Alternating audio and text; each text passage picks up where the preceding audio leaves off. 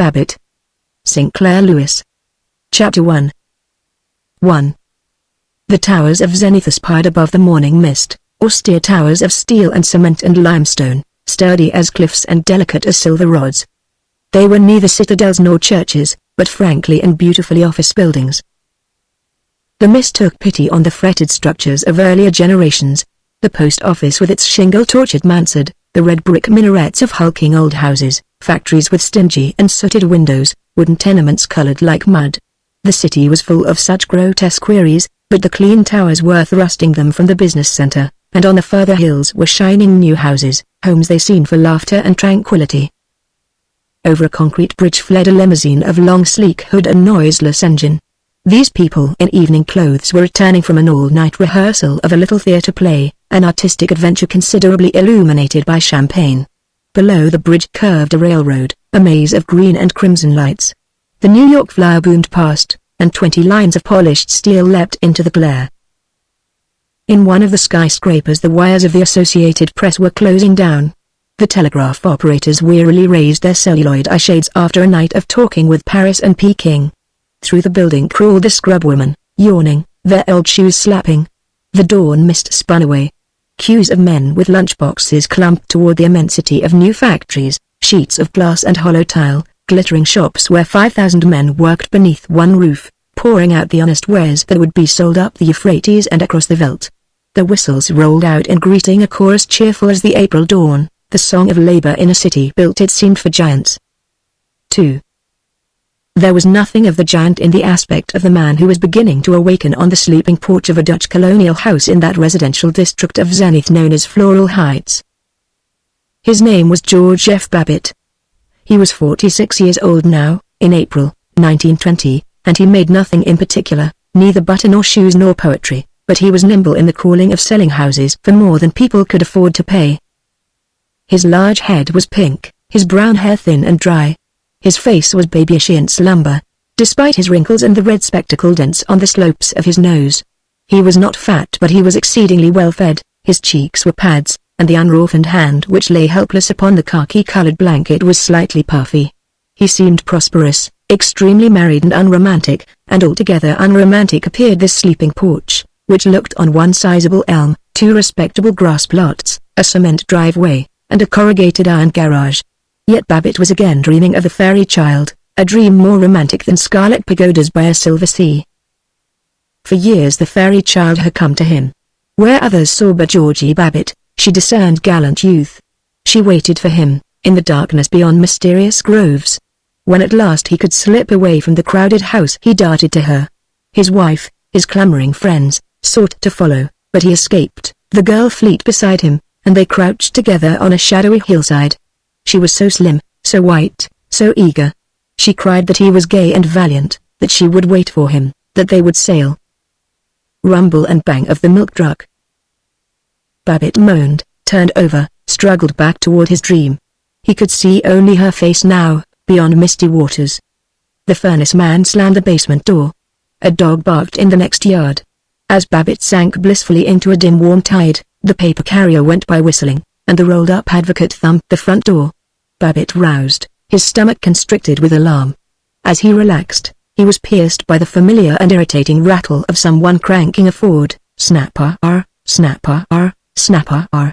Himself a pious motorist, Babbitt cranked with the unseen driver, with him waited through taut hours for the roar of the starting engine, with him agonized as the roar ceased and again began the infernal patient snapper, a round, flat sound, a shivering cold morning sound, a sound infuriating and inescapable. Not till the rising voice of the motor told him that the Ford was moving was he released from the panting tension. He glanced once at his favorite tree, elm twigs against the gold patina of sky, and fumbled for sleep as for a drug. He who had been a boy very credulous of life was no longer greatly interested in the possible and improbable adventures of each new day. He escaped from reality till the alarm clock rang, at 7:23. It was the best of nationally advertised and quantitatively produced alarm clocks, with all modern attachments, including cathedral chime, intermittent alarm, and a phosphorescent dial. Babbitt was proud of being awakened by such a rich device. Socially it was almost as creditable as buying expensive cord tires. He sulkily admitted now that there was no more escape, but he lay and detested the grind of the real estate business, and disliked his family, and disliked himself for disliking them. The evening before, he had played poker at Virgil Gunch's till midnight, and after such holidays he was irritable before breakfast. It may have been the tremendous home-brewed beer of the Prohibition era and the cigars to which that beer enticed him. It may have been resentment of return from this fine, bold man world to a restricted region of wives and stenographers, and of suggestions not to smoke so much. From the bedroom beside the sleeping porch, his wife's detestably cheerful time to get up, Georgie boy, and the itchy sound, the brisk and scratchy sound, of combing hairs out of a stiff brush. He grunted, he dragged his thick legs, in faded baby blue pajamas, from under the khaki blanket. He sat on the edge of the cot, running his fingers through his wild hair, while his plump feet mechanically felt for his slippers. He looked regretfully at the blanket, forever a suggestion to him of freedom and heroism. He had bought it for a camping trip which had never come off. It symbolized gorgeous loafing, gorgeous cursing, virile flannel shirts. He creaked to his feet, groaning at the waves of pain which passed behind his eyeballs. Though he waited for their scorching recurrence, he looked blurrily out at the yard. It delighted him. As always, it was the neat yard of a successful businessman of Zenith, that is, it was perfection, and made him also perfect. He regarded the corrugated iron garage. For the 365th time in a year, he reflected, no class to that tin shack. Have to build me a frame garage. But by golly, it's the only thing on the place that isn't up to date. While he stared, he thought of a community garage for his acreage development, Glen Oriole. He stopped puffing and jiggling. His arms were akimbo. His petulant, sleep-swollen face was set in harder lines. He suddenly seemed capable, an official, a man to contrive, to direct, to get things done. On the vigor of his idea he was carried down the hard, unused-looking hall into the bathroom. Though the house was not large, it had, like all houses on Floral Heights, an altogether royal bathroom of porcelain and glazed tile and metal sleek as silver. The towel rack was a rod of clear glass set in nickel.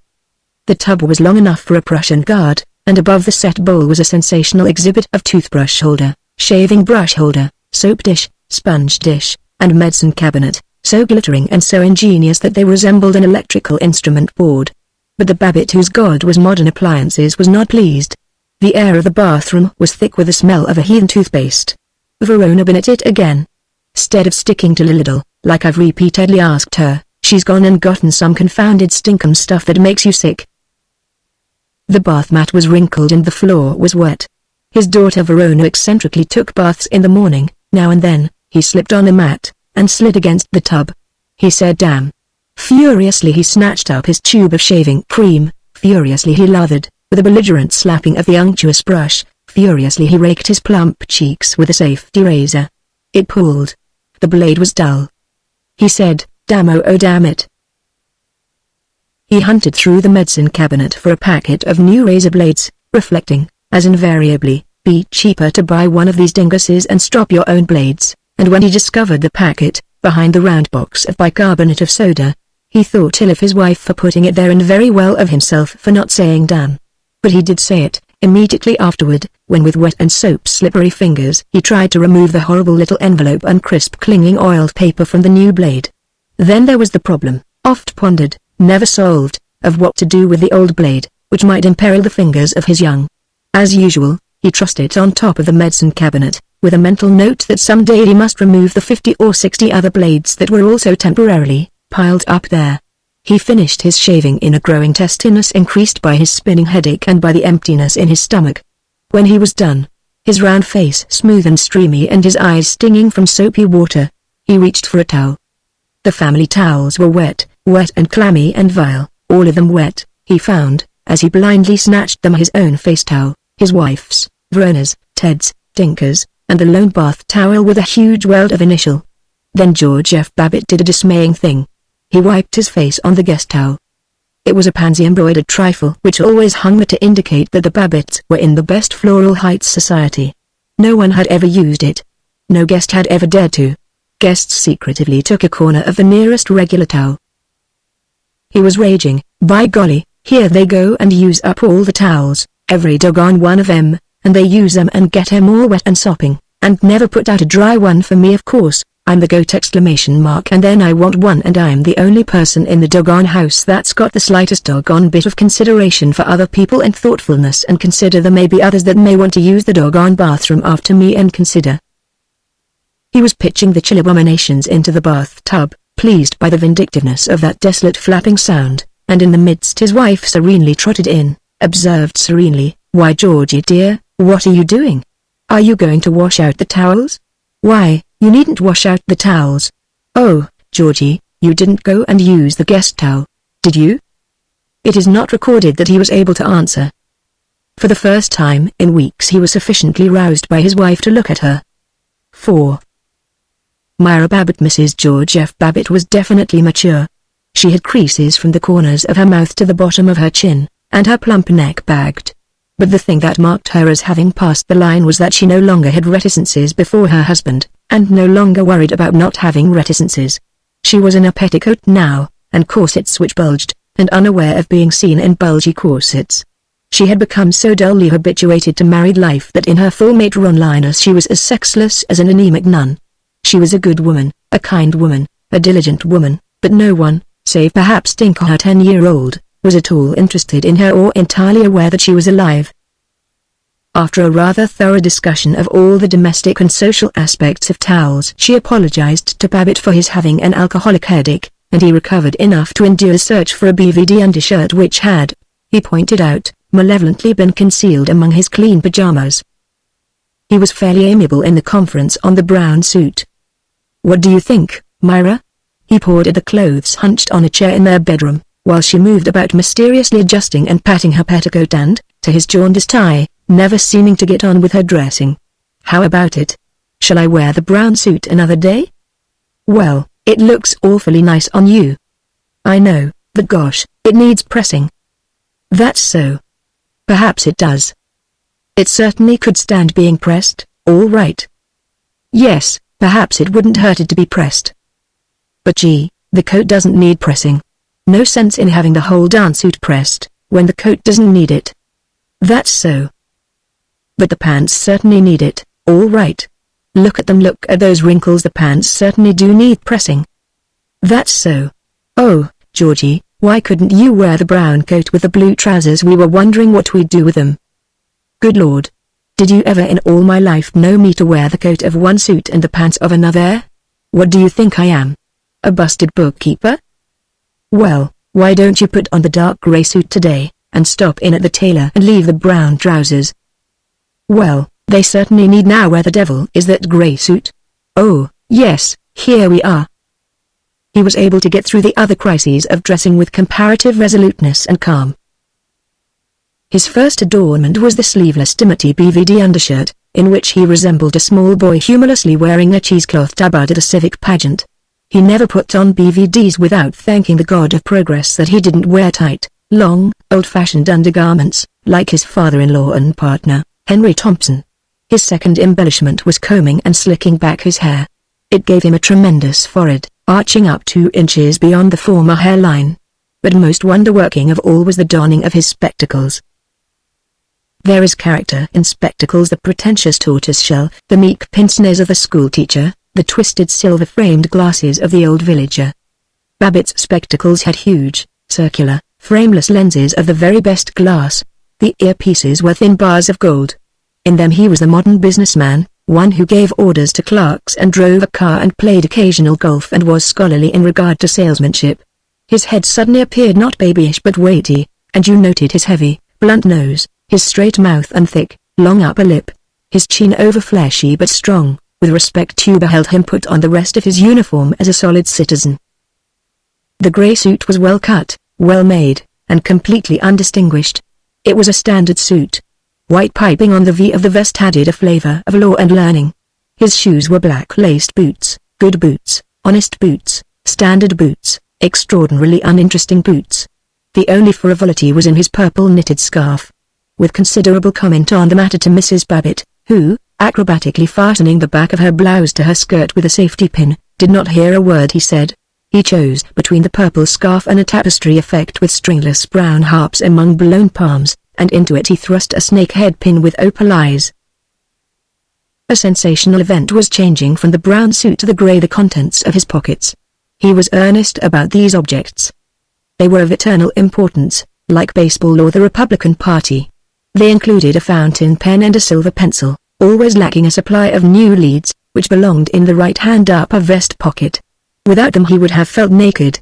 On his watch chain were a gold penknife, silver cigar cutter, 7 keys, the use of 2 of which he had forgotten, and incidentally a good watch. Depending from the chain was a large, yellowish elk's tooth proclamation of his membership in the Brotherly and Protective Order of Elks. Most significant of all was his loose-leaf pocket notebook, that modern and efficient notebook which contained the addresses of people whom he had forgotten, prudent memoranda of postal money orders which had reached their destinations months ago, stamps which had lost their mucilage, clippings of verses by T. Coleman Leafrink and of the newspaper editorials from which Babbitt got his opinions and his polysyllables, notes to be sure and do things which he did not intend to do, and one curious inscription D.S.S. DMYPDF. But he had no cigarette case. No one had ever happened to give him one, so he hadn't the habit, and people who carried cigarette cases he regarded as effeminate. Last, he stuck in his lapel the Boosters Club button. With the conciseness of great art the button displayed 2 words, Boosters Pep. It made Babbitt feel loyal and important. It associated him with good fellows, with men who were nice and human, and important in business circles. It was his VC, his Legion of Honor ribbon, his Phi Beta Kappa key. With the subtleties of dressing ran other complex worries. I feel kind of punk this morning, he said. I think I had too much dinner last evening. You oughtn't to serve those heavy banana fritters. But you asked me to have some. I know, but I tell you, when a fellow gets past 40 he has to look after his digestion. There's a lot of fellows that don't take proper care of themselves. I tell you at 40 a man's a fool, or his doctor, I mean, his own doctor. Folks don't give enough attention to this matter of dieting. Now I think course a man ought to have a good meal after the day's work, but it would be a good thing for both of us if we took lighter lunches. But Georgie, here at home I always do have a light lunch. Mean to imply I make a hog of myself, eating downtown? Yes, sure. You'd have a swell time if you had to eat the truck that new steward hands out to us at the athletic club. But I certainly do feel out of sorts, this morning. Funny, got a pain down here on the left side, but no, that wouldn't be appendicitis, would it? Last night, when I was driving over to Vergunch's, I felt a pain in my stomach, too. Right here it was kind of a sharp shooting pain. Where'd that dime go to? Why don't you serve more prunes at breakfast? Of course I eat an apple every evening. An apple a day keeps the doctor away, but still, you ought to have more prunes, and not all these fancy doodads. The last time I had prunes you didn't eat them. Well, I didn't feel like eating 'em, I suppose. Matter of fact, I think I did eat some of 'em. Anyway, I tell you it's mighty important. I was saying to Vergunch, just last evening, most people don't take sufficient care of their diges. Shall we have the Gunches for our dinner, next week? Why sure, you bet. Now see here, George, I want you to put on your nice dinner jacket that evening. Rats. The rest of 'em won't want to dress. Of course they will. You remember when you didn't dress for the Littlefields' supper party, and all the rest did, and how embarrassed you were. Embarrassed, hell. I wasn't embarrassed. Everybody knows I can put on as expensive a tux as anybody else, and I should worry if I don't happen to have it on sometimes. All a darn nuisance, anyway. All right for a woman, that stays around the house all the time, but when a fellow's worked like the dickens all day, he doesn't want to go and hustle his head off getting into the soup and fish for a lot of folks that he's seen in just regular ordinary clothes that same day. You know you enjoy being seen in one. The other evening you admitted you were glad I'd insisted on your dressing. You said you felt a lot better for it. And oh, Georgie, I do wish you wouldn't say tux. It's dinner jacket. Rats, what's the odds? Well, it's what all the nice folks say. Suppose Lucille McKelvey heard you calling it a tux. Well, that's all right now. Lucille McKelvey can't pull anything on me. Her folks are common as mud, even if her husband and her dad are millionaires. I suppose you're trying to rub in your exalted social position. Well, let me tell you that your revered paternal ancestor, Henry T., doesn't even call it a tux. He calls it a bobtail jacket for a ringtail monkey, and you couldn't get him into one unless you chloroformed him. Now don't be horrid, George. Well, I don't want to be horrid, but Lord, you're getting as fussy as Verona. Ever since she got out of college she's been too rambunctious to live with. Doesn't know what she wants. Well, I know what she wants! All she wants is to marry a millionaire, and live in Europe, and hold some preacher's hand, and simultaneously at the same time stay right here in Zenith and be some blooming kind of a socialist agitator or boss charity worker or some damn thing. Lord, and Ted is just as bad. He wants to go to college, and he doesn't want to go to college. Only one of the three that knows her own mind is Tinker. Simply can't understand how I ever came to have a pair of shilly-shallying children like Roan and Ted. I may not be any Rockefeller or James J. Shakespeare, but I certainly do know my own mind, and I do keep right on plugging along in the office. And do you know the latest? Far as I can figure out, Ted's newbie is he'd like to be a movie actor, and here I've told him 100 times, if he'll go to college and law school and make good, I'll set him up in business. And Verona just exactly as bad. Doesn't know what she wants. Well, come on. Aren't you ready yet? The girl rang the bell 3 minutes ago. Before he followed his wife, Babbitt stood at the westernmost window of their room. This residential settlement, Floral Heights, was on a rise, and though the center of the city was 3 miles away, Zenith had between 300,000 and 400,000 inhabitants. Now he could see the top of the Second National Tower, an Indiana limestone building of 35 stories. Its shining walls rose against April sky to a simple cornice like a streak of white fire. Integrity was in the tower, and decision. It bore its strength lightly as a tall soldier. As Babbitt stared, the nervousness was soothed from his face, his slack chin lifted in reverence. All he articulated was, "That's one lovely sight." But he was inspired by the rhythm of the city, his love of it renewed. He beheld the tower as a temple spire of the religion of business, a faith passionate, exalted, surpassing common men, and as he clumped down to breakfast he whistled the ballad "Oh, by G, by gosh, by Jinko," as though it were a hymn melancholy and noble. Chapter 2 1. Relieved of Babbitt's bumbling and the soft grunts with which his wife expressed the sympathy she was too experienced to feel and much too experienced not to show, their bedroom settled instantly into impersonality. It gave on the sleeping porch. It served both of them as dressing room, and on the coldest nights Babbitt luxuriously gave up the duty of being manly and retreated to the bed inside, to curl his toes in the warmth and laugh at the January gale. The room displayed a modest and pleasant color scheme, after one of the best standard designs of the decorator who did the interiors for most of the speculative builders' houses in Zenith. The walls were gray, the woodwork white, the rug a serene blue, and very much like mahogany was the furniture. The bureau with its great clear mirror, Mrs. Babbitt's dressing table with toilet articles of almost solid silver, the plain twin beds, between them a small table holding a standard electric bedside lamp, a glass for water, and a standard bedside book with colored illustrations. What particular book it was cannot be ascertained, since no one had ever opened it. The mattresses were firm but not hard, triumphant modern mattresses which had cost a great deal of money. The hot water radiator was of exactly the proper scientific surface for the cubic contents of the room. The windows were large and easily opened, with the best catches and cords, and Holland roller shades guaranteed not to crack. It was a masterpiece among bedrooms, right out of cheerful modern houses for medium incomes. Only it had nothing to do with the Babbitts, nor with anyone else. If people had ever lived and loved here, read thrillers at midnight and lain in beautiful indolence on a Sunday morning, there were no signs of it. It had the air of being a very good room in a very good hotel. One expected the chambermaid to come in and make it ready for people who would stay but one night, go without looking back, and never think of it again. Every second house in Floral Heights had a bedroom precisely like this. The Babbitt's house was 5 years old. It was all as competent and glossy as this bedroom.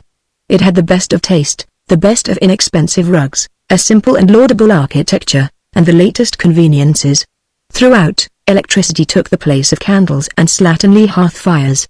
Along the bedroom baseboard were 3 plugs for electric lamps, concealed by little brass doors. In the halls were plugs for the vacuum cleaner, and in the living room plugs for the piano lamp, for the electric fan. The trim dining room, with its admirable oak buffet, its leaded glass cupboard, its creamy plaster walls, its modest scene of a salmon expiring upon a pile of oysters, had plugs which supplied the electric percolator and the electric toaster. In fact, there was but one thing wrong with the Babbitt house: it was not a home. 2. Often of a morning Babbitt came bouncing and jesting into breakfast. But things were mysteriously awry today. As he pontifically tread the upper hall, he looked into Verona's bedroom and protested, "What's the use of giving the family a high-class house when they don't appreciate it and tend to business and get down to brass tacks?" He marched upon them. Verona, a dumpy brown-haired girl of 22, just out of Bryn Mawr, given to solicitudes about duty and sex and God and the unconquerable bagginess of the grey sports suit she was now wearing. Ted Theodore Roosevelt Babbitt, his decorative boy of 17. Tinker Catherine, still a baby at 10, with radiant red hair and a thin skin which hinted of too much candy and too many ice cream sodas. Babbitt did not show his vague irritation as he tramped in. He really disliked being a family tyrant, and his nagging was as meaningless as it was frequent. He shouted at Tinker, "Well, Kitty Dooley." It was the only pet name in his vocabulary, except for dear and honorable, with which he recognized his wife, and he flung it at Tinker every morning. He gulped a cup of coffee in the hope of pacifying his stomach and his soul. His stomach ceased to feel as though it did not belong to him. But Verona began to be conscientious and annoying, and abruptly there returned to Babbitt the doubts regarding life and families and business which had clawed at him when his dream life and the slim fairy girl had fled. Verona had for 6 months been filing clerk at the Gruensberg Leather Company offices, with a prospect of becoming secretary to Mr. Gruensberg, and thus, as Babbitt defined it, getting some good out of your expensive college education till you're ready to marry and settle down.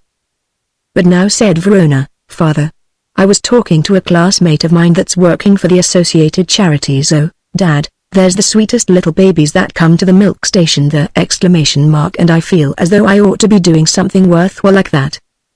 "What do you mean worthwhile?" "If you get to be Gruensberg's secretary, and maybe you would, if you kept up your shorthand and didn't go sneaking off to concerts and talk fests every evening, I guess you'll find 35 or 40 bones a week worthwhile."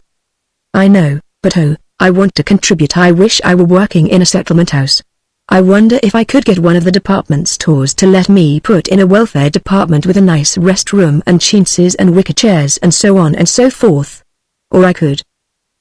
"Now you look here. The first thing you got to understand is that all this uplift and flip-flop and settlement work and recreation is nothing in God's world but the entering wedge for socialism. The sooner a man learns he isn't going to be coddled, and he needn't expect a lot of free grub and, all these free classes and flip-flop and doodads for his kids unless he earns them, why, the sooner he'll get on the job and produce. That's what the country needs, and not all this fancy stuff that just enfeebles the willpower of the working man and gives his kids a lot of notions above their class. I knew if you'd tend to business instead of fooling and fussing all the time. When I was a young man I made up my mind what I wanted to do, and stuck to it through thick and thin, and that's why I'm where I am today. And Myra, what do you let the girl chop the toast up into these dinky little chunks for? Can't get your fist onto 'em. Half cold, anyway." Ted Babbitt, Jr., in the Great East Side High School, had been making hiccup-like sounds of interruption. He blurted now, "Say, Roan, you're going to..." Verona whirled. "Ted, will you kindly not interrupt us when we're talking about serious matters?" "Or punk," said Ted judicially. "Ever since somebody slipped up and let you out of college, ammonia, you've been pulling these nut conversations about whatnots and so on and so forths. Are you going to I want to use the car tonight?" Babbitt snorted. "Oh, you do? May want it myself." Verona protested. "Oh, you do, Mr. Smarty. I'm going to take it myself." Tinker wailed. "Oh, Papa, you said maybe you'll drive us down to Rosedale." "And Mrs. Babbitt, careful, Tinker, your sleeve is in the butter." They glared, and Verona hurled, "Ted, you're a perfect pig about the car." "Course you're not. Not at all." Ted could be maddeningly bland. "You just want to grab it off, right after dinner, and leave it in front of some skirt's house all evening while you sit and gas about literature and the highbrows you're going to marry if they only propose. Well, Dad oughtn't to ever let you have it. You and those beastly Jones boys drive like maniacs. The idea of your taking the turn on Chautauqua Place at 40 miles an hour. Or, where do you get that stuff? You're so darn scared of the car that you drive uphill with the emergency brake on." "I do not. And you always talking about how much you know about motors, and Eunice Littlefield told me you said the battery fed the generator." Why, my good woman, you don't know a generator from a differential." Not unreasonably was Ted lofty with her. He was a natural mechanic, a maker and tinkerer of machines. He lisped in blueprints for the blueprints came. "That'll do now." Babbitt flung in mechanically, as he lighted the gloriously satisfying first cigar of the day and tasted the exhilarating drug of the Advocate Times headlines. Ted negotiated, "Gee, honest, Roan, I don't want to take the old boat, but I promised couple o' girls in my class I'd drive them down to the rehearsal of the school chorus, and, gee, I don't want to, but a gentleman's got to keep his social engagements." "Well, upon my word. You and your social engagements. In high school. Oh, ain't we select since we went to that hen college? Let me tell you, there isn't a private school in the state that's got as swell a bunch as we got in Gamma Di Gamma this year. There's 2 fellows that their dads are millionaires. Say, gee, I ought to have a car of my own, like lots of the fellows." Babbitt almost rose. "A car of your own? Don't you want a yacht, and a house and lot? That pretty nearly takes the cake. A boy that can't pass his Latin examinations, like any other boy ought to. And he expects me to give him a motorcar, and I suppose a chauffeur, and an aeroplane maybe, as a reward for the hard work he puts in going to the movies with Eunice Littlefield. Well, when you see me giving you..." Somewhat later, after diplomacies, Ted persuaded Verona to admit that she was merely going to the armory, that evening, to see the dog and cat show. She was then, Ted planned, to park the car in front of the candy store across from the armory and he would pick it up. There were masterly arrangements regarding leaving the key, and having the gasoline tank filled, and passionately, devotees of the great god motor, they hymned the patch on the spare inner tube, and the lost jack handle. Their truce dissolving, Ted observed that her friends were a scream of a bunch stuck-up gabber before flushes. His friends, she indicated, were disgusting imitation sports, and horrid little shrieking ignorant girls. Further, "It's disgusting of you to smoke cigarettes," and so on and so forth, "and those clothes you've got on this morning, they're too utterly ridiculous, honestly, simply disgusting." Ted balanced over to the low-beveled mirror in the buffet, regarded his charms, and smirked. His suit, the latest thing in old Eli dogs, was skin-tight, with skimpy trousers to the tops of his glaring tan boots, a chorus man waistline, pattern of an agitated check, and across the back a belt which belted nothing. His scarf was an enormous black silk wad. His flaxen hair was ice-smooth, pasted back without parting. When he went to school he would add a cap with a long visor like a shovel blade. Proudest of all was his waistcoat, saved for, begged for, plotted for, a real fancy vest of fawn with polka dots of a decayed red, the points astoundingly long. On the lower edge of it he wore a high school button, a class button, and a fraternity pin. And none of it mattered. He was supple and swift and flushed. His eyes, which he believed to be cynical, were candidly eager. But he was not over-gentle. He waved his hand at poor dumpy Verona and drawled, "Yes, I guess we're pretty ridiculous and disgusticulous, and I rather guess our new necktie is some smear." Babbitt barked, "It is. And while you're admiring yourself, let me tell you it might add to your manly beauty if you wiped some of that egg off your mouth." Verona giggled, momentary victor in the greatest of great wars, which is the family war. Ted looked at her hopelessly, then shrieked at Tinker, "For the love o' Pete, quit pouring the whole sugar bowl on your cornflakes." When Verona and Ted were gone and Tinker upstairs, Babbitt groaned to his wife, "Nice family, I must say. I don't pretend to be any Balaam, and maybe I'm a little cross-grained at breakfast sometimes, but the way they go on jabbering, I simply can't stand it. I swear, I feel like going off someplace where I can get a little peace. I do think after a man's spent his lifetime trying to give his kids a chance and a decent education, it's pretty discouraging to hear them all the time scrapping like a bunch of hyenas and never curious. Here in the paper it says never silent for one. Mom seen the morning paper yet?" "No, dear." In 23 years of married life, Mrs. Babbitt had seen the paper before her husband just 67 times. Lots of news. Terrible big tornado in the south. Hard luck, all right. But this is corking. Beginning of the end for those fellows. New York Assembly has passed some bills that ought to completely outlaw the socialists. And there's an elevator runners strike in New York and a lot of college boys are taking their places. That's the stuff. And a mass meeting in Birmingham's demanded that this Mick agitator, this fellow devourer, be deported. Dead right, by golly.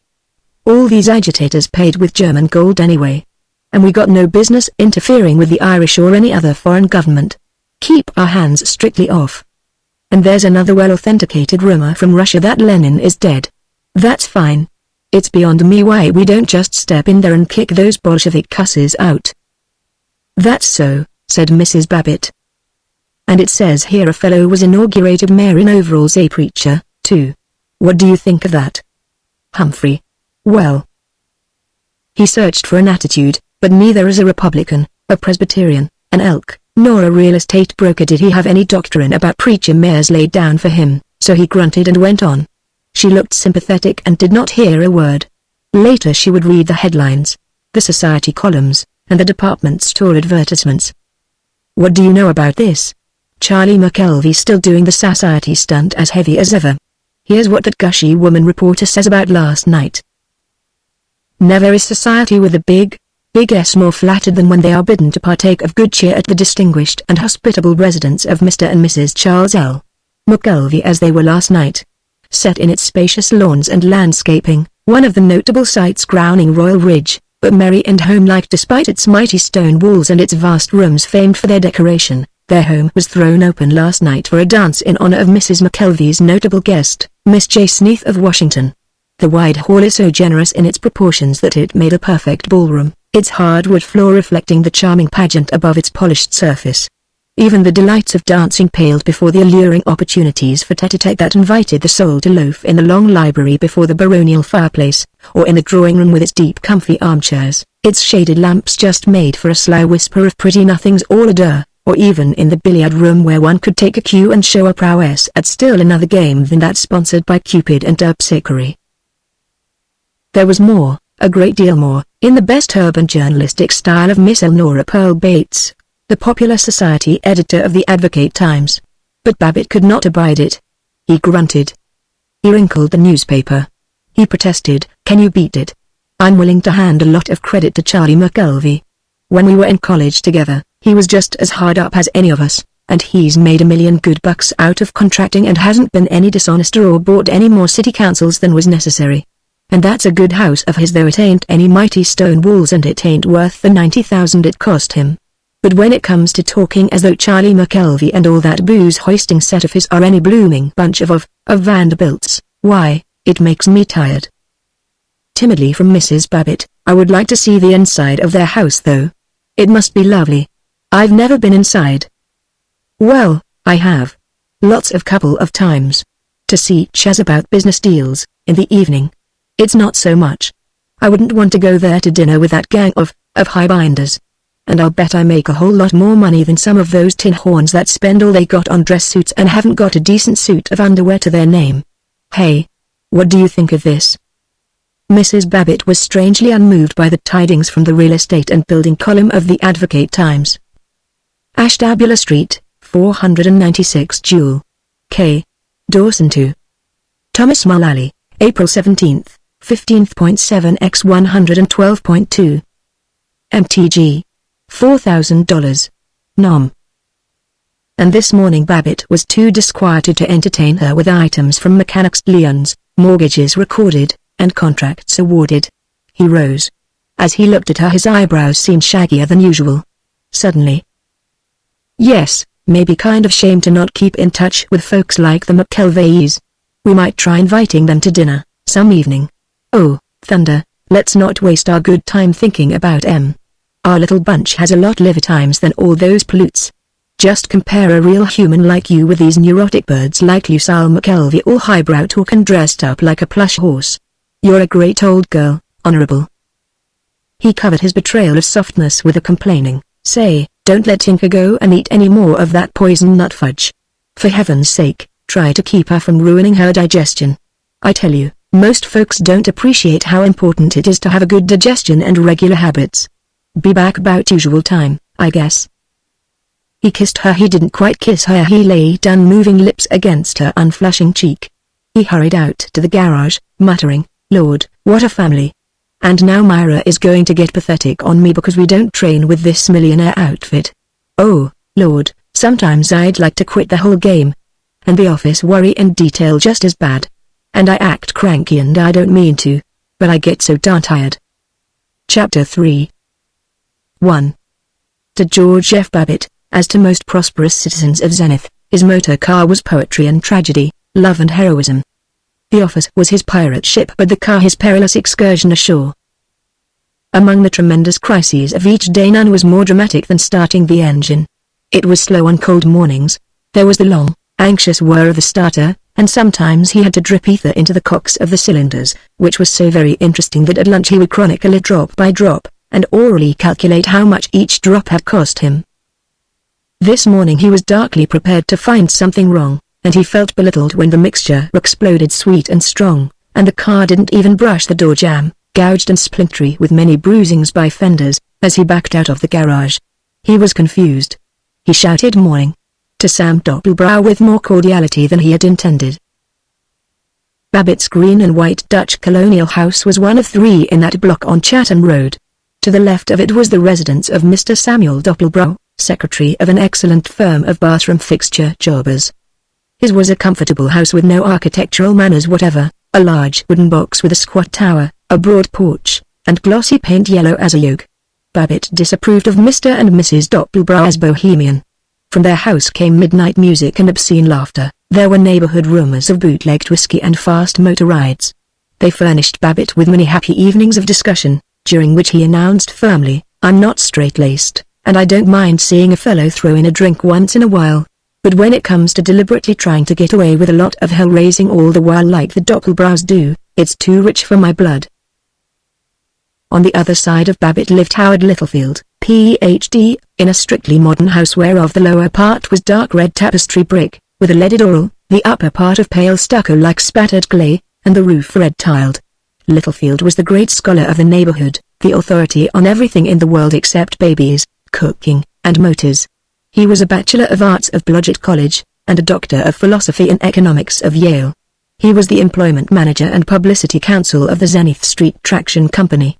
He could, on 10 hours' notice, appear before the Board of Aldermen or the state legislature and prove, absolutely, with figures all in rows and with precedents from Poland and New Zealand, that the streetcar company loved the public and yearned over its employees, that all its stock was owned by widows and orphans, and that whatever it desired to do would benefit property owners by increasing rental values, and help the poor by lowering rents. All his acquaintances turned to Littlefield when they desired to know the date of the Battle of Saragossa, the definition of the word sabotage, the future of the German mark, the translation of Hinckley Lacramy, or the number of products of coal tar. He awed Babbitt by confessing that he often sat up till midnight reading the figures and footnotes in government reports, or skimming, with amusement at the author's mistakes, the latest volumes of chemistry, archaeology, and ichthyology. But Littlefield's great value was as a spiritual example. Despite his strange learnings, he was as strict a Presbyterian and as firm a Republican as George F. Babbitt. He confirmed the businessmen in the faith, where they knew only by passionate instinct that their system of industry and manners was perfect. Dr. Howard Littlefield proved it to them, out of history, economics, and the confessions of reformed radicals. Babbitt had a good deal of honest pride in being the neighbor of such a savant, and in Ted's intimacy with Eunice Littlefield. At 16 Eunice was interested in no statistics save those regarding the ages and salaries of motion picture stars, but as Babbitt definitively put it, she was her father's daughter. The difference between a light man like Sam Doppelbrau and a really fine character like Littlefield was revealed in their appearances. Doppelbrau was disturbingly young for a man of 48. He wore his derby on the back of his head, and his red face was wrinkled with meaningless laughter. But Littlefield was old for a man of 42. He was tall, broad, thick, his gold-rimmed spectacles were engulfed in the folds of his long face, his hair was a tossed mass of greasy blackness, he puffed and rumbled as he talked.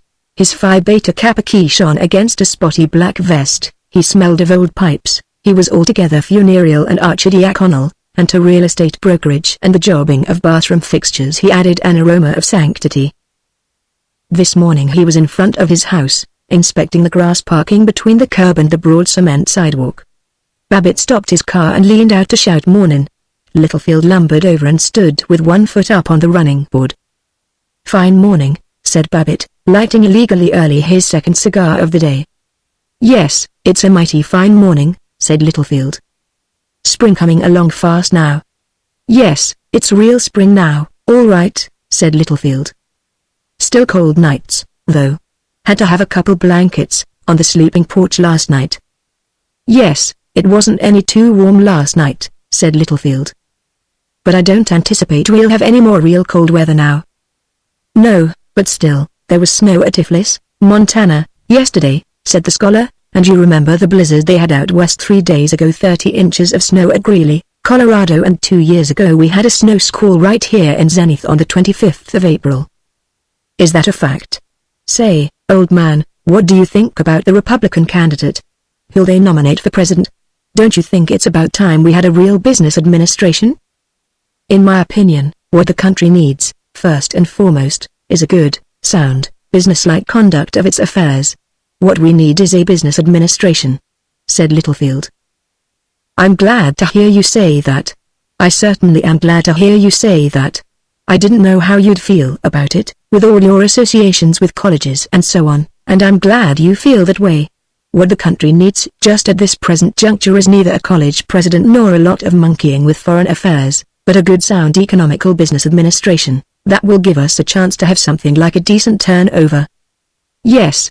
It isn't generally realized that even in China the schoolmen are giving way to more practical men, and of course you can see what that implies. Is that a fact? Well, breathed Babbitt, feeling much calmer, and much happier about the way things were going in the world. Well, it's been nice to stop and parley-vous a second. Guess I'll have to get down to the office now and sting a few clients. Well, so long, old man. See you tonight. So long. 2. They had labored, these solid citizens. 20 years before, the hill on which Floral Heights was spread, with its bright roofs and immaculate turf and amazing comfort, had been a wilderness of rank second-growth elms and oaks and maples. Along the precise streets were still a few wooded vacant lots, and the fragment of an old orchard. It was brilliant today, the apple boughs were lit with fresh leaves like torches of green fire. The first white of cherry blossoms flickered down a gully, and robins clamoured. Babbitt sniffed the earth, chuckled at the hysteric robins as he would have chuckled at kittens or at a comic movie. He was, to the eye, the perfect office-going executive, a well-fed man in a correct brown soft hat and frameless spectacles, smoking a large cigar, driving a good motor along a semi-suburban parkway. But in him was some genius of authentic love for his neighborhood, his city, his clan. The winter was over, the time was come for the building, the visible growth, which to him was glory. He lost his dawn depression, he was ruddily cheerful when he stopped on Smith Street to leave the brown trousers, and to have the gasoline tank filled. The familiarity of the rite fortified him, the sight of the tall red iron gasoline pump, the hollow tile and terracotta garage, the window full of the most agreeable accessories, shiny casings, spark plugs with immaculate porcelain jackets, tire chains of gold and silver. He was flattered by the friendliness with which Sylvester Moon, dirtiest and the most skilled of motor mechanics, came out to serve him. "Mornin', Mr. Babbitt," said Moon, and Babbitt felt himself a person of importance, one whose name even busy garagemen remembered, not one of these cheap sports flying around in flivvers. He admired the ingenuity of the automatic dial, clicking off gallon by gallon, admired the smartness of the sign, "A fill in time saves getting stuck, gas today 31 cents, admired the rhythmic gurgle of the gasoline as it flowed into the tank, and the mechanical regularity with which Moon turned the handle. "How much we talkin' today?" asked Moon, in a manner which combined the independence of the great specialist, the friendliness of a familiar gossip, and respect for a man of weight in the community, like George F. Babbitt. "Flare up. Who you rootin' for Republican candidate, Mr. Babbitt?" "It's too early to make any predictions yet. After all, there's still a good month and 2 weeks, no, 3 weeks must be almost 3 weeks, well, there's more than 6 weeks in all before the Republican convention, and I feel a fellow ought to keep an open mind and give all the candidates a show, look 'em all over and size 'em up, and then decide carefully." "That's a fact, Mr. Babbitt. But I'll tell you, and my stand on this is just the same as it was 4 years ago, and 8 years ago, and it'll be my stand 4 years from now, yes, and 8 years from now. What I tell everybody, and it can't be too generally understood, is that what we need first, last, and all the time is a good, sound business administration." "By golly, that's right. How do those front tires look to you?" "Fine. Fine. Wouldn't be much work for garages if everybody looked after their car the way you do." "Well, I do try and have some sense about it." Babbitt paid his bill, said adequately, "Oh, keep the change," and drove off in an ecstasy of honest self-appreciation. It was with the manner of a good Samaritan that he shouted at a respectable-looking man who was waiting for a trolley car, "Have a lift?" as the man climbed in. Babbitt condescended, "Going clear downtown? Whenever I see a fellow waiting for a trolley, I always make it a practice to give him a lift unless, of course, he looks like a bum." "Wish there were more folks that were so generous with their machines," dutifully said the victim of benevolence. "Oh, no, tain't a question of generosity, hardly. Fact, I always feel I was saying to my son just the other night it's a fellow's duty to share the good things of this world with his neighbors, and it gets my goat when a fellow gets stuck on himself and goes around tooting his horn merely because he's charitable." The victim seemed unable to find the right answer. Babbitt boomed on. "Pretty punk service the company giving us on these car lines. Nonsense to only run the Portland Road cars once every 7 minutes. Fellow gets mighty cold on a winter morning, waiting on a street corner with the wind nipping at his ankles." "That's right. The streetcar company don't care a damn what kind of a deal they give us. Something ought to happen to M." Babbitt was alarmed. But still, of course it won't do to just keep knocking the traction company and not realize the difficulties they're operating under, like these cranks that want municipal ownership. The way these workmen hold up the company for high wages is simply a crime, and of course the burden falls on you and me that have to pay a 7-cent fare. Fact, there's remarkable service on all their lines considering." "Well, uneasily. Darn fine morning," Babbitt explained. "Spring coming along fast." "Yes, it's real spring now." The victim had no originality, no wit, and Babbitt fell into a great silence and devoted himself to the game of beating trolley cars to the corner, a spurt, a tail chase, nervous speeding between the huge yellow side of the trolley and the jagged row of parked motors, shooting past just as the trolley stopped, a rare game and valiant. And all the while he was conscious of the loveliness of Zenith. For weeks together he noticed nothing but clients and the vexing to rent signs of rival brokers. Today, in mysterious malaise, he raged or rejoiced with equal nervous swiftness, and today the light of spring was so winsome that he lifted his head and saw. He admired each district along his familiar route to the office, the bungalows and shrubs and winding irregular driveways of Floral Heights. The one-story shops on Smith Street, a glare of plate glass and new yellow brick, groceries and laundries and drugstores to supply the more immediate needs of East Side housewives. The market gardens in Dutch Hollow, their shanties patched with corrugated iron and stolen doors. Billboards with crimson goddesses 9 feet tall advertising cinema films, pipe tobacco, and talcum powder. The old mansions along 9th Street, S.E., like aged dandies in filthy linen, wooden castles turned into boarding houses, with muddy walks and rusty hedges, jostled by fast intruding garages, cheap apartment houses, and fruit stands conducted by bland, sleek Athenians. Across the belt of railroad tracks, factories with high-perched water tanks and tall stacks, factories producing condensed milk, paper boxes, lighting fixtures, motor cars.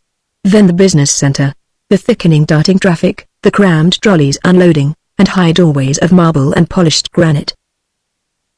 It was big, and Babbitt respected bigness in anything, in mountains, jewels, muscles, wealth, or words. He was, for a spring-enchanted moment, the lyric and almost unselfish lover of Zenith.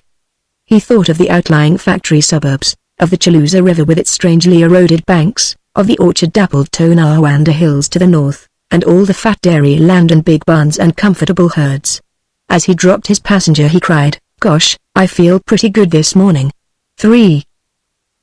Epoclus starting the car was the drama of parking it before he entered his office. As he turned from Moberlin Avenue round the corner into 3rd Street, NE, he peered ahead for a space in the line of parked cars. He angrily just missed a space as a rival driver slid into it. Ahead, another car was leaving the curb, and Babbitt slowed up, holding out his hand to the cars pressing on him from behind, agitatedly motioning an old woman to go ahead, avoiding a truck which bore down on him from one side. With front wheels nicking the wrought steel bumper of the car in front, he stopped, feverishly grabbed his steering wheel, slid back into the vacant space and, with 18 inches of room, maneuvered to bring the car level with the curb. It was a virile adventure masterfully executed. With satisfaction he locked a thief-proof steel wedge on the front wheel, and crossed the street to his real estate office on the ground floor of the Reeves Building. The Reeves Building was as fireproof as a rock and as efficient as a typewriter, 14 stories of yellow pressed brick, with clean, upright, unornamented lines. It was filled with the offices of lawyers, doctors, agents for machinery, for emery wheels, for wire fencing, for mining stock. Their gold signs shone on the windows. The entrance was too modern to be flamboyant with pillars. It was quiet, shrewd, neat. Along the 3rd Street side were a Western Union Telegraph office, the Blue Delft Candy Shop, Shotwell's Stationery Shop, and the Babbitt Thompson Realty Company. Babbitt could have entered his office from the street, as customers did, but it made him feel an insider to go through the corridor of the building and enter by the back door. Thus he was greeted by the villagers. The little unknown people who inhabited the Reeves Building corridors, elevator runners, starter, engineers, superintendent, and the doubtful-looking lame man who conducted the news and cigar stand were in no way city dwellers. They were rustics, living in a constricted valley, interested only in one another and in the building. Their main street was the entrance hall, with its stone floor, severe marble ceiling, and the inner windows of the shops. The liveliest place on the street was the Reeves Building barber shop, but this was also Babbitt's one embarrassment. Himself, he patronized the glittering Pompeian barber shop in the Hotel Thornleigh, and every time he passed the Reeves shop 10 times a day, 100 times he felt untrue to his own village. Now, as one of the Squire Archie, greeted with honorable salutations by the villagers, he marched into his office, and peace and dignity were upon him, and the morning's dissonances all unheard. They were heard again, immediately. Stanley Gruff, the outside salesman, was talking on the telephone with tragic lack of that firm manner which disciplines clients. Say, I think I got just the house that would suit you, the Percival House, in Linton. Oh, you've seen it? Well, how'd it strike you? Huh? Oh, irresolutely. Oh, I see. As Babbitt marched into his private room, a coupe with semi-partition of oak and frosted glass, at the back of the office, he reflected how hard it was to find employees who had his own faith that he was going to make sales. There were 9 members of the staff, besides Babbitt and his partner and father-in-law, Henry Thompson, who rarely came to the office. The 9 were Stanley Gruff, the outside salesman, a youngish man given to cigarettes and the playing of pool, old Matt Benneman, general utility man, collector of rents and salesman of insurance, broken, silent, grey, a mystery, reputed to have been a crack real estate man with a firm of his own in haughty Brooklyn, Chester Kirby Laylock, resident salesman out at the Glen Oreo Lake Ridge development, an enthusiastic person with a silky moustache and much family, Miss Teresa McGowan, the swift and rather pretty stenographer, Miss Wilbert Bannigan, the thick, slow, laborious accountant and file clerk, and 4 freelance part-time commission salesmen. As he looked from his own cage into the main room, Babbitt mourned, McGowan's a good stenog, smart's a whip, but Stan Gruff and all those bums, the zest of the spring morning was smothered in the stale office air. Normally he admired the office, with a pleased surprise that he should have created this sure lovely thing. Normally he was stimulated by the clean newness of it and the air of bustle, but today it seemed flat, the tiled floor, like a bathroom. The ochre-colored metal ceiling, the faded maps on the hard plaster walls, the chairs of varnished pale oak, the desks and filing cabinets of steel painted in olive drab. It was a vault, a steel chapel where loafing and laughter were raw sin. He hadn't even any satisfaction in the new water cooler. And it was the very best of water coolers, up-to-date, scientific, and right-thinking. It had cost a great deal of money, in itself a virtue. It possessed a non-conducting fiber ice container, a porcelain water jar, guaranteed hygienic, a dripless non-clogging sanitary faucet, and machine-painted decorations in 2 tones of gold. He looked down the relentless stretch of tiled floor at the water cooler, and assured himself that no tenant of the Reeves Building had a more expensive one, but he could not recapture the feeling of social superiority it had given him. He astoundingly grunted, I'd like to beat it off to the woods right now, and loaf all day, and go to Gunch's again tonight, and play poker, and cuss as much as I feel like, and drink 109,000 bottles of beer. He sighed, he read through his mail, he shouted McGowan, which meant Miss McGowan, and began to dictate. This was his own version of his first letter. Omar Gribbable, send it to his office, Miss McGowan, yours of 20th to hand, and in reply would say, look here, Gribbable, I'm awfully afraid if we go on shilly-shallying like this we'll just naturally lose the Allen sale. I had Allen up on carpet day before yesterday and got right down to cases, and think I can assure you no, change that. All my experience indicates he is all right, means to do business. Looked into his financial record, which is fine. That sentence seems to be a little balled up, Miss McGowan. Make a couple sentences out of it if you have to, period, new paragraph. He is perfectly willing to prorate the special assessment and strikes me, I'm dead sure there will be no difficulty in getting him to pay for title insurance. So now for heaven's sake let's get busy. No, make that, so now let's go to it and get down. No, that's enough. You can tie those sentences up a little better when you type Miss McGowan yours sincerely, etc. This is the version of his letter which he received, typed, from Miss McGowan that afternoon. Babbitt Thompson Realty CO. Homes for Folks. Reeves Building, Oberlin Avenue and 3D Street, N.E. Zenith. Omar Gribbable, Esquire, 376 North American Building, Zenith. Dear Mr. Gribbable, your letter of the 20th to hand. I must say I'm awfully afraid that if we go on shilly-shallying like this we'll just naturally lose the Alan sale. I had Alan up on the carpet day before yesterday, and got right down to cases. All my experience indicates that he means to do business. I have also looked into his financial record, which is fine. He is perfectly willing to prorate the special assessment and there will be no difficulty in getting him to pay for title insurance. So let's go.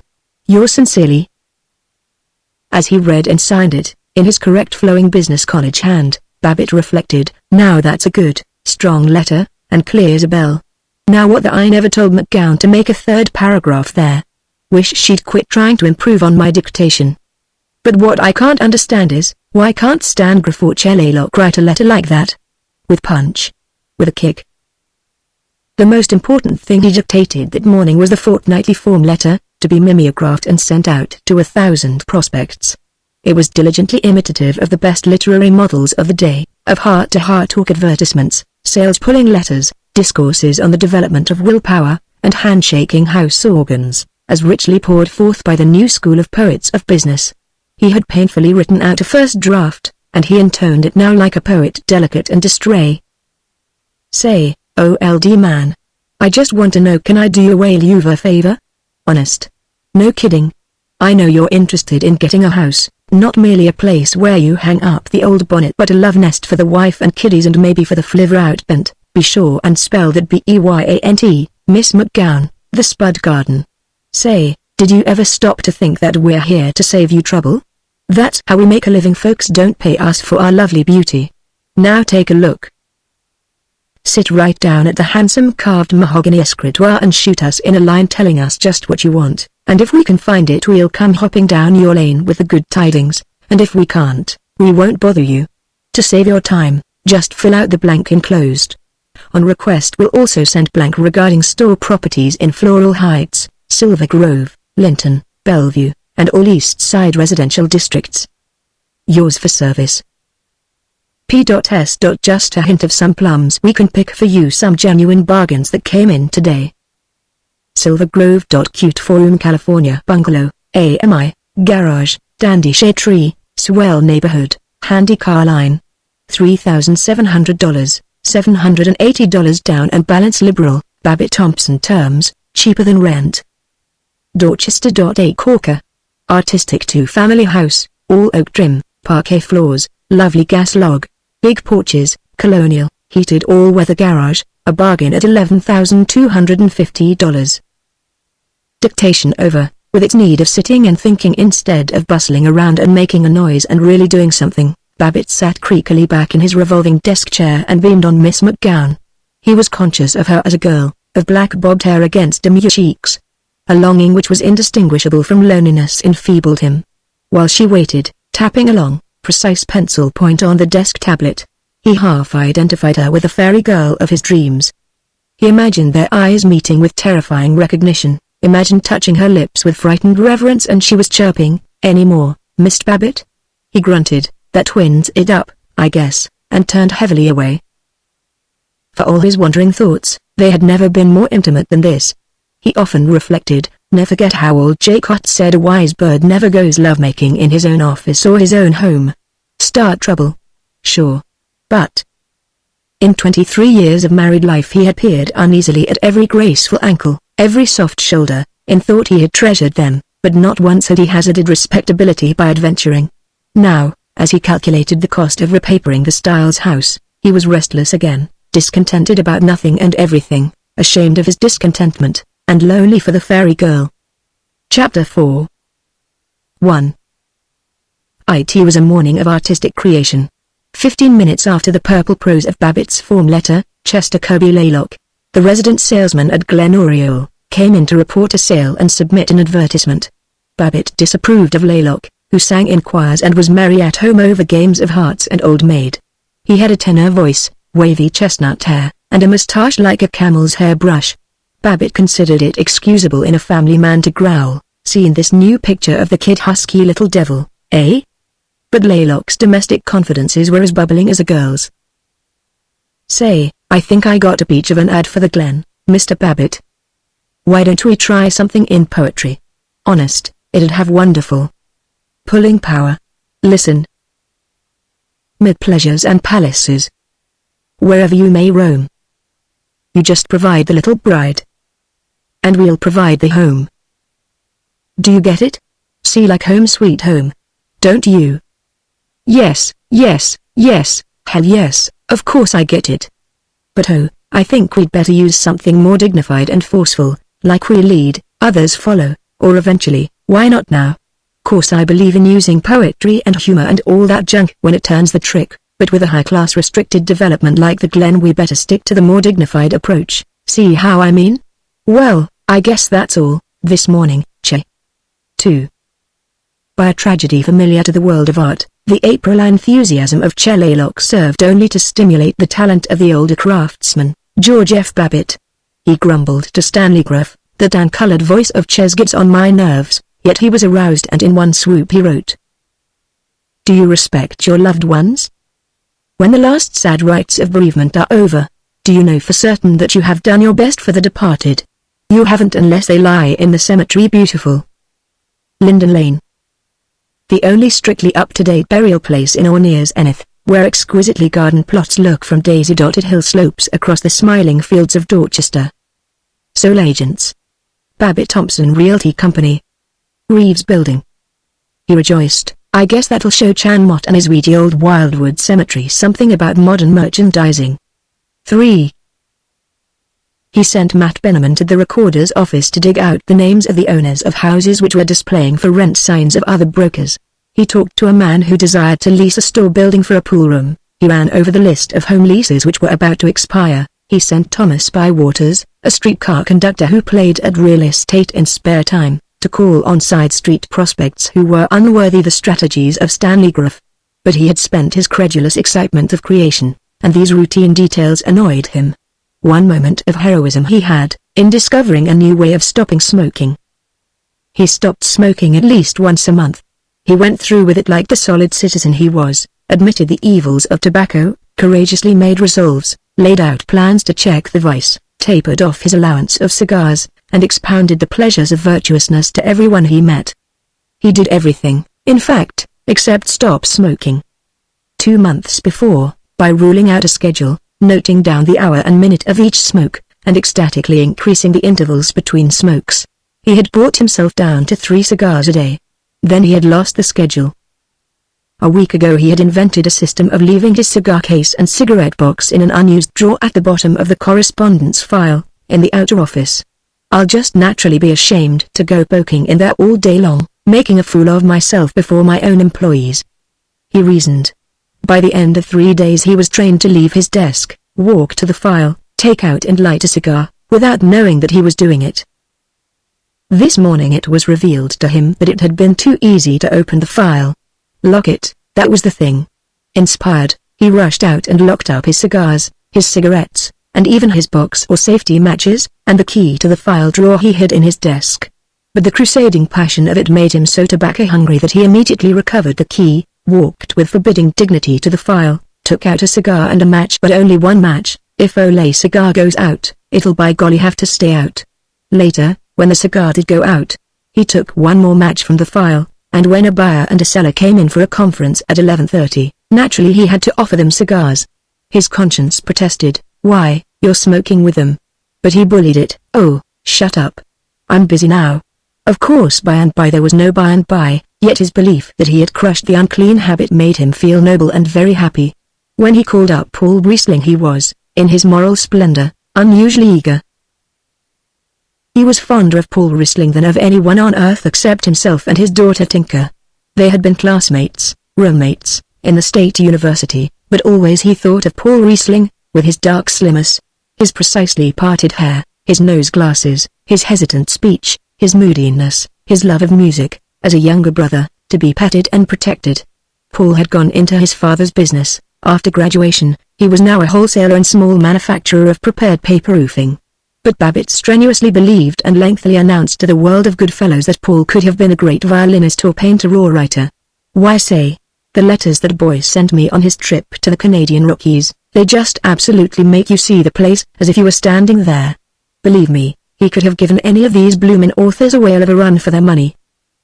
Yet on the telephone they said only South 343. No, no, no. I said South 343. Say, operator, what the dickens is the trouble? Can't you get me South 343? Why certainly they'll answer. Oh, hello, 343? Want to speak Miss Riesling, Mr. Babbitt talking. Hello, Paul? U.S. George speaking. How's old socks?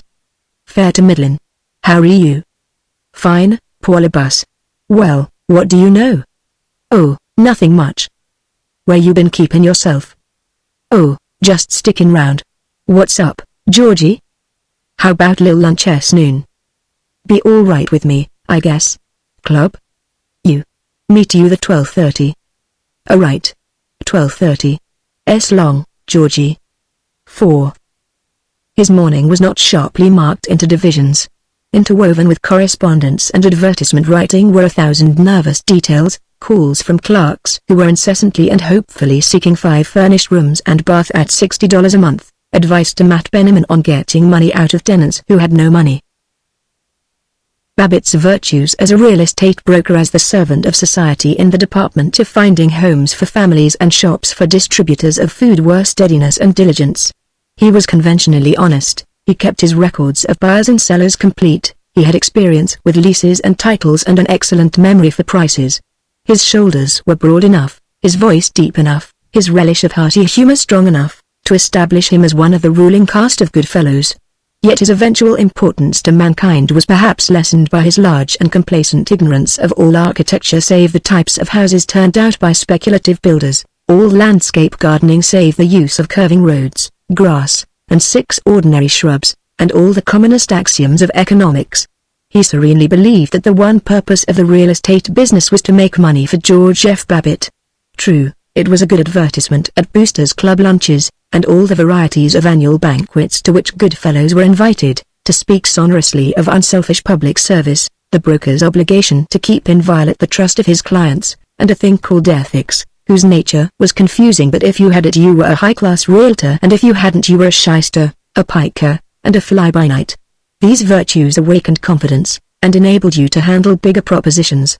But they didn't imply that you were to be impractical and refuse to take twice the value of a house if a buyer was such an idiot that he didn't chew you down on the asking price.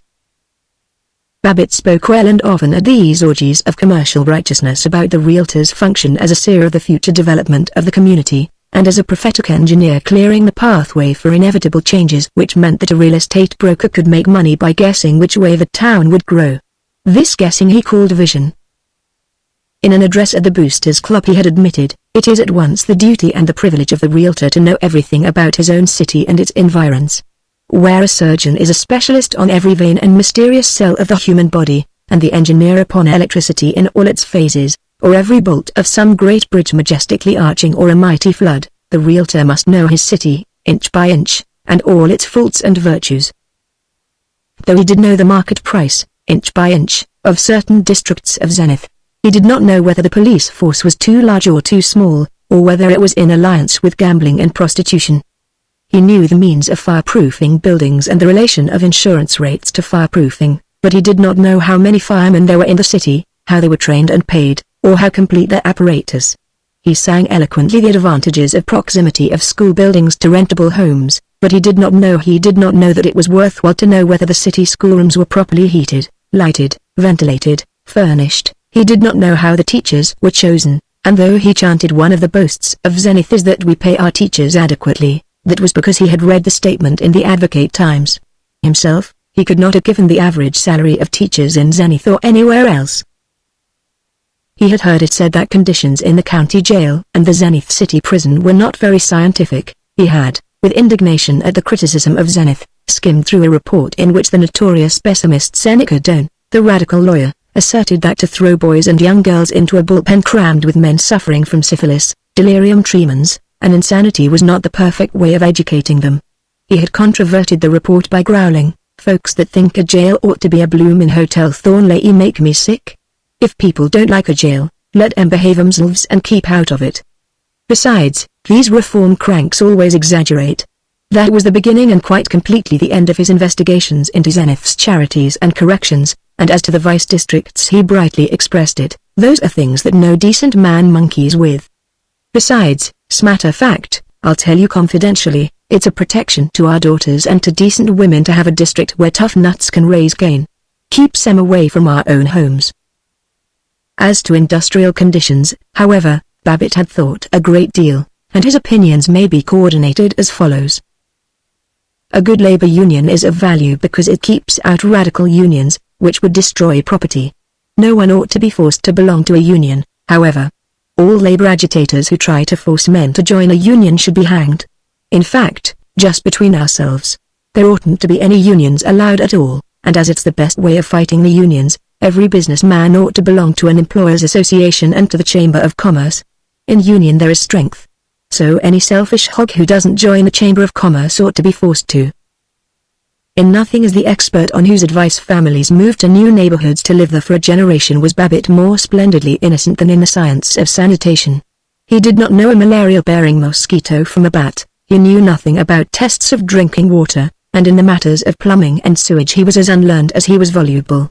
He often referred to the excellence of the bathrooms in the houses he sold. He was fond of explaining why it was that no European ever bathed.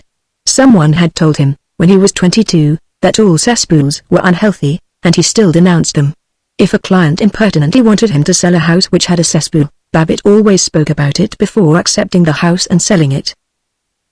When he laid out the Glen Oriole Lake Ridge development, when he ironed woodland and dipping a meadow into a glenless, aureoleless, sunburnt flat prickly with small boards displaying the names of imaginary streets, he righteously put in a complete sewage system. It made him feel superior. It enabled him to sneer privily at the Martin Lumsden development, of Onley, which had a cesspool, and it provided a chorus for the full-page advertisements in which he announced the beauty, convenience, cheapness, and supererogatory healthfulness of Glen Oriole. The only flaw was that the Glen Oriole sewers had insufficient outlet, so that waste remained in them, not very agreeably, while the Avonlea cesspool was a wearing septic tank. The whole of the Glen Oriole project was a suggestion that Babbitt, though he really did hate men recognized as swindlers, was not too unreasonably honest. Operators and buyers prefer that brokers should not be in competition with them as operators and buyers themselves, but attend to their clients' interests only. It was supposed that the Babbitt-Thompson Company were merely agents for Glen Oriole, serving the real owner, J. Cott, but the fact was that Babbitt and Thompson owned 62% of the Glen. The president and purchasing agent of the Zenith Street Traction Company owned 28%, and J. Cott, a gang politician, a small manufacturer, a tobacco-chewing old farcer who enjoyed dirty politics, business diplomacy, and cheating at poker, had only 10%, which Babbitt and the traction officials had given to him for fixing health inspectors and fire inspectors and a member of the State Transportation Commission. But Babbitt was virtuous. He advocated, though he did not practice, the prohibition of alcohol. He praised, though he did not obey, the laws against motor speeding. He paid his debts. He contributed to the church, the Red Cross, and the Y.M.C.A.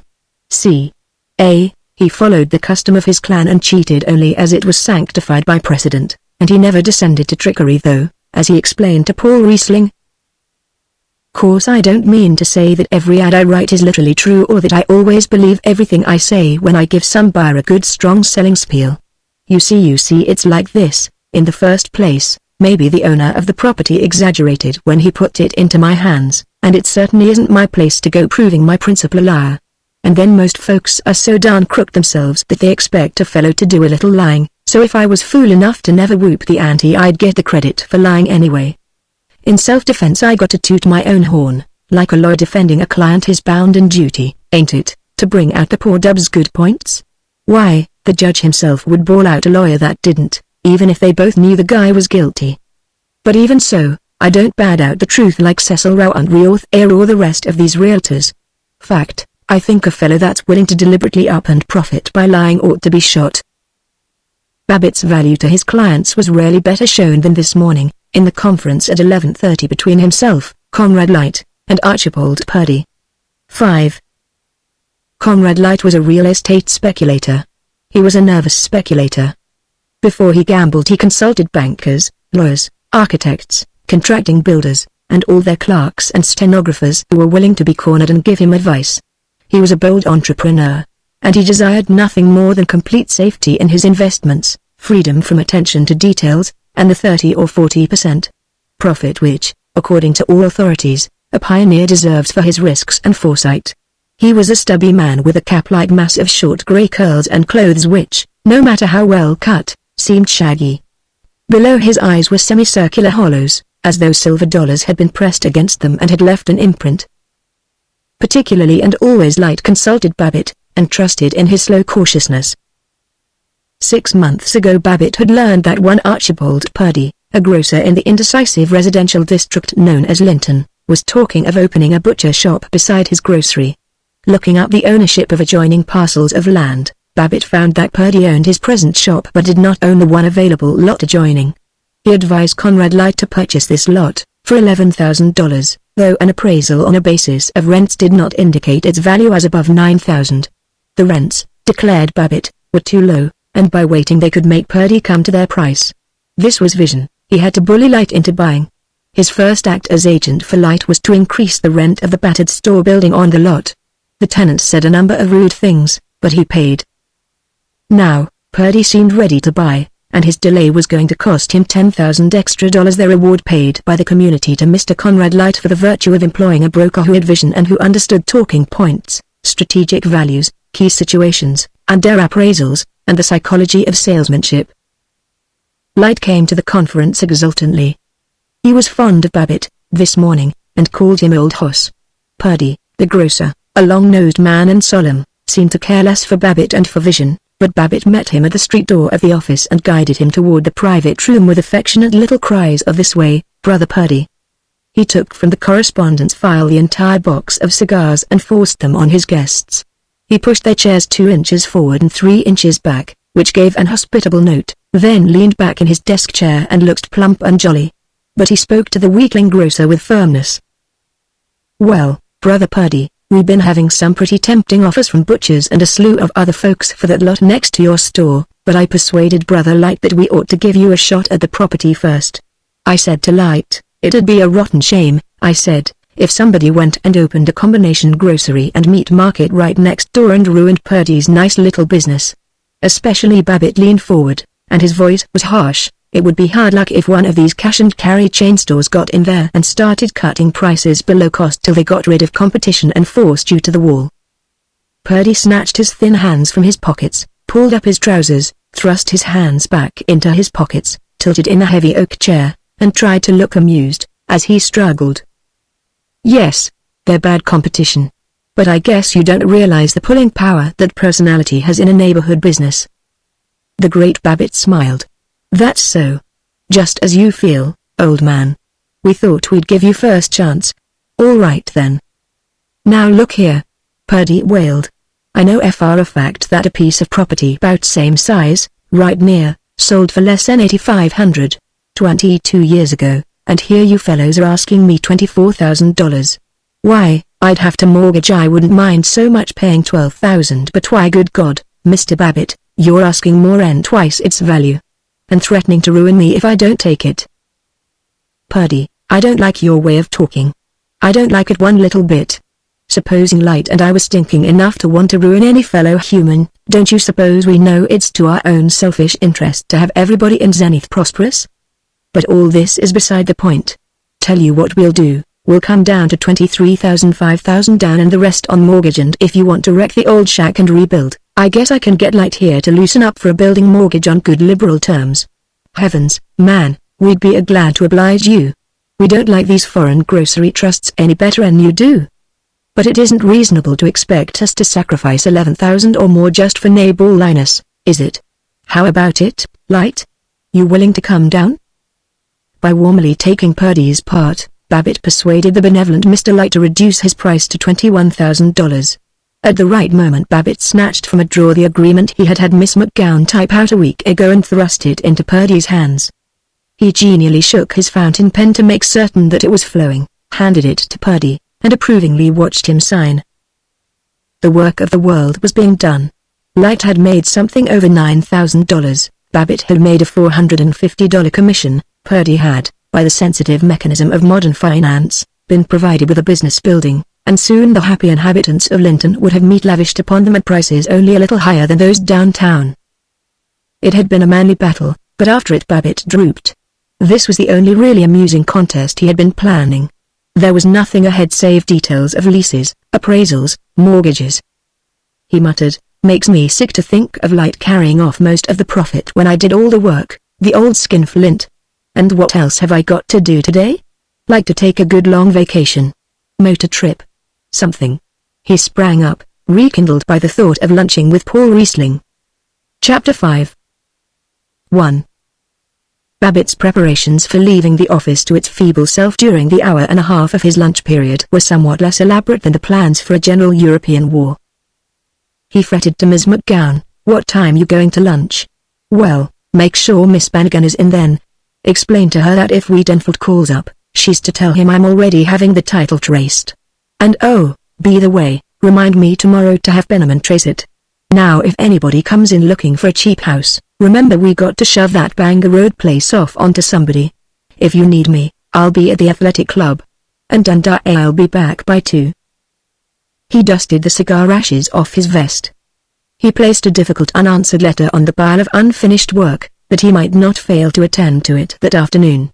For 3 noons, now, he had placed the same letter on the unfinished pile. He scrawled on a sheet of yellow backing paper the memorandum, "Seab Department HDRS, which gave him an agreeable feeling of having already seen about the apartment house doors.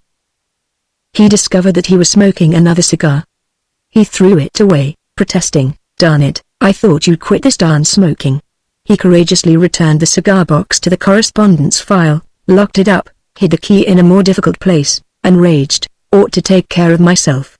And need more exercise. Walk to the club, every single noon. Just what I'll do every noon. Cut out this motoring all the time." The resolution made him feel exemplary. Immediately after it he decided that this noon it was too late to walk. It took but little more time to start his car and edge it into the traffic than it would have taken to walk the 3.5 blocks to the club. 2. As he drove he glanced with the fondness of familiarity at the buildings. A stranger suddenly dropped into the business center of Zenith could not have told whether he was in a city of Oregon or Georgia, Ohio or Maine, Oklahoma or Manitoba. But to Babbitt every inch was individual and stirring. As always he noted that the California building across the way was 3 stories lower, therefore 3 stories less beautiful, than his own Reeves building. As always when he passed the Parthenon Shoeshine Parlor, a 1-story hut which beside the granite and red brick ponderousness of the old California building resembled a bathhouse under a cliff, he commented, "Gosh, ought to get my shoes shined this afternoon. Keep forgetting it." At the Simplex office furniture shop, the National Cash Register Agency, he yearned for a dictaphone, for a typewriter which would add and multiply, as a poet yearns for quartos or a physician for radium. At the Nobby menswear shop he took his left hand off the steering wheel to touch his scarf, and thought well of himself as one who bought expensive ties and could pay cash for them, too, by golly. And at the United Cigar Store, with its crimson and gold alertness, he reflected, "Wonder if I need some cigars. Idiot plumb forgot going to cut down my fool smoking." He looked at his bank, the Miners and Drovers National, and considered how clever and solid he was to bank with so marbled an establishment. His high moment came in the clash of traffic when he was halted at the corner beneath the lofty Second National Tower. His car was banked with 4 others in a line of steel restless as cavalry, while the cross-town traffic, limousines and enormous moving vans and insistent motorcycles, poured by. On the farther corner, pneumatic riveters rang on the sun-plated skeleton of a new building, and out of this tornado flashed the inspiration of a familiar face, and a fellow booster shouted, "HRU, George." Babbitt waved in neighborly affection, and slid on with the traffic as the policeman lifted his hand. He noted how quickly his car picked up. He felt superior and powerful, like a shuttle of polished steel darting in a vast machine.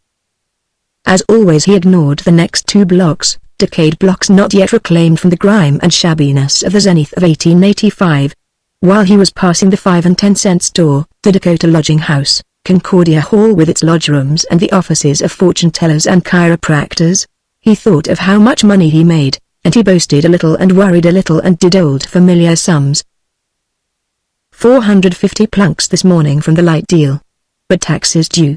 Let's see, I ought to pull out 8,000 net this year, and save 1,500 of that. No, not if I put up garage and let's see, 640 clear last month, and 12 times 640 makes let's see, 6 times 12 is 7,200 and oh rats. Anyway, I'll make 8,000 G now, that's not so bad. Mighty few fellows pulling down $8,000 a year. 8,000 good hard-earned dollars. Bet there isn't more than 5% of the people in the whole United States that make more than Uncle George does, by golly.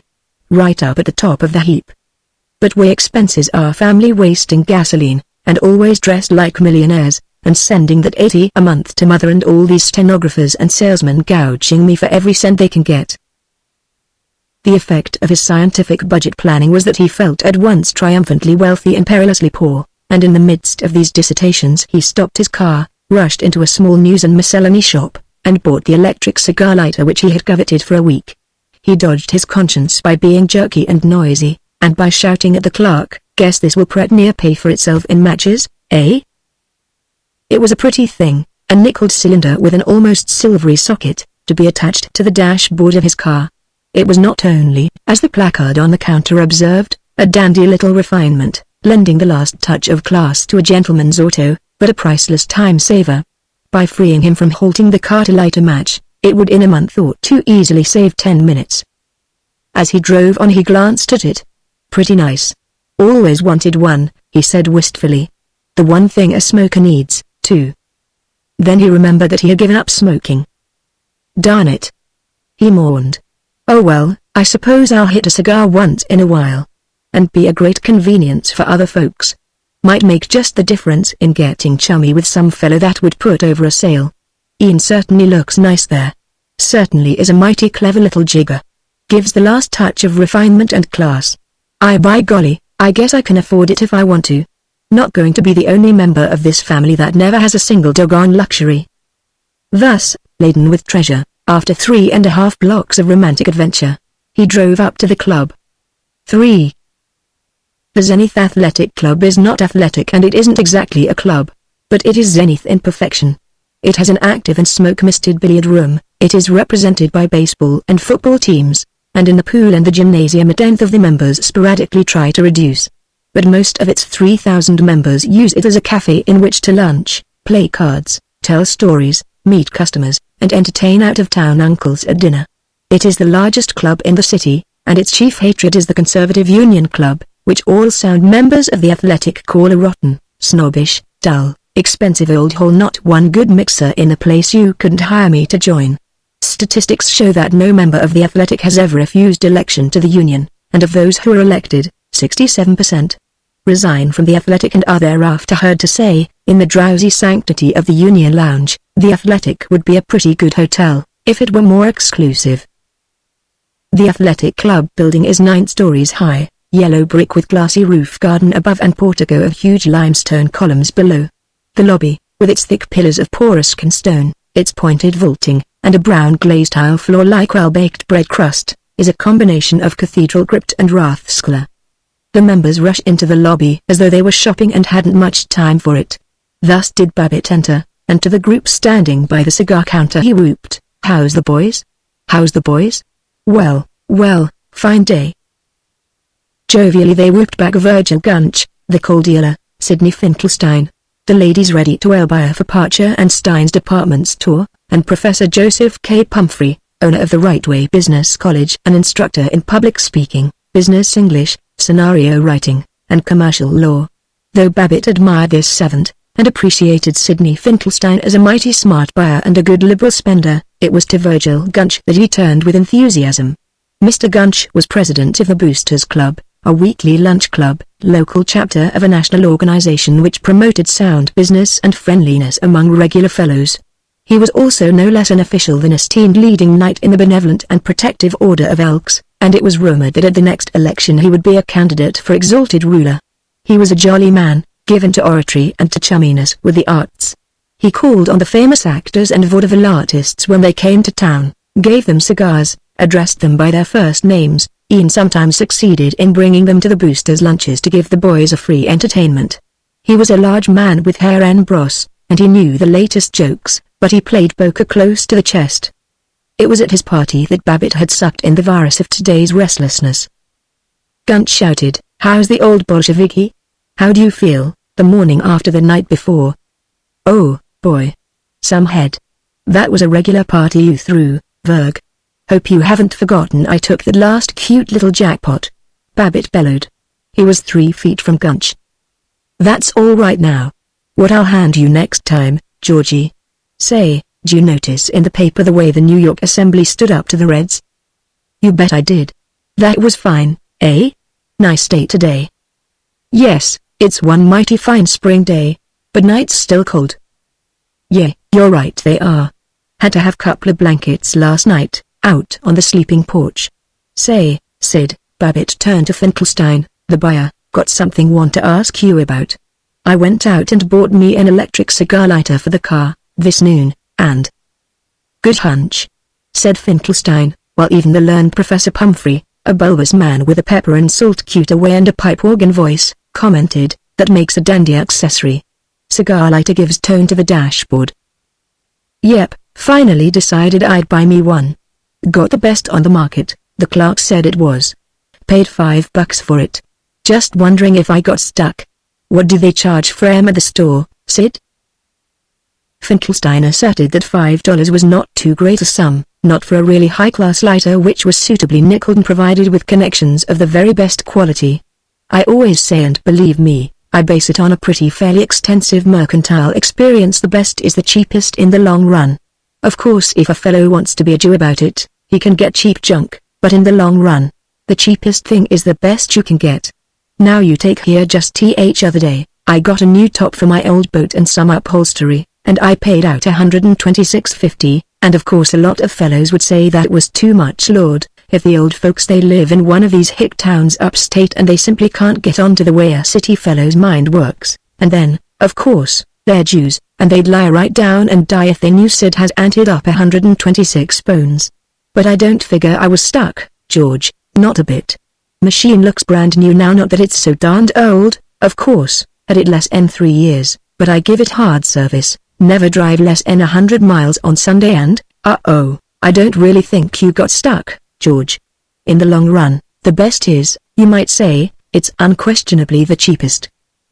"That's right," said Virgil Gunch. "That's the way I look at it. If a fellow is keyed up to what you might call intensive living, the way you get it here in Zenith, all the hustle and the mental activity that's going on with a bunch of livewires like the boosters and here in the ZAC, why, he's got to save his nerves by having the best." Babbitt nodded his head at every fifth word in the roaring rhythm, and by the conclusion, in Gunch's renowned humorous vein, he was enchanted. "Still, at that, George, don't know's you can afford it. I've heard your business has been kind of under the eye of the government since you stole the tail of the Athorn Park and sold it." "Oh, you're a great little Josher, Verg. But when it comes to kidding, how about this report that you stole the black marble steps off the post office and sold them for high-grade coal?" In delight Babbitt patted Gunch's back, stroked his arm. "That's all right, but what I want to know is, who's the real estate shark that bought that coal for his apartment houses?" "I guess that'll hold you for a while, George," said Finkelstein. "I'll tell you, though, boys, what I did here. George's missus went into the gents' wear department at Parcher's to buy him some collars, and before she could give his neck size the clerk slips her some 13s. 'How'd you know the size?' says Mrs. Babbitt, and the clerk says, 'Men that let their wives buy collars for 'em always wear 13. Madame. How's that? That's pretty good, eh? How's that, eh? I guess that'll about fix you, George.'" Babbitt sought for amiable insults in answer. He stopped, stared at the door. Paul Riesling was coming in. Babbitt cried, "See you later, boys," and hastened across the lobby.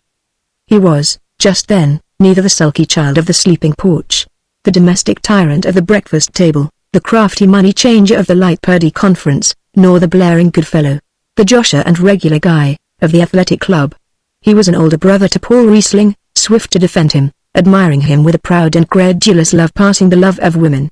Paul and he shook hands solemnly. They smiled as shyly as though they had been parted 3 years, not 3 days, and they said, "How's the old horse thief?" "All right, I guess. How are you, you poor shrimp?" "I'm first rate, you second-hand hunk of cheese." Reassured thus of their high fondness, Babbitt grunted, "You're a fine guy, you are." 10 minutes late. Riesling snapped, "Well, you're lucky to have a chance to lunch with a gentleman." They grinned and went into the Neronian washroom, where a line of men bent over the bowls inset along a prodigious slab of marble as in religious prostration before their own images in the massy mirror.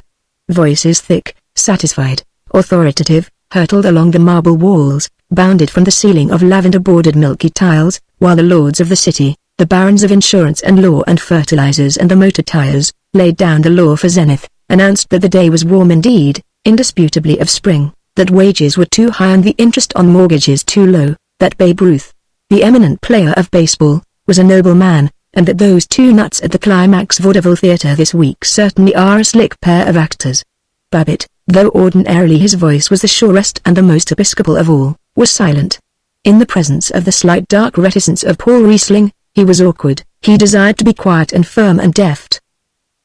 The entrance lobby of the athletic club was Gothic, the washroom Roman Imperial, the lounge Spanish Mission, and the reading room in Chinese Chippendale, but the gem of the club was the dining room, the masterpiece of Ferdinand Rietmann, Zenith's busiest architect.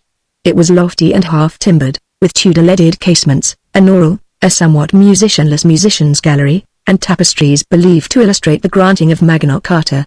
The open beams had been hand-adzed to Jacot's car body works, the hinge, were of hand-wrought iron, the wainscot studded with hand-made wooden pegs, and at one end of the room was a heraldic and hooded stone fireplace which the club's advertising pamphlet asserted to be not only larger than any of the fireplaces in European castles but of a draught incomparably more scientific. It was also much cleaner, as no fire had ever been built in it. Half of the tables were mammoth slabs which seated 20 or 30 men. Babbitt usually sat at the one near the door, with a group including Gunch, Finkelstein, Professor Pumphrey, Howard Littlefield, his neighbor, T. Coleman Lee Frink, the poet and advertising agent, and Orville Jones, whose laundry was in many ways the best in Zenith. They composed a club within the club, and merrily called themselves the Roughnecks. Today as he passed their table the Roughnecks greeted him, "Come on, sit in. You and Paul too proud to feed with poor folks? Afraid somebody might stick you for a bottle of Pivot, George? Strikes me you swells are getting awful darn exclusive." He thundered, "You bet. We can't afford to have our reps ruined by being seen with you tightwads," and guided Paul to one of the small tables beneath the musicians' gallery. He felt guilty. At the Zenith Athletic Club, privacy was very bad form. But he wanted Paul to himself. That morning he had advocated lighter lunches and now he ordered nothing but English mutton chop, radishes, peas, deep dish apple pie, a bit of cheese, and a pot of coffee with cream, adding, as he did invariably, "And oh, and you might give me an order of French fried potatoes." When the chop came he vigorously peppered it and salted it. He always peppered and salted his meat, and vigorously, before tasting it. Paul and he took up the spring-like quality of the spring, the virtues of the electric cigar lighter, and the action of the New York State Assembly. It was not till Babbitt was thick and disconsolate with mutton grease that he flung out, "I wound up a nice little deal with Conrad Light this morning that put 500 good round plunks in my pocket. Pretty nice, pretty nice. And yet I don't know what's the matter with me today. Maybe it's an attack of spring fever, or staying up too late at Verg Gunch's, or maybe it's just the winter's work piling up. But I felt kind of down in the mouth all day long. Course I wouldn't beef about it to the fellows at the Roughnecks table there, but you ever feel that way, Paul? Kind of comes over me. Here I've pretty much done all the things I ought to, supported my family, and got a good house and a 6-cylinder car, and built up a nice little business, and I haven't any vices specially, except smoking, and I'm practically cutting that out, by the way. And I belong to the church, and play enough golf to keep in trim, and I only associate with good decent fellows. And yet, even so, I don't know that I'm entirely satisfied." It was drawled out, broken by shouts from the neighboring tables, by mechanical lovemaking to the waitress, by stertorous grunts as the coffee filled him with dizziness and indigestion. He was apologetic and doubtful, and it was Paul, with his thin voice, who pierced the fog. "Good Lord, George, you don't suppose it's any novelty to me to find that we hustlers, that think we're so all-fired successful, aren't getting much out of it? You look as if you expected me to report you as seditious. You know what my own life's been." "I know, old man. I ought to have been a fiddler, and I'm a peddler of tar roofing." And Zilla, "Oh, I don't want to squeal, but you know as well as I do about how inspiring a wife she is. Typical instance: last evening, we went to the movies. There was a big crowd waiting in the lobby, us at the tail end. She began to push right through it with her 'Sir, how dare you?' manner. Honestly, sometimes when I look at her and see how she's always so made up and stinking of perfume and looking for trouble and kind of always yelping, I tell you I'm a lady, damn you! Why, I want to kill her. Well, she keeps elbowing through the crowd, me after her, feeling good and ashamed, till she's almost up to the velvet rope and ready to be the next let in. But there was a little squirt of a man that probably been waiting half an hour. I kind of admired the little cuss, and he turns on Zilla and says, perfectly polite, 'Madame, why are you trying to push past me?' And she simply, God, I was so ashamed!" She rips out at him, "You're no gentleman," and she drags me into it and hollers, "Paul, this person insulted me." And the poor skate, he got ready to fight. I made out I hadn't heard them. Sure. Same as you wouldn't hear a boiler factory! And I tried to look away. I can tell you exactly how every tile looks in the ceiling of that lobby. There's one with brown spots on it like the face of the devil, and all the time the people that they were packed in like sardines. They kept making remarks about us, and Zilla went right on talking about the little chap, and screeching that folks like him oughtn't to be admitted in a place that's supposed to be for ladies and gentlemen. And Paul, will you kindly call the manager, so I can report this dirty rat? And off. Maybe I wasn't glad when I could sneak inside and hide in the dark. After 24 years of that kind of thing, you don't expect me to fall down and foam at the mouth when you hint that this sweet, clean, respectable, moral life isn't all it's cracked up to be, do you? I can't even talk about it, except to you, because anybody else would think I was yellow. Maybe I am. Don't care any longer. Gosh, you've had to stand a lot of whining from me, first and last, Georgie. Rats. Now, Paul, you've never really what you could call whined. Sometimes I'm always blowing to Myra and the kids about what a whale of a realtor I am, and yet sometimes I get a sneaking idea I'm not such a Pierpont Morgan as I let on to be. But if I ever do help by jollying you along, old Paulski, I guess maybe St. Pete may let me in after all. You're an old blowhard, Georgie, you cheerful cutthroat, but you've certainly kept me going. Why don't you divorce Zilla? Why don't I? If I only could. If she'd just give me the chance. You couldn't hire her to divorce me, no, nor desert me. She's too fond of her 3 squares and a few pounds of nut-scented chocolates in between. If she'd only be what they call unfaithful to me. George, I don't want to be too much of a stinker. Back in college I'd thought a man who could say that ought to be shot at sunrise. But honestly, I'd be tickled to death if she'd really go making love with somebody. Fat chance. Of course she'll flirt with anything. You know how she holds hands and laughs that laugh, that horrible brassy laugh, the way she yaps. You naughty man, you better be careful or my big husband will be after you! And the guy looking me over and thinking, why, you cute little thing, you run away now or I'll spank you. And she'll let him go just far enough so she gets some excitement out of it, and then she'll begin to do the injured innocent and have a beautiful time wailing, I didn't think you were that kind of a person. They talk about these demi-vierges in stories. These what? But the wise, hard, corseted, old married women like Zilla are worse than any bobbed-haired girl that ever went boldly out into this here storm of life and kept her umbrella slid up her sleeve. But rats, you know what Zilla is. How she nags. How she wants everything I can buy her, and a lot that I can't, and how absolutely unreasonable she is, and when I get sore and try to have it out with her she plays the perfect lady so well that even I get fooled and get all tangled up in a lot of why did you says and I didn't means. I'll tell you, Georgie, you know my tastes are pretty fairly simple in the matter of food, at least. Course, as you're always complaining, I do like decent cigars, not those Florida Cubagos you're smoking. That's all right now. That's a good twofer. By the way, Paul, did I tell you I decided to practically cut out smoke? Yes, you at the same time, if I can't get what I like, why, I can do without it.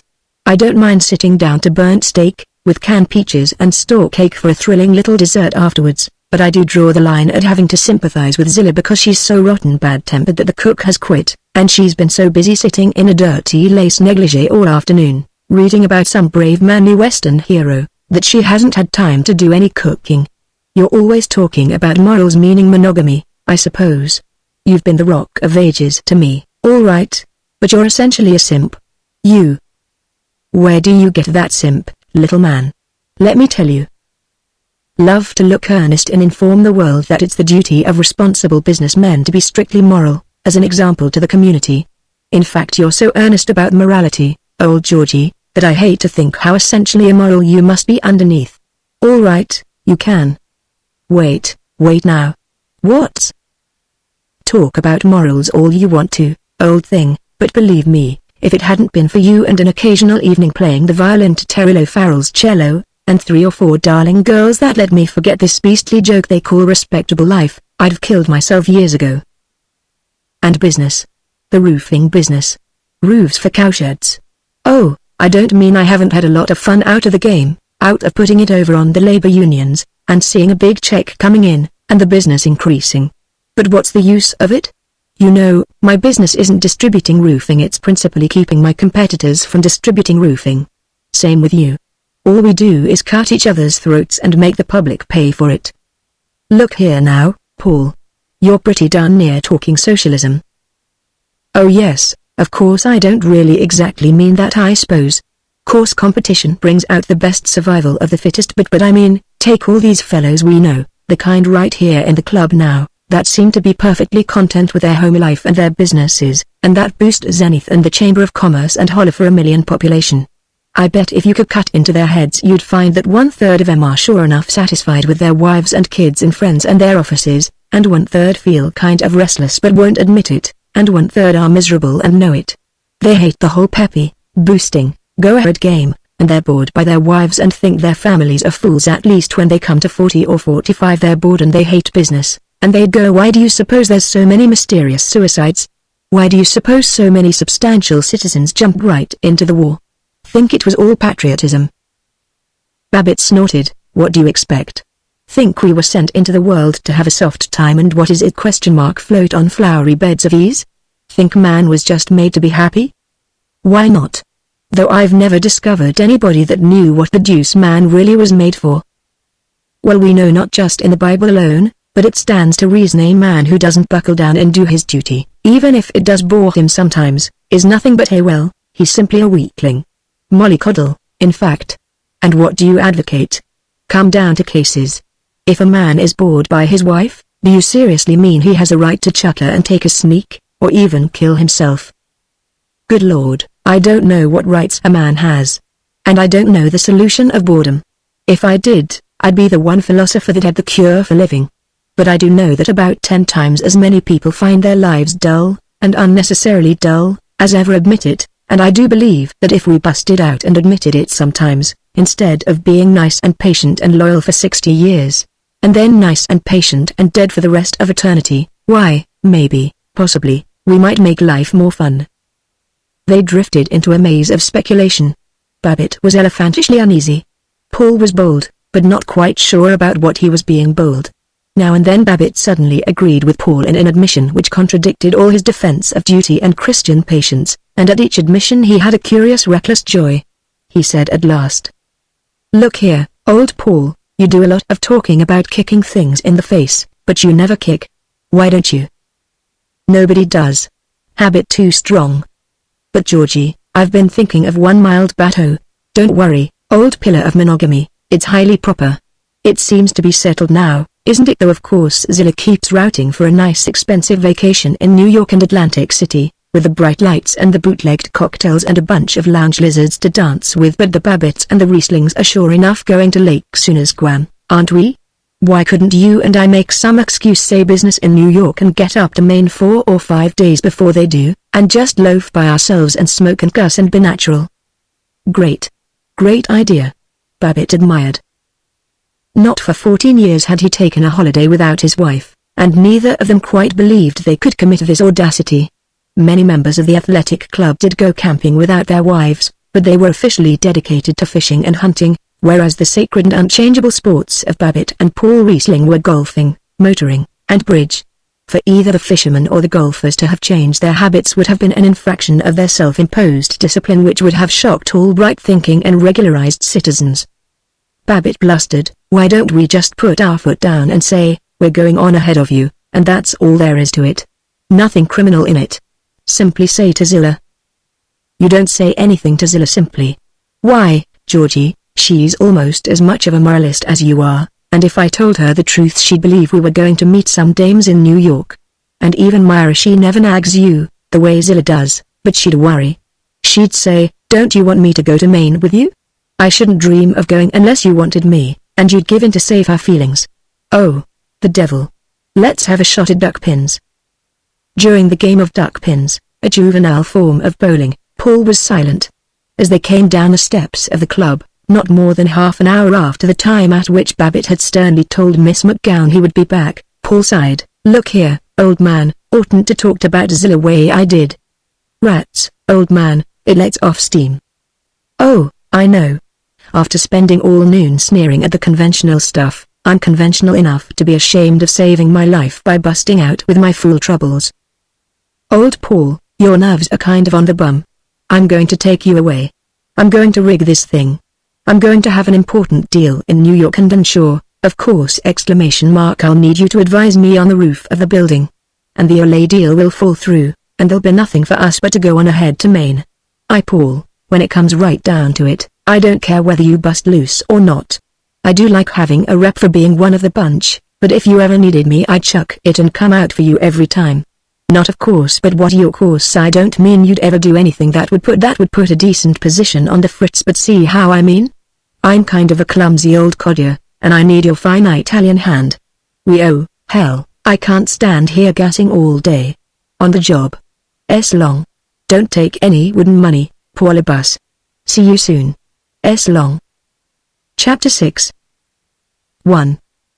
He forgot Paul Riesling in an afternoon of not unagreeable details. After a return to his office, which seemed to have staggered on without him, he drove the prospect out to view a 4-flat tenement in the Linton district. He was inspired by the customer's admiration of the new cigar lighter. Thrice its novelty made him use it, and thrice he hurled half-smoked cigarettes from the car, protesting, "I got to quit smoking so blame much." Their ample discussion of every detail of the cigar lighter led them to speak of electric flat irons and bed warmers. Babbitt apologized for being so shabbily old-fashioned as still to use a hot water bottle, and he announced that he would have the sleeping porch wired at once. He had enormous and poetic admiration, though very little understanding, of all mechanical devices. They were his symbols of truth and beauty.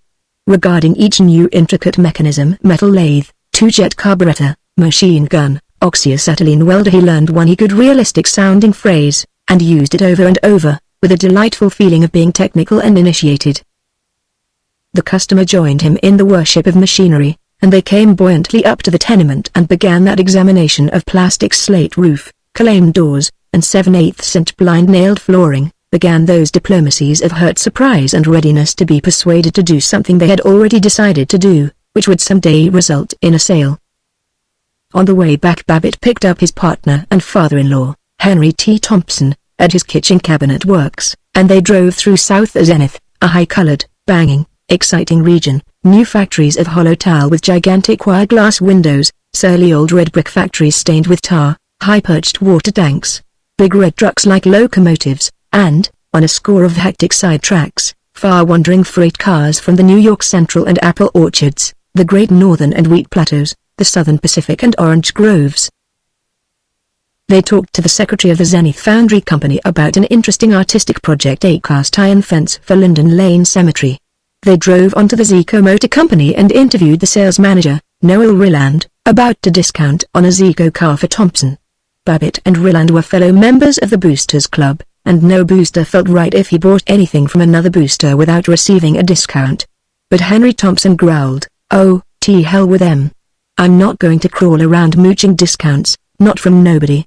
It was one of the differences between Thompson, the old-fashioned, lean Yankee, rugged, traditional, staged type of American businessman, and Babbitt, the plump, smooth, efficient, up-to-the-minute and otherwise perfected modern.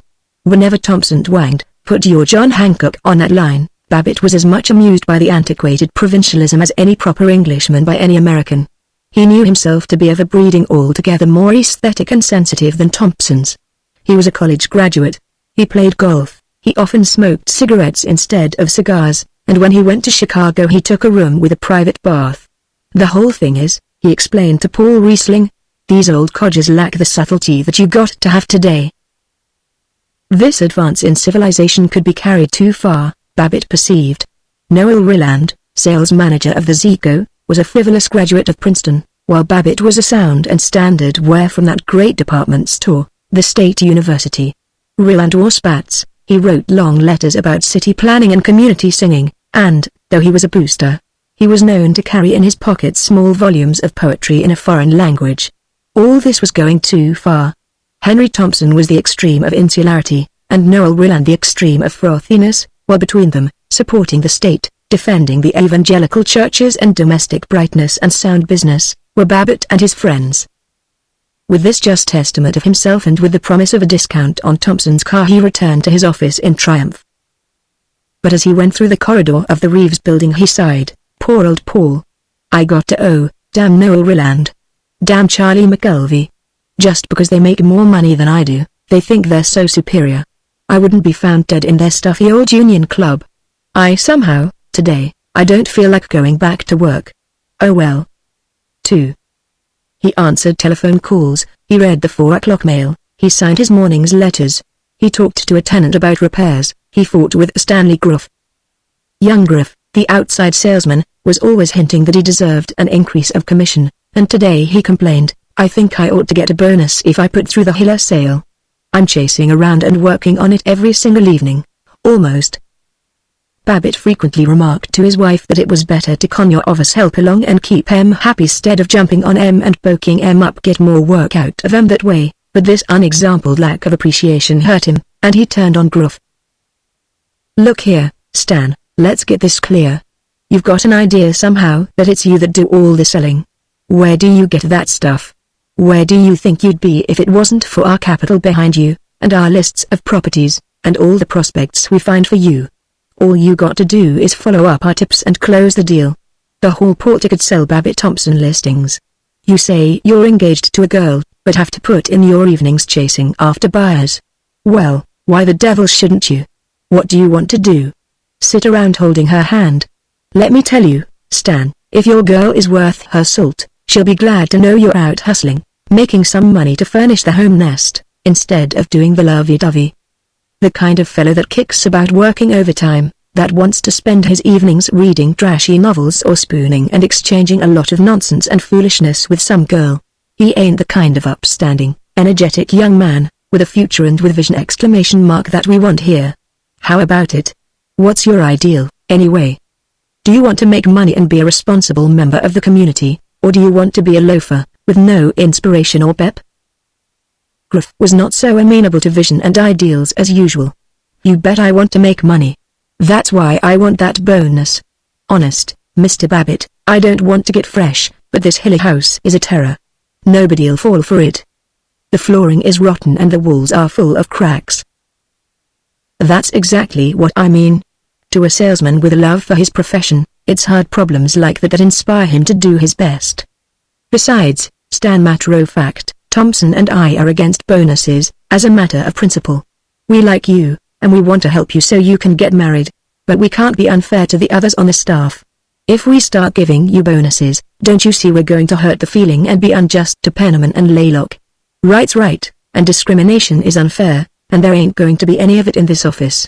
Don't get the idea, Stan, that because during the war salesmen were hard to hire, now, when there's a lot of men out of work, there aren't a slew of bright young fellows that would be glad to step in and enjoy your opportunities, and not act as if Thompson and I were his enemies and not do any work except for bonuses. How about it, hey? How about it? Oh well gee, of course, sighed Gruff, as he went out, grabwise. Babbitt did not often squabble with his employees. He liked to like the people about him, he was dismayed when they did not like him.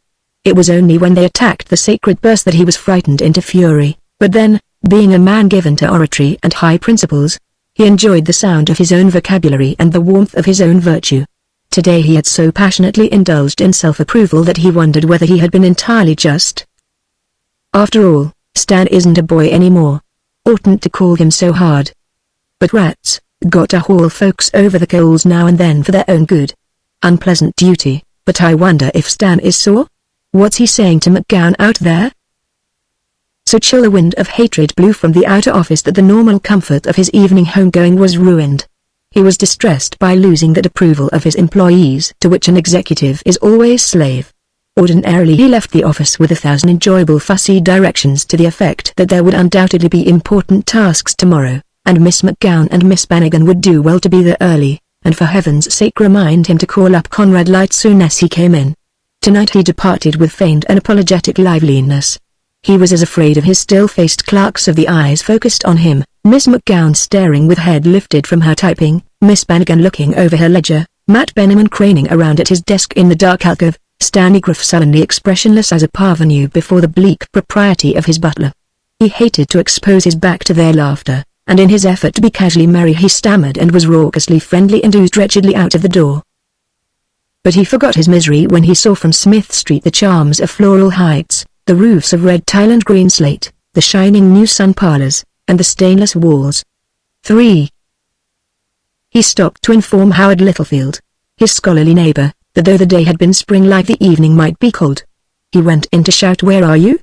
at his wife, with no very definite desire to know where she was. He examined the lawn to see whether the furnace man had raked it properly.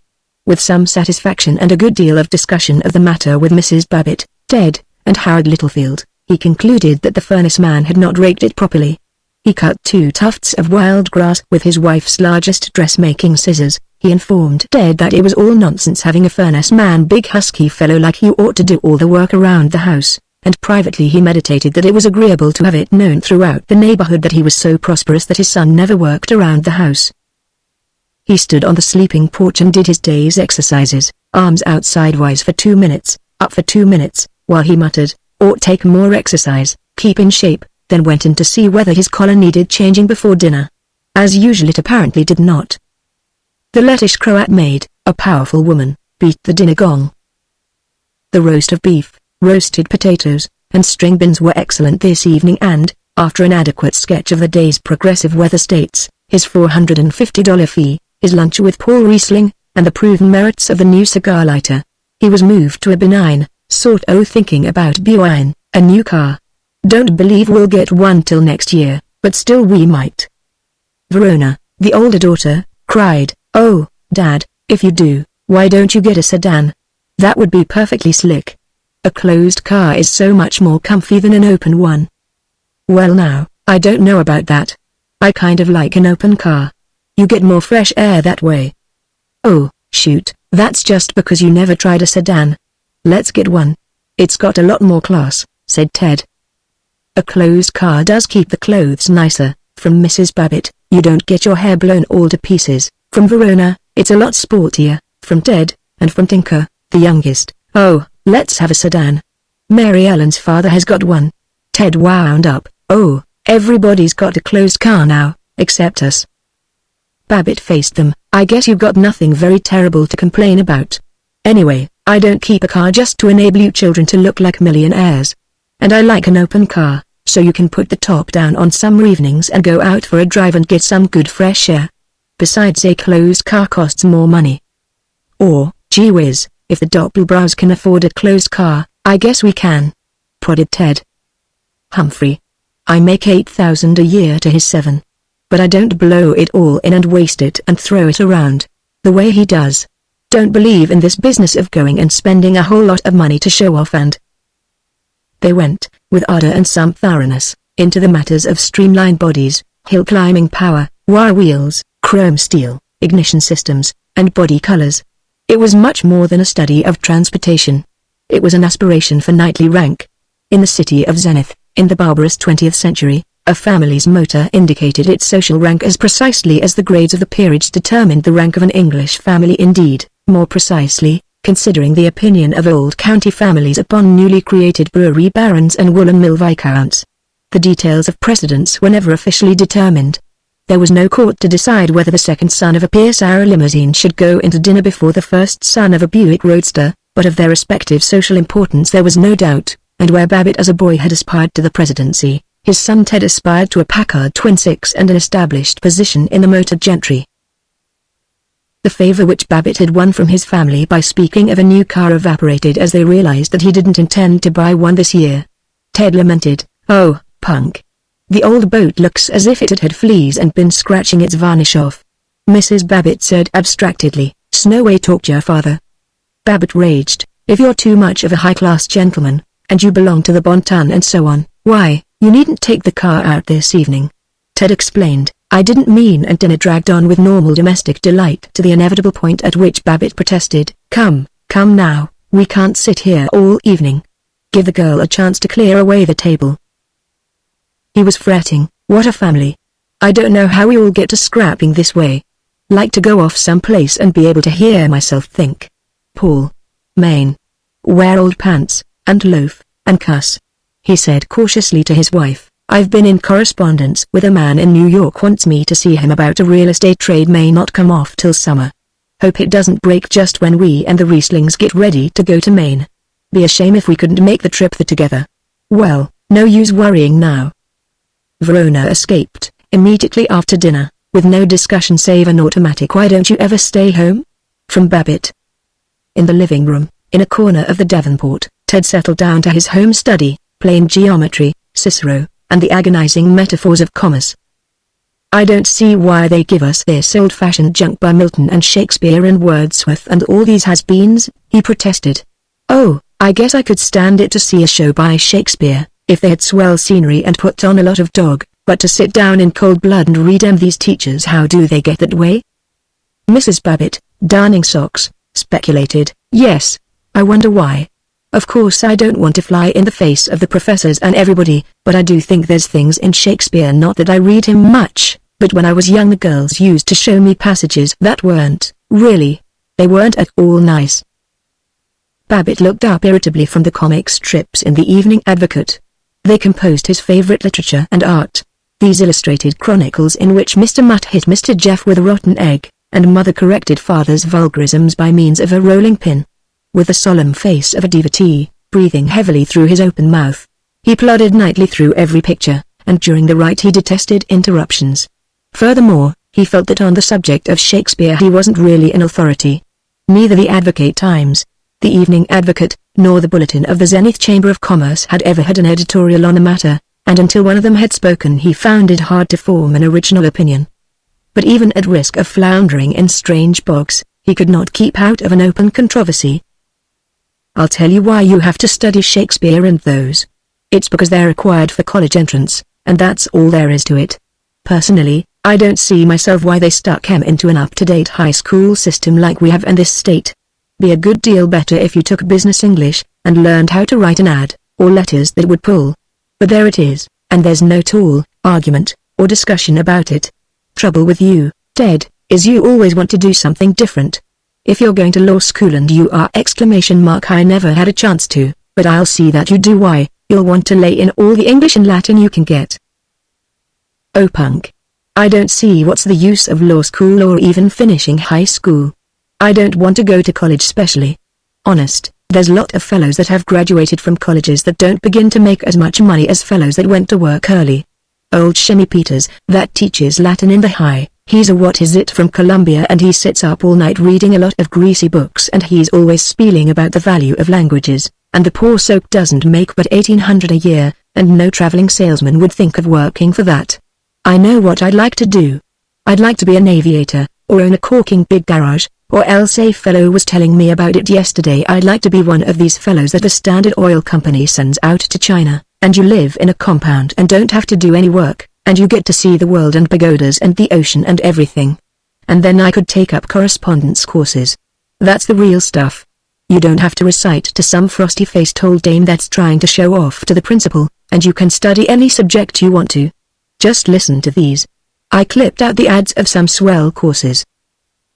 He snatched from the back of his geometry 100 advertisements of those home study courses which the energy and foresight of American commerce have contributed to the science of education. The first displayed the portrait of a young man with a pure brow, an iron jaw, silk socks, and hair like patent leather. Standing with one hand in his trousers pocket and the other extended with chiding forefinger. He was bewitching an audience of men with grey beards, paunches, bald heads, and every other sign of wisdom and prosperity. Above the picture was an inspiring educational symbol, no antiquated lamp or torch or owl of Minerva, but a row of dollar signs. The text ran, $, $, $, $, $, $, $, $. Power and prosperity in public speaking. A yarn told at the club. Who do you think I ran into the other evening at the deluxe restaurant? Why, old Freddie Durkee, that used to be a dead or alive shipping clerk in my old place, Mr. Mouseman we used to laughingly call the dear fellow. One time he was so timid he was plumb scared of the super, and never got credit for the dandy work he did. Him at the deluxe. And if he wasn't ordering a Tony feed with all the fixings from celery to nuts. And instead of being embarrassed by the waiters, like he used to be at the little dump where we lunched in Old Lang Syne, he was bossing them around like he was a millionaire. I cautiously asked him what he was doing. Freddie laughed and said, "Say, old chum, I guess you're wondering what's come over me. You'll be glad to know I'm now assistant super at the old shop, and right on the high road to prosperity and domination, and I look forward with confidence to a 12-cylinder car, and the wife is making things hum in the best society and the kiddies getting a first-class education.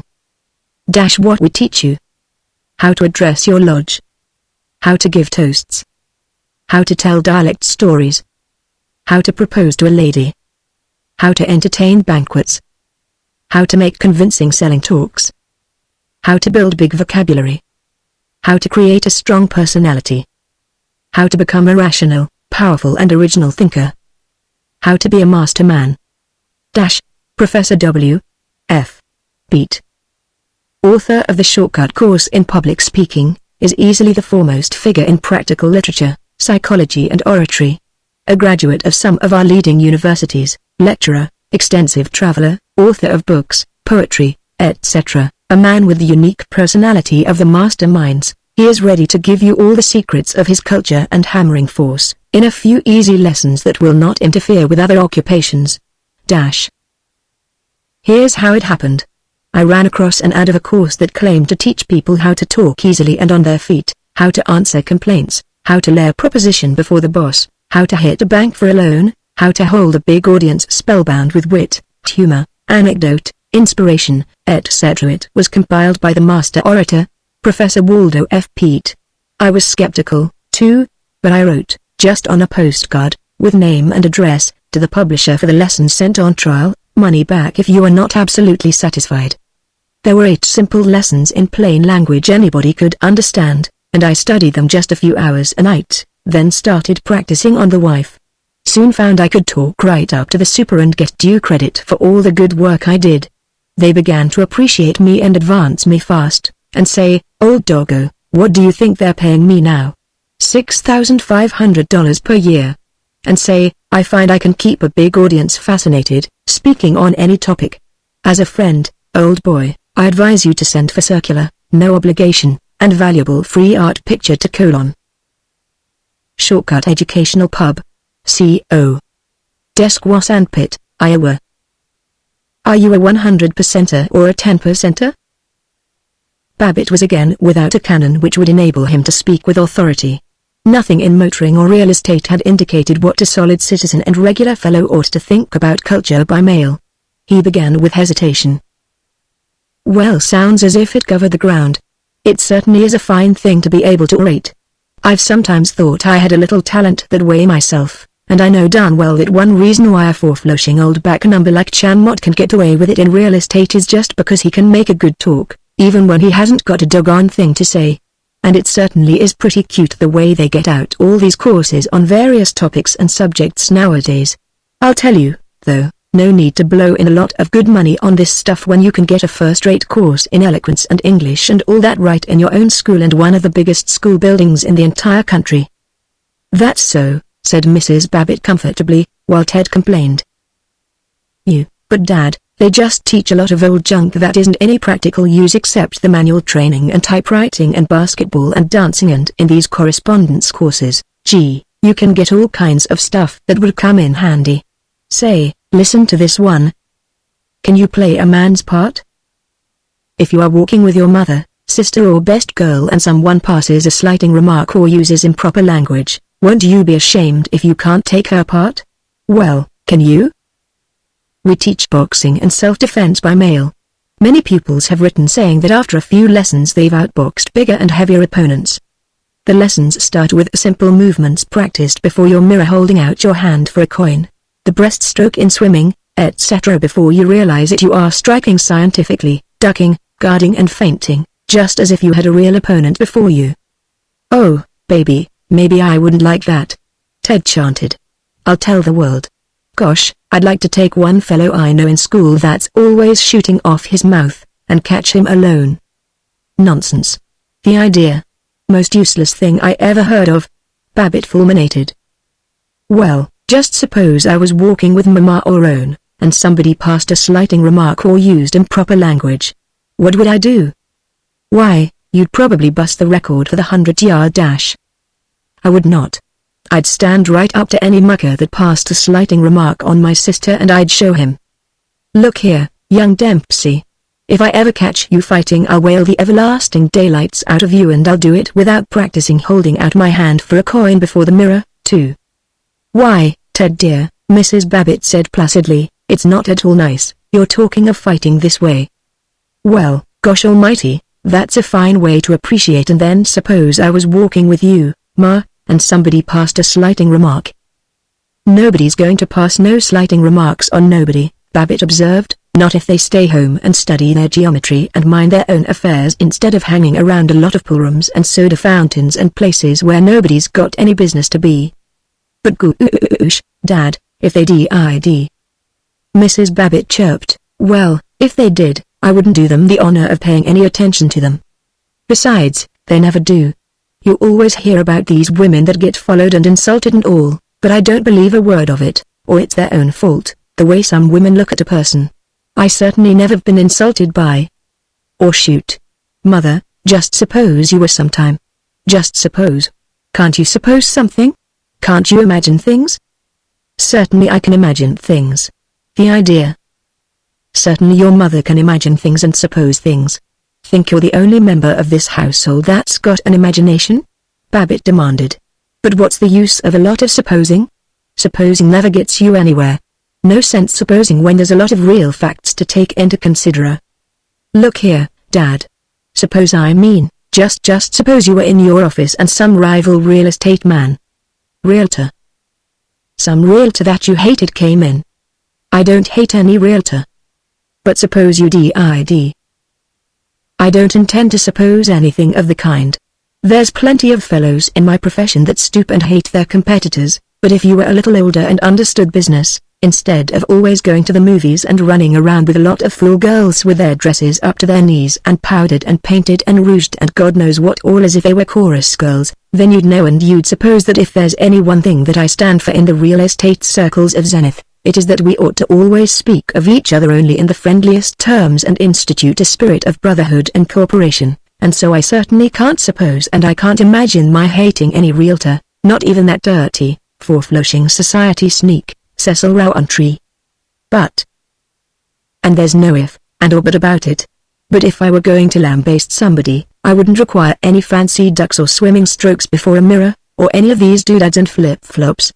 Suppose you were out someplace and a fellow called you vile names. Think you'd want to box and jump around like a dancing master?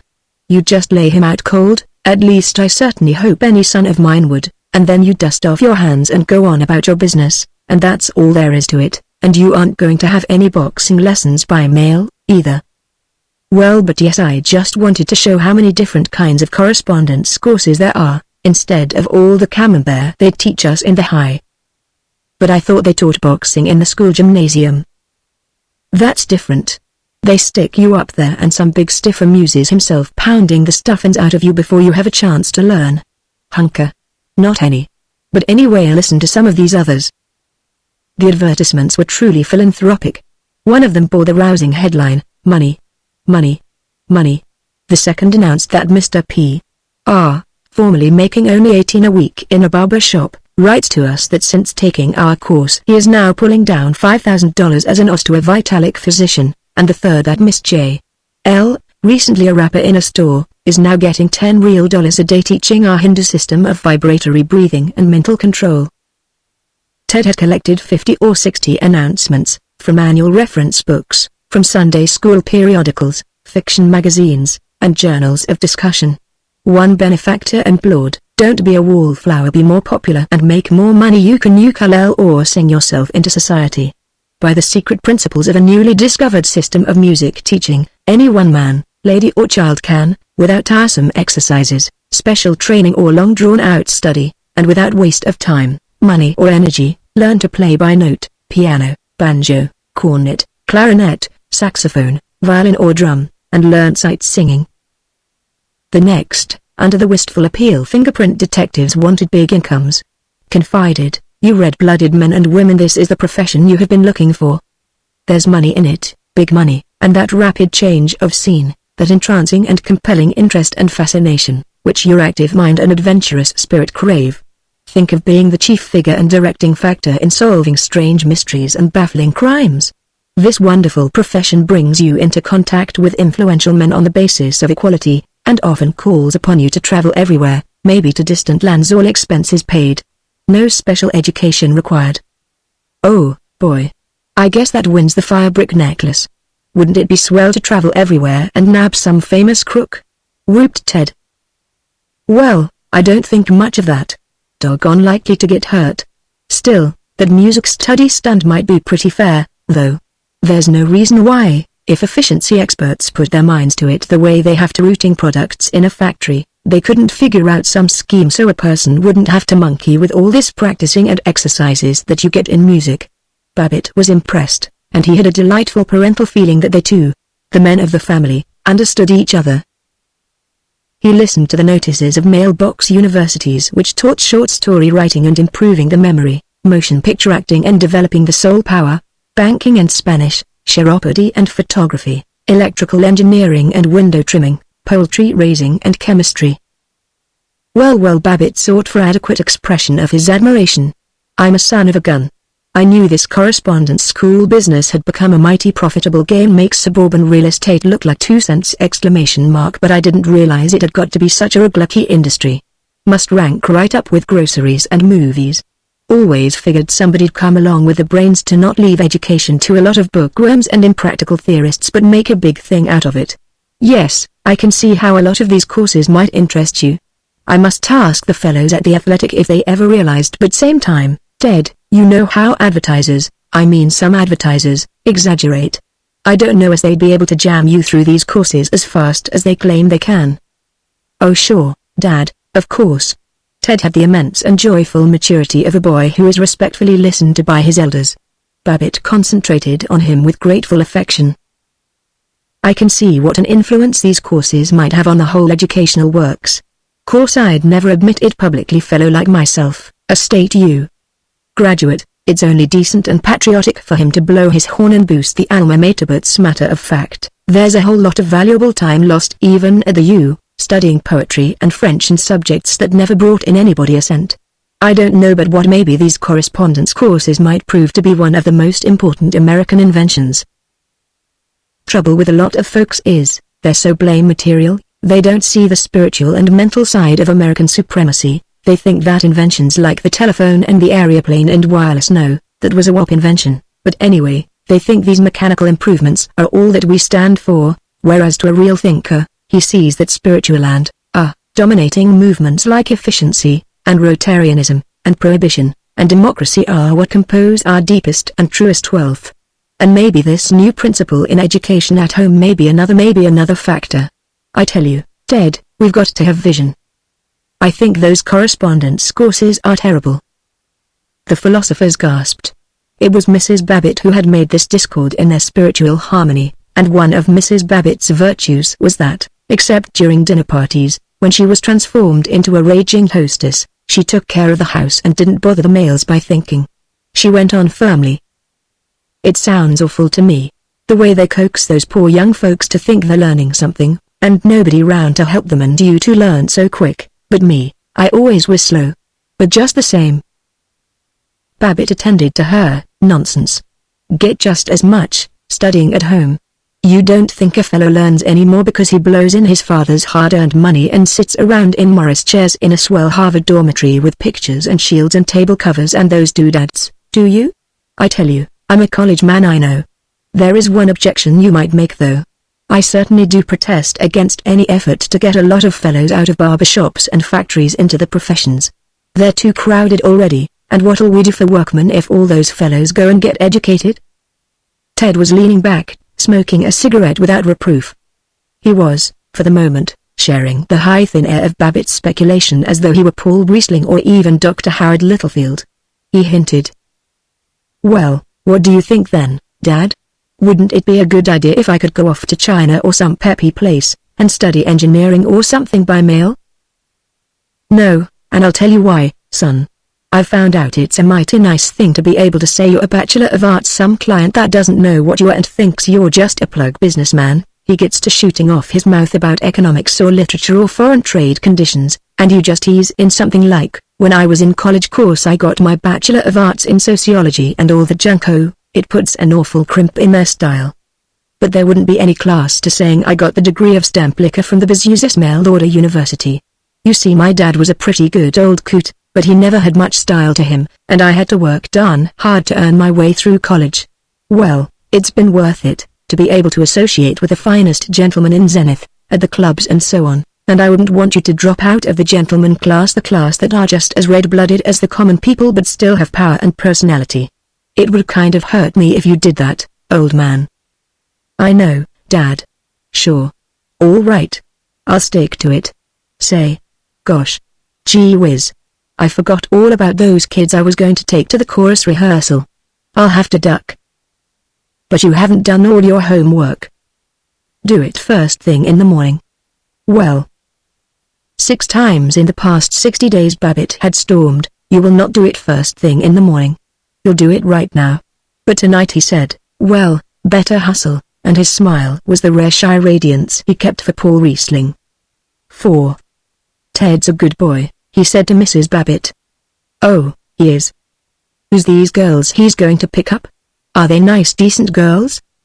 I don't know. Oh dear, Ted never tells me anything anymore. I don't understand what's come over the children of this generation. I used to have to tell Papa and Mama everything. But seems like the children today have just slipped away from all control. I hope they're decent girls. Course Ted's no longer a kid, and I wouldn't want him to, get mixed up and everything. George, I wonder if you oughtn't to take him aside and tell him about things. She blushed and lowered her eyes. Well, I don't know.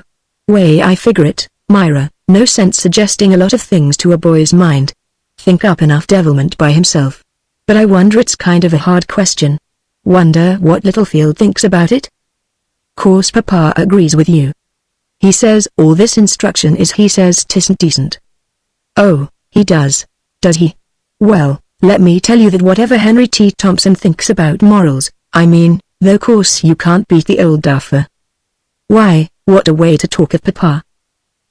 Simply can't beat him at getting in on the ground floor of a deal, but let me tell you, whenever he springs any ideas about higher things and education, then I know I think just the opposite. You may not regard me as any great brain shark, but believe me, I'm a regular college president, compared with Henry T. Yes sir, by golly, I'm going to take Ted aside and tell him why I lead a strictly moral life. Oh, will you? When? What's the use of trying to pin me down to when and why and where and how and when? That's the trouble with women, that's why they don't make high-class executives, they haven't any sense of diplomacy. When the proper opportunity and occasion arises so it just comes in natural, why then I'll have a friendly little talk with him and was that Tinker hollering upstairs? She ought to been asleep, long ago.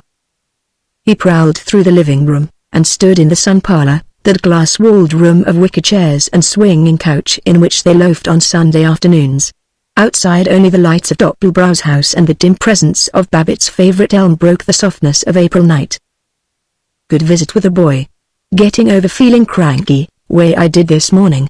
And restless. Though, by golly, I will have a few days alone with Paul in Maine. That devilzilla. But Ted's all right. Whole family all right. And good business. Not many fellows make $450, practically half of $1,000 easy as I did today. Maybe when we all get to rowing it's just as much my fault as it is theirs.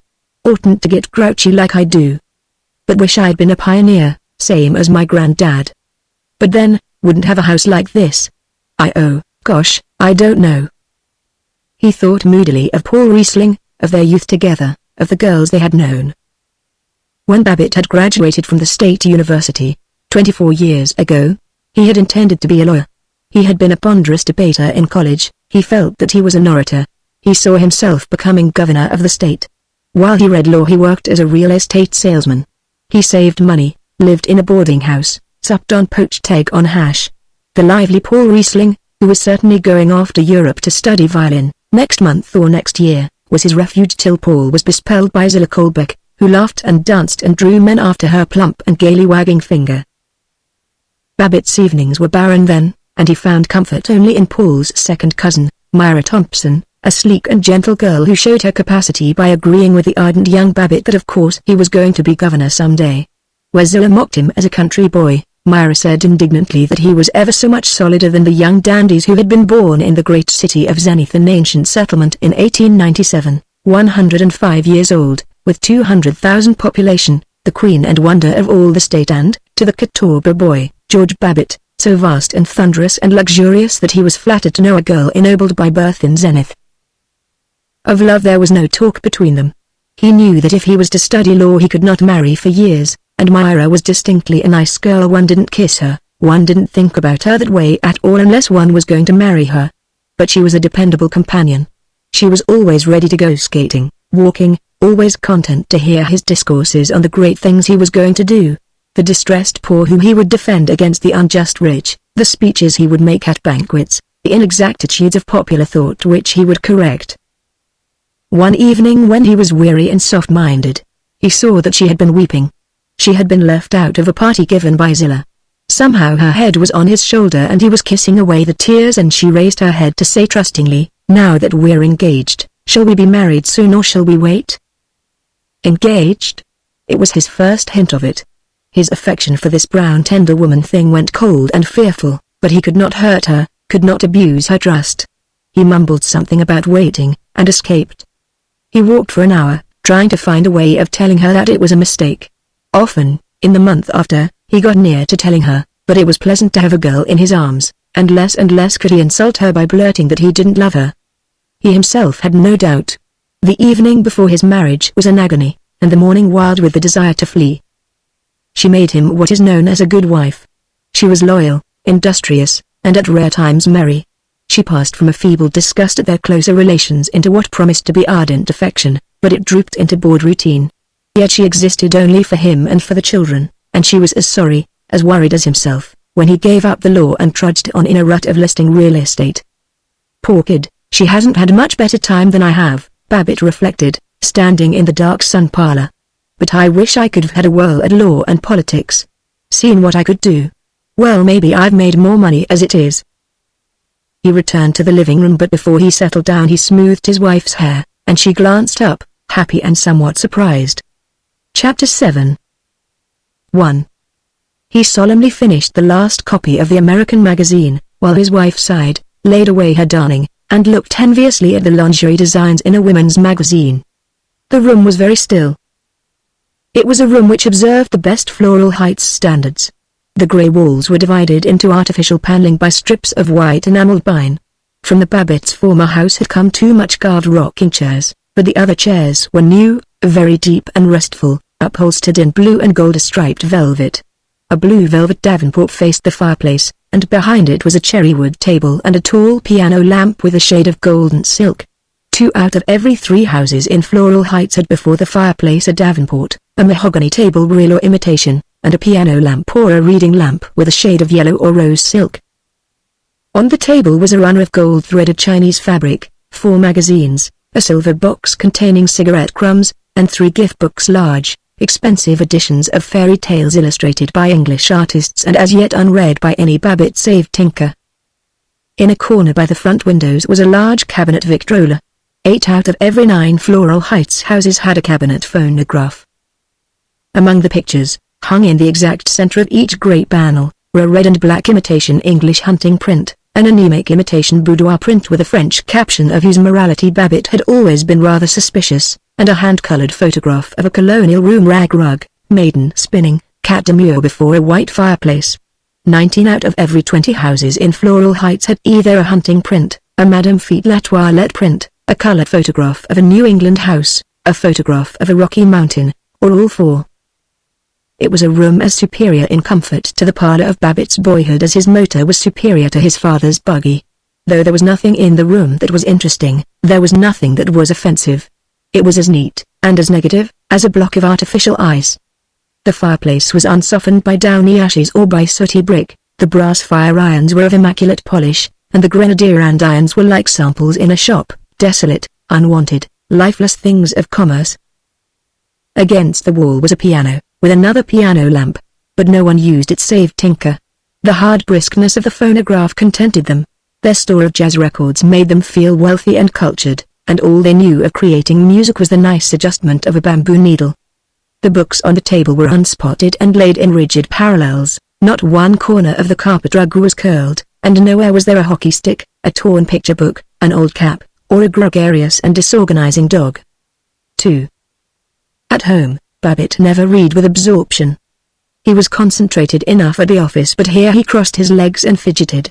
When his story was interesting he read the best, that is the funniest, paragraphs to his wife. When it did not hold him he coughed, scratched his ankles and his right ear, thrust his left thumb into his vest pocket, jingled his silver, whirled the cigar cutter and the keys on one end of his watch chain, yawned, rubbed his nose, and found errands to do. He went upstairs to put on his slippers, his elegant slippers of seal brown, shaped like medieval shoes. He brought up an apple from the barrel which stood by the trunk closet in the basement.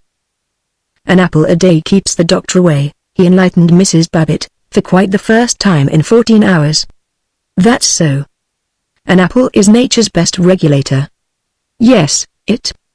Trouble with women is, they never have sense enough to form regular habits. Well, always nibbling and eating between meals. George. She looked up from her reading. Did you have a light lunch today, like you were going to? I did. This malicious and unprovoked attack astounded him. Well, maybe it wasn't as light as went to lunch with Paul and didn't have much chance to diet. Oh, you needn't to grin like a chessy cat. If it wasn't for me watching out and keeping an eye on our diet, I'm the only member of this family that appreciates the value of oatmeal for breakfast. She stooped over her story while he piously sliced and gulped down the apple, discoursing. One thing I've done, cut down my smoking. Had kind of a run-in with Griff in the office. He's getting too darn fresh. I'll stand for a good deal, but once in a while I got to assert my authority, and I jumped him. Stan, I said, well, I told him just exactly where he got off. Funny kind of a day. Makes you feel restless. Well, that sleepiest sound in the world, the terminal yawn. Mrs. Babbitt yawned with it, and looked grateful as he droned, how about going to bed, eh? Don't suppose Roan and Ted will be in till all hours. Yep, funny kind of a day, not terribly warm but yet gosh, I'd like someday I'm going to take a long motor trip. Yes, we'd enjoy that, she yawned. He looked away from her as he realized that he did not wish to have her go with him. As he locked doors and tried windows and set the heat regulator so that the furnace drafts would open automatically in the morning, he sighed a little, heavy with a lonely feeling which perplexed and frightened him. So absent-minded was he that he could not remember which window catches he had inspected, and through the darkness, fumbling at unseen perilous chairs, he crept back to try them all over again. His feet were loud on the steps as he clumped upstairs at the end of this great and treacherous day of veiled rebellions. 3. Before breakfast he always reverted to upstate village boyhood, and shrank from the complex urban demands of shaving, bathing, deciding whether the current shirt was clean enough for another day. Whenever he stayed home in the evening he went to bed early, and thriftily got ahead in those dismal duties. It was his luxurious custom to shave while sitting snugly in a tub full of hot water.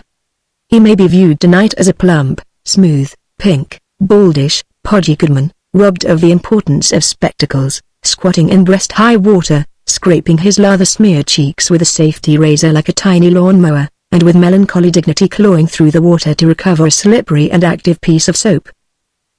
He was lulled to dreaming by the caressing warmth. The light fell on the inner surface of the tub in a pattern of delicate crinkled lines which slipped with a green sparkle over the curving porcelain as the clear water trembled. Babbitt lazily watched it, noted that along the silhouette of his legs against the radiance on the bottom of the tub, the shadows of the air bubbles clinging to the hairs were reproduced as strange jungle mosses. He patted the water, and the reflected light capsized and leapt and volleyed. He was content and childish. He played. He shaved a swath down the calf of one plump leg. The drain pipe was dripping, a dulcet and lively song, drippity drip drip dribble, drippity drip drip drip. He was enchanted by it. He looked at the solid tub, the beautiful nickel taps, the tiled walls of the room, and felt virtuous in the possession of this splendor. He roused himself and spoke gruffly to his bath things. "Come here. You've done enough fooling." He reproved the treacherous soap, and defied the scratchy nail brush with "Oh, you would you?" He soaped himself, and rinsed himself, and austerely rubbed himself. He noted a hole in the Turkish towel, and meditatively thrust a finger through it, and marched back to the bedroom, a grave and unbending citizen. There was a moment of gorgeous abandon, a flash of melodrama such as he found in traffic driving, when he laid out a clean collar, discovered that it was frayed in front, and tore it up with a magnificent yee-ing sound. Most important of all was the preparation of his bed and the sleeping porch. It is not known whether he enjoyed his sleeping porch because of the fresh air or because it was the standard thing to have a sleeping porch. Just as he was an elk, a booster, and a member of the Chamber of Commerce, just as the priests of the Presbyterian Church determined his every religious belief and the senators who controlled the Republican Party decided in little smoky rooms in Washington what he should think about disarmament, tariff, and Germany, so did the large national advertisers fix the surface of his life, fix what he believed to be his individuality.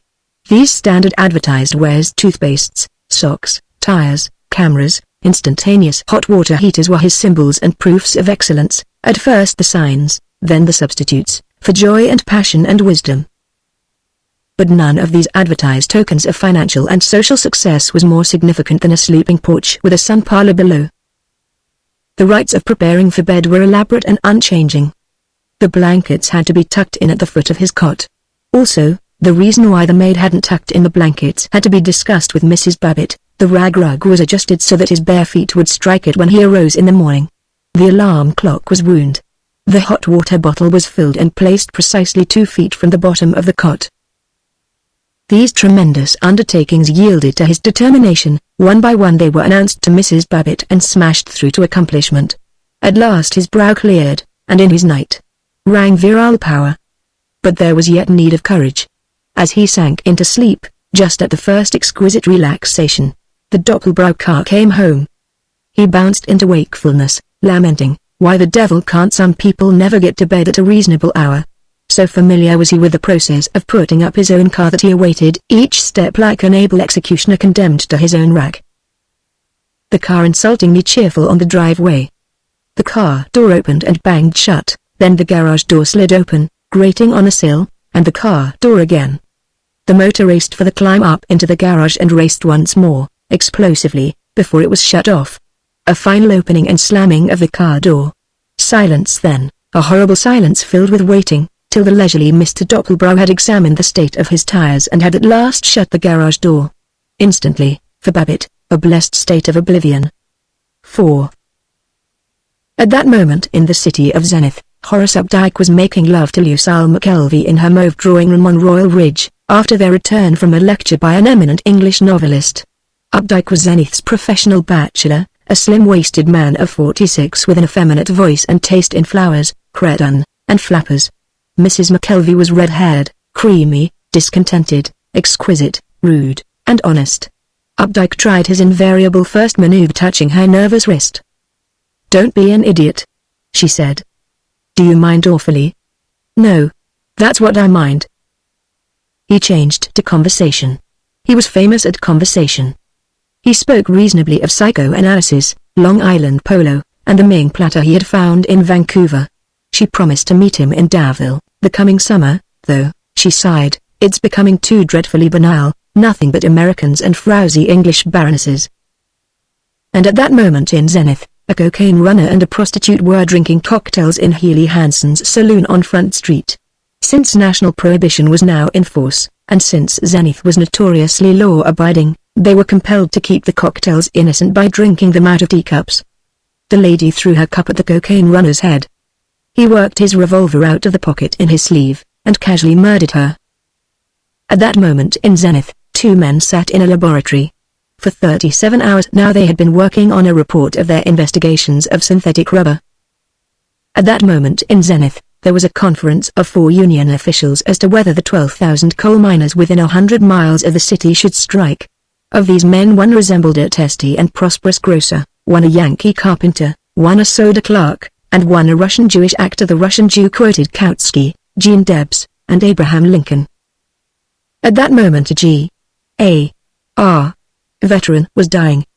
He had come from the Civil War straight to a farm which, though it was officially within the city limits of Zenith, was primitive as the backwoods. He had never ridden in a motor car, never seen a bathtub, never read any books save the Bible, McCarthy's Readers, and religious tracts, and he believed that the earth is flat, that the English are the lost 10 tribes of Israel, and that the United States is a democracy. At that moment the steel and cement town which composed the factory of the Pullmore Tractor Company of Zenith was running on night shift to fill an order of tractors for the Polish army. It hummed like a million bees, glared through its wide windows like a volcano. Along the high wire fences, searchlights played on cinder-lined yards, switch tracks, and armed guards on patrol. At that moment Mike Monday was finishing a meeting. Mr. Monday, the distinguished evangelist, the best-known Protestant pontiff in America, had once been a prize fighter. Satan had not dealt justly with him. As a prize fighter he gained nothing but his crooked nose, his celebrated vocabulary, and his stage presence. The service of the Lord had been more profitable. He was about to retire with a fortune. It had been well earned, for, to quote his last report, Reverend Mr. Monday, the prophet with a punch, has shown that he is the world's greatest salesman of salvation, and that by efficient organization the overhead of spiritual regeneration may be kept down to an unprecedented rock-bottom basis. He has converted over 200,000 lost and priceless souls at an average cost of less than $10 a head. Of the larger cities of the land, only Zenith had hesitated to submit its vices to Mike Monday and his expert reclamation corps. The more enterprising organizations of the city had voted to invite him. Mr. George F. Babbitt had once praised him in a speech at the Boosters Club. But there was opposition from certain Episcopalian and Congregationalist ministers, those renegades whom Mr. Monday so finely called a bunch of gospel pushers with dishwater instead of blood, a gang of squealers that need more dust on the knees of their pants and more hair on their skinny old chests. This opposition had been crushed when the Secretary of the Chamber of Commerce had reported to a committee of manufacturers that in every city where he had appeared, Mr. Monday had turned the minds of workmen from wages and hours to higher things, and thus averted strikes. He was immediately invited. An expense fund of $40,000 had been underwritten. Out on the county fair grounds a Mike Monday tabernacle had been erected, to seat 15,000 people. In it the prophet was at this moment concluding his message. There's a lot of smart college professors and tea-guzzling slobs in this burg that say I'm a roughneck and a never-wasser and my knowledge of history is not yet. Oh, there's a gang of woolly-whiskered book lice that think they know more than Almighty God, and prefer a lot of Hun science and smutty German criticism to the straight and simple word of God. Oh, there's a swell bunch of lazy boys and lemon suckers and pie faces and infidels and beer-bloated scribblers that love to fire off their filthy mouths and yip that Mike Monday is vulgar and full of mush. Those pups are saying now that I hog the gospel show, that I'm in it for the coin. Well, now listen, folks. I'm going to give those birds a chance. They can stand right up here and tell me to my face that I'm a galoot and a liar and a hick. Only if they do exclamation mark don't faint with surprise if some of those rum-dum liars get one good swift poke from Mike, with all the kick of God's flaming righteousness behind the wallop. Well, come on, folks. Who says it? Who says Mike Monday is a fourflush and a yahoo? Huh? Don't I see anybody standing up? Well, you are. Now I guess the folks in this man's town will quit listening to all this sky-oodling from behind the fence. I guess you'll quit listening to the guys that pan and roast and kick and beef, and vomit out filthy atheism, and all you'll come in, with every grain of pep and reverence you got, and boost all together for Jesus Christ and his everlasting mercy and tenderness.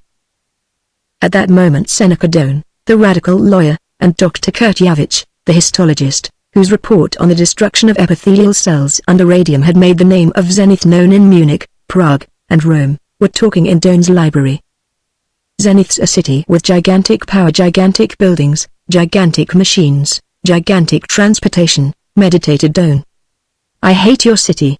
It has standardized all the beauty out of life. It is one big railroad station with all the people taking tickets for the best cemeteries, Dr. Yavich said placidly. Don't roused. I'm hanged if it is. You make me sick, Kurt, with your perpetual whine about standardization.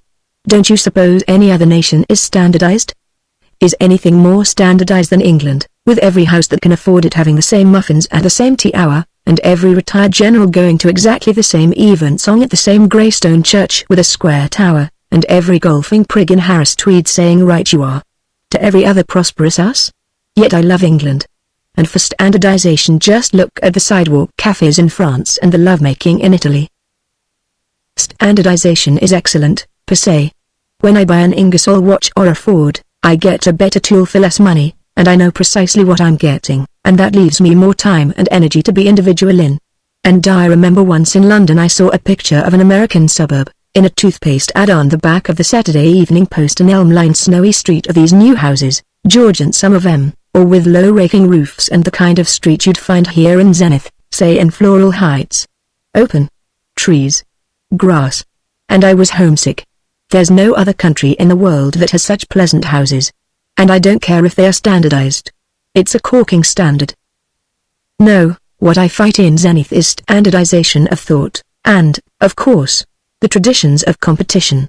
The real villains of the piece are the clean, kind, industrious family men who use every known brand of trickery and cruelty to ensure prosperity of their cubs. The worst thing about these fellows is that they're so good and, in their work at least, so intelligent. You can't hate them properly, and yet their standardized minds are the enemy. Then this boosting sneakingly I have a notion that Zenith is a better place to live in than Manchester or Glasgow or Lyon or Berlin or Turin. It is not, and I have lived in most of them, murmured Dr. Yavich. Well, matter of taste. Personally, I prefer a city with a future so unknown that it excites my imagination. But what I particularly want. You, said Dr. Yavich, are a middle-road liberal, and you haven't the slightest idea what you want. I, being a revolutionist, know exactly what I want, and what I want now is a drink. 5. At that moment in Zenith, J. Cutt, the politician, and Henry T. Thompson were in conference. Cutt suggested, the thing to do is to get your fool son-in-law, Babbitt, to put it over. He's one of these patriotic guys. When he grabs a piece of property for the gang, he makes it look like we were dying of love for the dear people, and I do love to buy respectability reasonable. Wonder how long we can keep it up, Hank?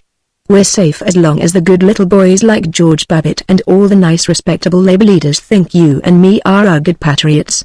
There's swell pickings for an honest politician here, Hank, a whole city working to provide cigars and fried chicken and dry martinis for us, and rallying to our banner with indignation, oh, fierce indignation, whenever some squealer like this fellow Seneca Doane comes along.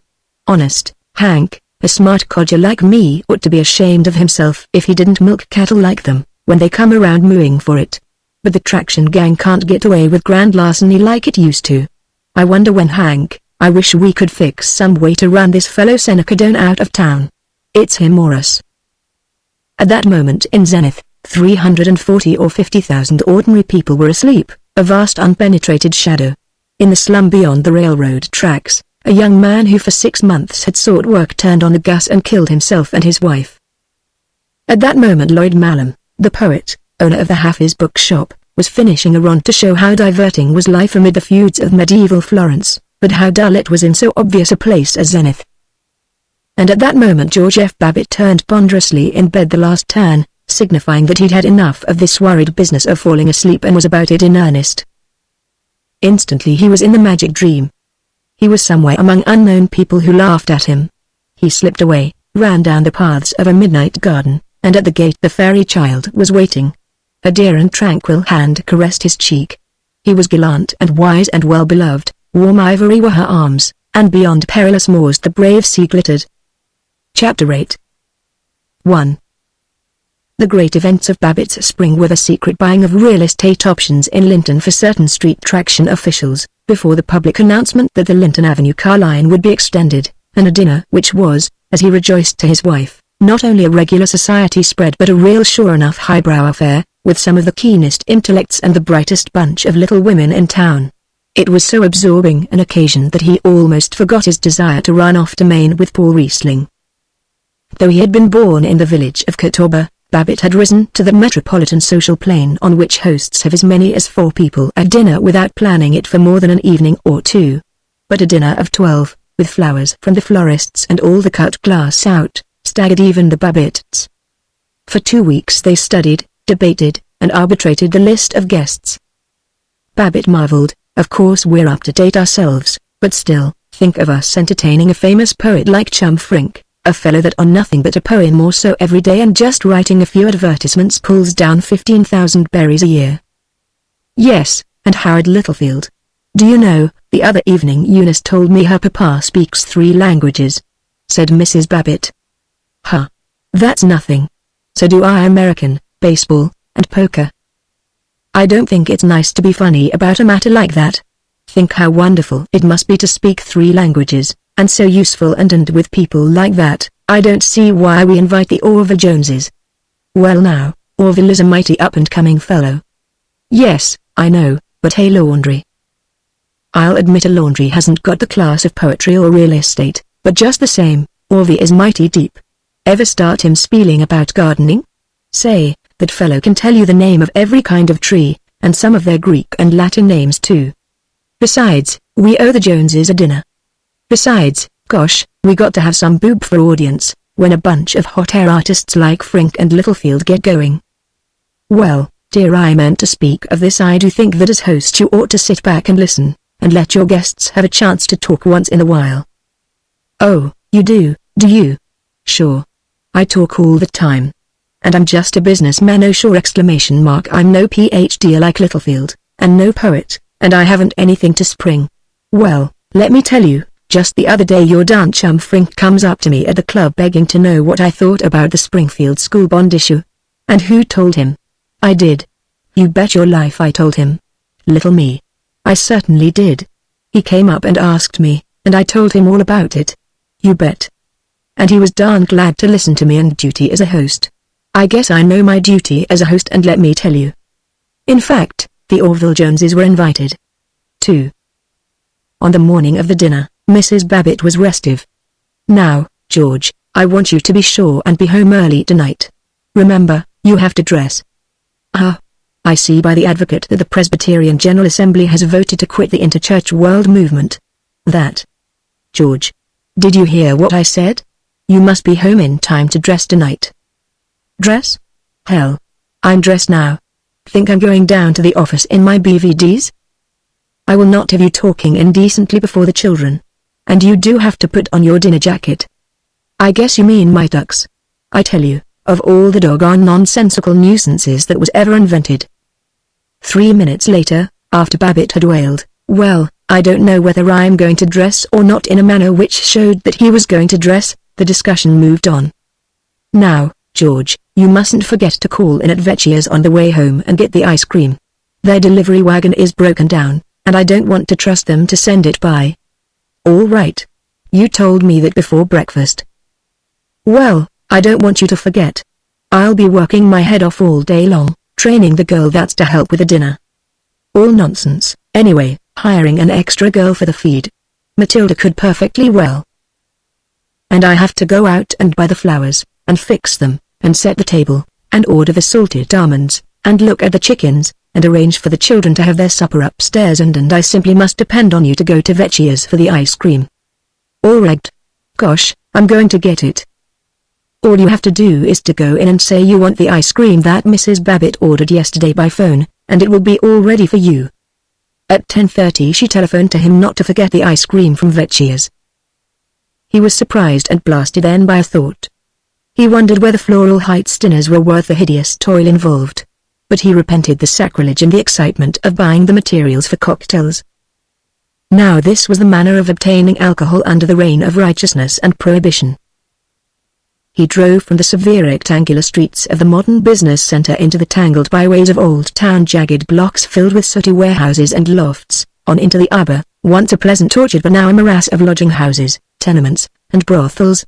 Exquisite shivers chilled his spine and stomach, and he looked at every policeman with intense innocence, as one who loved the law, and admired the force, and longed to stop and play with them.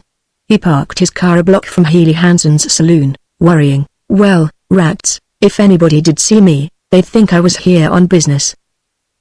He entered a place curiously like the saloons of anti-prohibition days, with a long greasy bar with sawdust in front and streaky mirror behind, a pine table at which a dirty old man dreamed over a glass of something which resembled whiskey, and with two men at the bar, drinking something which resembled beer, and giving that impression of forming a large crowd which two men always give in a saloon. The bartender, a tall pale Swede with a diamond in his lilac scarf, stared at Babbitt as he stalked plumply up to the bar and whispered, "A friend of Hansen's sent me here. Like to get some gin?" The bartender gazed down on him in the manner of an outraged bishop. "I guess you got the wrong place, my friend. We sell nothing but soft drinks here." He cleaned the bar with a rag which would itself have done with a little cleaning, and glared across his mechanically moving elbow. The old dreamer at the table petitioned the bartender, "Say, Oscar, listen." Oscar did not listen. Or, "Say, Oscar, listen, will you? Say, listen." The decayed and drowsy voice of the loafer, the agreeable stink of beer dregs, threw a spell of inanition over Babbitt. The bartender moved grimly toward the crowd of two men. Babbitt followed him as delicately as a cat, and wheedled, "Say, Oscar, I want to speak to Mr. Hansen." "Why'd you want to see him for?" "I just want to talk to him. Here's my card." It was a beautiful card, an engraved card, a card in the blackest black and the sharpest red, announcing that Mr. George F. Babbitt was estates, insurance, rents. The bartender held it as though it weighed 10 pounds, and read it as though it were 100 words long. He did not bend from his episcopal dignity, but he growled, "I'll see if he's around." From the back room he brought an immensely old young man, a quiet sharp-eyed man, in tan silk shirt, checked vest hanging open, and burning brown trousers. "Mr. Healy Hansen." Mr. Hansen said, "Only you?" But his implacable and contemptuous eyes queried Babbitt's soul, and he seemed not at all impressed by the new dark grey suit for which, as he had admitted to every acquaintance at the athletic club, Babbitt had paid $125. "Glad meet you, Mr. Hansen. Say, I'm George Babbitt of the Babbitt-Thompson Realty Company. I'm a great friend of Jacot's." "Well, what of it?" "Say, I'm going to have a party, and Jake told me you'd be able to fix me up with a little gin." In alarm, in obsequiousness, as Hansen's eyes grew more bored, "You telephone to Jake about me, if you want to." Hansen answered by jerking his head to indicate the entrance to the back room, and strolled away. Babbitt melodramatically crept into an apartment containing 4 round tables, 11 chairs, a brewery calendar, and a smell. He waited.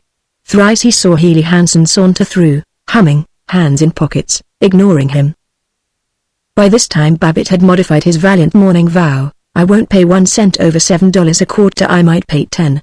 On Hansen's next weary entrance he besought, "Could you fix that up?" Hansen scowled, and grated, "Just a minute, Pete's sake, just a minute, suit." In growing meekness Babbitt went on waiting till Hansen casually reappeared with a quart of gin, what is euphemistically known as a quart, in his disdainful long white hands. $12, he snapped. "Say, but say, can, Jake thought you'd be able to fix me up for 8 or 9 a bottle." "Nup. 12? This is the real stuff, smuggled from Canada.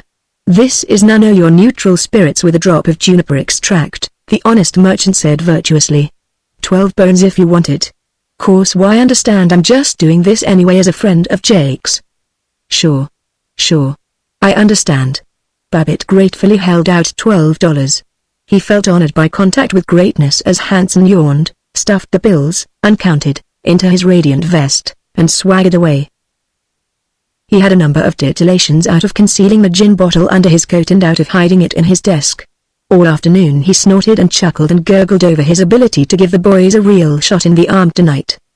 He was, in fact, so exhilarated that he was within a block of his house before he remembered that there was a certain matter, mentioned by his wife, of fetching ice cream from Vecchia's. He explained, "Well, darn it," and drove back. Vecchia was not a caterer, he was the caterer of Zenith. Most coming-out parties were held in the white and gold ballroom of the Maison Vecchia. At all that nice teas the guests recognized the 5 kinds of Vecchia sandwiches and the 7 kinds of Vecchia cakes, and all really smart dinners ended, as on a resolving chord, in Vecchia Neapolitan ice cream in one of the three reliable molds: the melon mold, the round mold like a layer cake, and the long brick. Vecchia's shop had pale blue woodwork, tracery of plaster roses, attendants in frilled aprons, and glass shelves of kisses with all the refinement that inheres in whites of eggs. Babbitt felt heavy and thick amid this professional daintiness, and as he waited for the ice cream he decided, with hot prickles at the back of his neck, that a girl customer was giggling at him. He went home in a touchy temper. The first thing he heard was his wife's agitated, "George, do you remember to go to Vecchia's and get the ice cream?" "Say, look here. Do I ever forget to do things?" "Yes. Often." "Well now, it's darn seldom I do, and it certainly makes me tired, after going into a pink tea joint like Vecchia's and having to stand around looking at a lot of half-naked young girls, all rouged up like they were 60 and eating a lot of stuff that simply ruins their stomachs. Oh, it's too bad about you. I've noticed how you hate to look at pretty girls." With a jab, Babbitt realized that his wife was too busy to be impressed by that moral indignation with which males rule the world, and he went humbly upstairs to dress. He had an impression of a glorified dining room, of cut glass, candles, polished wood, lace, silver, roses. With the odd swelling of the heart suitable to so grave a business as giving a dinner, he slew the temptation to wear his plaited dress shirt for a fourth time, took out an entirely fresh one, tightened his black bow, and rubbed his patent leather pumps with a handkerchief. He glanced with pleasure at his garnet and silver studs. He smoothed and patted his ankles, transformed by silk socks from the sturdy shanks of George Babbitt to the elegant limbs of what is called a clubman. He stood before the pier glass, viewing his trim dinner coat, his beautiful triple braided trousers, and murmured in lyrics beatitude, "By golly, I don't look so bad. I certainly don't look like a tauber. If the hicks back home could see me in this rig, they'd have a fit." He moved majestically down to mix the cocktails. As he chipped ice, as he squeezed oranges, as he collected vast stores of bottles, glasses, and spoons at the sink in the pantry, he felt as authoritative as the bartender at Healy Hanson's saloon. True, Mrs. Babbitt said he was underfoot, and Matilda and the maid hired for the evening brushed by him, elbowed him, shrieked please open door, as they tottered through with trays, but in this high moment he ignored them. Besides the new bottle of gin, his cellar consisted of 1/2 bottle of bourbon whiskey, 1/4 of a bottle of Italian vermouth, and approximately 100 drops of orange bitters. He did not possess a cocktail shaker. A shaker was proof of dissipation, the symbol of a drinker, and Babbitt disliked being known as a drinker even more than he liked to drink. He mixed by pouring from an ancient gravy boat into a handleless pitcher. He poured with a noble dignity, holding his alembics high beneath the powerful Mazda globe, his face hot, his shirt front a glaring white, the copper sink a scoured red gold. He tasted the sacred essence. Now, by golly, if that isn't pretty near one fine old cocktail. Kind of a Bronx, and yet like a Manhattan. Hey, Myra, want a little nip before the folks come? Bustling into the dining room, moving each glass 1/4 of an inch, rushing back with resolution implacable on her face, her grey and silver lace party frock protected by a denim towel, Mrs. Babbitt glared at him, and rebuked him, certainly not. Well, in a loose, jocose manner, I think the old man will. The cocktail filled him with a whirling exhilaration behind which he was aware of devastating desires to rush places in fast motors, to kiss girls, to sing, to be witty. He sought to regain his lost dignity by announcing to Matilda, "I'm going to stick this pitcher of cocktails in the refrigerator. Be sure you don't upset any of them." "Yeah. Well, be sure now. Don't go putting anything on this top shelf." "Yeah. Well, he was dizzy. His voice was thin and distant. "We." With enormous impressiveness he commanded, "Well, be sure now," and minced into the safety of the living room. He wondered whether he could persuade as slow a bunch as Myra and the Littlefields to go someplace after dinner and raise Cain and maybe dig up some more booze. He perceived that he had gifts of profligacy which had been neglected. By the time the guests had come, including the inevitable late couple for whom the others waited with painful amiability, a great grey emptiness had replaced the purple swirling in Babbitt's head, and he had to force the tumultuous greetings suitable to a host on floral heights. The guests were Howard Littlefield, the doctor of philosophy who furnished publicity and comforting economics to the Street Traction Company, Virgil Gunch, the coal dealer, equally powerful in the Elks and in the Boosters Club, Eddie Swanson, the agent for the Javelin motor car, who lived across the street, and Orville Jones, owner of the Lily White Laundry, which justly announced itself the biggest, busiest, bulliest cleanery shop in Zenith. But, naturally, the most distinguished of all was T. Coleman Lee Frink, who was not only the author of Poemulations, which, syndicated daily in 67 leading newspapers, gave him one of the largest audiences of any poet in the world, but also an optimistic lecturer and the creator of Ads That Add. Despite the searching philosophy and high morality of his verses, they were humorous and easily understood by any child of 12, and it added a neat air of pleasantry to them that they were set not as verse but as prose. Mr. Frink was known from coast to coast as Chum. With them were 6 wives, more or less it was hard to tell, so early in the evening, as at first glance they all looked alike, and as they all said, "Oh, isn't this nice?" in the same tone of determined liveliness. To the eye, the men were less similar. Littlefield, a hedge scholar, tall and horse-faced; Chum Frink, a trifle of a man with soft and mouse-like hair, advertising his profession as poet by a silk cord on his eyeglasses; Virgil Gunch, broad, with coarse black hair and bross; Eddie Swanson, a bald and bouncing young man who showed his taste for elegance by an evening waistcoat of figured black silk with glass buttons; Orville Jones, a steady-looking, stubby, not very memorable person, with a hemp-colored toothbrush moustache. Yet they were all so well-fed and clean, they all shouted "Evenin', Georgie," with such robustness, that they seemed to be cousins, and the strange thing is that the longer one knew the women, the less alike they seemed, while the longer one knew the men, the more alike their bold patterns appeared. The drinking of the cocktails was as canonical a rite as the mixing. The company waited, uneasily, hopefully, agreeing in a strained manner that the weather had been rather warm and slightly cold, but still Babbitt said nothing about drinks. They became despondent. But when the late couple, the Swansons, had arrived, Babbitt hinted, "Well, folks, do you think you could stand breaking the law a little?" They looked at Chum Frink, the recognized lord of language. Frink pulled at his eyeglass cord as it a bell rope. He cleared his throat and said that which was the custom. "I'll tell you, George, I'm a law-abiding man, but they do say Gunch is a regular yegg, and of course he's bigger than I am, and I just can't figure out what I'd do if he tried to force me into anything criminal." Gunch was roaring, "Well, I'll take a chance," when Frink held up his hand and went on, "So if and you insist, Georgie, I'll park my car on the wrong side of the street, because I take it for granted that's the crime you're hinting at." There was a great deal of laughter. Mrs. Jones asserted, "Mr. Frink is simply too killing. You'd think he was so innocent." Babbitt clamored, "How did you guess it, Chum?" "Well, you all just wait a moment while I go out and get the keys to your cars." Through a froth of merriment he brought the shining promise, the mighty tray of glasses with the cloudy yellow cocktails in the glass pitcher in the center. The men babbled, "Oh, gosh, have a look. And this gets me right where I live. And let me at it." But Chum Frink, a traveled man and not unused to woes, was stricken by the thought that the potion might be merely fruit juice with a little neutral spirits. He looked timorous as Babbitt, a moist and ecstatic harmoner, held out a glass, but as he tasted it he piped, "Oh, man, let me dream on. It ain't true, but don't waken me. Just let me slumber." 2 hours before, Frink had completed a newspaper lyric beginning, "I sat alone and groused and thunk, and scratched my head and sighed and wunk, and groaned, there still are boobs, alack, who'd like the old-time gin mill back, that den that makes a sage a loon, the vile and smelly old saloon. I'll never miss their poison booze, whilst I the bubbling spring canoes, that leaves my head at merry morn as clear as any babe newborn." Babbitt drank with the others. His moment's depression was gone. He perceived that these were the best fellows in the world. He wanted to give them 1,000 cocktails. "Think you could stand another?" he cried.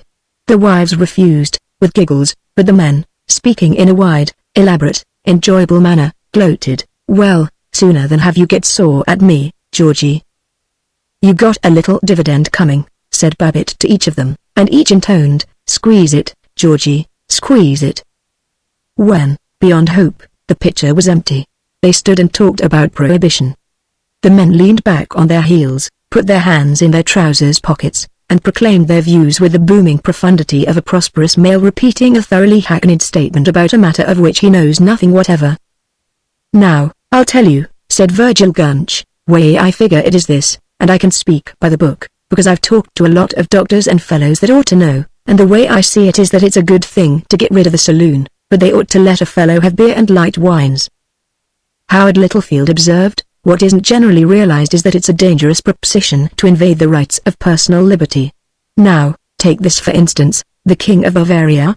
I think it was Bavaria, yes, Bavaria. It was in 1862, March, 1862, he issued a proclamation against public grazing of livestock. The peasantry had stood for overtaxation without the slightest complaint, but when this proclamation came out, they rebelled. Or it may have been Saxony. But it just goes to show the dangers of invading the rights of personal liberty. That's it, no one got a right to invade personal liberty, said Orville Jones. Just the same, you don't want to forget prohibition is a mighty good thing for the working classes. Keeps them from wasting their money and lowering their productiveness, said Virgil Gunch. Yes, that's so. But the trouble is the manner of enforcement, insisted Howard Littlefield. Congress didn't understand the right system. Now, if I'd been running the thing, I'd have arranged it so that the drinker himself was licensed, and then we could have taken care of the shiftless workman, kept him from drinking, and yet not have interfered with the rights with the personal liberty of fellows like ourselves. They bobbed their heads, looked admiringly at one another, and stated, that's so, that would be the stunt. The thing that worries me is that a lot of these guys will take to cocaine, sighed Eddie Swanson. They bobbed more violently, and groaned, that's so, there is a danger of that.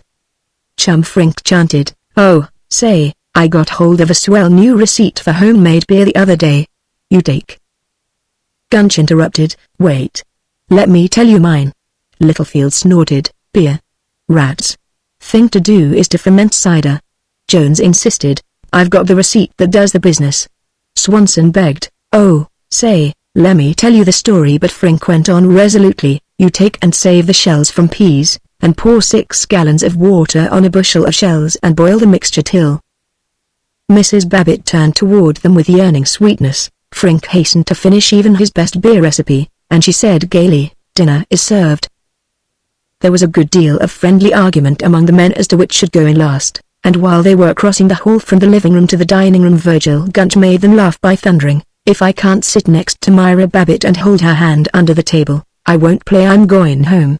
In the dining room they stood embarrassed while Mrs. Babbitt fluttered, now, let me see, oh, I was going to have some nice hand-painted place cards for you, but oh, let me see, Mr. Frink, you sit there. The dinner was in the best style of women's magazine art, whereby the salad was served in hollowed apples, and everything but the invincible fried chicken resembled something else. Ordinarily the men found it hard to talk to the women, flirtation was an art unknown on Floral Heights, and the realms of offices and of kitchens had no alliances. But under the inspiration of the cocktails, conversation was violent. Each of the men still had a number of important things to say about prohibition, and now that each had a loyal listener in his dinner partner, he burst out. I found a place where I can get all the hooch I want at 8 a quart. Did you read about this fellow that went and paid $1,000 for 10 cases of red-eye that proved to be nothing but water? Seems this fellow was standing on the corner and fellow comes up to him. They say there's a whole raft of stuff being smuggled across at Detroit. What I always say is what a lot of folks don't realize about prohibition. And then you get all this awful poison stuff with alcohol and everything. Course I believe in it on principle, but I don't propose to have anybody telling me what I got to think and do. No American LL ever stand for that. But they all felt that it was rather in bad taste for Orville Jones and he not recognized as one of the wits of the occasion anyway to say, in fact, the whole thing about prohibition is this, it isn't the initial cost, it's the humidity. Not till the one required topic had been dealt with did the conversation become general. It was often and admiringly said of Virgil Gunch, gee, that fellow can get away with murder. Why, he can pull a raw one in mixed company and all the ladies LL laugh their heads off, but me, gosh, if I crack anything that's just the least bit off color I get the res for fair. Now Gunch delighted them by crying to Mrs. Eddie Swanson, youngest of the women, Louetta. I managed to pinch Eddie's dorky out of his pocket, and what say you and me sneak across the street when the folks aren't looking? Got something, with a gorgeous leer, awful important to tell you. The women wriggled, and Babbitt was stirred to like naughtiness. Say, folks, I wished I dared show you a book I borrowed from Doc Patton. Now, George. The idea.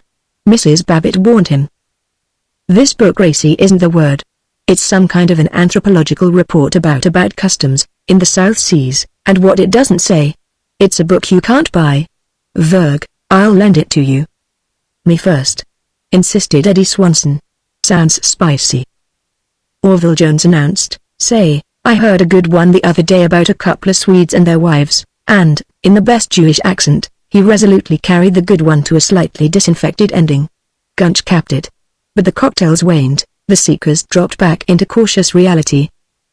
Chum Frink had recently been on a lecture tour among the small towns, and he chuckled, awful good to get back to civilization. I certainly been seeing some hick towns. I mean course the folks there are the best on earth, but, gee whiz, those Main Street burgers are slow, and you fellows can't hardly appreciate what it means to be here with a bunch of live ones. You bet, exulted Orville Jones. They're the best folks on earth, those small town folks, but, oh, mama. What conversation. Why, say, they can't talk about anything but the weather and the neo-afford, by heckalorum. That's right. They all talk about just the same things, said Eddie Swanson. Don't they, though? They just say the same things over and over, said Virgil Gunch. Yes, it's really remarkable. They seem to lack all power of looking at things impersonally. They simply go over and over the same talk about Fords and the weather and so on, said Howard Littlefield. Still, at that, you can't blame them. They haven't got any intellectual stimulus such as you get up here in the city, said Chum Frink. Gosh, that's right, said Babbitt. I don't want you highbrows to get stuck on yourselves, but I must say it keeps a fellow right up on his toes to sit in with a poet and with Howard, the guy that put the con in economics. But these small town boobs, with nobody but each other to talk to, no wonder they get so sloppy and uncultured in their speech, and so bowed up in their thinking. Orville Jones commented, and, then take our other advantages, the movies, for instance. These Yabville sports think they're all get out if they have one change of bill a week, where here in the city you got your choice of a dozen different movies any evening you want to name.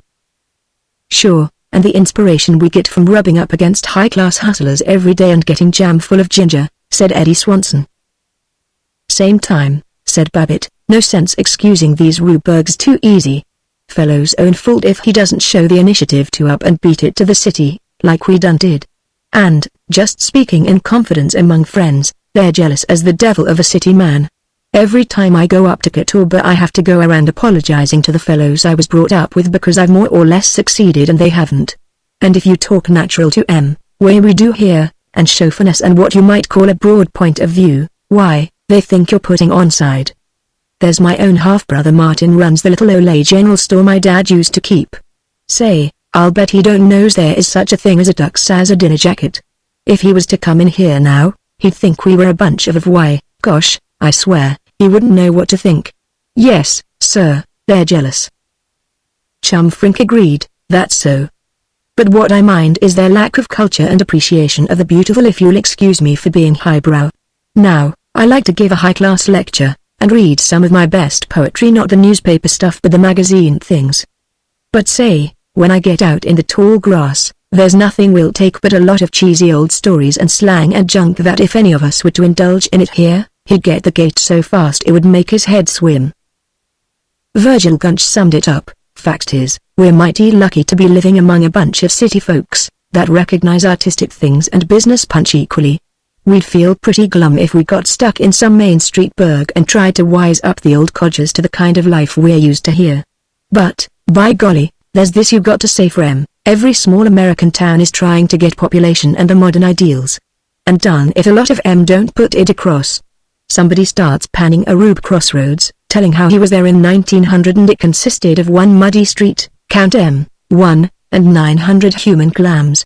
Well, you go back there in 1920, and you find pavements and a swell little hotel and a first-class ladies' ready-to-wear shop, real perfection. In fact, you don't want to just look at what these small towns are, you want to look at what they're aiming to become, and they all got an ambition that in the long run is going to make them the finest spots on earth. They all want to be just like Zenith. 3. However intimate they might be with T. Coleman Lee Frink as a neighbor, as a borrower of lawn-mowers and monkey wrenches, they knew that he was also a famous poet and a distinguished advertising agent, that behind his easiness were sultry literary mysteries which they could not penetrate. But tonight, in the gin-evolved confidence, he admitted them to the Arcanum. "I've got a literary problem that's worrying me to death. I'm doing a series of ads for the Zico car and I want to make each of them a real little gem, regular stylistic stuff. I'm all for this theory that perfection is the stunt, or nothing at all, and these are as tough things as I ever tackled. You might think it'd be harder to do my poems, all these hard topics, home and fireside and happiness, but they're cinches. You can't go wrong on M. You know what sentiments any decent go-ahead fellow must have if he plays the game, and you stick right to M. But the poetry of industrialism, now there's a literary line where you got to open up a new territory. Do you know the fellow who's really the American genius? The fellow who you don't know his name and I don't either. But his work ought to be preserved so's future generations can judge our American thought and originality today? Why, the fellow that writes the Prince Albert tobacco ads. Just listen to this. It's PA that jams such joy in Jimmy pipes. Say bet you've often bent an ear to that spill of speech about hopping from 5 to FIFTYPER by stepping on her a bit. Guess that's going some, alright, but just among ourselves, you better start a rapid whiz system to keep tabs as to how fast you'll buzz from low smoke spirits to tip-top high once you line up behind a Jimmy pipe that's all aglow with that peach of a pal, Prince Albert. Prince Albert is John on the job, always joyously more ISH in flavor, always delightfully cool and fragrant. For a fact, you never hooked such double-decked, copper-riveted, two-fisted smoke enjoyment. Go to a pipe speedo quick like you light on a good thing. Why, packed with Prince Albert you can play a joyous Jimmy straight across the boards. And you know what that means. Now that, Carol the motor agent, Eddie Swanson, that's what I call he literature. That Prince Albert fellow though, gosh, there can't be just one fellow that writes M, must be a big board of classy ink-slingers in conference, but anyway. Now, he doesn't write for long-haired pikers, he writes for regular guys, he writes for me, and I tip my penny to him. The only thing is, I wonder if it sells the goods? Course, like all these poets, this Prince Albert fellow lets his idea run away with him. It makes elegant reading, but it don't say nothing. I'd never go out and buy Prince Albert tobacco after reading it, because it doesn't tell me anything about the stuff. It's just a bunch of fluff. Frink faced him. Oh, you're crazy. Have I got to sell you the idea of style? Anyway, that's the kind of stuff I'd like to do for the Zico. But I simply can't. So I decided to stick to the straight poetic, and I took a shot at a highbrow ad for the Zico. How do you like this? The long white trail is calling and it's over the hills and far away for every man or woman that has red blood in his veins and on his lips the ancient song of the buccaneers. It's away with dull drudging, and a fig for care. Speed, glorious speed, it's more than just a moment's exhilaration, it's life for you and me. This great new truth the makers of the Zico car have considered as much as price and style. It's fleet as the antelope, smooth as the glide of a swallow, yet powerful as the charge of a bull elephant. Class breathes in every line. Listen, brother. You'll never know what the high art of hiking is till you try life's zippinest zest, the Zico. Yes, Frink mused, that's got an elegant color to it, if I do say so, but it ain't got the originality of spill of speech. The whole company sighed with sympathy and admiration. Chapter 9. 1. Babbitt was fond of his friends, he loved the importance of being host and shouting, certainly, you're going to have small chicken idea. And he appreciated the genius of tea. Colemanly Frink, but the vigor of the cocktails was gone, and the more he ate the less joyful he felt. Then the amity of the dinner was destroyed by the nagging of the Swansons. In Floral Heights and the other prosperous sections of Zenith, especially in the young married set, there were many women who had nothing to do. Though they had few servants, yet with gas stoves, electric ranges and dishwashers and vacuum cleaners, and tiled kitchen walls, their houses were so convenient that they had little housework, and much of their food came from bakeries and delicatessens. They had but one, or no children, and despite the myth that the Great War had made work respectable, their husbands objected to their wasting time and getting a lot of crank ideas in unpaid social work, and still more to their causing a rumor, by earning money, that they were not adequately supported. They worked perhaps 2 hours a day, and the rest of the time they ate chocolates, went to the motion pictures, went window shopping, went in gossiping 2s and 3s to card parties, read magazines, thought timorously of the lovers who never appeared, and accumulated a splendid restlessness which they got rid of by nagging their husbands. The husbands nagged back. Of these naggers the Swansons were perfect specimens. Throughout the dinner Eddie Swanson had been complaining, publicly, about his wife's new frock. It was, he submitted, too short, too low, too immodestly thin, and much too expensive. He appealed to Babbitt. "Honest, George, what do you think of that rag Louetta went and bought? Don't you think it's the limit?" "What's eating you, Eddie? I call it a swell little dress." "Oh, it is, Mr. Swanson. It's a sweet frock," Mrs. Babbitt protested. "There now, do you see, smarty? You're such an authority on clothes," Louetta raged, while the guests ruminated and peeped at her shoulders. "That's all right now," said Swanson. "I'm authority enough so I know it was a waste of money, and it makes me tired to see you not wearing out a whole closet full of clothes you got already. I've expressed my idea about this before, and you know good and well you didn't pay the least bit of attention. I have to camp on your trail to get you to do anything." There was much more of it, and they all assisted, all but Babbitt. Everything about him was dim except his stomach, and that was a bright scarlet disturbance. Had too much grub, oughtn't to eat this stuff. He groaned while he went on eating, while he gulped down the chill and glutinous slice of the ice cream brick, and coconut cake as oozy as shaving cream. He felt as though he had been stuffed with clay, his body was bursting, his throat was bursting, his brain was hot mud, and only with agony did he continue to smile and shout as became a host on Floral Heights.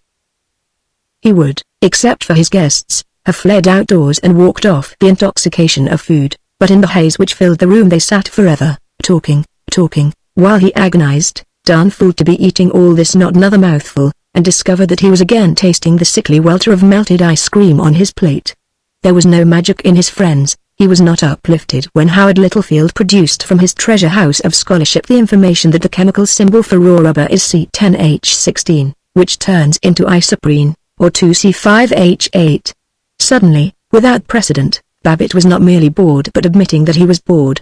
It was ecstasy to escape from the table, from the torture of a straight chair, and loll on the davenport in the living room. The others, from their fitful and convincing talk, their expressions of being slowly and painfully smothered, seemed to be suffering from the toil of social life and the horror of good food as much as himself. All of them accepted with relief the suggestion of bridge. Babbitt recovered from the feeling of being boiled. He won at bridge. He was again able to endure Virgil Gunch's inexorable heartiness. But he pictured loafing with Paul Riesling beside a lake in Maine. It was as overpowering and imaginative as homesickness. He had never seen Maine, yet he beheld the shrouded mountains, the tranquil lake of evening. "That boy Paul's worth all these ballyhooing highbrows put together," he muttered, "and I'd like to get away from everything." Even Louetta Swanson did not rouse him. Mrs. Swanson was pretty and pliant. Babbitt was not an analyst of women, except as to their tastes in furnished houses to rent. He divided them into real ladies, working women, old cranks, and fly chickens. He mooned over their charms, but he was of opinion that all of them, save the women of his own family, were different and mysterious. Yet he had known by instinct that Louetta Swanson could be approached. Her eyes and lips were moist. Her face tapered from a broad forehead to a pointed chin, her mouth was thin but strong and avid, and between her brows were two outcurving and passionate wrinkles. She was 30, perhaps, or younger. Gossip had never touched her, but every man naturally and instantly rose to flirtatiousness when he spoke to her, and every woman watched her with stilled blankness. Between games, sitting on a davenport, Babbitt spoke to her with the requisite gallantry, that sonorous Floral Heights gallantry which is not flirtation but a terrified flight from it. "You're looking like a new soda fountain tonight, Louetta." "Am I?" "Olay Eddie kind of on the rampage." "Yes. I get so sick of it." "Well, when you get tired of hubby, you can run off with Uncle George." "If I ran away, oh, well.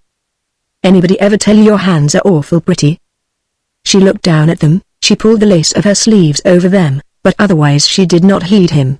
She was lost in unexpressed imaginings. Babbitt was too languid this evening to pursue his duty of being a captivating, though strictly moral, male. He ambled back to the bridge tables. He was not much thrilled when Mrs. Frink, a small twittering woman, proposed that they try and do some spiritualism and table tipping. "You know chum can make the spirits come honest, he just scares me." The ladies of the party had not emerged all evening, but now, as the sex given to things of the spirit while the men warred against base things material, they took command and cried, "Oh, let's." In the dimness the men were rather solemn and foolish, but the good wives quivered and adored as they sat about the table. They laughed. "Now, you be good or I'll tell." When the men took their hands in the circle, Babbitt tingled with a slight return of interest in life as Louetta Swanson's hand closed on his with quiet firmness. All of them hunched over, intent. They startled as someone drew a strained breath. In the dusty light from the hall they looked unreal, they felt disembodied. Mrs. Gunch squeaked, and they jumped with unnatural jocularity, but at Frink's hiss they sank into subdued awe. Suddenly, incredibly, they heard a knocking. They stared at Frink's half-revealed hands and found them lying still. They wriggled, and pretended not to be impressed. Frink spoke with gravity. "Is someone there?" A thud. "Is one knock to be the sign for yes?" A thud. "And two for no?" A thud. "Now, ladies and gentlemen, shall we ask the guide to put us into communication with the spirit of some great one passed over?" Frink mumbled. Mrs. Orville Jones begged, "Oh, let's talk to Dante. We studied him at the reading circle. You know who he was, Orvie?" "Certainly I know who he was. The war poet. Where do you think I was raised?" "From her insulted husband." "Sure, the fellow that took the cooks to hell. I've never waded through his pottery, but we learned about him in the U," said Babbitt. "Page Mr. Dante," intoned Eddie Swanson. "You ought to get him easy, Mr. Frink, you and he being fellow poets," said Louetta Swanson. "Fellow poets, rats. Where do you get that stuff?" protested Virgil Gunch. "I suppose Dante showed a lot of speed for an old-timer, not that I've actually read him, of course, but to come right down to hard facts, he wouldn't stand 1 2 3 if he had to buckle down to practical literature and turn out a poem for the newspaper syndicate every day, like Chum does." "That's so," from Eddie Swanson. "Those old birds could take their time. Judas Priest, I could write poetry myself if I had a whole year for it, and just wrote about that old-fashioned junk like Dante wrote about." Frink demanded, "Hush, now. I'll call him." "Oh," laughing eyes, "emerge forth into the ultimates and bring hither the spirit of Dante, that we mortals may list to his words of wisdom." "You forgot to give the address, 1658 Brimstone Avenue, Fiery Heights." "Hell," Gunch chuckled, but the others felt that this was irreligious. And besides, probably it was just Chum making the knocks, but still, if there did happen to be something to all this, be exciting to talk to an old fellow belonging to way back in early times. A thud.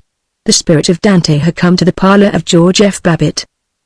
He was, it seemed, quite ready to answer their questions. He was glad to be with them, this evening. Frink spelled out the messages by running through the alphabet till the spirit interpreter knocked at the right letter. Littlefield asked, in a learned tone, "Do you like it in the Paradiso, Messiah?" "We are very happy on the higher plane, Signor. We are glad that you are studying this great truth of spiritualism," Dante replied. The circle moved with an awed creaking of stays and shirt fronts. Suppose there was something to this? Babbitt had a different worry. Suppose Chum Frink was really one of these spiritualists. Chum had, for a literary fellow, always seemed to be a regular guy. He belonged to the Chatham Road Presbyterian Church and went to the boosters' lunches and liked cigars and the motors and racy stories. But suppose that secretly, after all, you never could tell about these darn highbrows, and to be an out-and-out spiritualist would be almost like being a socialist. No one could long be serious in the presence of Virgil Gunch. "Ask Dante how Jack Shakespeare and old Virg, the guy they named after me, are getting along, and don't they wish they could get into the movie game?" he blared, and instantly all was mirth. Mrs. Jones shrieked, and Eddie Swanson desired to know whether Dante didn't catch cold with nothing on but his wreath. The pleased Dante made humble answer. But Babbitt, the cursed discontent was torturing him again, and heavily, in the impersonal darkness, he pondered, "I don't we're all so flip and think we're so smart. There'd be a fellow like Dante, I wish I'd read some of his pieces. I don't suppose I ever will, now." He had, without explanation, the impression of a slaggy cliff, and on it, in silhouette against menacing clouds, a lone and austere figure. He was dismayed by a sudden contempt for his surest friends. He grasped Louetta Swanson's hand, and found the comfort of human warmth. Habit came, a veteran warrior, and he shook himself. "What the deuce is the matter with me, this evening?" He patted Louetta's hand, to indicate that he hadn't meant anything improper by squeezing it, and demanded of Frink, "See if you can get old Dan to spiel us some of his poetry. Talk up to him. Tell him, buona giornata, signor, come ça va, we jets." Qu'est-ce que little pomme, senor? 2. The lights were switched on. The women sat on the fronts of their chairs in that determined suspense whereby a wife indicates that as soon as the present speaker has finished, she is going to remark brightly to her husband, "Well, dear, I think perhaps it's about time for us to be saying good night." For once Babbitt did not break out in blustering efforts to keep the party going. There was something he wished to think out, but the psychical research had started them off again. Why didn't they go home? Why didn't they go home? Though he was impressed by the profundity of the statement, he was only half enthusiastic when Howard Littlefield lectured, "The United States is the only nation in which the government is a moral ideal and not just a social arrangement." True, weren't they ever going home? He was usually delighted to have an inside view of the momentous world of motors, but tonight he scarcely listened to Eddie Swanson's revelation, "If you want to go above the Javelin class, the Zico is a mighty good buy." Couple weeks ago, and mind you, this was a fair, square test, they took a Zico stock touring car and they slid up the Tonawanda Hill on high, and fellow told me, "Zico good boat," but were they planning to stay all night? They really were going, with a flutter of "We did have the best time." Most aggressively friendly of all was Babbitt, yet as he bawbled he was reflecting, "I got through it, but for a while I didn't hardly think I'd last out." He prepared to taste that most delicate pleasure of the host, making fun of his guests in the relaxation of midnight. As the door closed he yawned voluptuously, chest out, shoulders wriggling, and turned cynically to his wife. She was beaming. "Oh, it was nice, wasn't it? I know they enjoyed every minute of it. Don't you think so?" He couldn't do it. He couldn't mock. It would have been like sneering at a happy child. He lied ponderously, "You bet. Best party this year, by a long shot." "Wasn't the dinner good? And honestly I thought the fried chicken was delicious." "You bet. Fried to the Queen's taste. Best fried chicken I've tasted for a coon's age." "Didn't Matilda fry it beautifully? And don't you think the soup was simply delicious?" "It certainly was. It was corking. Best soup I've tasted since Heck was a pup." But his voice was seeping away. They stood in the hall, under the electric light in its square box-like shade of red glass bound with nickel. She stared at him. "Why, George, you sound as if you hadn't really enjoyed it." "Sure I did. Course I did." "George. What is it?" "Oh, I'm kind of tired, I guess. Been pounding pretty hard at the office. Need to get away and rest up a little." "Well, we're going to Maine in just a few weeks now, dear." He was pouring it out nakedly, robbed of reticence. "Myra, I think it'd be a good thing for me to get up there early." "But you have this man you have to meet in New York about business." "What man?" "Oh, sure. Him. Oh, that's all off. But I want to hit Maine early, get in a little fishing, catch me a big trout, by golly." A nervous, artificial laugh. "Well, why don't we do it? Verona and Matilda can run the house between them, and you and I can go any time, if you think we can afford it." "But I've been feeling so jumpy lately, I thought maybe it might be a good thing if I kind of got off by myself and sweat it out of me." "George, don't you want me to go along?" She was too wretchedly in earnest to be tragic, or gloriously insulted, or anything save dumpy and defenseless and flushed to the red steaminess of a boiled beet. "Of course I do. I just meant remembering that Paul Riesling had predicted this. He was as desperate as she. I mean, sometimes it's a good thing for an old grouch like me to go off and get it out of his system." He tried to sound paternal. "Then when you and the kids arrive I figured maybe I might skip up to Maine just a few days ahead of you. I'd be ready for a real bat, see how I mean?" He coaxed her with large booming sounds, with affable smiles, like a popular preacher blessing an Easter congregation, like a humorous lecturer completing his stint of eloquence, like all perpetrators of masculine wiles. She stared at him, the joy of festival drained from her face. "Do I bother you when we go on vacations? Don't I add anything to your fun?" He broke. Suddenly, dreadfully, he was hysterical. He was a yelping baby. "Yes, yes, yes. Hell, yes. But can't you understand I'm shot to pieces? I'm all in. I got to take care of myself. I tell you, I'm sick of everything and everybody. I got to." It was she who was mature and protective now. "Why, of course. You shall run off by yourself. Why don't you get Paul to go along, and you boys just fish and have a good time?" She patted his shoulder, reaching up to it while he shook with palsied helplessness. and in that moment was not merely by habit fond of her but clung to her strength. She cried cheerily, "Now upstairs you go, and pop into bed. We'll fix it all up. I'll see to the doors. Now ship." For many minutes, for many hours, for a bleak eternity, he lay awake, shivering, reduced to primitive terror, comprehending that he had won freedom, and wondering what he could do with anything so unknown and so embarrassing as freedom. Chapter 10. 1. No apartment house in Zenith had more resolutely experimented in condensation than the Revelstoke Arms, in which Paul and Zillah Riesling had a flat. By sliding the beds into low closets, the bedrooms were converted into living rooms. The kitchens were cupboards, each containing an electric range, a copper sink, a glass refrigerator, and, very intermittently, a Balkan maid. Everything about the Arms was excessively modern, and everything was compressed except the garages. The Babbitts were calling on the Rieslings at the Arms. It was a speculative venture to call on the Rieslings, interesting and sometimes disconcerting. Zillah was an active, strident, full-blown, high-bosomed blonde. When she condescended to be good-humored, she was nervously amusing. Her comments on people were saltily satiric and penetrative of accepted hypocrisies.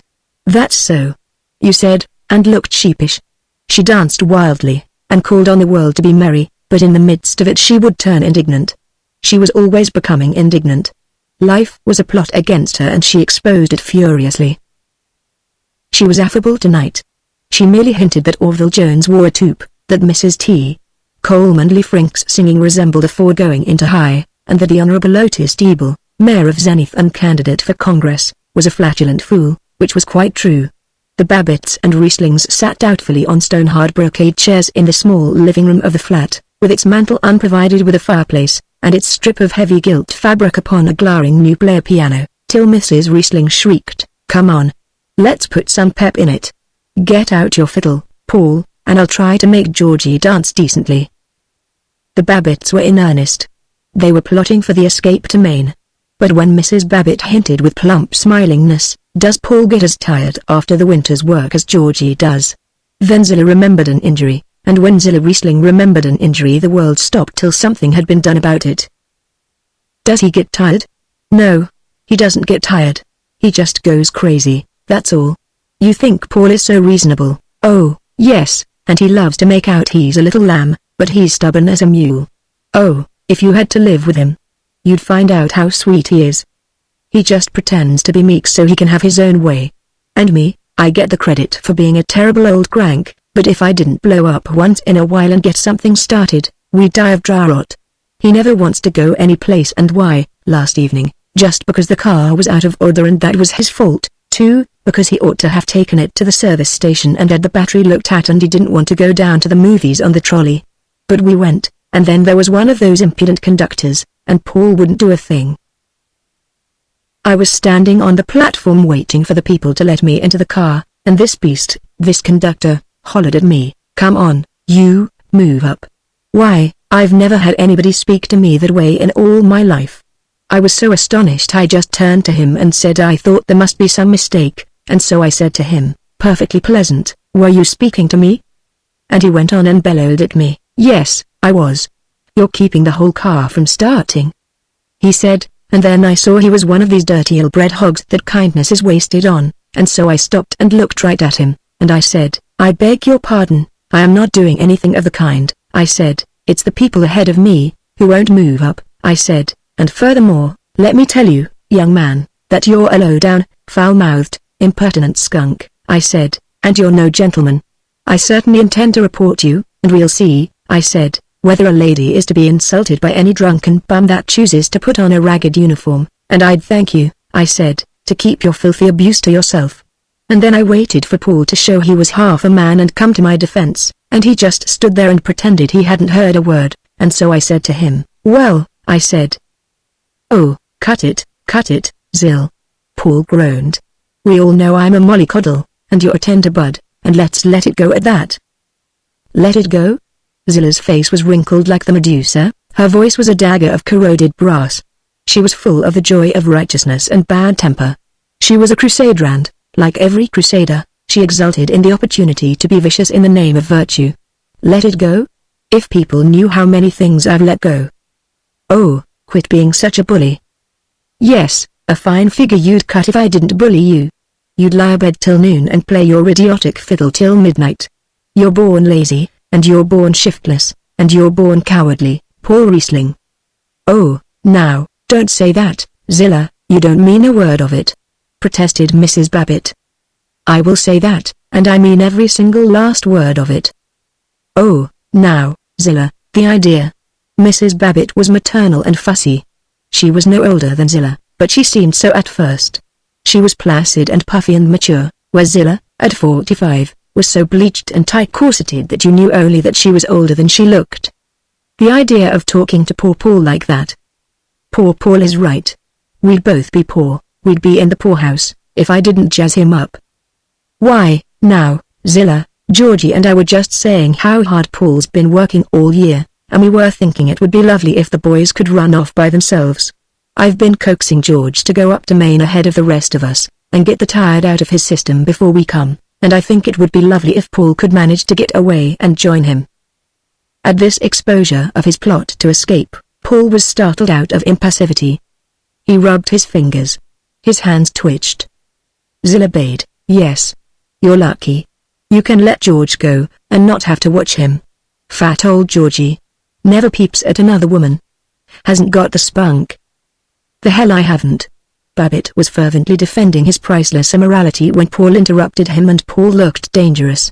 He rose quickly. He said gently to Zilla. I suppose you imply I have a lot of sweethearts. Yes, I do. Well, then, my dear, since you ask for it, there hasn't been a time in the last 10 years when I haven't found some nice little girl to comfort me, and as long as you continue your amiability I shall probably continue to deceive you. It isn't hard. You're so stupid. Zilla gibbered. She howled. Words could not be distinguished in her slaver of abuse. Then the bland George F. Babbitt was transformed. If Paul was dangerous, if Zilla was a snake-locked fury, if the neat emotions suitable to the Revelstoke arms had been slashed into raw hatreds, it was Babbitt who was the most formidable. He leapt up. He seemed very large. He seized Zilla's shoulder. The cautions of the broker were wiped from his face, and his voice was cruel. I've had enough of all this damn nonsense. I've known you for 25 years, Zill, and I never knew you to miss a chance to take your disappointments out on Paul. You're not wicked. You're worse. You're a fool. And let me tell you that Paul is the finest boy God ever made. Every decent person is sick and tired of your taking advantage of being a woman and springing every mean innuendo you can think of. Who the hell are you that a person like Paul should have to ask your permission to go with me? You act like you were a combination of Queen Victoria and Cleopatra. You fool, can't you see how people snicker at you, and sneer at you? Zilla was sobbing. I've never nobody ever talked to me like this in all my life. No, but that's the way they talk behind your back. Always. They say you're a scolding old woman. Old, by God. That cowardly attack broke her. Her eyes were blank. She wept. But Babbitt glared stolidly. He felt that he was the all-powerful official in charge, that Paul and Mrs. Babbitt looked on him with awe, that he alone could handle this case. Zilla writhed. She begged, oh, they don't. They certainly do. I've been a bad woman. I'm terribly sorry. I'll kill myself. I'll do anything. Oh, what do you want? She abased herself completely. Also, she enjoyed it. To the connoisseur of scenes, nothing is more enjoyable than a thorough, melodramatic, egoistic humility. I want you to let Paul beat it off to Maine with me, Babbitt demanded. How can I help his going? You've just said I was an idiot and nobody paid any attention to me.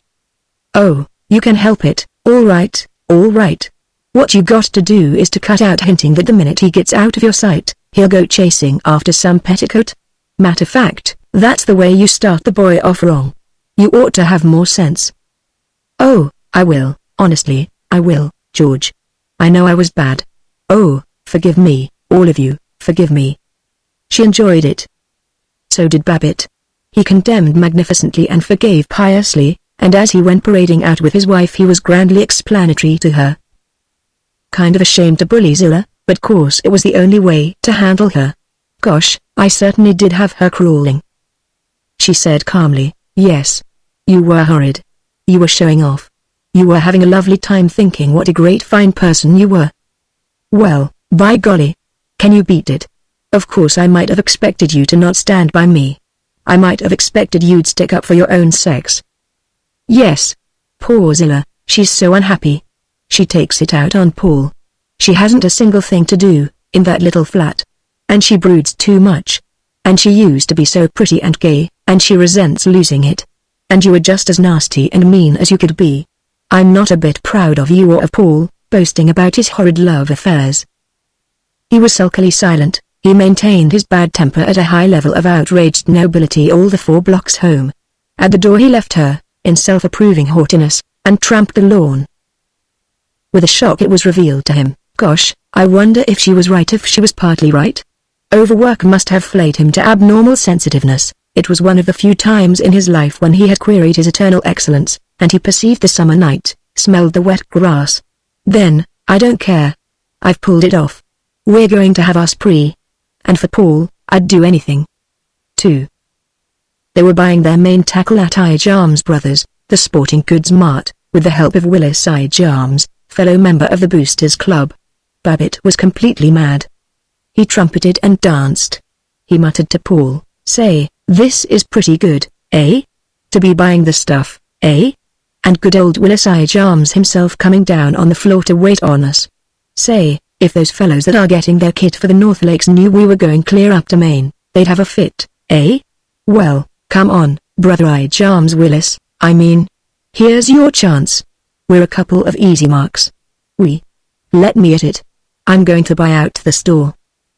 He gloated on fly rods and gorgeous rubber hip boots, on tents with celluloid windows and folding chairs and ice boxes. He simple-heartedly wanted to buy all of them. It was the Paul whom he was always vaguely protecting who kept him from his drunken desires. But even Paul lightened when Willis I. Jarms, a salesman with poetry and diplomacy, discussed flies. Now, of course, you boys know. He said, the great scrap is between dry flies and wet flies. Personally, I'm for dry flies. More sporting. That's so. Lots more sporting, fulminated Babbitt, who knew very little about flies either wet or dry. Now if you'll take my advice, Georgie, you'll stock up well on these pale evening dims, and silver sedges, and red ants. Oh, boy, there's a fly, that red ant. You bet. That's what it is, a fly. Rejoiced Babbitt. Yes, sir, that red ant, said I. Jarms, is a real honest-to-God FLY. Oh, I guess ole Mr. Trout won't come hustling when I drop one of those red ants on the water, asserted Babbitt, and his thick wrists made a rapturous motion of casting. Yes, and the landlocked salmon will take it, too, said I. Jarms, who had never seen a landlocked salmon. Salmon. Trout. Say, Paul, can you see Uncle George with his khaki pants on while I'm in, some morning 'bout 7? 3. They were on the New York Express, incredibly bound for Maine, incredibly without their families. They were free, in a man's world, in the smoking compartment of the Pullman. Outside the car window was a glaze of darkness stippled with the gold of infrequent mysterious lights.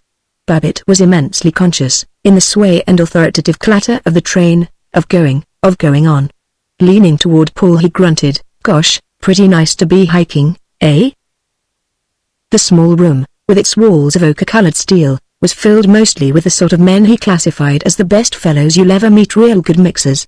There were 4 of them on the long seat, a fat man with a shrewd fat face, a knife-edged man in a green velour hat, a very young man with an imitation amber cigarette holder, and Babbitt. Facing them, on 2 movable leather chairs, were Paul and a lanky, old-fashioned man, very cunning, with wrinkles bracketing his mouth. They all read newspapers or trade journals, boot and shoe journals, crockery journals, and waited for the joys of conversation. It was the very young man, now making his first journey by Pullman, who began it. Say, gee, I had a wild old time in Zenith. He gloried. Say, if a fellow knows the ropes there he can have as wild a time as he can in New York.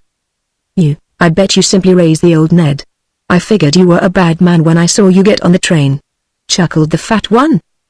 The others delightedly laid down their papers. Well, that's all right now. I guess I seen some things in the arbor you never seen, complained the boy. Oh, I'll bet you did. I bet you lapped up the malted milk like a regular little devil. Then, the boy having served as introduction, they ignored him and charged into real talk. Only Paul, sitting by himself, reading a serial story in a newspaper, failed to join them, and all but Babbitt regarded him as a snob, an eccentric, a person of no spirit. Which of them said which has never been determined, and does not matter, since they all had the same ideas and expressed them always with the same ponderous and brash assurance. If it was not Babbitt who was delivering any given verdict, at least he was beaming on the Chancellor who did deliver it. At that, though, announced the first, they're selling quite some booze in Zenith. Guess they are everywhere. I don't know how you fellows feel about prohibition, but the way it strikes me is that it's a mighty beneficial thing for the poor zob that hasn't got any willpower, but for fellows like us, it's an infringement of personal liberty. That's a fact. Congress has got no right to interfere with a fellow's personal liberty, contended the second. A man came in from the car, but as all the seats were full he stood up while he smoked his cigarette. He was an outsider. He was not one of the old families of the smoking compartment. They looked upon him bleakly and, after trying to appear at ease by examining his chin in the mirror, he gave it up and went out in silence. Just been making a trip through the South. Business conditions not very good down there, said one of the council. Is that a fact? Not very good, eh? No, didn't strike me they were up to normal. Not up to normal, eh? No, I wouldn't hardly say they were. The whole council nodded sagely and decided, yump, not hardly up to snuff. Well, business conditions ain't what they ought to be out west, neither, not by a long shot. That's a fact. And I guess the hotel business feels it. That's one good thing, though, these hotels that have been charging $5 a day, yes, and maybe 6-7 exclamation mark for a rotten room, are going to be darn glad to get 4, and maybe give you little service. That's a fact. Say, speaking about hotels, I hit the St. Francis at San Francisco for the first time, the other day, and, say, it certainly is a first-class place. You're right, brother. The St. Francis is a swell place, absolutely A1. That's a fact. I'm right with you. It's a first-class place. But say, any of you fellows ever stay at the Rippleton, in Chicago? I don't want to knock, I believe in boosting wherever you can, but say, of all the rotten dumps that pass themselves off as first-class hotels, that's the worst. I'm going to get those guys, one of these days, and I told them so. You know how I am, well, maybe you don't know, but I'm accustomed to first-class accommodations, and I'm perfectly willing to pay a reasonable price. I got into Chicago late the other night, and the Rippleton's near the station. I'd never been before, but I says to the taxi driver, I always believe in taking a taxi when you get in late, may cost a little more money, but, gosh, it's worth it when you got to be up early next morning and out selling a lot of crabs. And I said to him, oh, just drive me over to the Rippleton. Well, we got there, and I breezed up to the desk and said to the clerk, well, brother, got a nice room with bath for Cousin Bill. Say, oh, eh. You'd have thought I'd sold him a second, or asked him to work on Yom Kippur. He hands me the cold-boiled stare and yaps, I dunno, friend, I'll see, and he ducks behind the rigamajig they keep track of the rooms on. Well, I guess he called up the Credit Association and the American Security League to see if I was all right. He certainly took long enough, or maybe he just went to sleep, but finally he comes out and looks at me like it hurts him, and croaks, I think I can let you have a room with bath. Well, that's awful nice of you, sorry to trouble you, how much LL it set me back? I says, real sweet. It'll cost you $7 a day, friend, he says. Well, it was late, and anyway, it went down on my expense account. Gosh, if I'd been paying it instead of the firm, I'd have tramped the streets all night before I'd have let any hick tavern stick me $7 great big round dollars, believe me. So I lets it go at that. Well, the clerk wakes a nice young bellhop fine lad not a day over 79 years old, fought at the Battle of Gettysburg and doesn't know it's over yet, thought I was one of the Confederates, I guess. From the way he looked at me, and Rip Van Winkle took me up to something I found out afterwards. They called it a room. But first I thought there'd been some mistake. I thought they were putting me in the Salvation Army collection box. At $7 per each and every DM. Gosh. I've heard the Rippleton was pretty cheesy. Now, when I go to Chicago I always stay at the Blackstone or the LaSalle first-class places. Say, any of you fellows ever stay at the Birchdale at Tout? How is it? Oh, the Birchdale is a first-class hotel. 12 minutes of conference on the state of hotels in South Bend, Flint, Dayton, Tulsa, Wichita, Fort Worth, Winona, Erie, Fargo, and Moose Jaw. Spin about prices, the man in the velour hat observed, fingering the elk tooth on his heavy watch chain. I'd like to know where they get this stuff about clothes coming down. Now, you take this suit I got on. He pinched his trousers leg. 4 years ago I paid $42.50 for it, and it was real sure North value. Well, here the other day I went into a store back home and asked to see a suit, and the fellow yanks out some hand-me-downs that, honest, I wouldn't put on a hired man. Just out of curiosity I asks him, what you charging for that junk? Junk, he says. What do you mean junk? That's a swell piece of goods, all wool like hell. It was nice vegetable wool, right off the Olay plantation. It's all wool, he says, and we get $67.90 for it. Oh, you do you? I says. Not from me you don't, I says, and I walks right out on him. You bet. I says to the wife, well, I said, as long as your strength holds out and you can go on putting a few more patches on Papa's pants, we'll just pass up buying clothes. That's right, brother. And just look at collars, for instance. Hey. Wait. The fat man protested. What's the matter with collars? I'm selling collars. Do you realize the cost of labor on collars is still 207% above? They voted that if their old friend the fat man sold collars, then the price of collars was exactly what it should be. But all other clothing was tragically too expensive. They admired and loved one another now. They went profoundly into the science of business, and indicated that the purpose of manufacturing a plow or a brick was so that it might be sold. To them, the romantic hero was no longer the knight, the wandering poet, the cowpuncher, the aviator, nor the brave young district attorney, but the great sales manager, who had an analysis of merchandising problems on his glass-topped desk, whose title of nobility was go-getter, and who devoted himself and all his young samurai to the cosmic purpose of selling, not of selling anything in particular, or to anybody in particular, but pure selling. The shop talk roused Paul Riesling. Though he was a player of violins and an interestingly unhappy husband, he was also a very able salesman of tar roofing. He listened to the fat man's remarks on the value of house organs and bulletins as a method of jazzing up the boys out on the road, and he himself offered 1 or 2 excellent thoughts on the use of 2-cent stamps on circulars. Then he committed an offense against the holy law of the clan of Goodfellows. He became highbrow. They were entering a city. On the outskirts they passed a steel mill which flared in scarlet and orange flame that licked at the cadaverous stacks, at the iron-sheathed walls and sullen converters. "My lord, look at that beautiful," said Paul. "You bet it's beautiful, friend. That's the Schelling-Horton steel plant, and they tell me old John Schelling made a good 3 million bones out of munitions during the war." The man with the velour hat said reverently, I mean it's lovely the way the light pulls that picturesque yard, all littered with junk, right out of the darkness," said Paul. They stared at him, while Babbitt crowed, "Paul has certainly got one great little eye for picturesque places and quaint sights and all that stuff. D'd have been an author or something if he hadn't gone into the roofing line." Paul looked annoyed.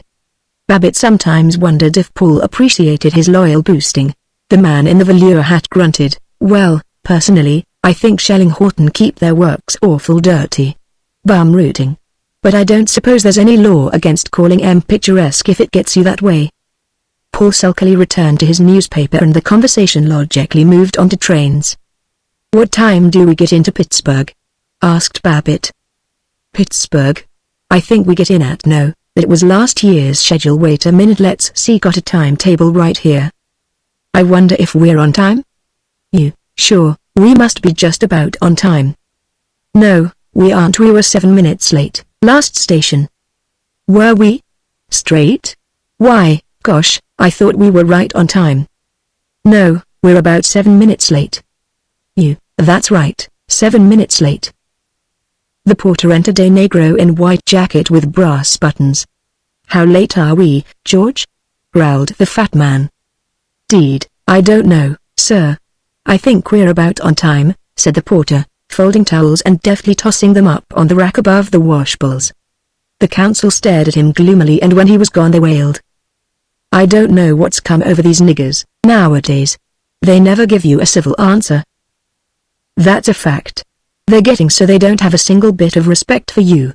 The old-fashioned coon was a fine old cuss. He knew his place, but these young dingers don't want to be porters or cotton pickers. Oh, no. They got to be lawyers and professors and Lord knows what all. I tell you, it's becoming a pretty serious problem. We ought to get together and show the black man, yes, and the yellow man, his place. Now, I haven't got one particle of race prejudice. I'm the first to be glad when a nigger succeeds so long as he stays where he belongs and doesn't try to usurp the rightful authority and business ability of the white man. That's the eye. And another thing we got to do, said the man with the velour hat, whose name was Kopinski, is to keep these damn foreigners out of the country. Thank the Lord, we're putting a limit on immigration. These diggos and hunkies have got to learn that this is a white man's country, and they ain't wanted here. When we've assimilated the foreigners we got here now and learned them the principles of Americanism and turned them into regular folks, why then maybe we'll let in a few more. You bet. That's a fact, they observed, and passed on to lighter topics. They rapidly reviewed motor car prices, tire mileage, oil stocks, fishing, and the prospects for the wheat crop in Dakota. But the fat man was impatient at this waste of time. He was a veteran traveler and free of illusions. Already he had asserted that he was an old he-one. He leaned forward, gathered in their attention by his expression of sly humor, and grumbled, "Oh, hell, boys, let's cut out the formality and get down to the stories." They became very lively and intimate. Paul and the boy vanished. The others slid forward on a long seat, unbuttoned their vests, thrust their feet up on the chairs, pulled the stately brass cuspid doors nearer, and ran the green window shade down on its little trolley, to shut them in from the uncomfortable strangeness of night. After each bark of laughter they cried, "Say, Jeeva, hear the one about Babbitt was expansive and virile." When the train stopped at an important station, the four men walked up and down the cement platform, under the vast smoky train shed roof, like a stormy sky, under the elevated footways, beside crates of ducks and sides of beef, in the mystery of an unknown city. They strolled abreast, old friends and well content. At the long-drawn alleyboard like a mountain call at dusk they hastened back into the smoking compartment, and till 2 of the morning continued the droll tales, their eyes damp with cigar smoke and laughter. When they parted they shook hands, and chuckled, "Well, sir, it's been a great session. Sorry to bust it up. Mighty glad to meet you." Babbitt lay awake in the close hot tomb of his Pullman berth, shaking with remembrance of the fat man's limerick about the lady who wished to be wild.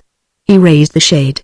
He lay with a puffy arm tucked between his head and the skimpy pillow, looking out on the sliding silhouettes of trees, and village lamps like exclamation points. He was very happy. Chapter 11. 1. They had 4 hours in New York between trains. The one thing Babbitt wished to see was the Pennsylvania Hotel, which had been built since his last visit. He stared up at it, muttering, 2,200 rooms and 2,200 baths. That's got everything in the world beat. Lord, their turnover must be well. Suppose price of rooms is $4 to $8 a day, and I suppose maybe some 10 and 4 times 2,200 say 6 times 2,200 well, anyway, with restaurants and everything, say summers between 8 and 15,000 a day. Every day. I never thought I'd see a thing like that. Some town. Of course the average fellow in Zenith has got more individual initiative than the fourflushers here, but I got to hand it to New York. Yes, sir, town, you're all right some ways. Well, old Polsky, I guess we've seen everything that's worthwhile. How'll we kill the rest of the time? Movie? But Paul desired to see a liner. Always wanted to go to Europe and, by thunder, I will, too, someday before I passed out, he sighed. From a rough wharf on the North River they stared at the stern of the Aquitania and her stacks and wireless antenna lifted above the dockhouse which shut her in. By golly, Babbitt droned, wouldn't be so bad to go over to the old country and take a squint at all these ruins, and the place where Shakespeare was born. And think of being able to order a drink whenever you wanted one. Just range up to a bar and holler out loud, "Gimme a cocktail," and darn the police. Not bad at all. What'd you like to see, over there, Paulibus? Paul did not answer. Babbitt turned. Paul was standing with clenched fists, head drooping, staring at the liner as in terror. His thin body, seen against the summer glaring planks of the wharf, was childishly meager. Again, what would you hit for on the other side, Paul? Scowling at the steamer, his breast heaving, Paul whispered, "Oh, my God. While Babbitt watched him anxiously, he snapped, "Come on, let's get out of this," and hastened down the wharf, not looking back. That's funny, considered Babbitt.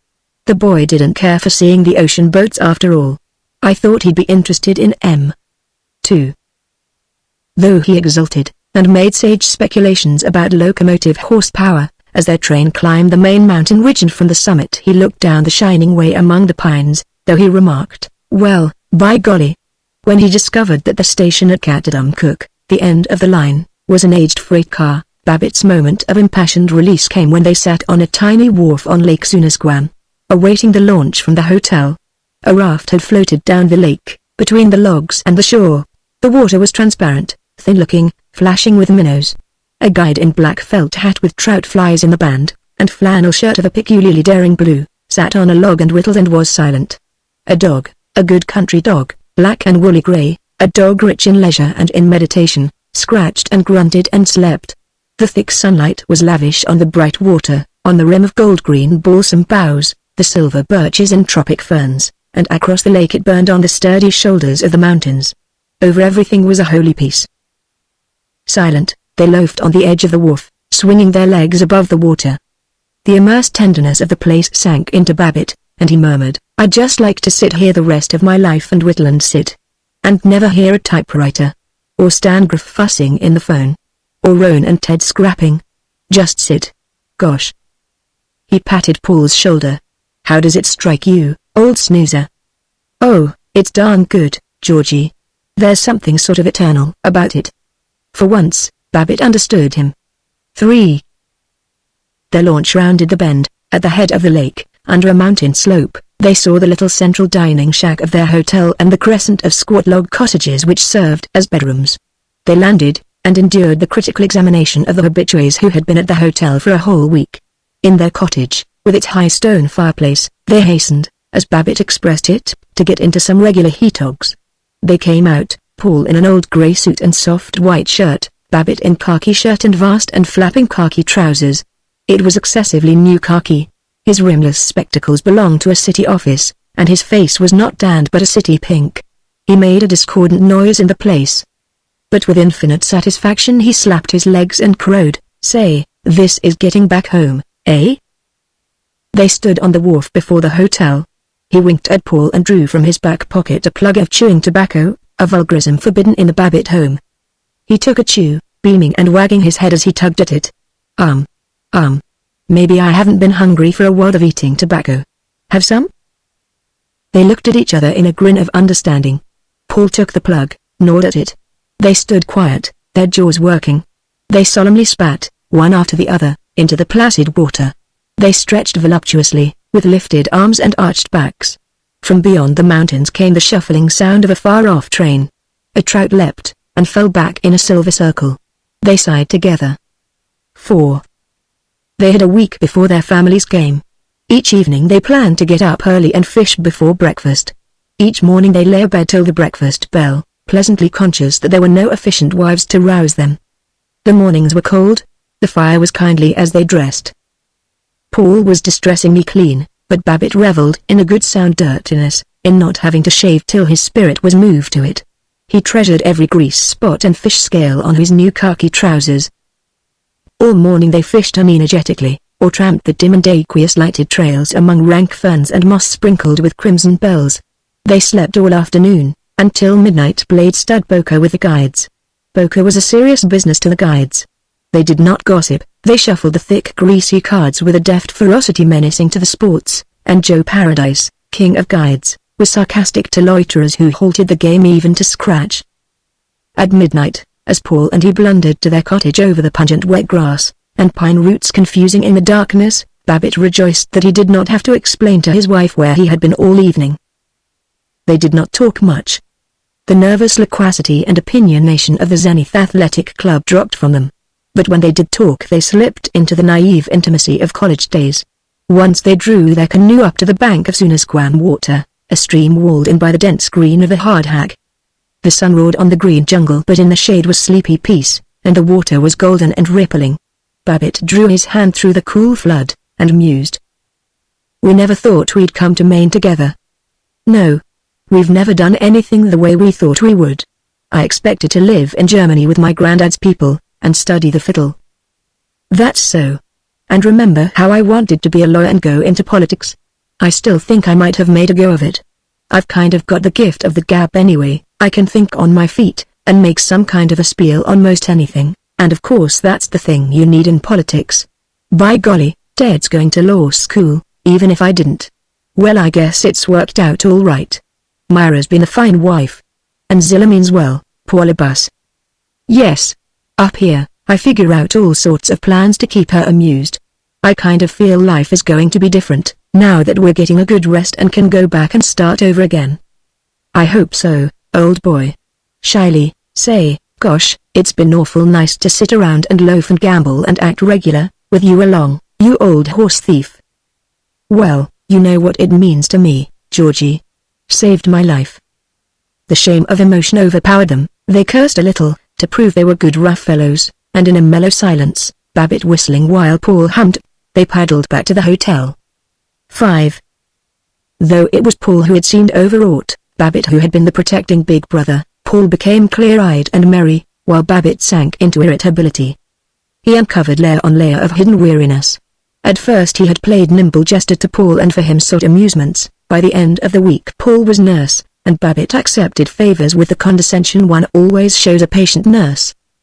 The day before their families arrived, the women guests at the hotel bubbled, "Oh, isn't it nice? You must be so excited," and the proprieties compelled Babbitt and Paul to look excited. But they went to bed early and grumpy. When Myra appeared she said at once, "Now, we want you boys to go on playing around just as if we weren't here." The first evening, he stayed out for poker with the guides, and she said in placid merriment, "My, you're a regular bad one." The second evening, she groaned sleepily, "Good heavens, are you going to be out every single night?" The third evening, he didn't play poker. He was tired now in every cell. "Funny. Vacation doesn't seem to have done me a bit of good," he lamented. "Paul's frisky as a colt, but I swear, I'm crankier and nervouser than when I came up here." He had 3 weeks of Maine. At the end of the second week he began to feel calm, and interested in life. He planned an expedition to climb Sachem Mountain, and wanted to camp overnight at Boxcar Pond. He was curiously weak, yet cheerful, as though he had cleansed his veins of poisonous energy and was filling them with wholesome blood. He ceased to be irritated by Ted's infatuation with a waitress, his 7th tragic affair this year. He played catch with Ted, and with pride taught him to cast a fly in the pine-shadowed silence of Scotchewart Pond. At the end he sighed, "Hang it, I'm just beginning to enjoy my vacation. But, well, I feel a lot better. And it's going to be one great year. Maybe the real estate board will elect me president, instead of some fuzzy old-fashioned faker like Chan Mott." On the way home, whenever he went into the smoking compartment he felt guilty at deserting his wife and angry at being expected to feel guilty, but each time he triumphed, "Oh, this is going to be a great year, a great old year." Chapter 12. 1. All the way home from Maine, Babbitt was certain that he was a changed man. He was converted to serenity. He was going to cease worrying about business. He was going to have more interests: theaters, public affairs, reading. And suddenly, as he finished an especially heavy cigar, he was going to stop smoking. He invented a new and perfect method. He would buy no tobacco, he would depend on borrowing it, and, of course, he would be ashamed to borrow often. In a spasm of righteousness he flung his cigar case out of the smoking compartment window. He went back and was kind to his wife about nothing in particular. He admired his own purity, and decided, absolutely simple.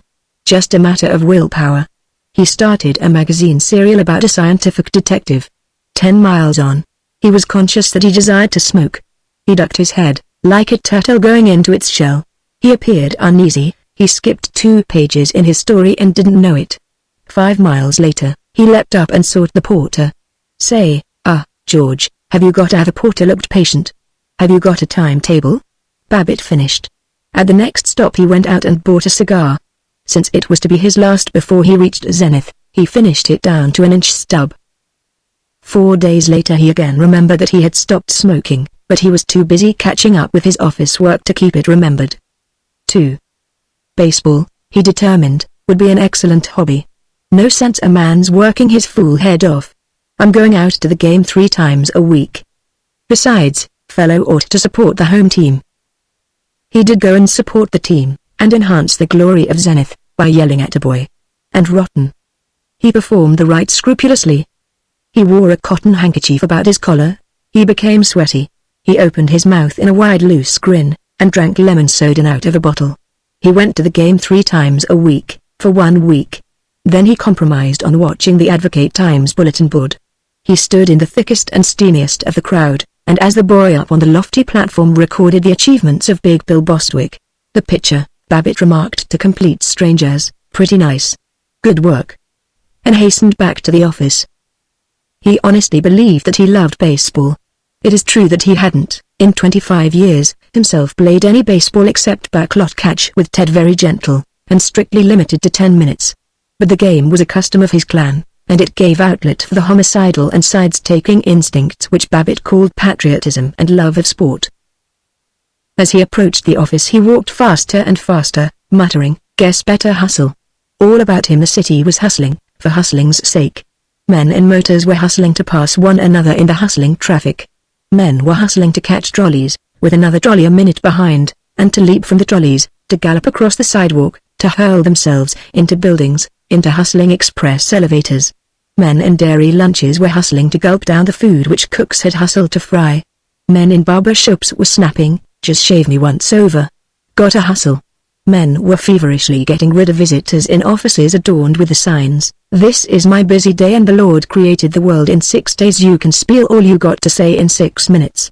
Men who had made 5,000, year before last, and 10,000 last year, were urging on nerve-yelping bodies and parched brains so that they might make 20,000 this year, and the men who had broken down immediately after making their $20,000 were hustling to catch trains, to hustle through the vacations which the hustling doctors had ordered. Among them Babbitt hustled back to his office, to sit down with nothing much to do except see that the staff looked as though they were hustling. 3. Every Saturday afternoon he hustled out to his country club and hustled through 9 holes of golf as a rest after the week's hustle. In Zenith it was as necessary for a successful man to belong to a country club as it was to wear a linen collar. Babbitt's was the Outing Golf and Country Club, a pleasant grey shingled building with a broad porch, on a daisy-starred cliff above Lake Kennepoose. There was another, the Tonawanda Country Club, to which belonged Charles McKelvey, Horace Updike, and the other rich men who lunched not at the Athletic but at the Union Club. Babbitt explained with frequency, "You couldn't hire me to join the Tonawanda, even if I did have $180 to throw away on the initiation fee. At the Outing we've got a bunch of real human fellows, and the finest lot of little women in town just as good at joshing as the men, but at the Tonawanda there's nothing but these would-bes in New York get-ups, drinking tea. Too much dog altogether. Why, I wouldn't join the Tonawanda even if I wouldn't join it on a bet." When he had played 4 or 5 holes, he relaxed a bit, his tobacco-fluttering heart beat more normally, and his voice slowed to the drawling of his 100 generations of peasant ancestors. 4. At least once a week Mr. and Mrs. Babbitt and Tinker went to the movies. Their favorite motion picture theater was the Chateau, which held 3,000 spectators and had an orchestra of 50 pieces which played arrangements from the operas and suites portraying A Day on the Farm, or A Four-Alarm Fire. In the stone rotunda, decorated with crown-embroidered velvet chairs and almost medieval tapestries, parakeets sat on gilded lotos columns. With exclamations of "Well, by golly! And you got to go some to beat this dump!" Babbitt admired the Chateau. As he stared across the thousands of heads, a great plain in the dimness, as he smelled good clothes and mild perfume and chewing gum, he felt as when he had first seen a mountain and realized how very, very much earth and rock there was in it. He liked 3 kinds of films: pretty bathing girls with bare legs, policemen or cowboys and an industrious shooting of revolvers, and funny fat men who ate spaghetti. He chuckled with immense, moist-eyed sentimentality at interludes portraying puppies, kittens, and chubby babies, and he wept at deathbeds and old mothers being patient in mortgaged cottages. Mrs. Babbitt preferred the pictures in which handsome young women in elaborate frocks moved through sets ticketed as the drawing rooms of New York millionaires. As for Tinker, she preferred, or was believed to prefer, whatever her parents told her to. All his relaxations: baseball, golf, movies, bridge, motoring, long talks with Paul at the athletic club, or at the good red beef and Old English chop house were necessary to Babbitt, for he was entering a year of such activity as he had never known. Chapter 13. 1. It was by accident that Babbitt had his opportunity to address the S.A.R.E.B. The S.A.R.E.B., as its members called it, with a universal passion for mysterious and important-sounding initials, was the State Association of Real Estate Boards, the organization of brokers and operators.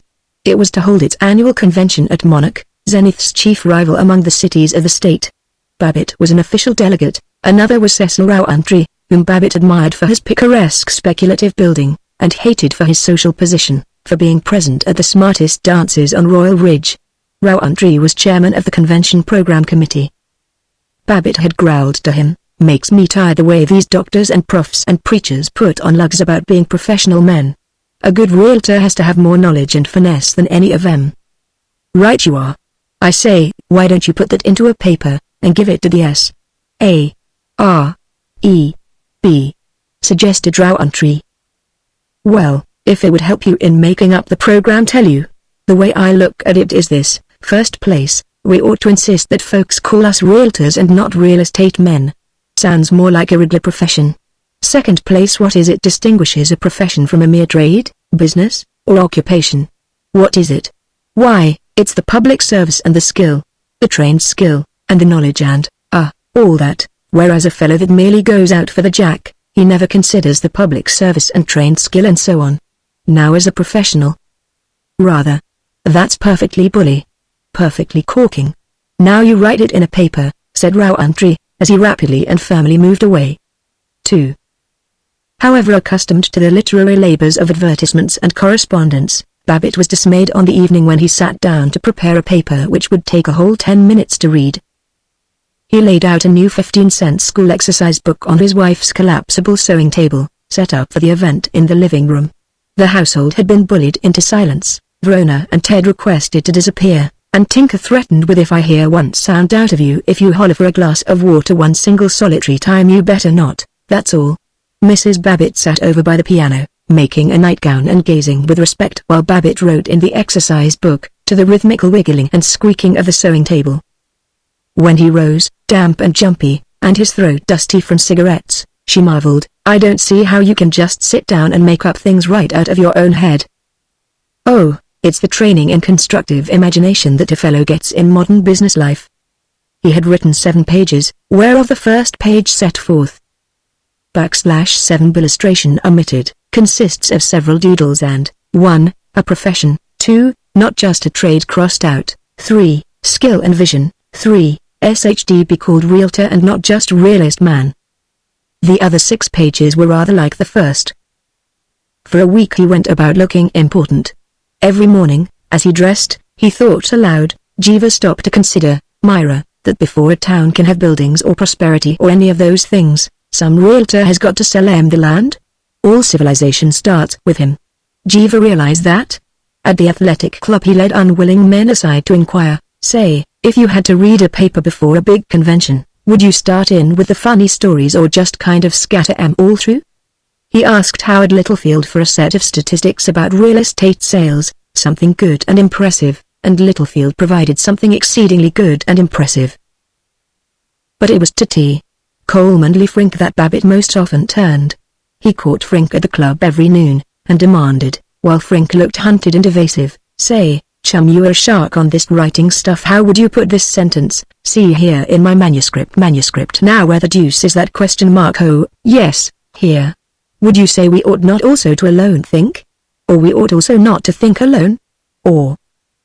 One evening when his wife was away and he had no one to impress, Babbitt forgot about style, order, and the other mysteries, and scrawled off what he really thought about the real estate business and about himself, and he found the paper written.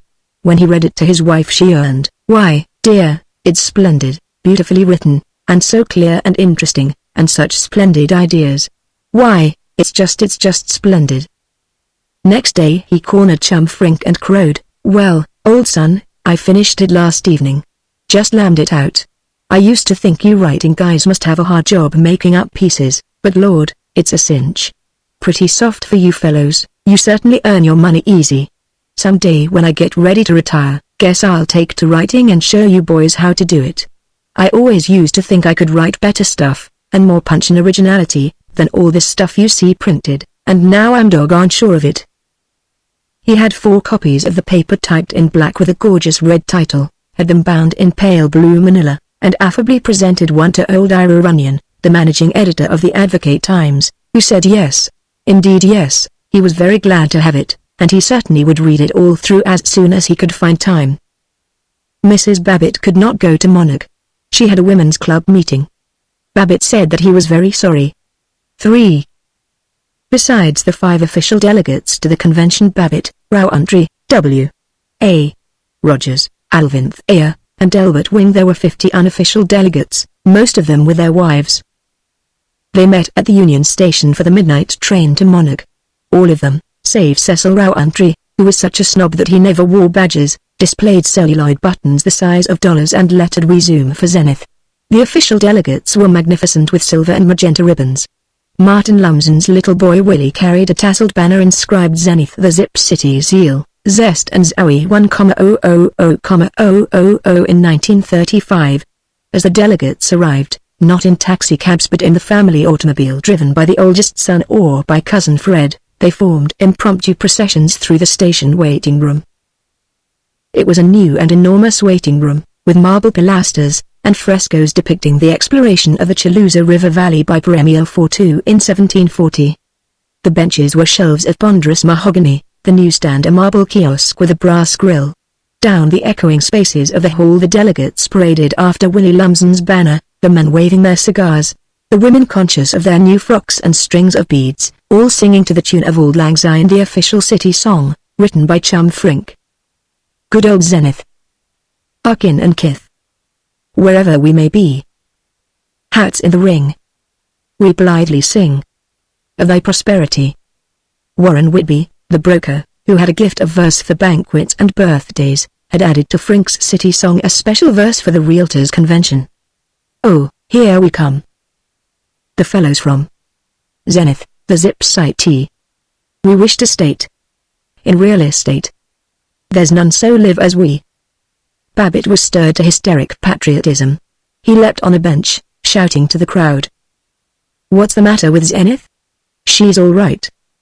What's best Ole Town in the U.S.A. Zenith. The patient poor people waiting for the midnight train stared in unenvious wonder. Italian women with shawls, old weary men with broken shoes, roving road-wise boys in suits which had been flashy when they were new but which were faded now and wrinkled.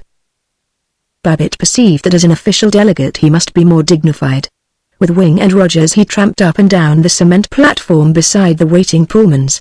Motor-driven baggage trucks and red-capped porters carrying bags sped down the platform with an agreeable effect of activity. Arc lights glared and stammered overhead. The glossy yellow sleeping cars shone impressively. Babbitt made his voice to be measured and lordly. He thrust out his abdomen and rumbled, "We got to see to it that the convention lets the legislature understand just where they get off in this matter of taxing realty transfers." Wing uttered approving grunts and Babbitt swelled gloated. The blind of a Pullman compartment was raised, and Babbitt looked into an unfamiliar world. The occupant of the compartment was Lucille McKelvey, the pretty wife of the millionaire contractor. Possibly, Babbitt thrilled, she was going to Europe. On the seat beside her was a bunch of orchids and violets, and a yellow paper-bound book which seemed foreign. While he stared, she picked up the book, then glanced out of the window as though she was bored. She must have looked straight at him, and he had met her, but she gave no sign.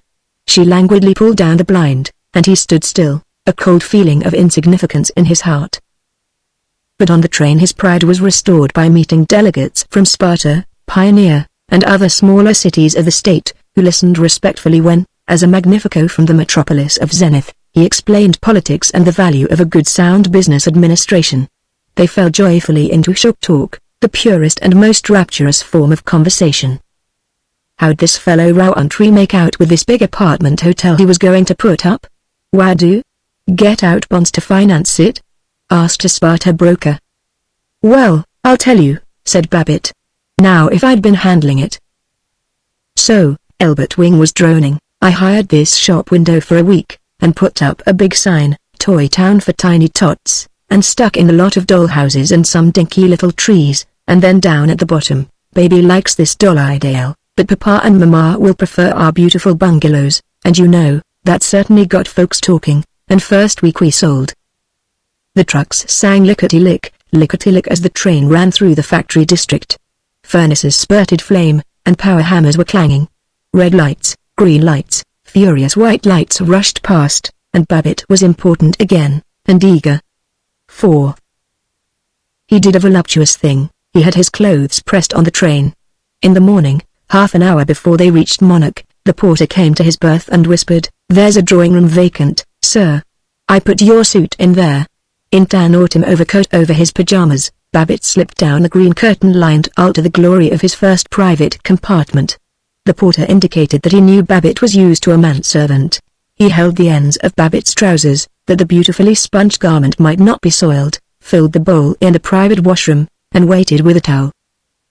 To have a private washroom was luxurious.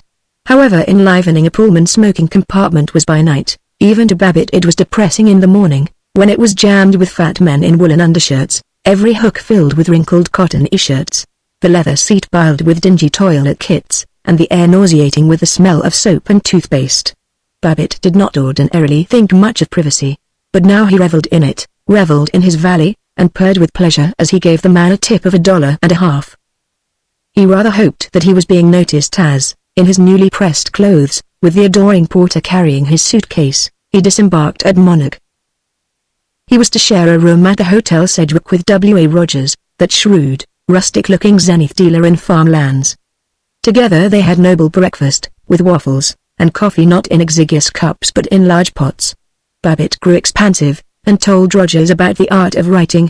He gave a bellboy a quarter to fetch a morning newspaper from the lobby, and sent to Tinker a postcard, "Papa wishes you were here to bat round with him." 5. The meetings of the convention were held in the ballroom of the Allen House. In an anteroom was the office of the chairman of the executive committee. He was the busiest man in the convention. He was so busy that he got nothing done whatever. He sat at a marquetry table, in a room littered with crumpled paper and, all day long, town boosters and lobbyists and orators who wished to lead debates came and whispered to him, whereupon he looked vague, and said rapidly, "Yes, yes, that's a fine idea, we'll do that," and instantly forgot all about it, lighted a cigar and forgot that too, while the telephone rang mercilessly and about him men kept beseeching, "Say, Mr. Chairman, say, Mr. Chairman," without penetrating his exhausted hearing. In the exhibit room were plans of the new suburbs of Sparta, pictures of the new state capital, at Gallup de Vache, and large ears of corn with the label, "Nature's Gold, from Shelby County, the garden spot of God's own country." The real convention consisted of men muttering in hotel bedrooms or in groups amid the badge-spotted crowd in the hotel lobby, but there was a show of public meetings. The first of them opened with a welcome by the mayor of Monarch. The pastor of the First Christian Church of Monarch, a large man with a long damp frontal lock, informed God that the real estate men were here now. The venerable Magnetic realtor, Major Carlton Duke, read a paper in which he denounced cooperative stores. William A. Larkin of Eureka gave a comforting prognosis of the prospects for increased construction, and reminded them that plate glass prices were 2 points lower. The convention was on. The delegates were entertained, incessantly and firmly.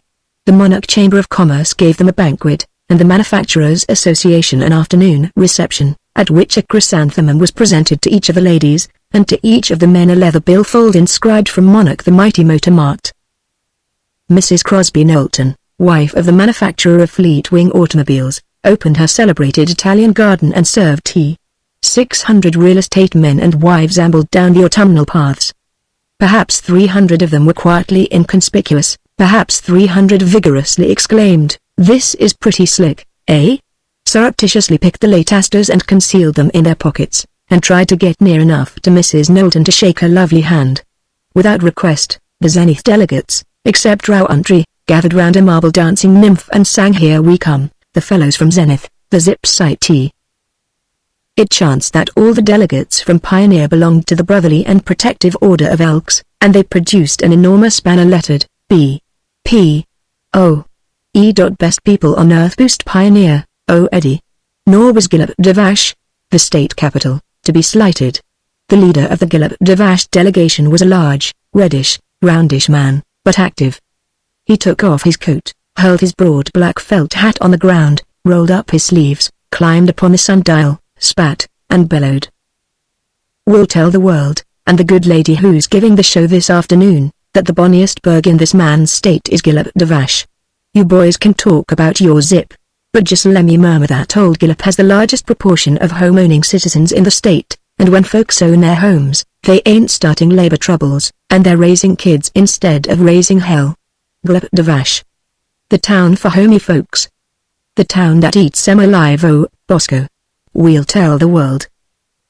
The guests drove off, the garden shivered into quiet.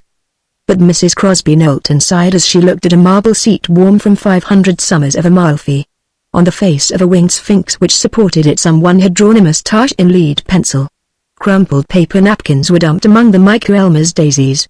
On the walk, like shredded lovely flesh, were the petals of the last gallant rose.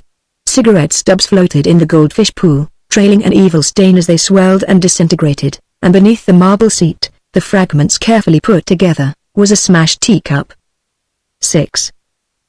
As he rode back to the hotel, Babbitt reflected, Myra would have enjoyed all this social agony. For himself he cared less for the garden party than for the motor tours which the Monarch Chamber of Commerce had arranged. Indefatigably he viewed water reservoirs, suburban trolley stations, and tanneries. He devoured the statistics which were given to him, and marveled to his roommate, W. A. Rogers. Of course this town isn't a patch on Zenith, it hasn't got our outlook and natural resources, but did you know I never did till today that they manufactured 763 million feet of lumber last year? What do you think of that? He was nervous as the time for reading his paper approached. When he stood on the low platform before the convention, he trembled and saw only a purple haze. But he was in earnest, and when he had finished the formal paper he talked to them, his hands in his pockets, his spectacled face a flashing disc, like a plate set up on edge in the lamplight. They shouted, "That's the stuff." And in the discussion afterward they referred with impressiveness to our friend and brother, Mr. George F. Babbitt. He had in 15 minutes changed from a minor delegate to a personage almost as well known as the diplomat of business, Cecil Rowntree. After the meeting, delegates from all over the state said, "How are you, Brother Babbitt?" 16 complete strangers called him George, and 3 men took him into corners to confide, "Mighty glad you had the courage to stand up and give the profession a real boost. Now I've always maintained." Next morning, with tremendous casualness, Babbitt asked the girl at the hotel newsstand for the newspapers from Zenith. There was nothing in the press, but in the Advocate-Times, on the 3rd page he gasped. They had printed his picture in a half-column account. The heading was "Sensation at Annual Landmen's Convention." G. F. Babbitt, prominent Ziptown realtor, keynoter in fine address. He murmured reverently, "I guess some of the folks on Floral Heights will sit up and take notice now, and pay a little attention to old Georgie."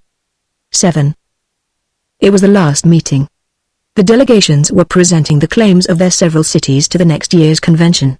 Orators were announcing that Gilip-Davash, the capital city, the site of Kramer College and of the Uppholtz Knitting Works, is the recognized center of culture and high-class enterprise, and that Hamburg, the big little city with a logical location, where every man is open-handed and every woman a heaven-born hostess, throws wide to you her hospitable gates.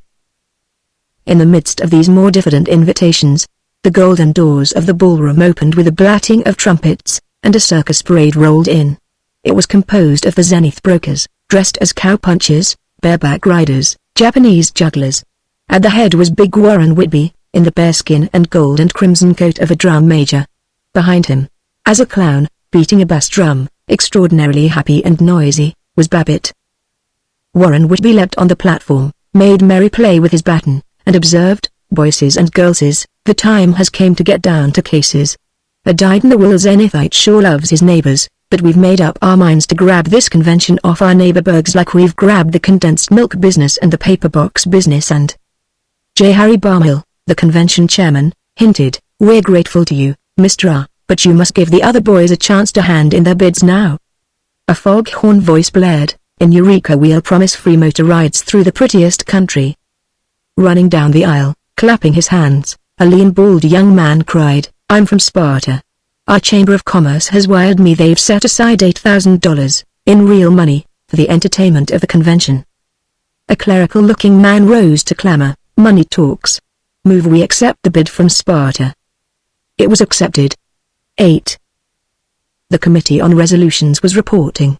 They said that whereas Almighty God in His beneficent mercy had seen fit to remove to a sphere of higher usefulness some 36 realtors of the state the past year, therefore it was the sentiment of this convention assembled that they were sorry God had done it, and the secretary should be, and hereby was, instructed to spread these resolutions on the minutes, and to console the bereaved families by sending them each a copy.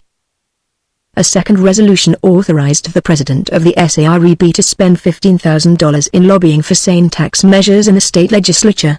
This resolution had a good deal to say about menaces to sound business and clearing the wheels of progress from ill-advised and short-sighted obstacles. The Committee on Committees reported, and with startled awe Babbitt learned that he had been appointed a member of the Committee on Terran's Titles. He rejoiced. "I said it was going to be a great year. Georgie, old son, you got big things ahead of you. You're a natural-born orator and a good mixer and owie." 9. There was no formal entertainment provided for the last evening.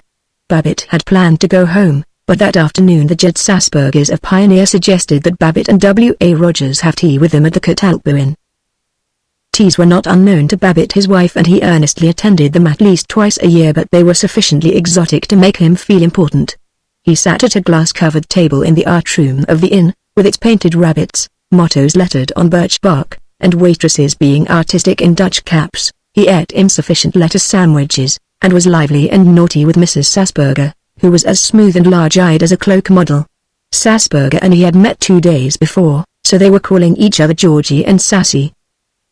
Sasburger said prayerfully, "Say, boys, before you go, seeing this is the last chance, I've got IT up in my room, and Miriam here is the best little mixologist in the Stati Unidos, like us Italians say." With wide flowing gestures, Babbitt and Rogers followed the Sasburgers to their room. Mrs. Sasburger shrieked, "Oh, how terrible!" when she saw that she had left a chemise of sheer lavender crepe on the bed. She tucked it into a bag, while Babbitt giggled, "Don't mind us, we're a couple of little divils." Sasburger telephoned for ice, and the bellboy who brought it said, prosaically and unprompted, "Highball glasses or cocktail?" Miriam Sasburger mixed the cocktails in one of those dismal, nakedly white water pitchers which exist only in hotels. When they had finished the first round she proved by intoning, "Think you boys could stand another? You got a dividend coming." That, though she was but a woman, she knew the complete and perfect right of cocktail drinking. Outside, Babbitt hinted to Rogers, "Say, W.A., old rooster, it comes over me that I could stand it if we didn't go back to the Lovin' Wives, this handsome bend, but just kind of stayed in Monarch and threw a party, hey?" "George, you speak with a tongue of wisdom and sagaciousness. Elwing's wife has gone on to Pittsburgh. Let's see if we can't gather him in." At 7:30 they sat in their room, with Elbert Wing and 2 upstate delegates. Their coats were off, their vests open, their faces red, their voices emphatic. They were finishing a bottle of corrosive bootlegged whiskey and imploring the bellboy, "Say, son, can you get us some more of this embalming fluid?" They were smoking large cigars and dropping ashes and stubs on the carpet. With windy guffaws they were telling stories. They were, in fact, males in a happy state of nature.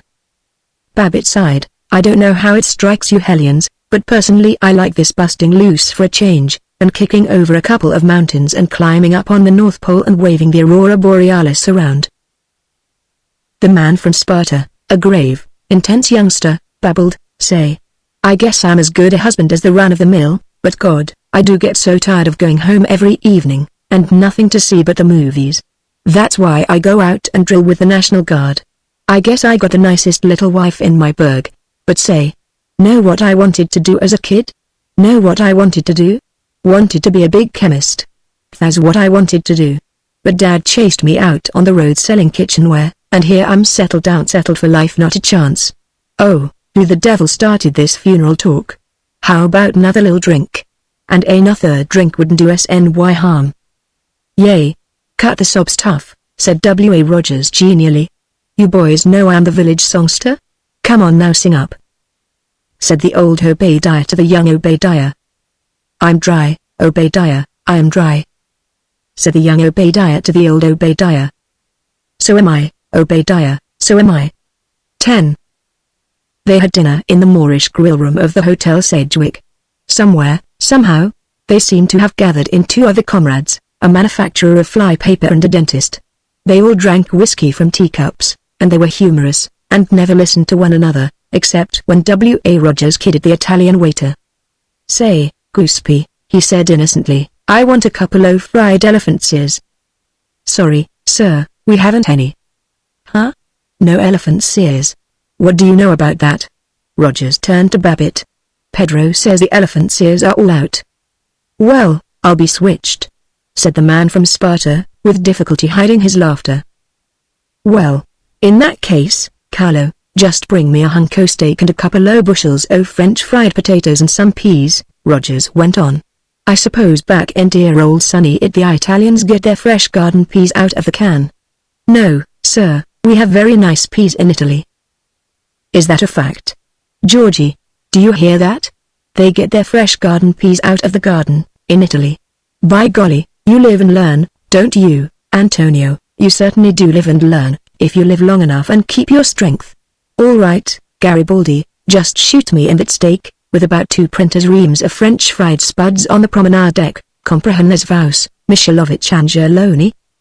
Afterward Elbert Wing admired, "Gee, you certainly did have that Portico going, W.A. He couldn't make you out at all." In the Monarch Herald, Babbitt found an advertisement which he read aloud, to applause and laughter. Old Colony Theatre. "Shake the old dogs to the rollicking wrens, the bonniest bevy of beauteous bathing babes in burlesque. Pete Menotti and his O.G. kids. This is the straight steer, Benny. The painless chicklets of the rollicking wrens are the cuddlinest bunch that ever hit town. Steer the feet, get the cardboard, and twist the pupils to the PDcast show ever. You will get 111% on your gale in this fun fest. The Calrosa sisters are sure some lookers and will give you a run for your geld. Jock Silberstein is one of the pepper lads and slips you a dose of real laughter. Shoot the up and down to Jackson and West for graceful tappers. They run 1-2 under the wire. Pravin and Adams will blow the blues in their laugh skit Hoostman. Something doing, boys. Listen to what the Hepbird twitters. Sounds like a juicy show to me. Let's all take it in, said Babbitt. But they put off departure as long as they could. They were safe while they sat here, legs firmly crossed under the table, but they felt unsteady. They were afraid of navigating the long and slippery floor of the grill room under the eyes of the other guests and the 2 attentive waiters. When they did venture, tables got in their way, and they sought to cover embarrassment by heavy jocularity at the coatroom. As the girl handed out their hats, they smiled at her, and hoped that she, a cool and expert judge, would feel that they were gentlemen. They croaked at one another, "Who owns the bum lid? And you take a good one, George, I'll take what's left," and to the Czech girl they stammered, "Better come along, sister. Hi, wide, and fancy evening ahead." All of them tried to tip her, urging one another, "No. Wait. Here. I got it right here." Among them, they gave her $3. 11. Flamboyantly smoking cigars they sat in a box at the burlesque show, their feet up on the rail, while a chorus of 20 daubed, worried, and inextinguishably respectable grandams swung their legs in the more elementary chorus evolutions, and a Jewish comedian made vicious fun of Juice. In the entr'actes they met other lone delegates. A dozen of them went in taxicabs out to Bright Blossom Inn, where the blossoms were made of dusty paper festooned along a room low and stinking, like a cow stable no longer wisely used.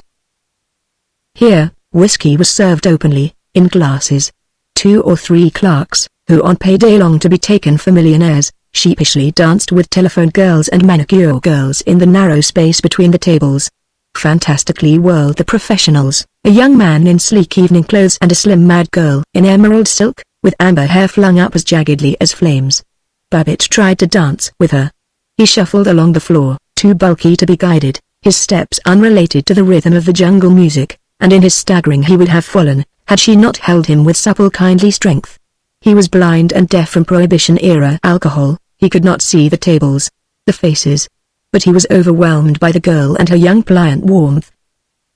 When she had firmly returned him to his group, he remembered, by a connection quite untraceable, that his mother's mother had been Scotch, and with head thrown back, eyes closed, wide mouth indicating ecstasy, he sang, very slowly and richly, Loch Lomond. But that was the last of his mellowness and jolly companionship. The man from Sparta said he was a bum singer, and for 10 minutes Babbitt quarreled with him, in a loud, unsteady, heroic indignation. They called for drinks till the manager insisted that the place was closed. All the while Babbitt felt a hot raw desire for more brutal amusements. When W.A. Rogers drawled, "What say we go down a line and look over the girls?" He agreed savagely. Before they went, 3 of them secretly made appointments with the professional dancing girl, who agreed yes, sure, darling to everything they said, and amiably forgot them. As they drove back through the outskirts of Monarch, down streets of small brown wooden cottages of workmen, characterless as cells, as they rattled across warehouse districts which by drunken night seemed vast and perilous, as they were borne toward the red lights and violent automatic pianos and the stocky women who simpered, Babbitt was frightened. He wanted to leap from the taxicab, but all his body was a murky fire, and he groaned, too late to quit now, and knew that he did not want to quit. There was, they felt, one very humorous incident on the way. A broker from Minmagantic said, "Monarch is a lot sportier than Zenith. You Zenith tightwads haven't got any joints like these here." Babbitt raged, "That's a dirty lie. 'S nothing you can't find in Zenith. Believe me, we got more houses and hooch parlors and all kinds o' dives than any burg in the state." He realized they were laughing at him. He desired to fight, and forgot it in such musty unsatisfying experiments as he had not known since college. In the morning, when he returned to Zenith, his desire for rebellion was partly satisfied. He had retrograded to a shamefaced contentment. He was irritable. He did not smile when W.A. Rogers complained, "Ow, what a head. I certainly do feel like the wrath of God this morning. Say, I know what was the trouble. Somebody went and put alcohol in my booze last night." Babbitt's excursion was never known to his family, nor to anyone in Zenith save Rogers and Wing. It was not officially recognized even by himself. If it had any consequences, they have not been discovered. Chapter 14. 1. This autumn Mr. W.G. Harding, of Marion, Ohio, was appointed President of the United States, but Zenith was less interested in the national campaign than in the local election.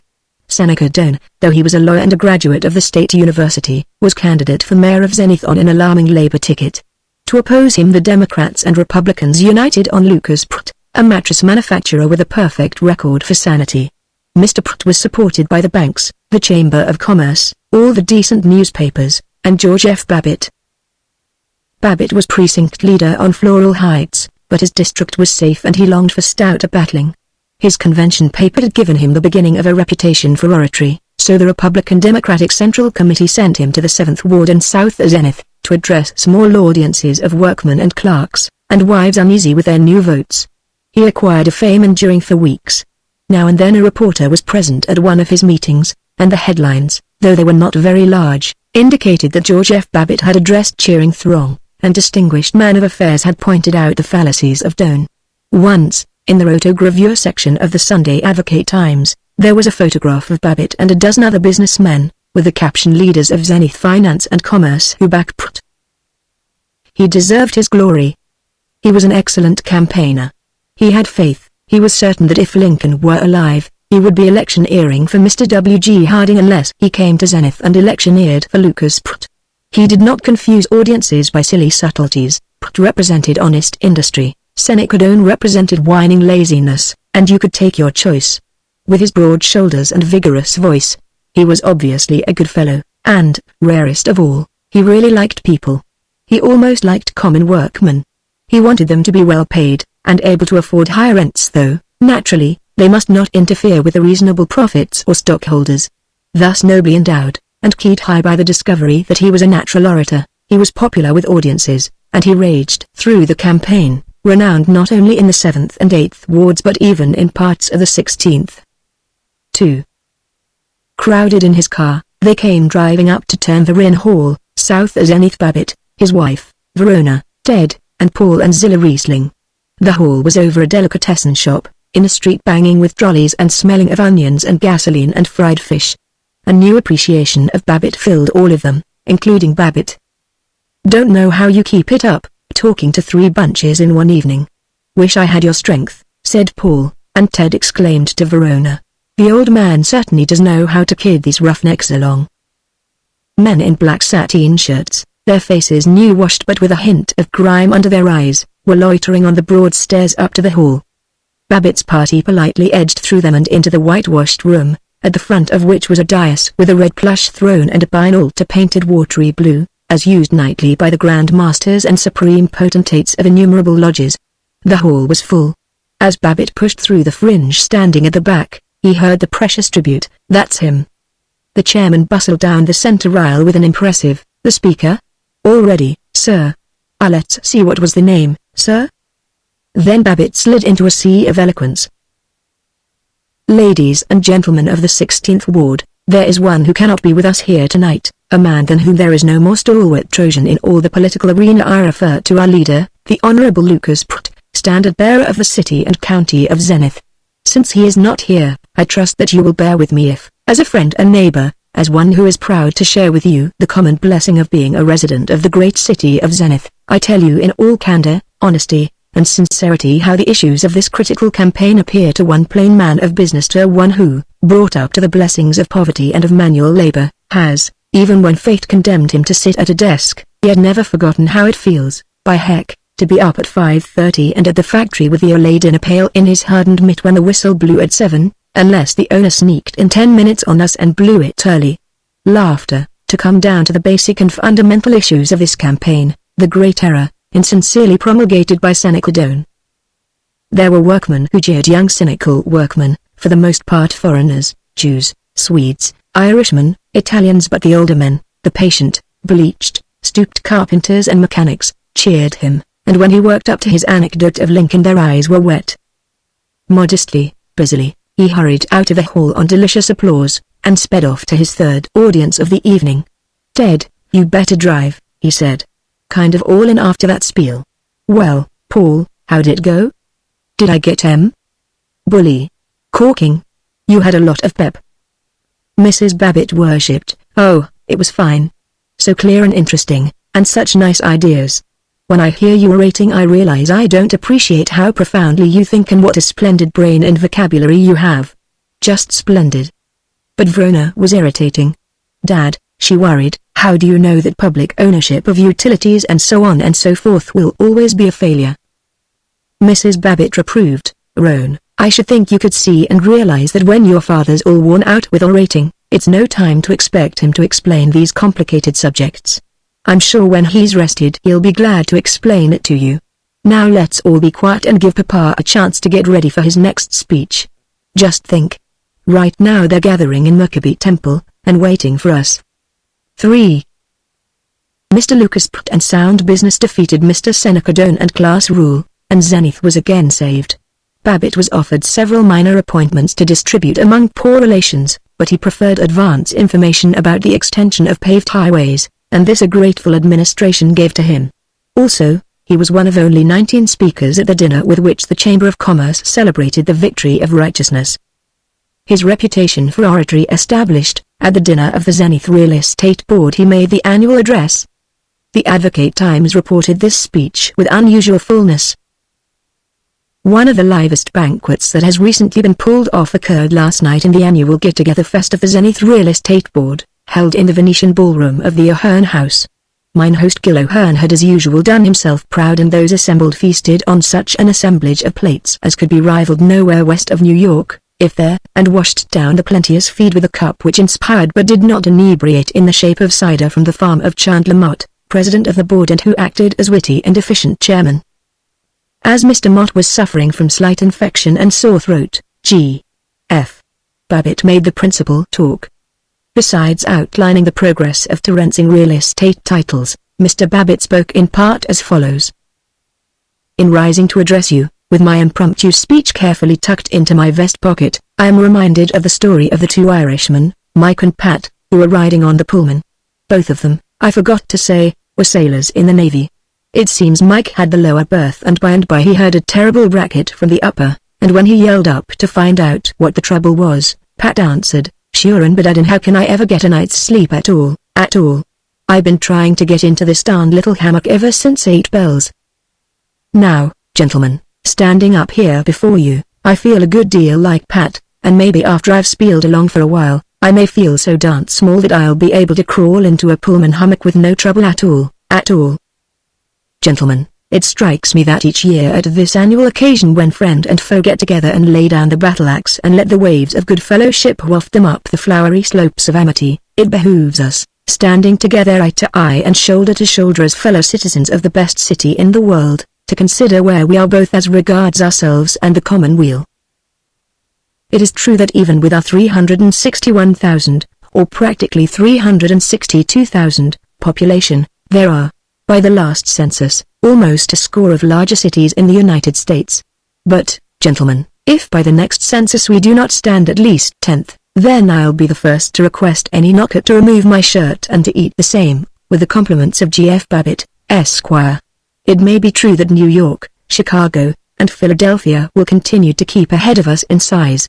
But aside from these three cities, which are notoriously so overgrown that no decent white man, nobody who loves his wife and kiddies and God's good out of doors and likes to shake the hand of his neighbor in greeting, would want to live in them. And let me tell you right here and now, I wouldn't trade a high-class Zenith acreage development for the whole length and breadth of Broadway or State Street! Aside from these three, it's evident to anyone with a head for facts that Zenith is the finest example of American life and prosperity to be found anywhere. I don't mean to say we're perfect. We've got a lot to do in the way of extending the paving of motor boulevards, for, believe me, it's the fellow with 4 to 10,000 a year, say, and an automobile and a nice little family in a bungalow on the edge of town, that makes the wheels of progress go round. That's the type of fellow that's ruling America today. In fact, it's the ideal type to which the entire world must tend, if there's to be a decent, well-balanced, Christian, go-ahead future for this little old planet. Once in a while I just naturally sit back and size up this solid American citizen, with a wail of a lot of satisfaction. Our ideal citizen, I picture him first and foremost as being busier than a bird dog, not wasting a lot of good time in daydreaming or going to society teas or kicking about things that are none of his business, but putting the zip into some store or profession or art. At night he lights up a good cigar, and climbs into the little old bus, and maybe cusses the carburetor, and shoots out home. He mows the lawn, or sneaks in some practice putting, and then he's ready for dinner. After dinner he tells the kiddies a story, or takes the family to the movies, or plays a few fists of bridge, or reads the evening paper, and a chapter or two of some good lively Western novel if he has a taste for literature. And maybe the folks next door drop in and they sit and visit about their friends and the topics of the day. Then he goes happily to bed, his conscience clear, having contributed his mite to the prosperity of the city and to his own bank account. In politics and religion this sane citizen is the canniest man on earth, and in the arts he invariably has a natural taste which makes him pick out the best, every time. In no country in the world will you find so many reproductions of the old masters and of well-known paintings on parlor walls as in these United States. No country has anything like our number of phonographs, with not only dance records and comic but also the best operas, such as Verdi, rendered by the world's highest-paid singers.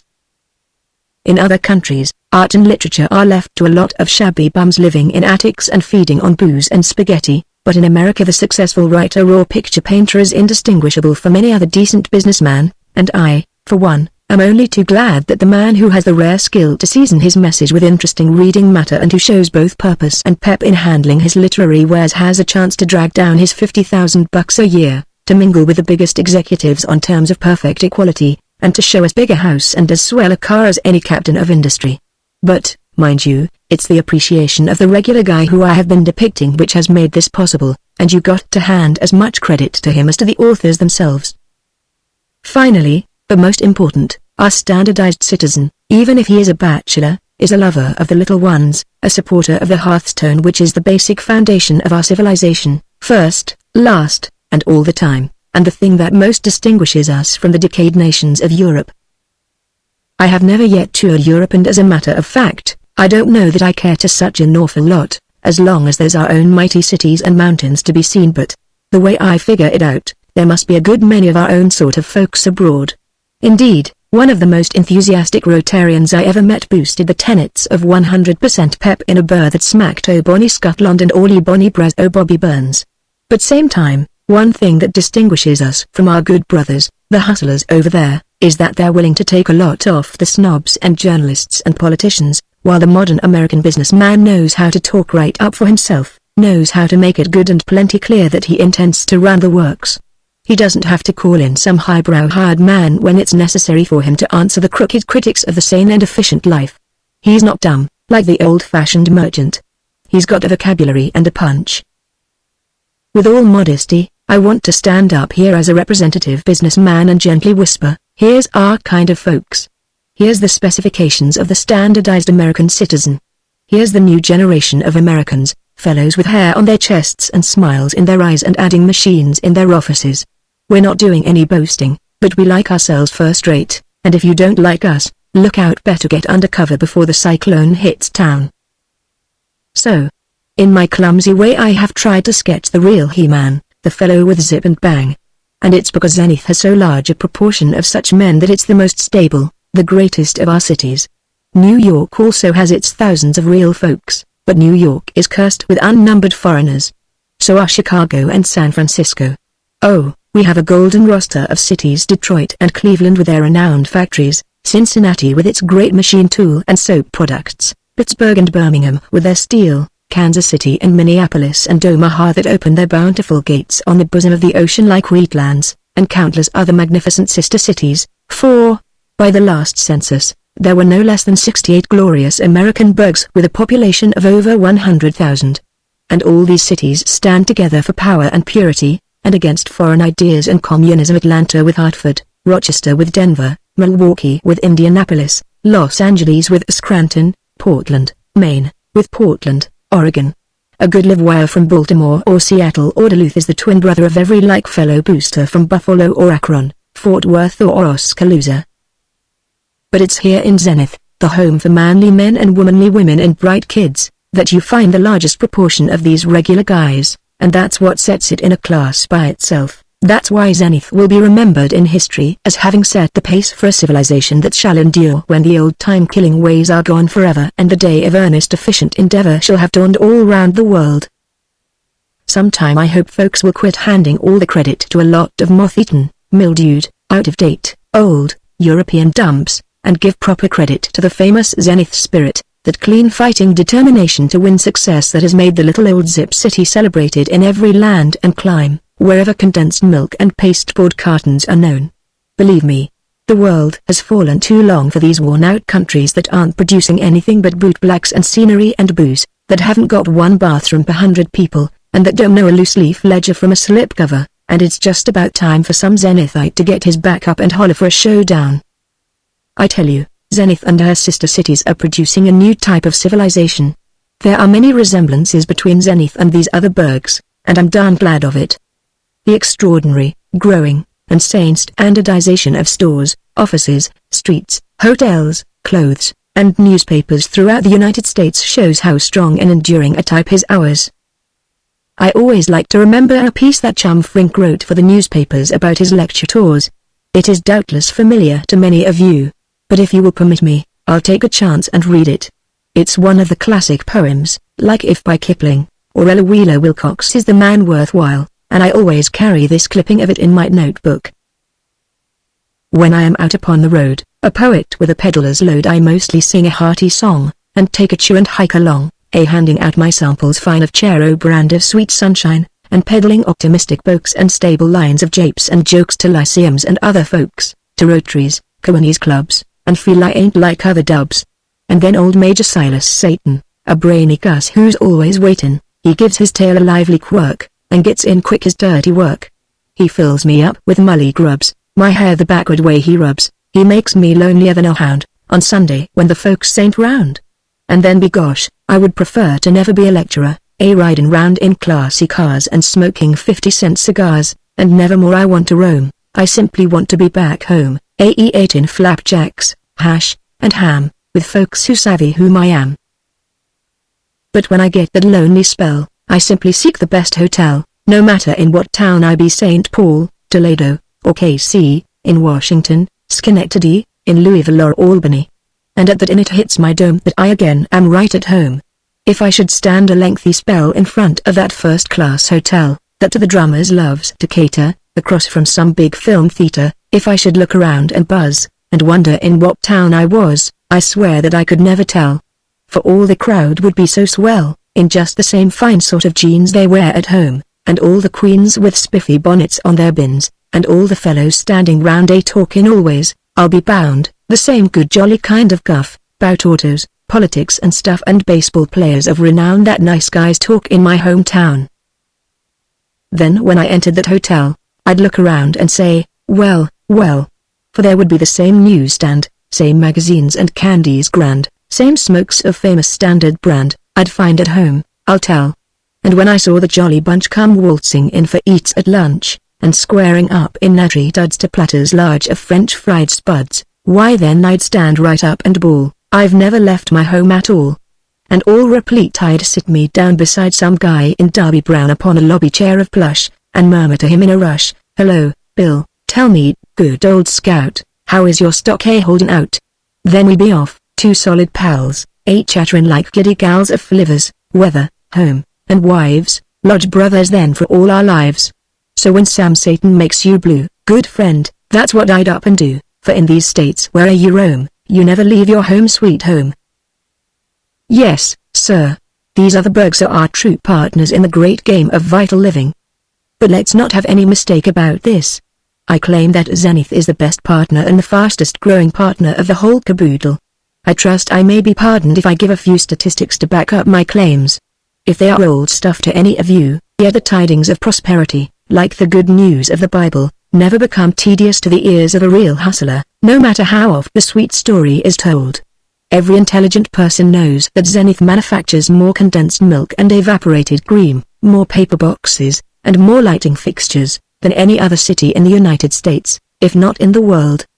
But it is not so universally known that we also stand second in the manufacture of packaged butter, sixth in the giant realm of motors and automobiles, and somewhere about third in cheese, leather findings, dour roofing, breakfast food, and overalls.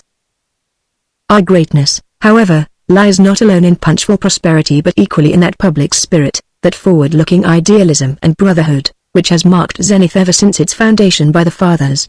We have a right, indeed we have a duty toward our fair city, to announce broadcast the facts about our high schools, characterized by their complete plants and the finest school ventilating systems in the country, bar none, our magnificent new hotels and banks and the paintings and carved marble in their lobbies, and the second National Tower, the second highest business building in any inland city in the entire country.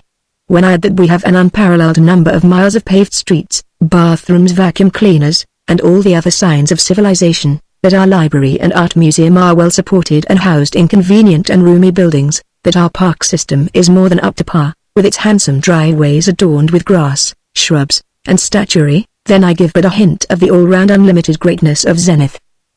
I believe, however, in keeping the best to the last.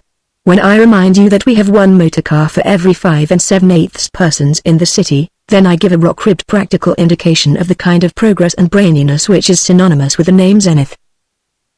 But the way of the righteous is not all roses. Before I close I must call your attention to a problem we have to face, this coming year.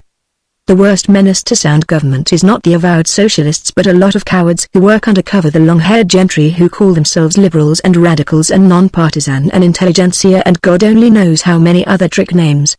Irresponsible teachers and professors constitute the worst of this whole gang, and I am ashamed to say that several of them are on the faculty of our great state university. The U. is my own alma mater, and I am proud to be known as an alumni. But there are certain instructors there who seem to think we ought to turn the conduct of the nation over to hobos and roustabouts. Those profs are the snakes to be scotched, they and all their milk and water ilk. The American businessman is generous to a fault. But one thing he does demand of all teachers and lecturers and journalists: if we're going to pay them our good money, they've got to help us by selling efficiency and whooping it up for rational prosperity. And when it comes to these blab-mouth, fault-finding, pessimistic, cynical university teachers, let me tell you that during this golden coming year it's just as much our duty to bring influence to have those cusses fired as it is to sell all the real estate and gather in all the good shekels we can.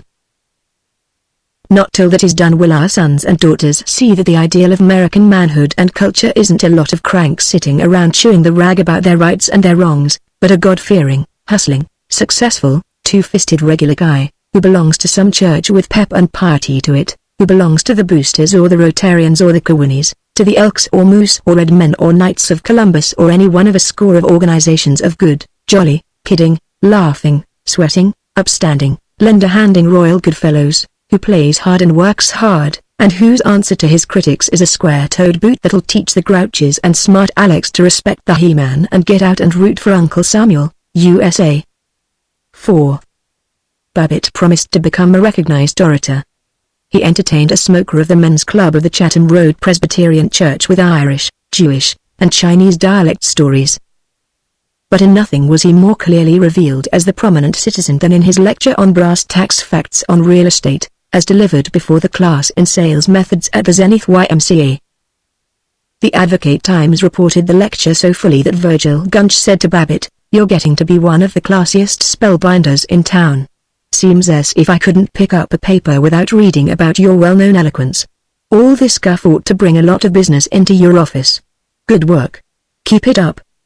"Go on, quit your kidding," said Babbitt feebly, but at this tribute from Gunch, himself a man of no mean oratorical fame, he expanded with delight and wondered how, before his vacation, he could have questioned the joys of being a solid citizen. Chapter 15. 1. Fame did not bring the social advancement which the Babbitts deserved. They were not asked to join the Tonawanda Country Club nor invited to the dances at the Union. Himself, Babbitt fretted. He didn't care a fat hoot for all these high rollers, but the wife would kind of like to be among those present. He nervously awaited his university class dinner and an evening of furious intimacy with such social leaders as Charles McKelvey the millionaire contractor, Max Kruger the banker, Irving Tate the tool manufacturer, and Adelbert Dobson the fashionable interior decorator. Theoretically he was their friend, as he had been in college, and when he encountered them they still called him Georgie, but he didn't seem to encounter them often, and they never invited him to dinner, with champagne and a butler, at their houses on Royal Ridge. All the week before the class dinner he thought of them. No reason why we shouldn't become real chummy now. 2. Like all true American diversions and spiritual outpourings, the dinner of the men of the class of 1896 was thoroughly organized. The dinner committee hammered like a sales corporation. Once a week they sent out reminders. Tickler number 3. Old man, are you going to be with us at the livest friendship feed the alumni of the good old you have ever known? The alumni of '08 turned out 60% strong. Are we boys going to be beaten by a bunch of skirts? Come on, fellows. Let's work up some real genuine enthusiasm and all booze together for the snappiest dinner yet. Elegant eats, short ginger talks, and memories shared together of the brightest, gladdest days of life. The dinner was held in a private room at the Union Club. The club was a dingy building, 3 pretentious old dwellings knocked together, and the entrance hall resembled a potato cellar, yet the Babbitt who was free of the magnificence of the athletic club entered with embarrassment. He nodded to the doorman, an ancient proud Negro with brass buttons and a blue tailcoat, and paraded through the hall, trying to look like a member. 60 men had come to the dinner. They made islands and eddies in the hall. They packed the elevator and the corners of the private dining room. They tried to be intimate and enthusiastic. They appeared to one another exactly as they had in college as raw youngsters whose present moustaches, baldnesses, paunches, and wrinkles were but jovial disguises put on for the evening. "You haven't changed a particle," they marveled. The men whom they could not recall they addressed, "Well, great to see you again, old man. What are you still doing the same thing?" Someone was always starting a cheer or a college song, and it was always thinning into silence. Despite their resolution to be democratic they divided into 2 sets, the men with dress clothes and the men without. Babbitt, extremely in dress clothes, went from one group to the other. Though he was, almost frankly, out for social conquest, he sought Paul Briesling first. He found him alone, neat and silent. Paul sighed, "I'm no good at this handshaking and well, look who's here bunk." "Rats now, Paulibus, loosen up and be a mixer. Finest bunch of boys on earth. Say, you seem kind of glum. What's matter?" "Oh, the usual. Runnin' with Zilla. Come on. Let's wade in and forget our troubles." He kept Paul beside him, but worked toward the spot where Charles McKelvey stood warming his admirers like a furnace. McKelvey had been the hero of the class of '96, not only football captain and hammer thrower but debater, and passable in what the state university considered scholarship. He had gone on, had captured the construction company once owned by the Dodsworths, best-known pioneer family of Zenith. He built state capitals, skyscrapers, railway terminals. He was a heavy-shouldered, big-chested man, but not sluggish. There was a quiet humor in his eyes, a syrup-smooth quickness in his speech, which intimidated politicians and warned reporters, and in his presence the most intelligent scientist or the most sensitive artist felt thin-blooded, unworldly, and a little shabby. He was, particularly when he was influencing legislatures or hiring labor spies, very easy and lovable and gorgeous. He was baronial, he was a peer in the rapidly crystallizing American aristocracy, inferior only to the haughty old families. In Zenith, an old family is one which came to town before 1840. His power was the greater because he was not hindered by scruples, by either the vice or the virtue of the older Puritan tradition. McKelvey was being placidly merry now with the manufacturers and bankers, the landowners and lawyers and surgeons who had chauffeurs and went to Europe. Babbitt squeezed among them. He liked McKelvey's smile as much as the social advancement to be had from his favor. If in Paul's company he felt ponderous and protective, with McKelvey he felt slight and adoring. He heard McKelvey say to Max Kruger, the banker, "Yes, we'll put up Sir Gerald Oak." Babbitt's democratic love for titles became a rich relish. "You know, he's one of the biggest iron men in England, Max. Horribly well off. Why, hello, old Georgie. Say, Max, George Babbitt is getting fatter than I am." The chairman shouted, "Take your seats, fellows." "Shall we make a move, Charlie?" Babbitt said casually to McKelvey. "Right. Hello, Paul. How's the old fiddler? Planning to sit anywhere special, George? Come on, let's grab some seats. Come on, Max. Georgie, I read about your speeches in the campaign. Bully work." After that, Babbitt would have followed him through fire. He was enormously busy during the dinner, now bumblingly cheering Paul, now approaching McKelvey with "Here, you're going to build some piers in Brooklyn," now noting how enviously the failures of the class, sitting by themselves in a weedy group, looked up to him in his association with the nobility, now warming himself in the society talk of McKelvey and Max Kruger. They spoke of a jungle dance for which Mona Dodsworth had decorated her house with thousands of orchids. They spoke, with an excellent imitation of casualness, of a dinner in Washington at which McKelvey had met a senator, a Balkan princess, and an English major general. McKelvey called the princess Jenny, and let it be known that he had danced with her. Babbitt was thrilled, but not so weighted with awe as to be silent. If he was not invited by them to dinner, he was yet accustomed to talking with bank presidents, congressmen, and clubwomen who entertained poets. He was bright and referential with McKelvey. "Say, Charlie, do you remember in junior year how we chartered a seagoing hack and chased down to Riverdale, to the big show Madam Brown used to put on? Remember how you beat up that hick constable that tried to run us in, and we pinched the pants-pressing sign and took and hung it on Professor Morrison's door? Oh, gosh, those were the days." "Those," McKelvey agreed, "were the days." Babbitt had reached "It isn't the books you study in college but the friendships you make that counts" when the men at head of the table broke into song. He attacked McKelvey. "It's a shame to drift apart because our business activities lie in different fields. I've enjoyed talking over the good old days. You and Mrs. McKelvey must come to dinner some night." Vaguely, "Yes, indeed. Like to talk to you about the growth of real estate out beyond your Grantsville warehouse. I might be able to tip you off to a thing or two, possibly." "Splendid. We must have dinner together, Georgie. Just let me know. And it will be a great pleasure to have your wife and you at the house," said McKelvey, much less vaguely. Then the chairman's voice, that prodigious voice which once had roused them to cheer defiance at rooters from Ohio or Michigan or Indiana, whooped, "Come on, you wombats!" all together in the long yell. Babbitt felt that life would never be sweeter than now, when he joined with Paul Riesling and the newly recovered hero, McKelvey, in "Balaatl axe get an axe, Balax, get an axe, who, the you. Hooroo." 3. The Babbitts invited the McKelveys to dinner, in early December, and the McKelveys not only accepted but, after changing the date once or twice, actually came. The Babbitts somewhat thoroughly discussed the details of the dinner, from the purchase of a bottle of champagne to the number of salted almonds to be placed before each person. Especially did they mention the matter of the other guests.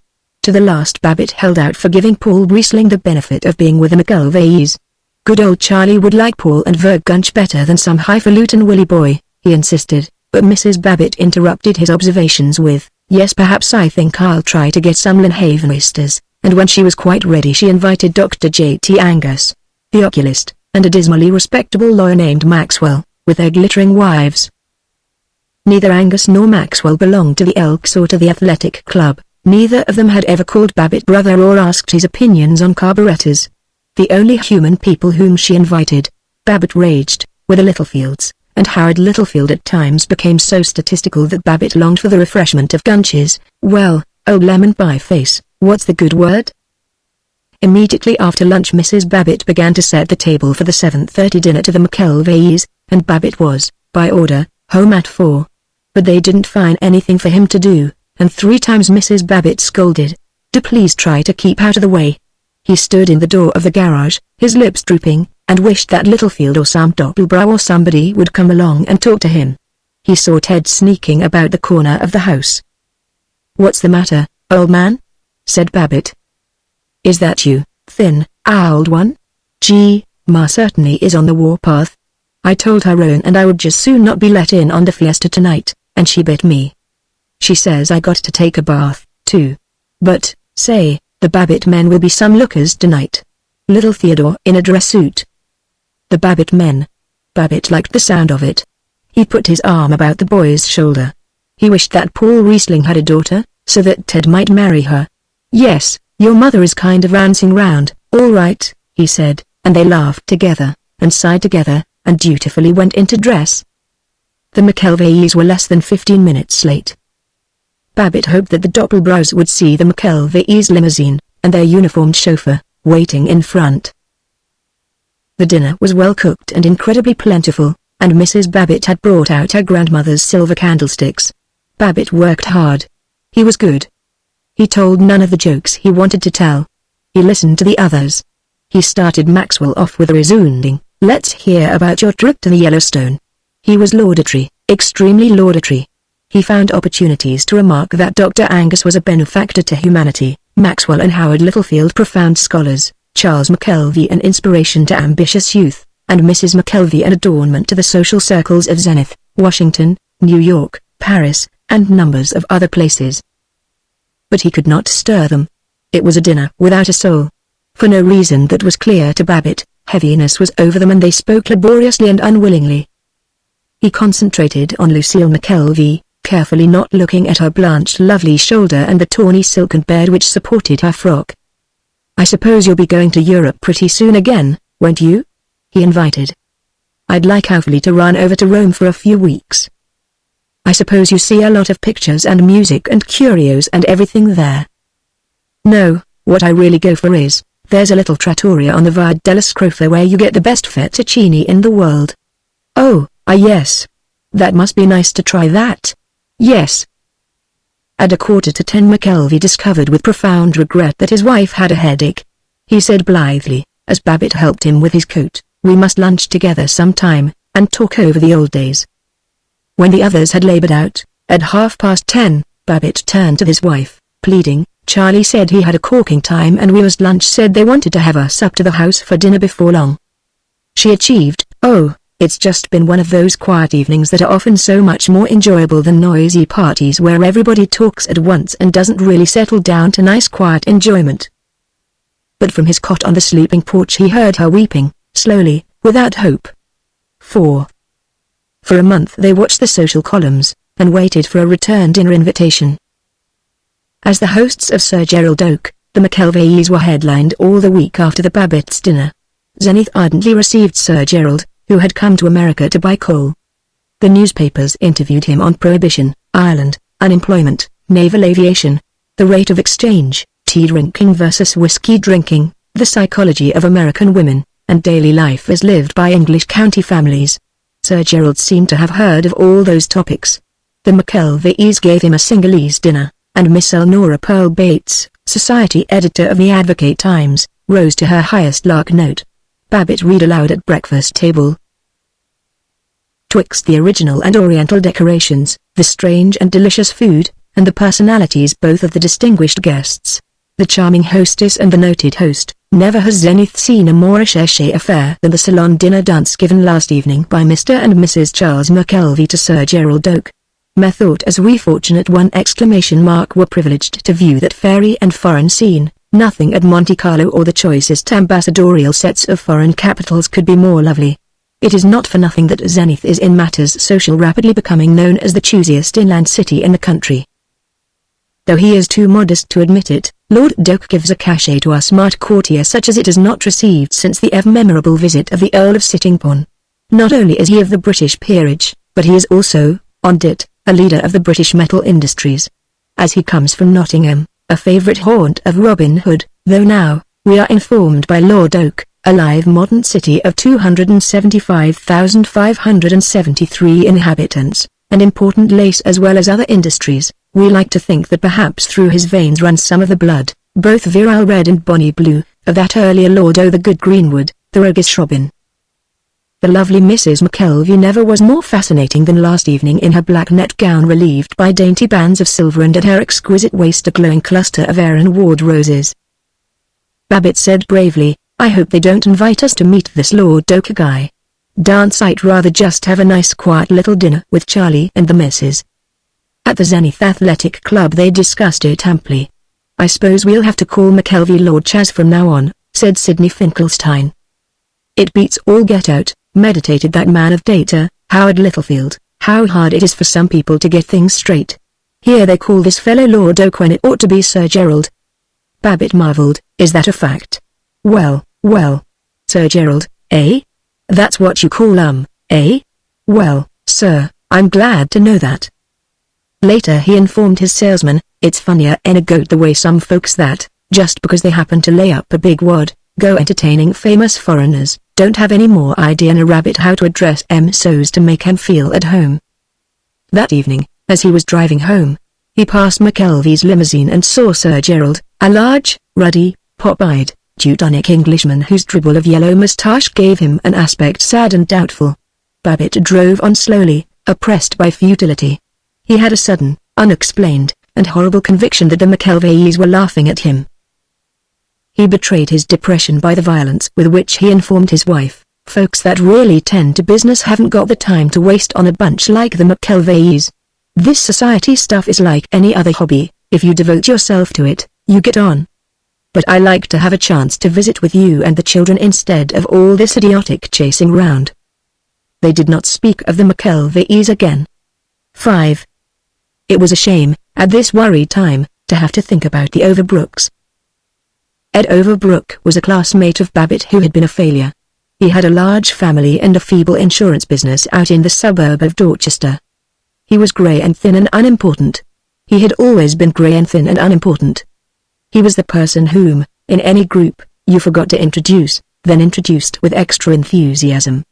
He had admired Babbitt's good fellowship in college, had admired ever since his power in real estate, his beautiful house and wonderful clothes. It pleased Babbitt, though it bothered him with a sense of responsibility. At the class dinner he had seen poor Overbrook, in a shiny blue serge business suit, being diffident in a corner with 3 other failures. He had gone over and been cordial. "Why, hello, young Ed. I hear you're writing all the insurance in Dorchester now. Bully work." They recalled the good old days when Overbrook used to write poetry. Overbrook embarrassed him by blurting, "Say, Georgie, I hate to think of how we've been drifting apart. I wish you and Mrs. Babbitt would come to dinner some night." Babbitt boomed, "Fine. Sure. Just let me know. And the wife and I want to have you at the house." He forgot it, but unfortunately Ed Overbrook did not. Repeatedly he telephoned to Babbitt, inviting him to dinner. "Might as well go and get it over," Babbitt groaned to his wife. "But don't it simply amaze you the way the poor fish doesn't know the first thing about social etiquette? Think of him phoning me, instead of his wife sitting down and writing us a regular bid. Well, I guess we're stuck for it. That's the trouble with all this class brotherhood-to-doodle." He accepted Overbrook's next plaintive invitation, for an evening 2 weeks off. A dinner 2 weeks off, even a family dinner, never seems so appalling, till the 2 weeks have astoundingly disappeared and one comes dismayed to the ambushed hour. They had to change the date, because of their own dinner to the McKelveys, but at last they gloomily drove out to the Overbrooks' house in Dorchester. It was miserable from the beginning. The Overbrooks had dinner at 6:30, while the Babbitts never dined before 7. Babbitt permitted himself to be 10 minutes late. "Let's make it as short as possible. I think we'll duck out quick. I'll say I have to be at the office extra early tomorrow," he planned.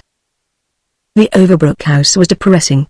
It was the second story of a wooden two-family dwelling, a place of baby carriages, old hats hung in the hall, cabbage smell, and a family Bible on the parlor table. Ed Overbrook and his wife were as awkward and threadbare as usual, and the other guests were two dreadful families whose names Babbitt never caught and never desired to catch. But he was touched, and disconcerted, by the tactless way in which Overbrook praised him. "We're mighty proud to have old George here tonight. Of course you've all read about his speeches and oratory in the papers, and the boy's good-looking, too, but what I always think of is back in college, and what a great old mixer he was, and one of the best swimmers in the class."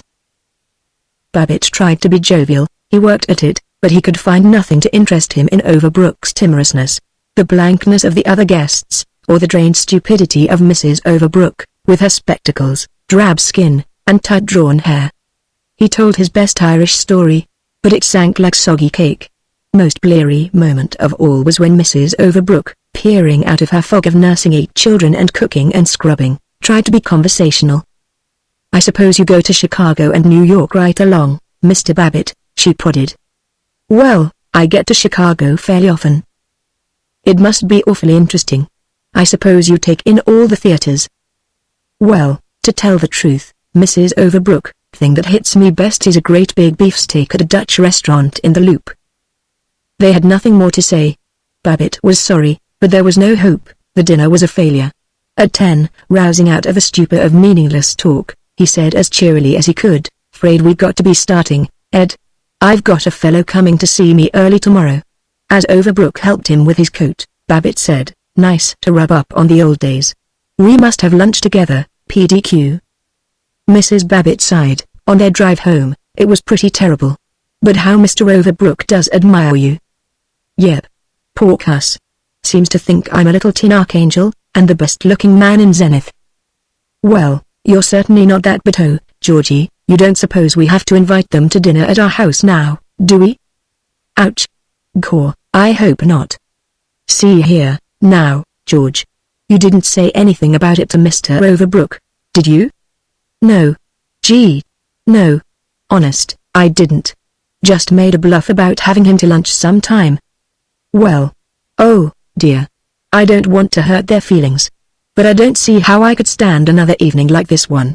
And suppose somebody like Dr. and Mrs. Angus came in when we had the Overbrooks there, and thought they were friends of ours." For a week they worried, "We really ought to invite Ed and his wife, poor devils."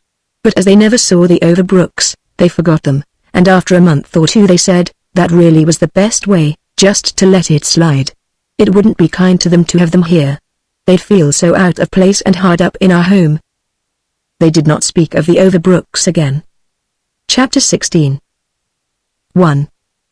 The certainty that he was not going to be accepted by the McElvays made Babbitt feel guilty and a little absurd. But he went more regularly to the Elks. At a Chamber of Commerce luncheon he was oratorical regarding the wickedness of strikes, and again he saw himself as a prominent citizen. His clubs and associations were food comfortable to his spirit. Of a decent man in Zenith it was required that he should belong to one, preferably 2 or 3, of the innumerous lodges and prosperity-boosting lunch clubs, to the Rotarians, the Cowinis, or the Boosters, to the Oddfellows, Moose, Masons, Red Men, Woodmen, Owls, Eagles, Maccabees, Knights of Pythias, Knights of Columbus, and other secret orders characterized by a high degree of heartiness, sound morals, and reverence for the Constitution. There were 4 reasons for joining these orders. It was the thing to do. It was good for business, since lodge brothers frequently became customers. It gave to Americans unable to become J-rate or commendatory such unctuous honorifics as high-worthy recording scribe and grand hugo to add to the commonplace distinctions of colonel, judge, and professor.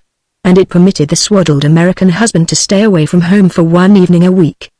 The lodge was his piazza, his pavement cafe. He could shoot pool and talk man talk and be obscene and valiant.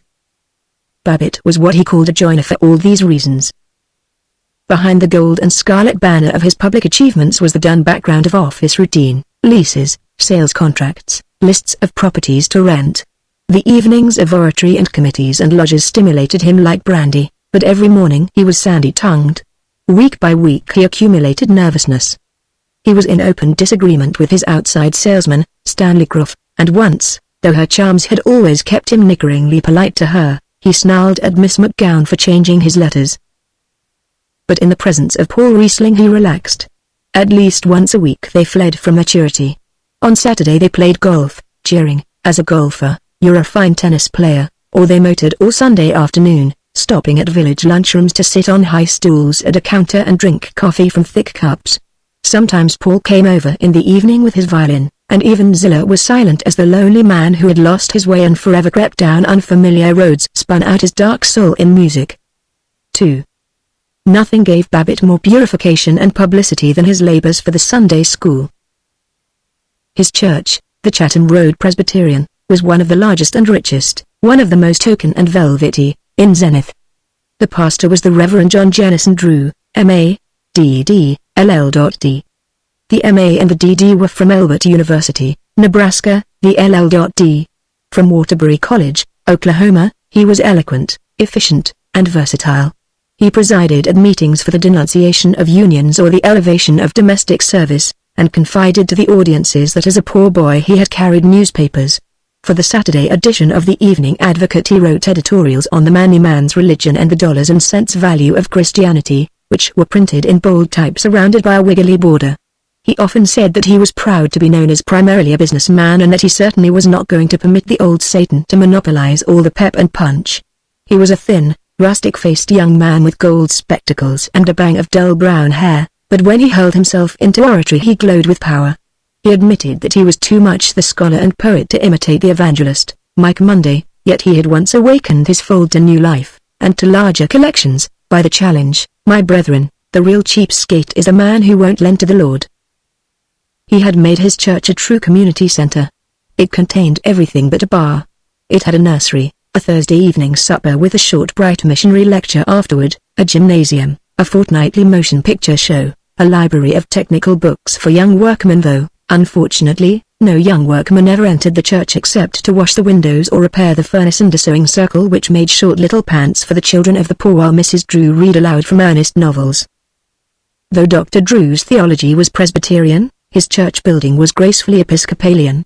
As he said, it had the most perdurable features of those noble ecclesiastical monuments of grand old England which stand as symbols of the eternity of faith, religious and civil.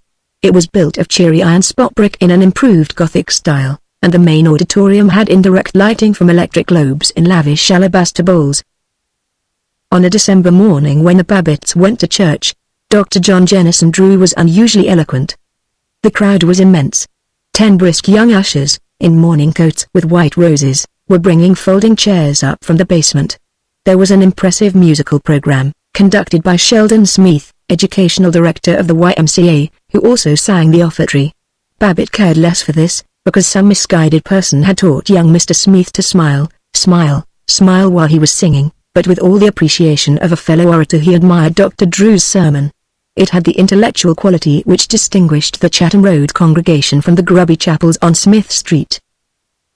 At this abundant harvest time of all the year, Dr. Drew chanted, "When, though stormy the sky and laborious the path to the drudging wayfarer, yet the hovering and bodiless spirit swoops back o'er all the labors and desires of the past 12 months, oh, then it seems to me there sounds behind all our apparent failures the golden chorus of greeting from those past happily ill, and lo! On the dim horizon we see behind dolorous clouds the mighty mass of mountains, mountains of melody, mountains of mirth, mountains of might." "I certainly do like a sermon with culture and thought in it," meditated Babbitt. At the end of the service he was delighted when the pastor, actively shaking hands at the door, twittered, "Oh, Brother Babbitt, can you wait a jiffy? Want your advice?" "Sure, Doctor. You bet. Drop into my office. I think you'll like the cigars there." Babbitt did like the cigars. He also liked the office, which was distinguished from other offices only by the spirited change of the familiar wall placard to "This is the Lord's busy day." Chum Frink came in, then William W. E. Athorn. Mr. E. Athorn was the 70-year-old president of the First State Bank of Zenith. He still wore the delicate patches of side whiskers which had been the uniform of bankers in 1870. If Babbitt was envious of the smart set of the McKelveys, before William Washington E. Athorn he was reverent. Mr. E. Athorn had nothing to do with the smart set. He was above it. He was the great-grandson of one of the 5 men who founded Zenith, in 1792, and he was of the 3rd generation of bankers. He could examine credits, make loans, promote or injure a man's business. In his presence Babbitt breathed quickly and felt young. The Reverend Dr. Drew bounced into the room and flowered into speech. "I've asked you gentlemen to stay so I can put a proposition before you. The Sunday school needs bucking up. It's the fourth largest in Zenith, but there's no reason why we should take anybody's dust. We ought to be first. I want to request you, if you will, to form a committee of advice and publicity for the Sunday school, look it over and make any suggestions for its betterment, and then, perhaps, see that the press gives us some attention, give the public some really helpful and constructive news instead of all these murders and divorces." "Excellent," said the banker. Babbitt and Frink were enchanted to join him. 3.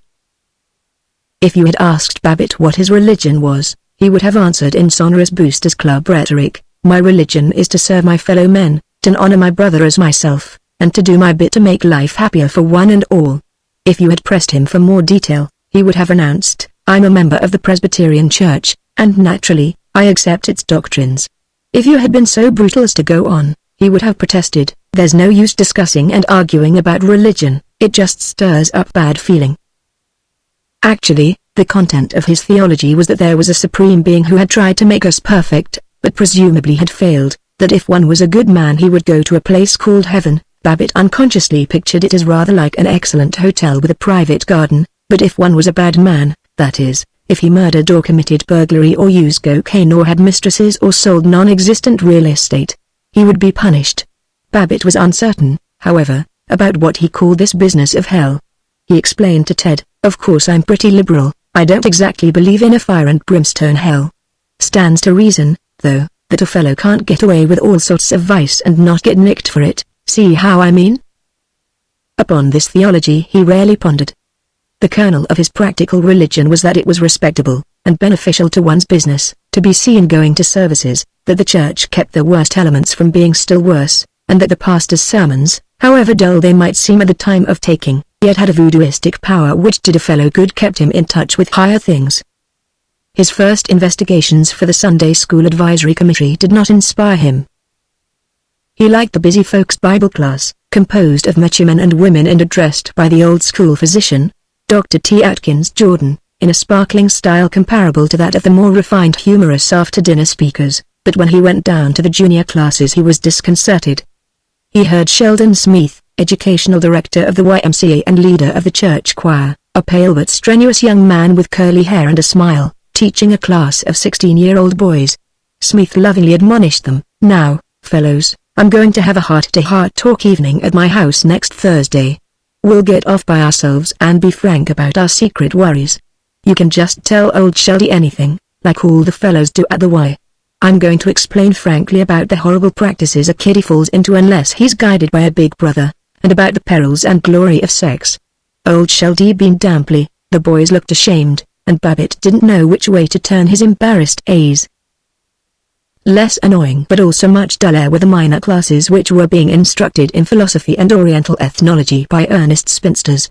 Most of them met in the highly varnished Sunday schoolroom, but there was an overflow to the basement, which was decorated with varicose water pipes and lighted by small windows high up in the oozing wall. What Babbitt saw, however, was the First Congregational Church of Catawba. He was back in the Sunday school of his boyhood. He smelled again that polite stuffiness to be found only in church parlors. He recalled the case of drab Sunday school books, Hetty, a humble heroine, and Josephus, a lad of Palestine. He thumbed once more the high-colored text cards which no boy wanted but no boy liked to throw away, because they were somehow sacred. He was tortured by the stumbling rote of 35 years ago, as in the vast Zenith church he listened to. "Now, Edgar, you read the next verse. What does it mean when it says it's easier for a camel to go through a needle's eye? What does this teach us?" "Clarence. Please don't wiggle so. If you had studied your lesson you wouldn't be so fidgety. Now, Earl, what is the lesson Jesus was trying to teach his disciples? The one thing I want you to especially remember, boys, is the words, 'With God all things are possible.' Just think of that always, Clarence. Please pay attention. Just say 'With God all things are possible' whenever you feel discouraged. And, Alec, will you read the next verse? If you'd pay attention you wouldn't lose your place." Drone drone drone, gigantic bees that boomed in a cavern of drowsiness. Babbitt started from his open-eyed nap, thanked the teacher for the privilege of listening to her splendid teaching, and staggered on to the next circle. After 2 weeks of this he had no suggestions whatever for the Reverend Dr. Drew. Then he discovered a world of Sunday school journals, an enormous and busy domain of weeklies and the monthlies which were as technical, as practical and forward-looking, as the real estate columns or the shoe trade magazines. He bought half a dozen of them at a religious bookshop until after midnight he read them and admired. He found many lucrative tips on focusing appeals, scouting for new members, and getting prospects to sign up with the Sunday school. He particularly liked the word prospects, and he was moved by the rubric. The moral springs of the community's life lie deep in its Sunday schools, its schools of religious instruction and inspiration. Neglect now means loss of spiritual vigor and moral power in years to come. Facts like the above, followed by a straight-arm appeal, will reach folks who can never be laughed or jollied into doing their part. Babbitt admitted, "That's so. I used to skin out of the Ole Sunday School attic at Hawber every chance I got, but same time, I wouldn't be where I am today, maybe, if it hadn't been for its training in moral power. And all about the Bible. Great literature. Have to read some of it again, one of these days." How scientifically the Sunday school could be organized he learned from an article in the Westminster Adult Bible class. The second vice president looks after the fellowship of the class. She chooses a group to help her. These become ushers. Everyone who comes gets a glad hand. No one goes away a stranger. One member of the group stands on the doorstep and invites passers-by to come in. Perhaps most of all Babbitt appreciated the remarks by William H. Ridgway in the Sunday School Times. If you have a Sunday school class without any pep and get up and go in it, that is, without interest, that is uncertain in attendance, that acts like a fellow with the spring fever, let old Dr. Ridgway write you a prescription. RX. Invite the bunch for supper. The Sunday school journals were as well-rounded as they were practical. They neglected none of the arts. As to music, the Sunday School Times advertised that C. Harold Loden, known to thousands through his sacred compositions, had written a new masterpiece, entitled Yearning for You. The poem, by Harry D. Kerr, is one of the daintiest you could imagine and the music is indescribably beautiful. Critics are agreed that it will sweep the country. May be made into a charming sacred song by substituting the hymn words, "I heard the voice of Jesus say." Even manual training was adequately considered. Babbitt noted an ingenious way of illustrating the resurrection of Jesus Christ. Model for pupils to make. Tomb with rolling door. Use a square-covered box turned upside down. Pull the cover forward a little to form a groove at the bottom. Cut a square door, also cut a circle of cardboard to more than cover the door. Cover the circular door and the tomb thickly with stiff mixture of sand, flour and water and let it dry. It was the heavy circular stone over the door the women found rolled away on Easter morning. This is the story we are to go tell. In their advertisements the Sunday school journals were thoroughly efficient. Babbitt was interested in a preparation which takes the place of exercise for sedentary men by building up depleted nerve tissue, nourishing the brain and the digestive system. He was edified to learn that the selling of Bibles was a hustling and strictly competitive industry, and as an expert on hygiene he was pleased by the Sanitary Communion Outfit Company's announcement of an improved and satisfactory outfit throughout, including highly polished beautiful mahogany tray. This tray eliminates all noise, is lighter and more easily handled than others and is more in keeping with the furniture of the church than a tray of any other material. 4. He dropped the pile of Sunday school journals. He pondered, now, there's a real he world. Corking. Ashamed I haven't sat in more. Fellow, that's an influence in the community. Shame if he doesn't take part in a real virile hustling religion. Sort of Christianity Incorporated, you might say. But with all reverence. Some folks might claim these Sunday school fans are undignified and unspiritual and so on. Sure. Always some skunk to spring things like that. Knocking and sneering and tearing down so much easier than building up. But me, I certainly hand it to these magazines. They've brought Ole George F. Babbitt into camp, and that's the answer to the critics. The more manly and practical a fellow is, the more he ought to lead the enterprising Christian life. Me for it. Cut out this carelessness and boozing and drone. Where the devil you been? This is a fine time o' night to be coming in. Chapter 17. 1. There are but 3 or 4 old houses in Floral Heights, and in Floral Heights an old house is one which was built before 1880. The largest of these is the residence of William Washington E. Athorn, President of the First State Bank. The E. Athorn Mansion preserves the memory of the nice parts of Zenith as they appeared from 1860 to 1900. It is a red brick immensity with grey sandstone lintels and a roof of slate in courses of red, green, and dyspeptic yellow. There are two anemic towers, one roofed with copper, the other crowned with cast iron ferns. The porch is like an open tomb. It is supported by squat granite pillars above which hang frozen cascades of brick. At one side of the house is a huge stained glass window in the shape of a keyhole. But the house has an effect not at all humorous. It embodies the heavy dignity of those Victorian financiers who ruled the generation between the pioneers and the brisk sales engineers and created a somber oligarchy by gaining control of banks, mills, land, railroads, mines. Out of the dozen contradictory zeniths which together make up the true and complete zenith, none is so powerful and enduring, yet none so unfamiliar to the citizens as the small, still, dry, polite, cruel zenith of the William E. Athorns, and for that tiny hierarchy the other zeniths unwittingly labor and insignificantly die. Most of the castles of the testy Victorian tetrarchs are gone now or decayed into boarding houses, but the E. Athorn Mansion remains virtuous and aloof, reminiscent of London, Back Bay, Rittenhouse Square. Its marble steps are scrubbed daily, the brass plate is reverently polished, and the lace curtains are as prim and superior as William Washington E. Athorn himself. With a certain awe Babbitt and chum Frink called on E. Athorn for a meeting of the Sunday School Advisory Committee. With uneasy stillness they followed a uniformed maid through catacombs of reception rooms to the library. It was as unmistakably the library of a solid old banker as E. Athorn's side whiskers were the side whiskers of a solid old banker. The books were most of them standard sets, with the correct and traditional touch of dim blue, dim gold, and glossy calfskin. The fire was exactly correct and traditional, a small, quiet, steady fire, reflected by polished fire irons. The oak desk was dark and old and altogether perfect. The chairs were gently supercilious. E. Athorn's inquiries as to the healths of Mrs. Babbitt, Miss Babbitt, and the other children were softly paternal, but Babbitt had nothing with which to answer him. It was indecent to think of using the house tricks, Olay socks, which gratified Virgil Gunch and Frink and Howard Littlefield, men who till now had seemed successful and urbane. Babbitt and Frink sat politely, and politely did E. Athorn observe, opening his thin lips just wide enough to dismiss the words, "Gentlemen, before we begin our conference you may have felt the cold in coming here. So good of you to save an old man the journey. Shall we perhaps have a whiskey toddy?"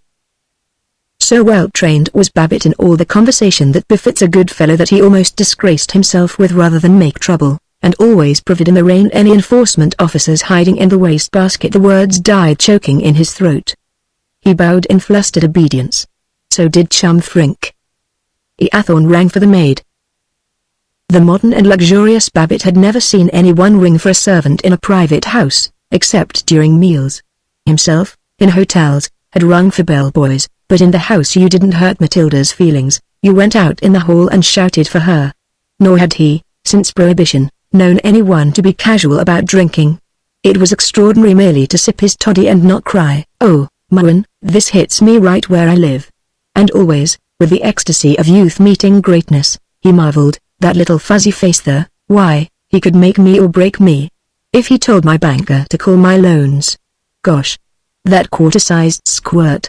And looking like he hadn't got a single bit of hustle to him. I wonder, do we boosters throw too many fits about Pep? From this thought he shuddered away, and listened devoutly to E. Athorn's ideas on the advancement of the Sunday school, which were very clear and very bad. Diffidently Babbitt outlined his own suggestions. "I think if you analyze the needs of the school, in fact, going right at it as if it was a merchandising problem, of course the one basic and fundamental need is growth. I presume we're all agreed we won't be satisfied till we build up the biggest dance Sunday school in the whole state, so the Chatham Road Presbyterian won't have to take anything off anybody. Now about jazzing up the campaign for prospects, they've already used contesting teams, and given prizes to the kids that bring in the most members. And they made a mistake there. The prizes were a lot of folderols and doodads like poetry books and illustrated testaments, instead of something a real live kid would want to work for, like real cash or a speedometer for his motorcycle. Course I suppose it's all fine and dandy to illustrate the lessons with these decorated bookmarks and blackboard drawings and so on, but when it comes down to real hustling, getting out and drumming up customers or members, I mean, why, you got to make it worth a fellow's while. Now, I want to propose 2 stunts. First, divide the Sunday school into 4 armies, depending on age. Everybody gets a military rank in his own army according to how many members he brings in, and the duffers that lie down on us and don't bring in any, they remain privates. The pastor and superintendent rank as generals. And everybody has got to give salutes and all the rest of that junk, just like a regular army, to make 'em feel it's worthwhile to get rank. Then, second, course the school has its advertising committee, but, Lord, nobody ever really works good, nobody works well just for the love of it. The thing to do is to be practical and up to date, and hire a real paid press agent for the Sunday school, some newspaper fellow who can give part of his time. Sure, you bet, said Chum Frink. Think of the nice juicy bits he could get in, Babbitt crowed. Not only the big, salient, vital facts about how fast the Sunday school in the collection is growing, but a lot of humorous gossip and kidding about how some blowhard fell down on his pledge to get new members, or the good time the Sacred Trinity class of girls had at their Wenurst party. And on the side, if he had time, the press agent might even boost the lessons themselves, do a little advertising for all the Sunday schools in town. In fact, no use being hoggish toward the rest of them, providing we can keep the bulge on M in membership. For instance, he might get the papers to. Course I haven't got a literary training like Frink here, and I'm just guessing how the pieces ought to be written, but take for instance, suppose the week's lesson is about Jacob. Well, the press agent might get in something that would have a fine moral, and yet with a trick headline that'd get folks to read it, say like, Jake fools the old man, makes getaway with girl and bankroll. See how I mean? That'd get their interest. Now, course, Mr. Eathorne, you're conservative, and maybe you feel these stunts would be undignified, but honestly, I believe they'd bring home the bacon. Eathorne folded his hands on his comfortable little belly and purred like an aged pussy. May I say, first, that I have been very much pleased by your analysis of the situation, Mr. Babbitt. As you surmise, it's necessary in my position to be conservative, and perhaps endeavor to maintain a certain standard of dignity. Yet I think you'll find me somewhat progressive. In our bank, for example, I hope I may say that we have as modern a method of publicity and advertising as any in the city. Yes, I fancy you'll find us oldsters quite cognizant of the shifting spiritual values of the age. Yes, oh yes. And so, in fact, it pleases me to be able to say that though personally I might prefer the sterner Presbyterianism of an earlier era. Babbitt finally gathered that Eathorne was willing. Chum Frink suggested as part-time press agent one Kenny Thiskett, reporter on the Advocate-Times. They parted on a high plane of amity and Christian helpfulness. Babbitt did not drive home, but toward the center of the city. He wished to be by himself and exult over the beauty of intimacy with William Washington Eathorne. 2. A snow-blanched evening of ringing pavements and eager lights. Great golden lights of trolley cars sliding along the packed snow of the roadway. Demure lights of little houses. The belching glare of a distant foundry, wiping out the sharp-edged stars. Lights of neighborhood drugstores where friends gossiped, well pleased, after the day's work. The green light of a police station, and greener radiance on the snow. The drama of a patrol wagon gong beating like a terrified heart, headlights scorching the crystal-sparkling street, driver not a chauffeur but a policeman proud in uniform, another policeman perilously dangling on the step at the back, and a glimpse of the prisoner. A murderer, a burglar, a coiner cleverly trapped. An enormous gray-stone church with a rigid spire, dim light in the parlors, and cheerful droning of choir practice. The quivering green mercury vapor light of a photo engraver's loft. Then the storming lights of downtown, parked cars with ruby tail lights, white arched entrances to movie theaters, like frosty mouths of winter caves, electric sign serpents and little dancing men of fire, pink-shaded globes and scarlet jazz music in a cheap upstairs dance hall, lights of Chinese restaurants, lanterns painted with cherry blossoms and with pagodas, hung against lattices of lustrous gold and black. Small dirty lamps in small stinking lunchrooms. The smart shopping district, with rich and quiet light on crystal pendants and furs and suave surfaces of polished wood in velvet-hung reticent windows. High above the street, an unexpected square hanging in the darkness, the window of an office where someone was working late, for a reason unknown and stimulating. A man meshed in bankruptcy, an ambitious boy, an oil man suddenly become rich. The air was shrewd, the snow was deep in uncleared alleys, and beyond the city, Babbitt knew, were hillsides of snowdrift among wintry oaks, and the curving ice-enchanted river. He loved his city with passionate wonder. He lost the accumulated weariness of business worry and expansive oratory. He felt young and potential. He was ambitious. It was not enough to be a Virgil Gunch, an Orville Jones. No. They're bully fellows, simply lovely, but they haven't got any finesse. No. He was going to be a Neathorn, delicately rigorous, coldly powerful. That's the stuff. They're wallop in the velvet mitt. Not let anybody get fresh with you. Been getting careless about my diction. Slang. Colloquial. Cut it out. I was first rate at rhetoric in college. Themes on anyway, not bad. Had too much of this hoop-de-doodle and Goodfellow stuff. Why couldn't I organize a bank of my own someday? And Ted succeed me. He drove happily home, and to Mrs. Babbitt he was a William Washington Neathorn, but she did not notice it. 3. Young Kenneth Iscott, reporter on the Advocate-Times, was appointed press agent of the Chatham Road Presbyterian Sunday School. He gave 6 hours a week to it. At least he was paid for giving 6 hours a week. He had friends on the press and the Gazette, and he was not, officially, known as a press agent. He procured a trickle of insinuating items about neighbor Linus and the Bible, about class suppers, jolly but educational, and the value of the prayer life in attaining financial success. The Sunday school adopted Babbitt's system of military ranks. Quickened by this spiritual refreshment, it had a boom. It did not become the largest school in Zenith. The Central Methodist Church kept ahead of it by methods which Dr. Drew scored as unfair, undignified, un-American, ungentlemanly, and unchristian, but it climbed from 4th place to 2nd, and there was rejoicing in heaven, or at least in that portion of heaven included in the parsonage of Dr. Drew, while Babbitt had much praise and good repute. He had received the rank of colonel on the general staff of the school. He was plumply pleased by salutes on the street from unknown small boys. His ears were tickled to ruddy ecstasy by hearing himself called colonel, and if he did not attend Sunday school merely to be thus exalted, certainly he thought about it all the way there. He was particularly pleasant to the press agent, Kenneth Iscott. He took him to lunch at the athletic club and had him at the house for dinner. Like many of the cocksure young men who forage about cities in apparent contentment and who express their cynicism in supercilious slang, Iscott was shy and lonely. His shrewd starveling face broadened with joy at dinner, and he blurted, "Gee willikins, Mrs. Babbitt, if you knew how good it is to have home eats again." Iscott and Verona liked each other. All evening they talked about ideas. They discovered that they were radicals. True, they were sensible about it.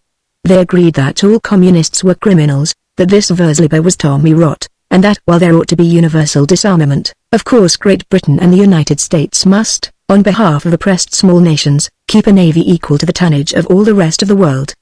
But they were so revolutionary that they predicted, to Babbitt's irritation, that there would someday be a third party which would give trouble to the Republicans and Democrats. Iscott shook hands with Babbitt 3 times, at parting. Babbitt mentioned his extreme fondness for Neathorn. Within a week 3 newspapers presented accounts of Babbitt's sterling labors for religion, and all of them tactfully mentioned William Washington Neathorn as his collaborator. Nothing had brought Babbitt quite so much credit at the Elks, the athletic club, and the Boosters. His friends had always congratulated him on his oratory, but in their praise was doubt, for even in speeches advertising the city there was something highbrow and degenerate, like writing poetry. But now Orville Jones shouted across the athletic dining room, "Here's the new director of the First State Bank."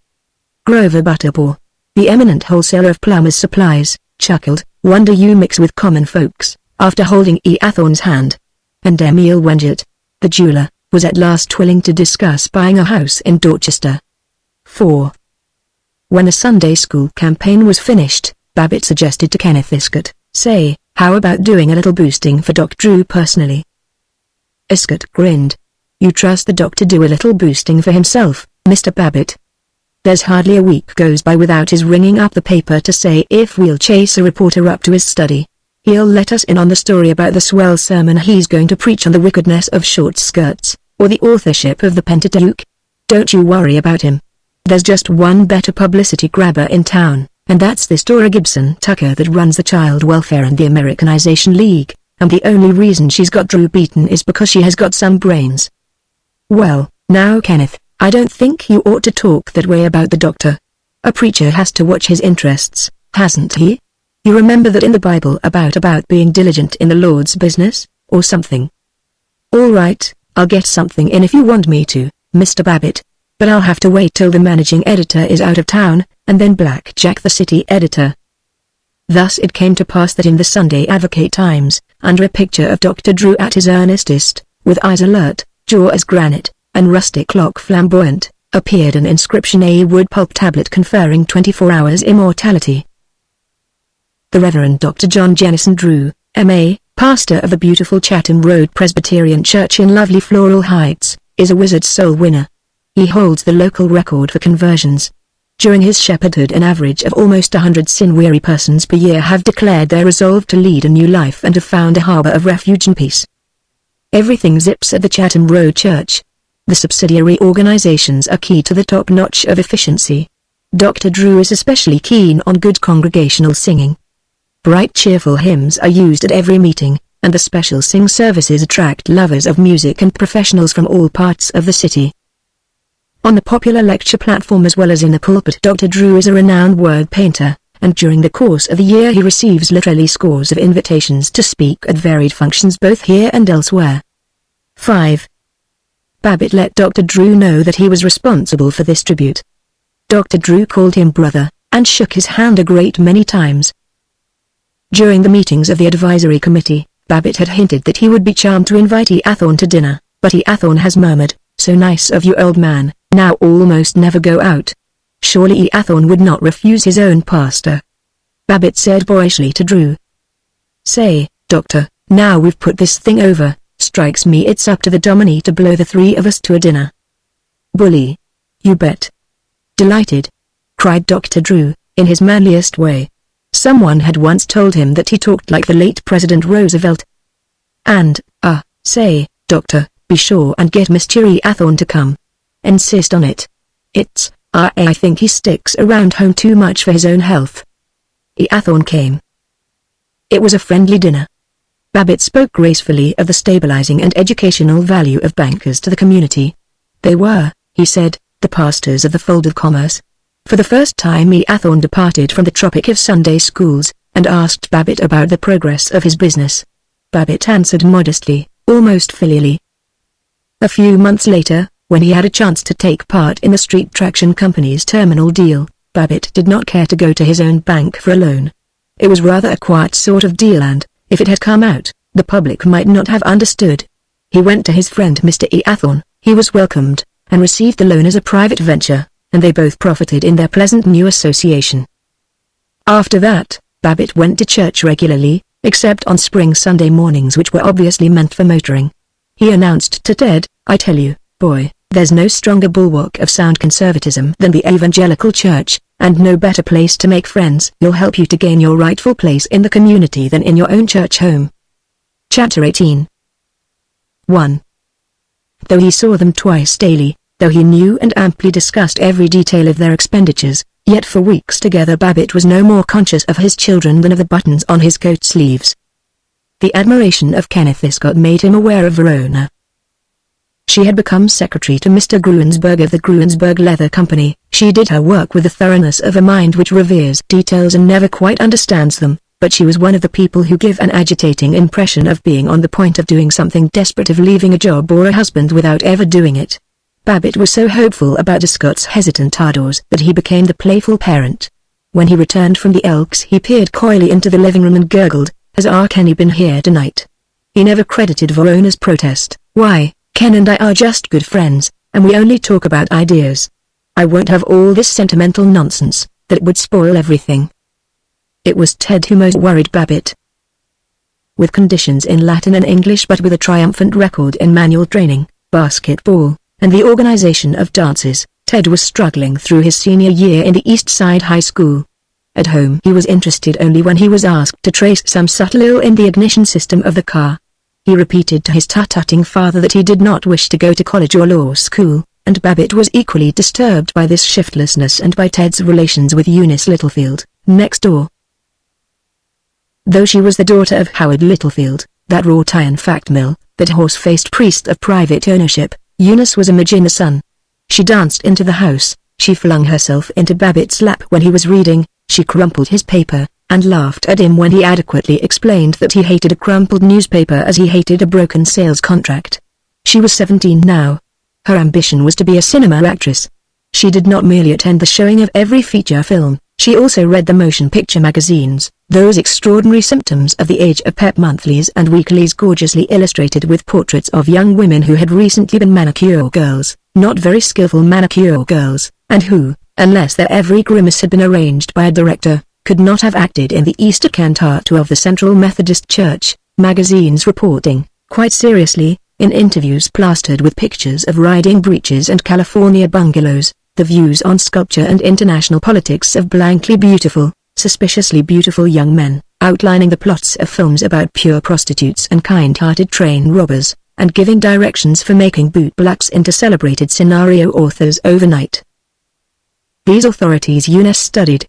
She frequently did, tell whether it was in November or December, 1905, that Mac Harker, the renowned screen cowpuncher and bedman, began his public career as chorus man in "Oh, You Naughty Girlie."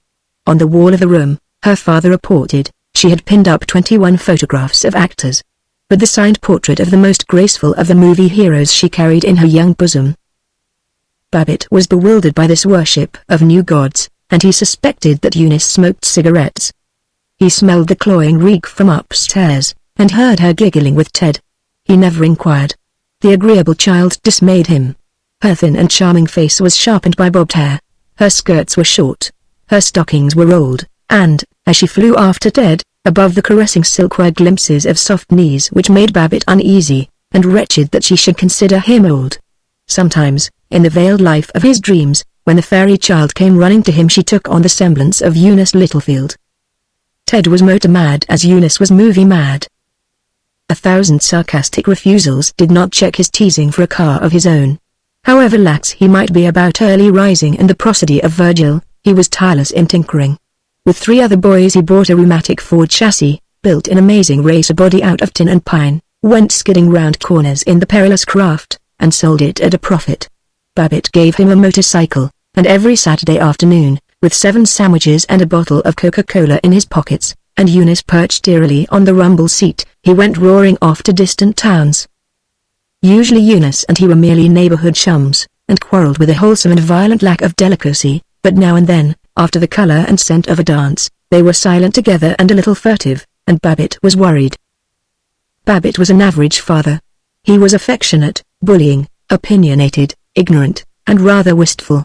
Like most parents, he enjoyed the game of waiting till the victim was clearly wrong, then virtuously pouncing. He justified himself by croaking, "Well, Ted's mother spoils him.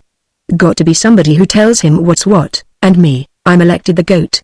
Because I try to bring him up to be a real, decent, human being and not one of these sapheads and lounge lizards. Of course they all call me a grouch."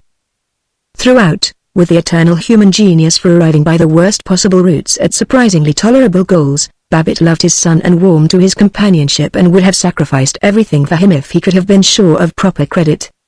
2. Ted was planning a party for his set in the senior class. Babbitt meant to be helpful and jolly about it. From his memory of high school pleasures back in Catawba he suggested the nicest games, going to Boston, and charades with stewpans for helmets, and word games in which you were an adjective or a quality. When he was most enthusiastic he discovered that they weren't paying attention. They were only tolerating him. As for the party, it was as fixed and standardized as a Union Club hop. There was to be dancing in the living room, a noble collation in the dining room, and in the hall 2 tables of bridge for what Ted called the poor old dumbbells that you can't get to dance hardly more than half the time. Every breakfast was monopolized by conferences on the affair. No one listened to Babbitt's bulletins about the February weather or to his throat-clearing comments on the headlines. He said furiously, "If I may be permitted to interrupt your engrossing private conversation, do you hear what I said?" "Oh, don't be a spoiled baby. Ted and I have just as much right to talk as you have," flared Mrs. Babbitt. On the night of the party he was permitted to look on, when he was not helping Matilda with the Vecchia ice cream and the petit fours. He was deeply disquieted.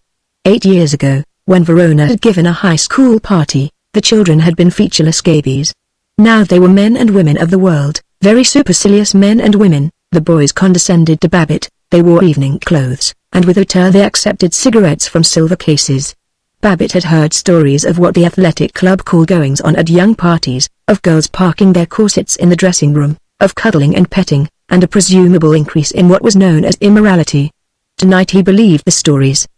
These children seemed bold to him, and cold. The girls wore misty chiffon, coral velvet, or cloth of gold, and around their dipping bobbed hair were shining wreaths. He had it, upon urgent and secret inquiry, that no corsets were known to be parked upstairs, but certainly these eager bodies were not stiff with steel. Their stockings were of lustrous silk, their slippers costly and unnatural, their lips carmined and their eyebrows penciled. They danced cheek to cheek with the boys, and Babbitt sickened with apprehension and unconscious envy. Worst of them all was Eunice Littlefield, and maddest of all the boys was Ted. Eunice was a flying demon. She slid the length of the room. Her tender shoulders swayed, her feet were deft as a weaver's shuttle. She laughed, and enticed Babbitt to dance with her. Then he discovered the annex to the party. The boys and girls disappeared occasionally, and he remembered rumors of their drinking together from hip pocket flasks. He tiptoed round the house, and in each of the dozen cars waiting in the street he saw the points of light from cigarettes. From each of them heard high giggles. He wanted to denounce them but, standing in the snow, peering round the dark corner, he did not dare. He tried to be tactful. When he had returned to the front hall he coaxed the boys, "Say, if any of you fellows are thirsty, there's some dandy ginger ale." "Oh, thanks." They condescended. He sought his wife, in the pantry, and exploded, "I'd like to go in there and throw some of those young pups out of the house. They talk down to me like I was the butler. I'd like to." "I know," she sighed, "only everybody says, all the mothers tell me, unless you stand for them, if you get angry because they go out to their cars to have a drink, they won't come to your house anymore, and we wouldn't want Ted left out of things, would we?" He announced that he would be enchanted to have Ted left out of things, and hurried in to be polite, lest Ted be left out of things. But, he resolved, if he found that the boys were drinking, he would he'd hand Em something that would surprise Em. While he was trying to be agreeable to large-shouldered young bullies he was earnestly sniffing at them. Twice he caught the reek of Prohibition-time whiskey, but then, it was only twice. Dr. Howard Littlefield lumbered in. He had come, in a mood of solemn parental patronage, to look on. Ted and Eunice were dancing, moving together like one body. Littlefield gasped. He called Eunice. There was a whispered duologue, and Littlefield explained to Babbitt that Eunice's mother had a headache and needed her. She went off in tears. Babbitt looked after them furiously. That little devil. Getting Ted into trouble. And Littlefield, the conceited old gasbag, acting like it was Ted that was the bad influence. Later he smelled whiskey on Ted's breath. After the civil farewell to the guests, the row was terrific, a thorough family scene, like an avalanche, devastating and without reticences. Babbitt thundered, Mrs. Babbitt wept, Ted was unconvincingly defiant, and Verona in confusion as to whose side she was taking. For several months there was coolness between the Babbitts and the Littlefields, each family sheltering their lamb from the wolf cub next door. Babbitt and Littlefield still spoke in pontifical periods about motors and the Senate, but they kept obliquely away from mention of their families. Whenever Eunice came to the house she discussed with pleasant intimacy the fact that she had been forbidden to come to the house, and Babbitt tried, with no success whatever, to be fatherly and advisory with her. 3. Gosh all fishhooks. Ted wailed to Eunice, as they wolfed hot chocolate, lumps of nugget, and an assortment of glace nuts, in the mosaic splendor of the Royal Drug Store. It gets me why Dad doesn't just pass out from being so pokey. Every evening he sits there, about half asleep, and if Roan or I say, "Oh, come on, let's do something," he doesn't even take the trouble to think about it. He just yawns and says, "No, this suits me right here." He doesn't know there's any fun going on anywhere. I suppose he must do some thinking, same as you and I do, but gosh, there's no way of telling it. I don't believe that outside of the office and playing a little bum golf on Saturday he knows there's anything in the world to do except just keep sitting there every night, not wanting to go anywhere, not wanting to do anything, thinking us kids are crazy sitting the Lord. 4. If he was frightened by Ted's slackness, Babbitt was not sufficiently frightened by Verona. She was too safe. She lived too much in the neat little airless room of her mind. Kenneth Escott and she were always underfoot. When they were not at home, conducting their cautiously radical courtship over sheets or statistics, they were trudging off to lectures by authors and Hindu philosophers and Swedish lieutenants. Gosh, Babbitt wailed to his wife, as they walked home from the Fogarty's bridge party. "It gets me how Roan and that fellow can be so pokey. They sit the night after night, whenever he isn't working, and they don't know there's any fun in the world. All talk and discussion Lord. Sitting the night after night not wanting to do anything, thinking I'm crazy because I like to go out and play a fist of cards sitting the gosh.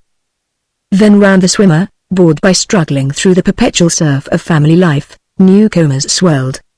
5. Babbitt's father and mother-in-law, Mr. and Mrs. Henry T. Thompson, rented their old house in the Bellevue district and moved to the Hotel Hatton, that glorified boarding house filled with widows, red plush furniture, and the sound of ice water pitchers. They were lonely there, and every other Sunday evening the Babbitts had to dine with them, on fricasseed chicken, discouraged celery, and cornstarch ice cream, and afterwards sit, polite and restrained, in the hotel lounge, while a young woman violinist played songs from the German via Broadway. Then Babbitt's own mother came down from Catawba to spend 3 weeks. She was a kind woman and magnificently uncomprehending. She congratulated the convention-defying Verona on being a nice, loyal homebody without all these ideas that so many girls seem to have nowadays, and when Ted filled the differential with grease, out of pure love of mechanics and filthiness, she rejoiced that he was so handy around the house and helping his father and all, and not going out with the girls all the time and trying to pretend he was a society fellow. Babbitt loved his mother, and sometimes he rather liked her, but he was annoyed by her Christian patience, and he was reduced to pulpiness when she discoursed about a quite mythical hero called your father. "You won't remember it, Georgie, you were such a little fellow at the time. I remember just how you looked that day, with your goldy brown curls and your lace collar. You always were such a dainty child, and kind of puny and sickly, and you loved pretty things so much, and the red tassels on your little booties and all, and your father was taking us to church and a man stopped us and said Major. So many of the neighbors used to call your father Major. Of course he was only a private in the war, but everybody knew that was because of a jealousy of his captain, and he ought to have been a high-ranking officer. He had that natural ability to command that so very, very few men have." And this man came out into the road and held up his hand and stopped the buggy and said, "Major," he said, "there's a lot of the folks around here that have decided to support Colonel Scannell for Congress, and we want you to join us. Meeting people the way you do in the store, you could help us a lot." Well, your father just looked at him and said, "I certainly shall do nothing of the sort. I don't like his politics," he said. Well, the man Captain Smith they used to call him, and heaven only knows why, because he hadn't the shadow or vestige of a right to be called captain or any other title. This Captain Smith said, "We'll make it hot for you if you don't stick by your friends, Major." Well, you know how your father was, and this Smith knew it too. He knew what a real man he was. And he knew your father knew the political situation from A to Z, and he ought to have seen that here was one man he couldn't impose on, but he went on trying to and hinting and trying till your father spoke up and said to him, "Captain Smith," he said, "I have a reputation around these parts for being one who is amply qualified to mind his own business and let other folks mind theirs." And with that he drove on and left the fellow standing there in the road like a bump on a log. Babbitt was most exasperated when she revealed his boyhood to the children. He had, it seemed, been fond of barley sugar, had worn the loveliest little pink bow in his curls and corrupted his own name to Goo Goo. He heard, though he did not officially hear, Ted admonishing Tinker, "Come on now, kid, stick the lovely pink bow in your curls and beat it down to breakfast, or Goo Goo will jaw your head off." Babbitt's half-brother, Martin, with his wife and youngest baby, came down from Catawba for 2 days. Martin bred cattle and ran the dusty general store. He was proud of being a free-born independent American of the good old Yankee stock. He was proud of being honest, blunt, ugly, and disagreeable. His favorite remark was, "How much did you pay for that?" He regarded Verona's books, Babbitt's silver pencil, and flowers on the table as citified extravagances, and said so. Babbitt would have quarreled with him but for his gawky wife and the baby, whom Babbitt teased and poked fingers at and addressed. "I think this baby's a bum, yes, sir, I think this little baby's a bum, he's a bum, yes, sir, he's a bum, that's what he is, he's a bum, this baby's a bum. He's nothing but an old bum, that's what he is, a bum." All the while Verona and Kenneth Escott held long inquiries into epistemology. Ted was a disgraced rebel, and Tinker, aged 11, was demanding that she be allowed to go to the movies thrice a week, like all the girls. Babbitt raged, "I'm sick of it. Having to carry 3 generations. Whole damn bunch lean on me. Pay half of mother's income, listen to Henry T., listen to Myra's worrying, be polite to Mart, and get called an old grouch for trying to help the children. All of 'em depending on me and picking on me and not a damn one of 'em grateful. No relief, and no credit, and no help from anybody. And to keep it up for good Lord, how long? He enjoyed being sick in February. He was delighted by their consternation that he, their rock, should give way. He had eaten a questionable clam. For 2 days he was languorous and petted and esteemed. He was allowed to snarl low, "Let me alone," without reprisals. He lay on the sleeping porch and watched the winter sun slide along the taut curtains, turning their ruddy khaki to pale blood red. The shadow of the drawer rope was dense black, in an enticing ripple on the canvas. He found pleasure in the curve of it, sighed as the fading light blurred it. He was conscious of life, and a little sad. With no Virgil Gunches before whom to set his face in resolute optimism, he beheld, and half admitted that he beheld, his way of life as incredibly mechanical. Mechanical business, a brisk selling of badly built houses. Mechanical religion, a dry, hard church, shut off from the real life of the streets, inhumanly respectable as a top hat. Mechanical golf and dinner parties and bridge and conversation. Save with Paul Riesling, mechanical friendships backslapping and jocular, never daring to essay the test of quietness. He turned uneasily in bed. He saw the years, the brilliant winter days and all the long sweet afternoons which were meant for summery meadows, lost in such brittle pretentiousness. He thought of telephoning about leases, of cajoling men he hated, of making business calls and waiting in dirty ante-rooms hat on knee, yawning at fly-specked calendars, being polite to office boys. "I don't hardly want to go back to work," he prayed. "I'd like to, I don't know." But he was back next day, busy and of doubtful temper. Chapter 19. 1. The Zenith Street Traction Company planned to build car repair shops in the suburb of Dorchester, but when they came to buy the land they found it held, on options, by the Babbitt Thompson Realty Company. The purchasing agent, the first vice president, and even the president of the traction company protested against the Babbitt price. They mentioned their duty towards stockholders, they threatened an appeal to the courts, though somehow the appeal to the courts was never carried out and the officials found it wiser to compromise with Babbitt. Carbon copies of the correspondence are in the company's files, where they may be viewed by any public commission. Just after this Babbitt deposited $3,000 in the bank. The purchasing agent of the Street Traction Company bought a $5,000 car. He first vice president built a home in Devon Woods, and the president was appointed minister to a foreign country. To obtain the options, to tie up one man's land without letting his neighbor know, had been an unusual strain on Babbitt. It was necessary to introduce rumors about planning garages and stores, to pretend that he wasn't taking any more options, to wait and look as bored as a poker player at a time when the failure to secure a key lot threatened his whole plan. To all this was added a nerve-jabbing quarrel with his secret associates in the deal. They did not wish Babbitt and Thompson to have any share in the deal except as brokers. Babbitt rather agreed. Ethics of the business broker ought to strictly represent his principles and not get in on the buying, he said to Thompson. Ethics, rats. Think I'm going to see that bunch of holy grafters get away with the swag and does not climb in? Snorted old Henry. Well, I don't like to do it. Kind of double-crossing. It ain't. It's triple-crossing. It's the public that gets double-crossed. Well, now we've been ethical and got it out of our systems, the question is where we can raise a loan to handle some of the property for ourselves. On the QT we can't go to our bank for it. Might come out. I could see old Eathorne. He's close as the tomb. That's the stuff.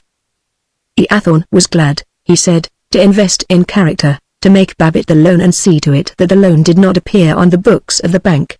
Thus certain of the options which Babbitt and Thompson obtained were on parcels of real estate which they themselves owned, though the property did not appear in their names. In the midst of closing this splendid deal, which stimulated business and public confidence by giving an example of increased real estate activity, Babbitt was overwhelmed to find that he had a dishonest person working for him. The dishonest one was Stanley Gruff, the outside salesman.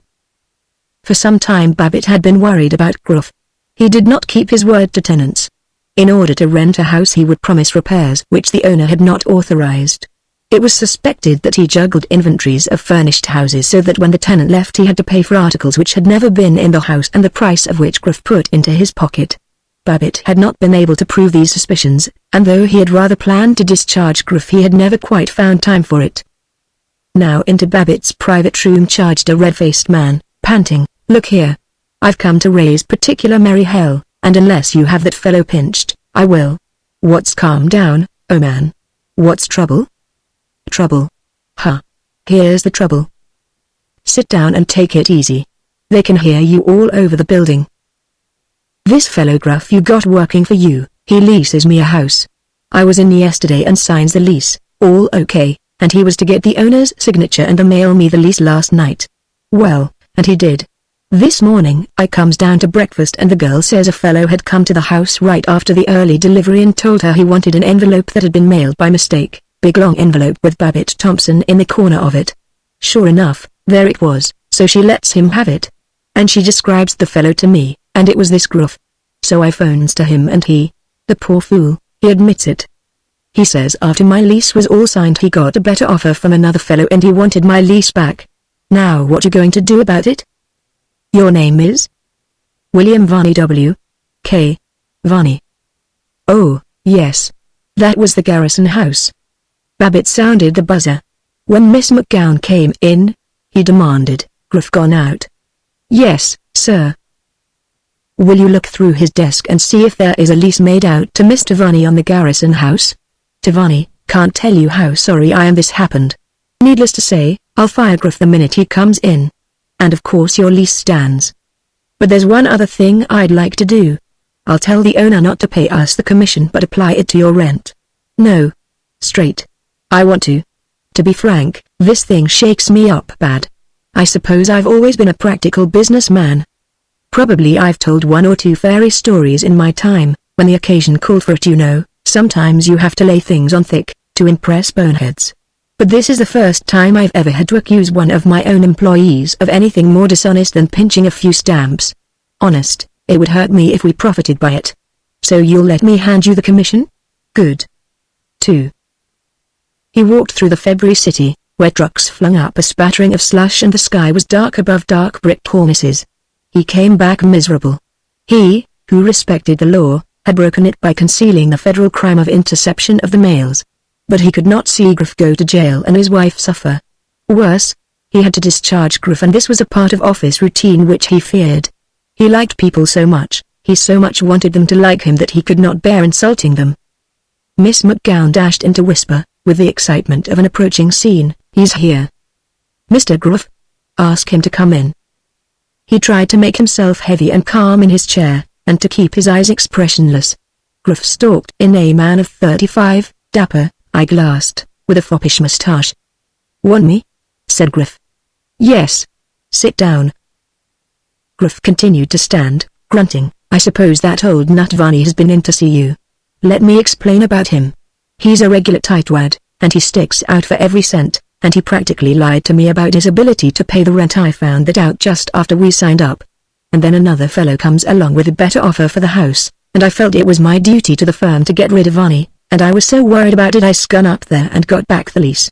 Honest, Mr. Babbitt, I didn't intend to pull anything crooked. I just wanted the firm to have all the commis. Wait now, Stan. This may all be true, but I've been having a lot of complaints about you. Now I don't suppose you ever mean to do wrong, and I think if you just get a good lesson that'll jog you up a little, you'll turn out a first-class realtor yet. But I don't see how I can keep you on." Gruff leaned against the filing cabinet, his hands in his pockets, and laughed. "So I'm fired. Well, old vision and ethics, I'm tickled to death. But I don't want you to think you can get away with any holier-than-thou stuff. Sure, I've pulled some raw stuff, a little of it, but how could I help it, in this office? Now, by God, young man." "Tut, tut. Keep the naughty temper down, and don't holler, because everybody in the outside office will hear you. They're probably listening right now. Babbitt, old dear, you're crooked in the first place and a damn skinflint in the second. If you paid me a decent salary I wouldn't have to steal pennies off a blind man to keep my wife from starving. Us married just 5 months, and her the nicest girl living, and you keeping us flat broke all the time, you damned old thief, so you can put money away for your sab-head of a son and your wishy-washy fool of a daughter? Wait, now. You by God take it, or I'll bellow so the whole office will hear it. And crooked say, if I told the prosecuting attorney what I know about this last street traction option steal, both you and me would go to jail, along with some nice, clean, pious, high-up traction guns. Well, Stan, looks like we were coming down to cases. That deal, there was nothing crooked about it. The only way you can get progress is for the broad-gauged men to get things done, and they got to be rewarded. Oh, for Pete's sake, don't get virtuous on me. As I gather it, I'm fired. All right. It's a good thing for me. And if I catch you knocking me to any other firm, I'll squeal all I know about you and Henry T. And the dirty little lickspittle deals that you corporals of industry pull off for the bigger and brainier crooks, and you'll get chased out of town. And me, you're right, Babbitt, I've been going crooked, but now I'm going straight, and the first step will be to get a job in some office where the boss doesn't talk about ideals. Bad luck, old dear, and you can stake your job up the sewer. Babbitt sat for a long time, alternately raging, I'll have him arrested, and yearning, I wonder, no, I've never done anything that wasn't necessary to keep the wheels of progress moving. Next day he hired in Griff's place Fritz Wheeliner, the salesman of his most injurious rival, the East Side Homes and Development Company, and thus at once annoyed his competitor and acquired an excellent man. Young Fritz was a curly-headed, merry, tennis-playing youngster. He made customers welcome to the office. Babbitt thought of him as a son, and in him had much comfort. 3. An abandoned racetrack on the outskirts of Chicago, a plot excellent for factory sites, was to be sold, and Jake Hott asked Babbitt to bid on it for him. The strain of the street traction deal and his disappointment in Stanley Griff had so shaken Babbitt that he found it hard to sit at his desk and concentrate. He proposed to his family, "Look here, folks. Do you know who's going to trot up to Chicago for a couple of days just weekend, won't lose but one day of school? Know who's going with that celebrated business ambassador, George F. Babbitt? Why, Mr. Theodore Roosevelt Babbitt." "Hooray!" Ted shouted, and oh, maybe the Babbitt men won't paint that Lillelay town red.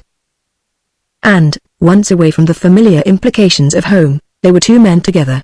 Ted was young only in his assumption of oldness, and the only realms, apparently, in which Babbitt had a larger and more grown-up knowledge than Ted's were the details of real estate and the phrases of politics. When the other sages of the Pullman smoking compartment had left them to themselves, Babbitt's voice did not drop into the playful and otherwise offensive tone in which one addresses children but continued its overwhelming and monotonous rumble, and Ted tried to imitate it in his strident tenor.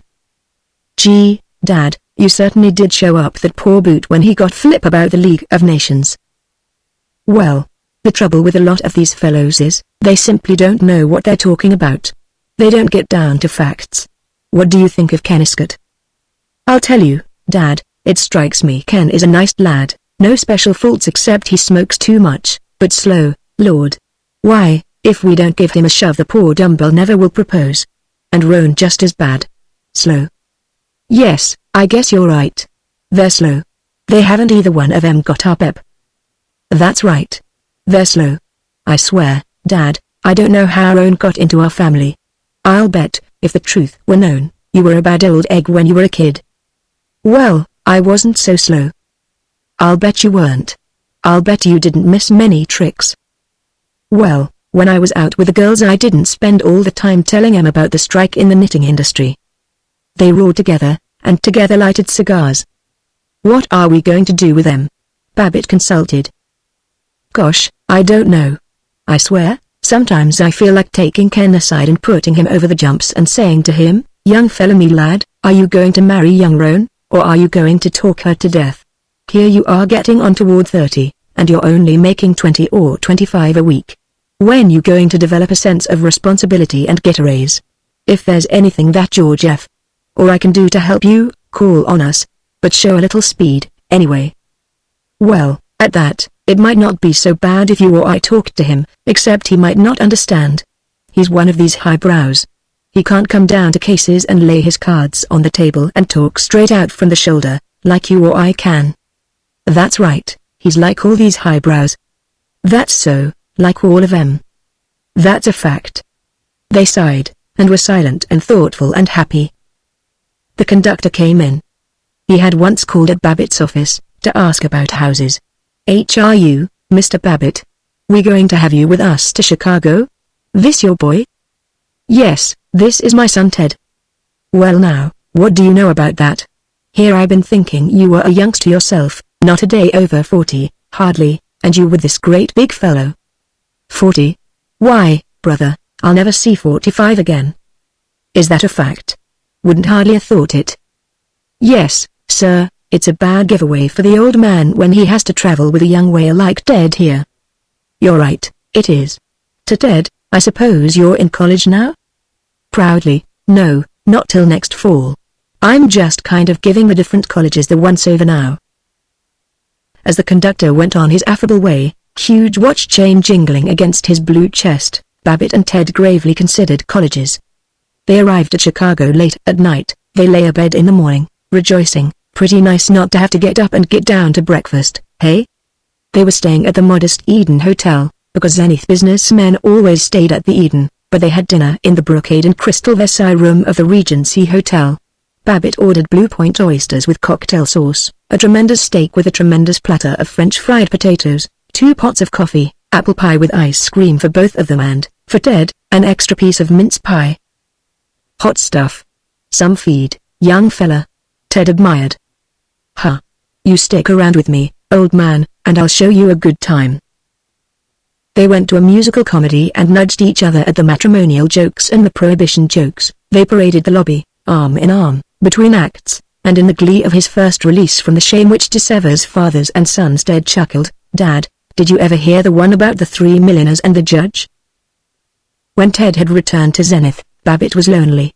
As he was trying to make alliance between Ut and certain Milwaukee interests which wanted the racetrack plot, most of his time was taken up in waiting for telephone calls. Sitting on the edge of his bed, holding the portable telephone, asking wearily, Mr. Sajan not in yet? Didn't he leave any message for me? All right, I'll hold the wire. Staring at a stain on the wall, reflecting that it resembled a shoe, and being bored by this 20th discovery that it resembled a shoe. Lighting a cigarette, then, bound to the telephone with no ashtray in reach, wondering what to do with this burning menace and anxiously trying to toss it into the tiled bathroom. At last, on the telephone, no message, eh? All right, I'll call up again. One afternoon he wandered through snow-rutted streets of which he had never heard, streets of small tenements and 2-family houses and marooned cottages. It came to him that he had nothing to do, that there was nothing he wanted to do.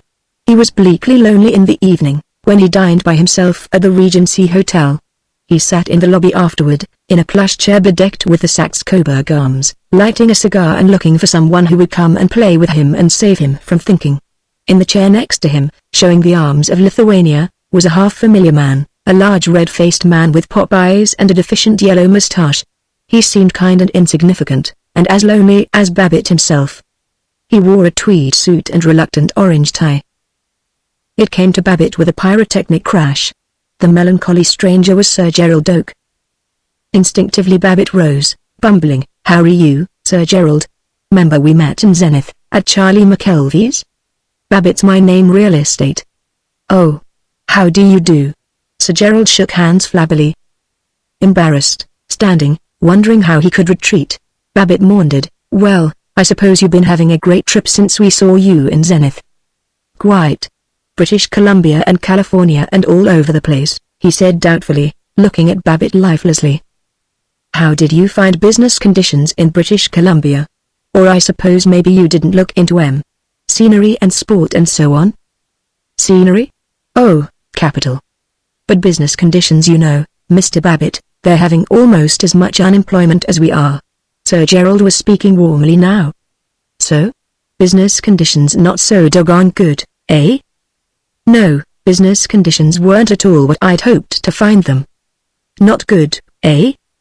"No, not really good." "That's a darn shame. Well, I suppose you're waiting for somebody to take you out to some big shindig, Sir Gerald." "Shindig? Oh. Shindig. No, to tell you the truth, I was wondering what the deuce I could do this evening. Don't know a soul in Chicago. I wonder if you happen to know whether there's a good theater in this city." "Good? Why say, they're running Grand Opera right now. I guess maybe you like that?" "Eh? Eh? Went to the opera once in London. Covent Garden sort of thing." "Shocking. No, I was wondering if there was a good cinema movie." Babbitt was sitting down, hitching his chair over, shouting, "Movie?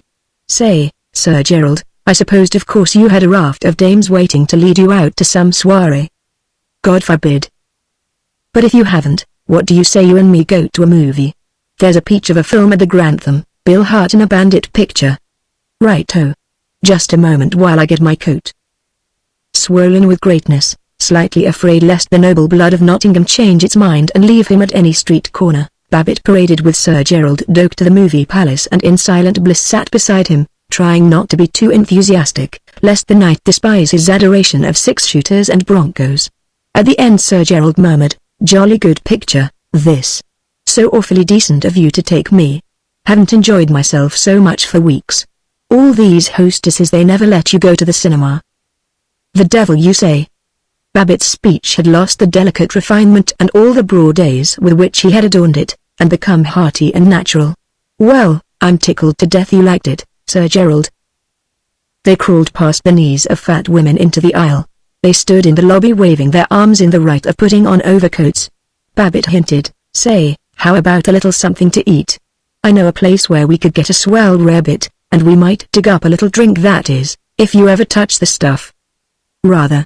But why don't you come to my room? I've some scotch not half bad."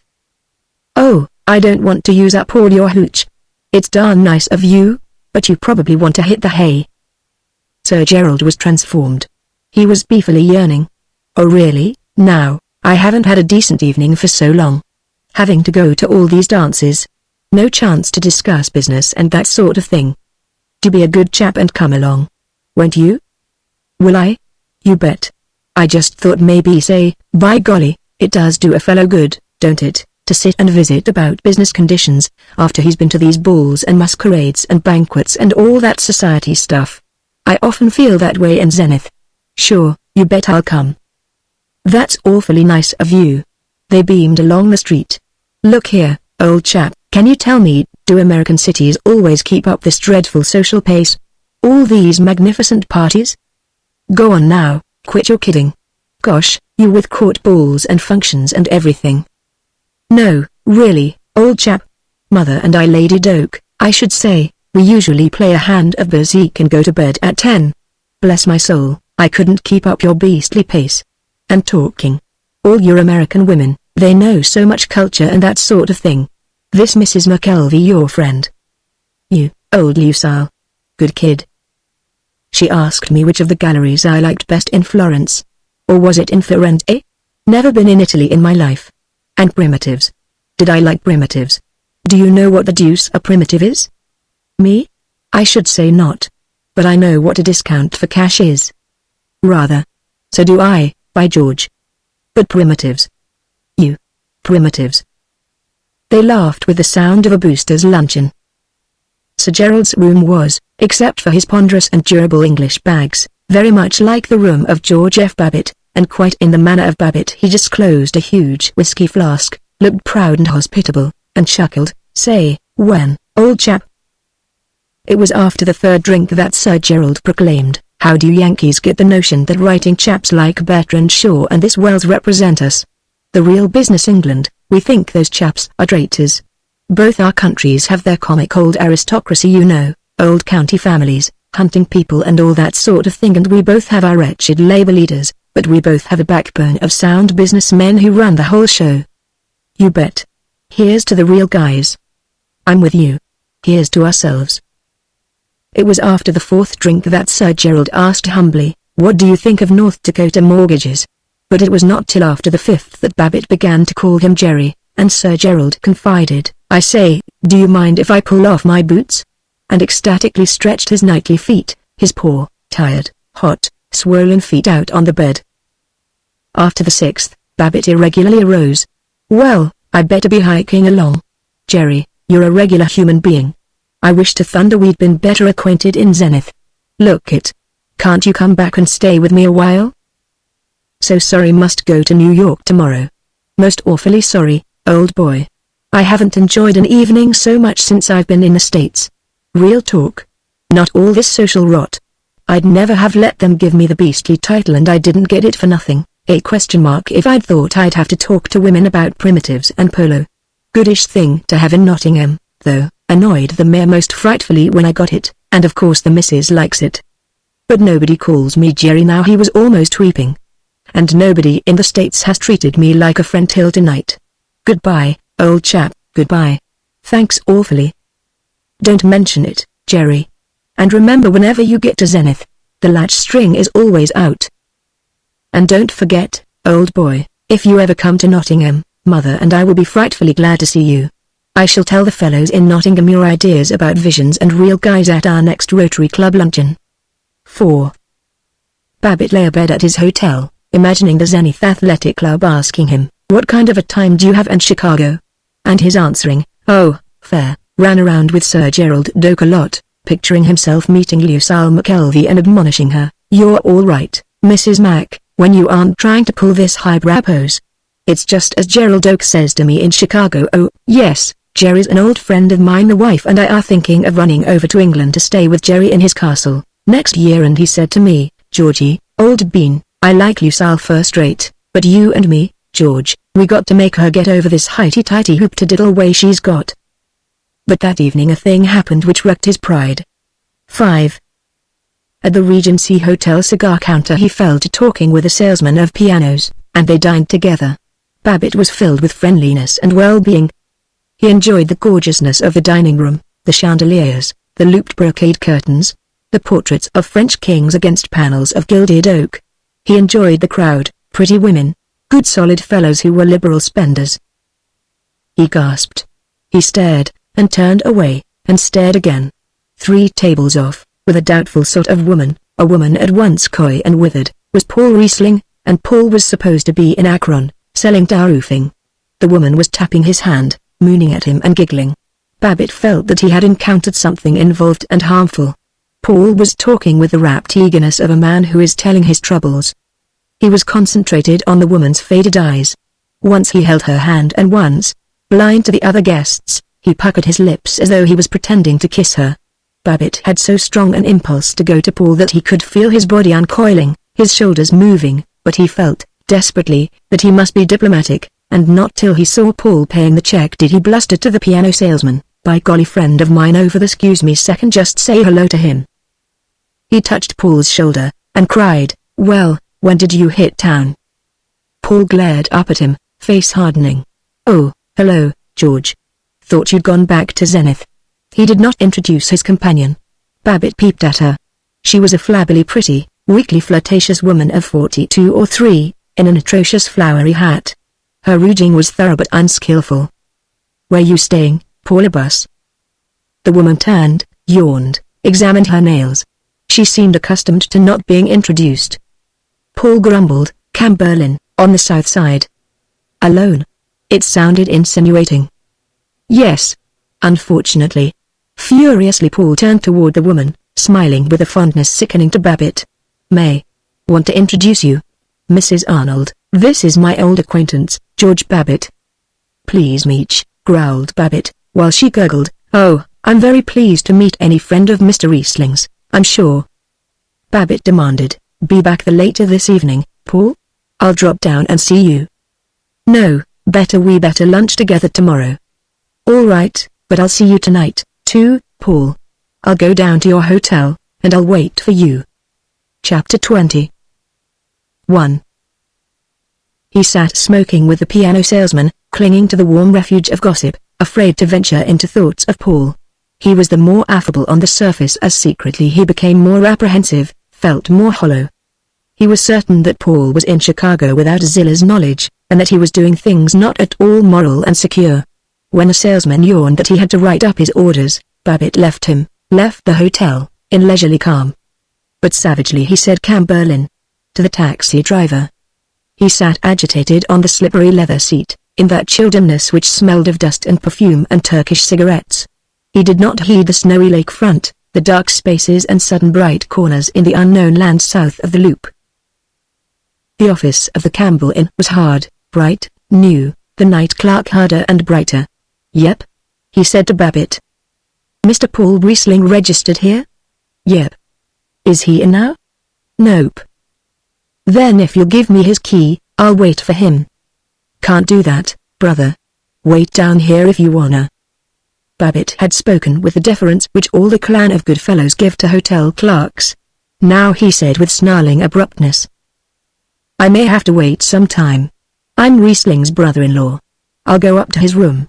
Do I look like a sneak thief?" His voice was low and not pleasant. With considerable haste the clerk took down the key, protesting, "I never said you looked like a sneak thief. Just rules of the hotel. But if you want to." On his way up in the elevator Babbitt wondered why he was here. Why shouldn't Paul be dining with a respectable married woman? Why had he lied to the clerk about being Paul's brother-in-law? He had acted like a child. He must be careful not to say foolish dramatic things to Paul. As he settled down he tried to look pompous and placid. Then the thought suicide. He'd been dreading that, without knowing it. Paul would be just the person to do something like that. He must be out of his head or he wouldn't be confiding in that dried-up hag. Zilla, oh, damn Zilla. How gladly he'd throttle that nagging fiend of a woman. She'd probably succeeded at last, and driven Paul crazy. Suicide. Out there in the lake, way out, beyond the piled ice along the shore. It would be ghastly cold to drop into the water tonight. Or throat cut in the bathroom. Babbitt flung into Paul's bathroom. It was empty. He smiled, feebly. He pulled at his choking collar, looked at his watch, opened the window to stare down at the street, looked at his watch, tried to read the evening paper lying on the glass-topped bureau, looked again at his watch. 3 minutes had gone by since he had first looked at it. And he waited for 3 hours. He was sitting fixed, chilled, when the doorknob turned.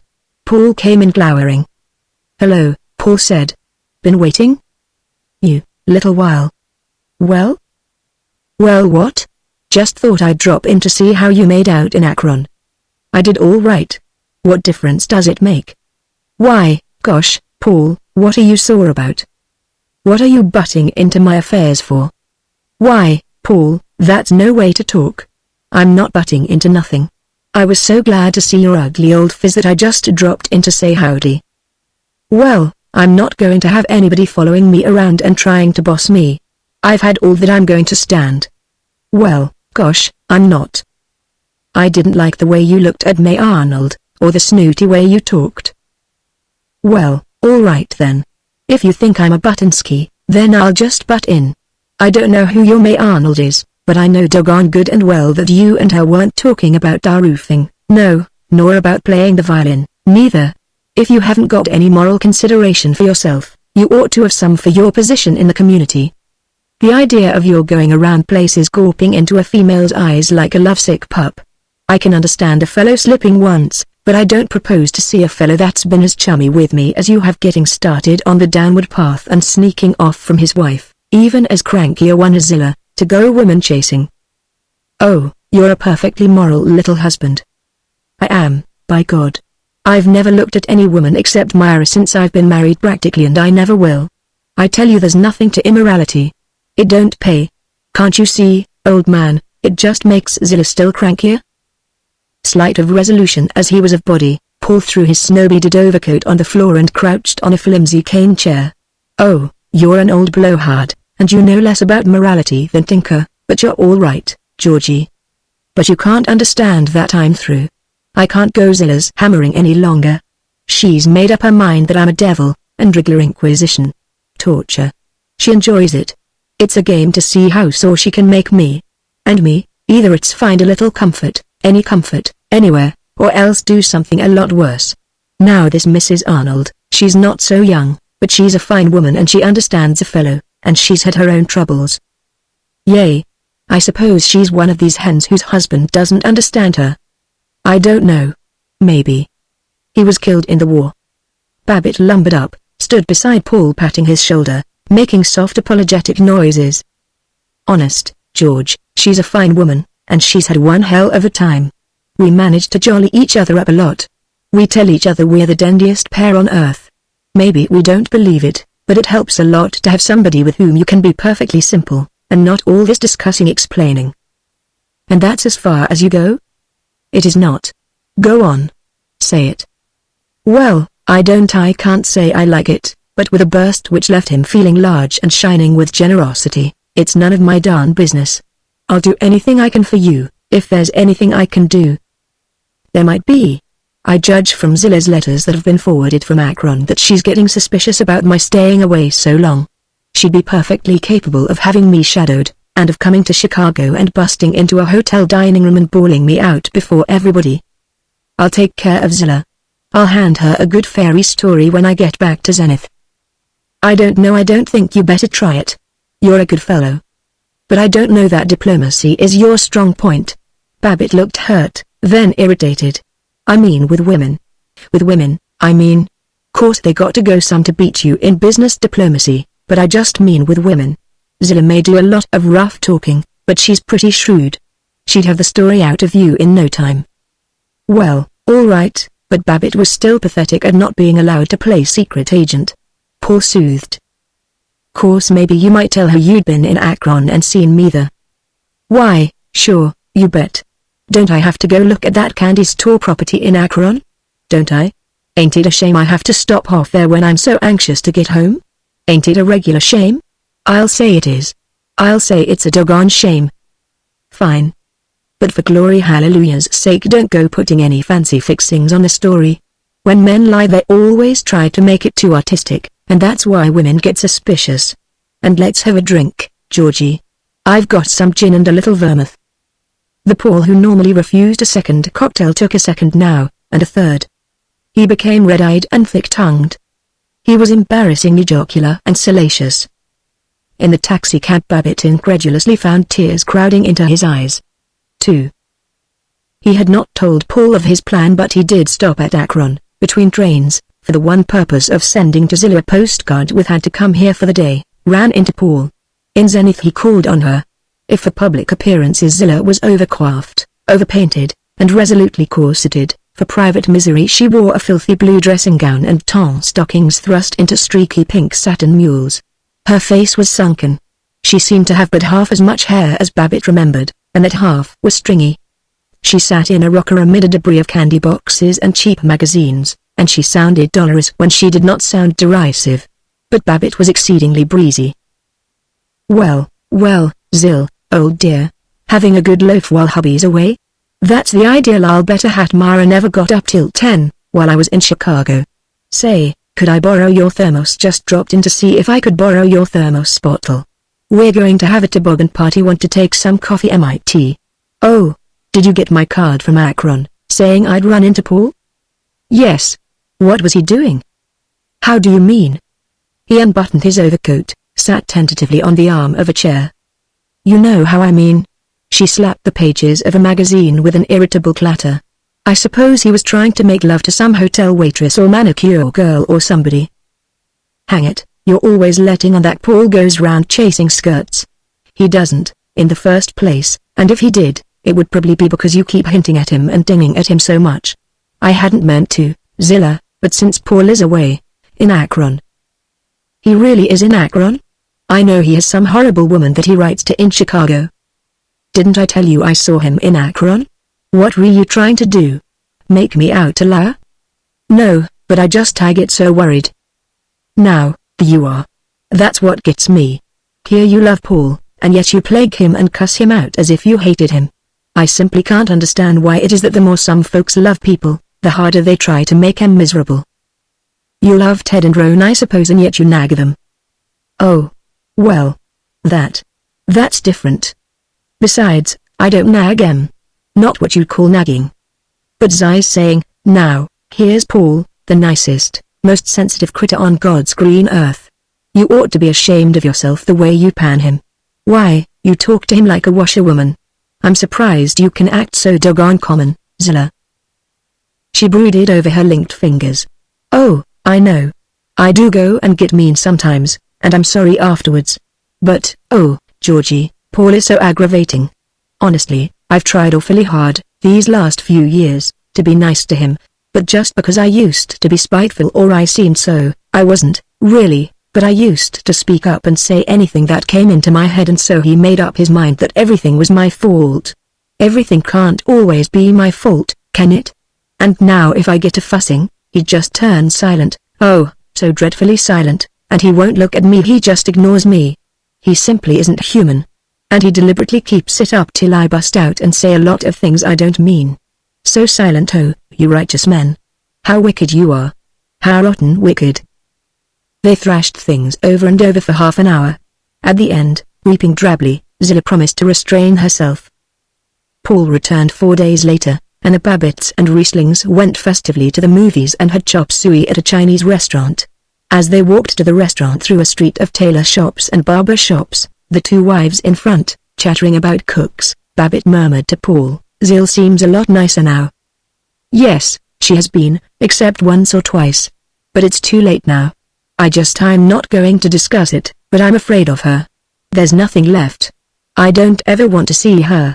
Someday I'm going to break away from her. Somehow." Chapter 21. The International Organization of Boosters Clubs has become a world force for optimism, manly pleasantry, and good business. Chapters are to be found now in 30 countries. 920 of the 1,000 chapters, however, are in the United States. None of these is more ardent than the Zenith Boosters Club. The second March lunch of the Zenith Boosters was the most important of the year, as it was to be followed by the annual election of officers. There was agitation abroad. The lunch was held in the ballroom of the Ahern House. As each of the 400 boosters entered, he took from the wallboard a huge celluloid button announcing his name, his nickname, and his business. There was a fine of 10 cents for calling a fellow booster by anything but his nickname at a lunch, and as Babbitt jovially checked his hat, the air was radiant with shouts of "Hello, Che," and "How are you, Shorty?" and "Top o' the morning, Mac." They sat at friendly tables for 8, choosing places by lot. Babbitt was with Albert Booz the merchant tailor, Hector Saybolt of the Little Sweetheart Condensed Milk Company, Emil Wengert the jeweler, Professor Pumphrey of the Rightway Business College, Dr. Walter Butt, Roy T. Garton the photographer, and Ben Berkey the photo engraver. One of the merits of the Boosters Club was that only 2 persons from each department of business were permitted to join, so that you at once encountered the ideals of other occupations, and realized the metaphysical oneness of all occupations: plumbing and portrait painting, medicine and the manufacture of chewing gum. Babbitt's table was particularly happy today, because Professor Pumphrey had just had a birthday, and was therefore open to teasing. "Let's pump about how old he is," said Emil Wengert. "No, let's paddle him with a dancing pump," said Ben Berkey. But it was Babbitt who had the applause, with "Don't talk about pumps to that guy. The only pump he knows is a bottle. Honest, they tell me he's starting a class in home brewing at the Olay College." At each place was the Boosters Club booklet, listing the members. Though the object of the club was good fellowship, yet they never lost sight of the importance of doing a little more business. After each name was the member's occupation. There were scores of advertisements in the booklet, and on one page the admonition: "There's no rule that you have to trade with your fellow boosters, but get wise, boy, what's the use of letting all this good money get outside of our happy family?" And at each place, today, there was a present, a card printed in artistic red and black. Service and Boosterism. Service finds its finest opportunity and development only in its broadest and deepest application and the consideration of its perpetual action upon reaction. I believe the highest type of service, like the most progressive tenets of ethics, senses unceasingly and is motived by active adherence and loyalty to that which is the essential principle of boosterism: good citizenship in all its factors and aspects. Dad Peterson. Compliments of Dadbury Peterson Advertising Corporation. Ads, not fads, at Dad's. The boosters all read Mr. Peterson's aphorism and said they understood it perfectly. The meeting opened with the regular weekly stunts. Retiring President Virgil Gunch was in the chair, his stiff hair like a hedge, his voice like a brazen gong of festival. Members who had brought guests introduced them publicly. "This tall red-headed piece of misinformation is the sporting editor of the press," said Willis I. Jarms, and H. Hazen, the druggist, chanted, "Boys, when you're on a long motor tour and finally get to a romantic spot or scene and draw up and remark to the wife, 'This is certainly a romantic place,' it sends a glow right up and down your vertebrae. Well, my guest today is from such a place, Harper's Ferry, Virginia, in the beautiful Southland, with memories of good old General Robert E. Lee and of that brave soul, John Brown, who, like every good booster, goes marching on." There were 2 especially distinguished guests, the leading man of the Bird of Paradise Company, playing this week at the Dodsworth Theatre, and the mayor of Zenith, the Honorable Lucas Pruitt. Virgil Gunch thundered, when we managed to grab this celebrated thespian off his lovely aggregation of beautiful actresses, and I got to admit I butted right into his dressing room and told him how the boosters appreciated the high-class artistic performance he's giving us, and don't forget that the treasurer of the Dodsworth is a booster and will appreciate our patronage, and when on top of that we yank Hitzner out of his multifarious duties at City Hall, then I feel we've done ourselves proud, and Mr. Putt will now say a few words about the problems and duties. By rising vote the boosters decided which was the handsomest and which the ugliest guest, and to each of them was given a bunch of carnations, donated, President Gunch noted, by brother booster H.G. Yeager, the Jennifer Avenue florist. Each week, in rotation, 4 boosters were privileged to obtain the pleasures of generosity and of publicity by donating goods or services to 4 fellow members, chosen by lot. There was laughter, this week, when it was announced that one of the contributors was Barnabas Joy, the undertaker. Everybody whispered, "I can think of a couple of good guys to be buried if his donation is a free funeral." Through all these diversions the boosters were lunching on chicken croquettes, peas, fried potatoes, coffee, apple pie, and American cheese. Gunch did not lump the speeches. Presently he called on the visiting secretary of the Zenith Rotary Club, a rival organization. The secretary had the distinction of possessing state motor car license number 5. The Rotary secretary laughingly admitted that wherever he drove in the state solo a number created a sensation, and though it was pretty nice to have the honor, yet traffic cops remembered it only too darn well, and sometimes he didn't know but what he'd almost as soon have just plain B56,876 or something like that. Only let any doggone booster try to get number 5 away from a live Rotarian next year, and watch the fur fly. And if they'd permit him, he'd wind up by calling for a cheer for the boosters and Rotarians and the Cowinis all together. Babbitt sighed to Professor Pumphrey, "Be pretty nice to have as low a number as that. Everybody'd say, he must be an important guy. Wonder how he got it? I'll bet he wined and dined the superintendent of the Motor License Bureau to a fare you well." Then Chum Frink addressed them. "Some of you may feel that it's out of place here to talk on a strictly highbrow and artistic subject, but I want to come out flat-footed and ask you boys to okay the proposition of a symphony orchestra for Zenith. Now, where a lot of you make your mistake is in assuming that if you don't like classical music and all that junk, you ought to oppose it. Now, I want to confess that, though I'm a literary guy by profession, I don't care a rap for all this long-haired music. I'd rather listen to a good jazz band any time than to some piece by Beethoven that hasn't any more tune to it than a bunch of fighting cats, and you couldn't whistle it to save your life. But that isn't the point. Culture has become as necessary an adornment and advertisement for a city today as pavements or bank clearances. It's culture, in theaters and art galleries and so on, that brings thousands of visitors to New York every year, and, to be frank, for all our splendid attainments we haven't yet got the culture of a New York or Chicago or Boston, or at least we don't get the credit for it. The thing to do then, as a live bunch of go-getters, is to capitalize culture, to go right out and grab it. Pictures and books are fine for those that have the time to study 'em, but they don't shoot out on the road and holler, "This is what little old Zenith can put up in the way of culture." That's precisely what a symphony orchestra does do. Look at the credit Minneapolis and Cincinnati get. An orchestra with first-class musicians and a swell conductor, and I believe we ought to do the thing up brown and get one of the highest-paid conductors on the market, providing he ain't a hun. It goes right into Benton and New York and Washington, it plays at the best theaters to the most cultured and moneyed people. It gives such class advertising as a town can get in no other way, and the guy who is so short-sighted as to grab this orchestra proposition is passing up the chance to impress the glorious name of Zenith on some big New York millionaire that might establish a branch factory here. I could also go into the fact that for our daughters who show an interest in highbrow music and may want to teach it, having an A1 local organization is of great benefit, but let's keep this on a practical basis, and I call on you good brothers to whoop it up for culture and a world-beating symphony orchestra. They applauded. To a rustle of excitement President Gunch proclaimed, "Gentlemen, we will now proceed to the annual election of officers." For each of the 6 offices, 3 candidates had been chosen by a committee. The second name among the candidates for vice president was Babbitt's. He was surprised. He looked self-conscious. His heart pounded. He was still more agitated when the ballots were counted and Gunch said, "It's a pleasure to announce that Georgie Babbitt will be the next assistant gavel wielder. I know of no man who stands more staunchly for common sense and enterprise than good old George. Come on, let's give him our best long yell." As they adjourned, 100 men crushed in to slap his back. He had never known a higher moment. He drove away in a blur of wonder. He lunged into his office, chuckling to Miss McGowan, "Well, I guess you better congratulate your boss. Been elected vice president of the Boosters." He was disappointed. She answered only, "Yes, so, Mrs. Babbitt's been trying to get you on the phone."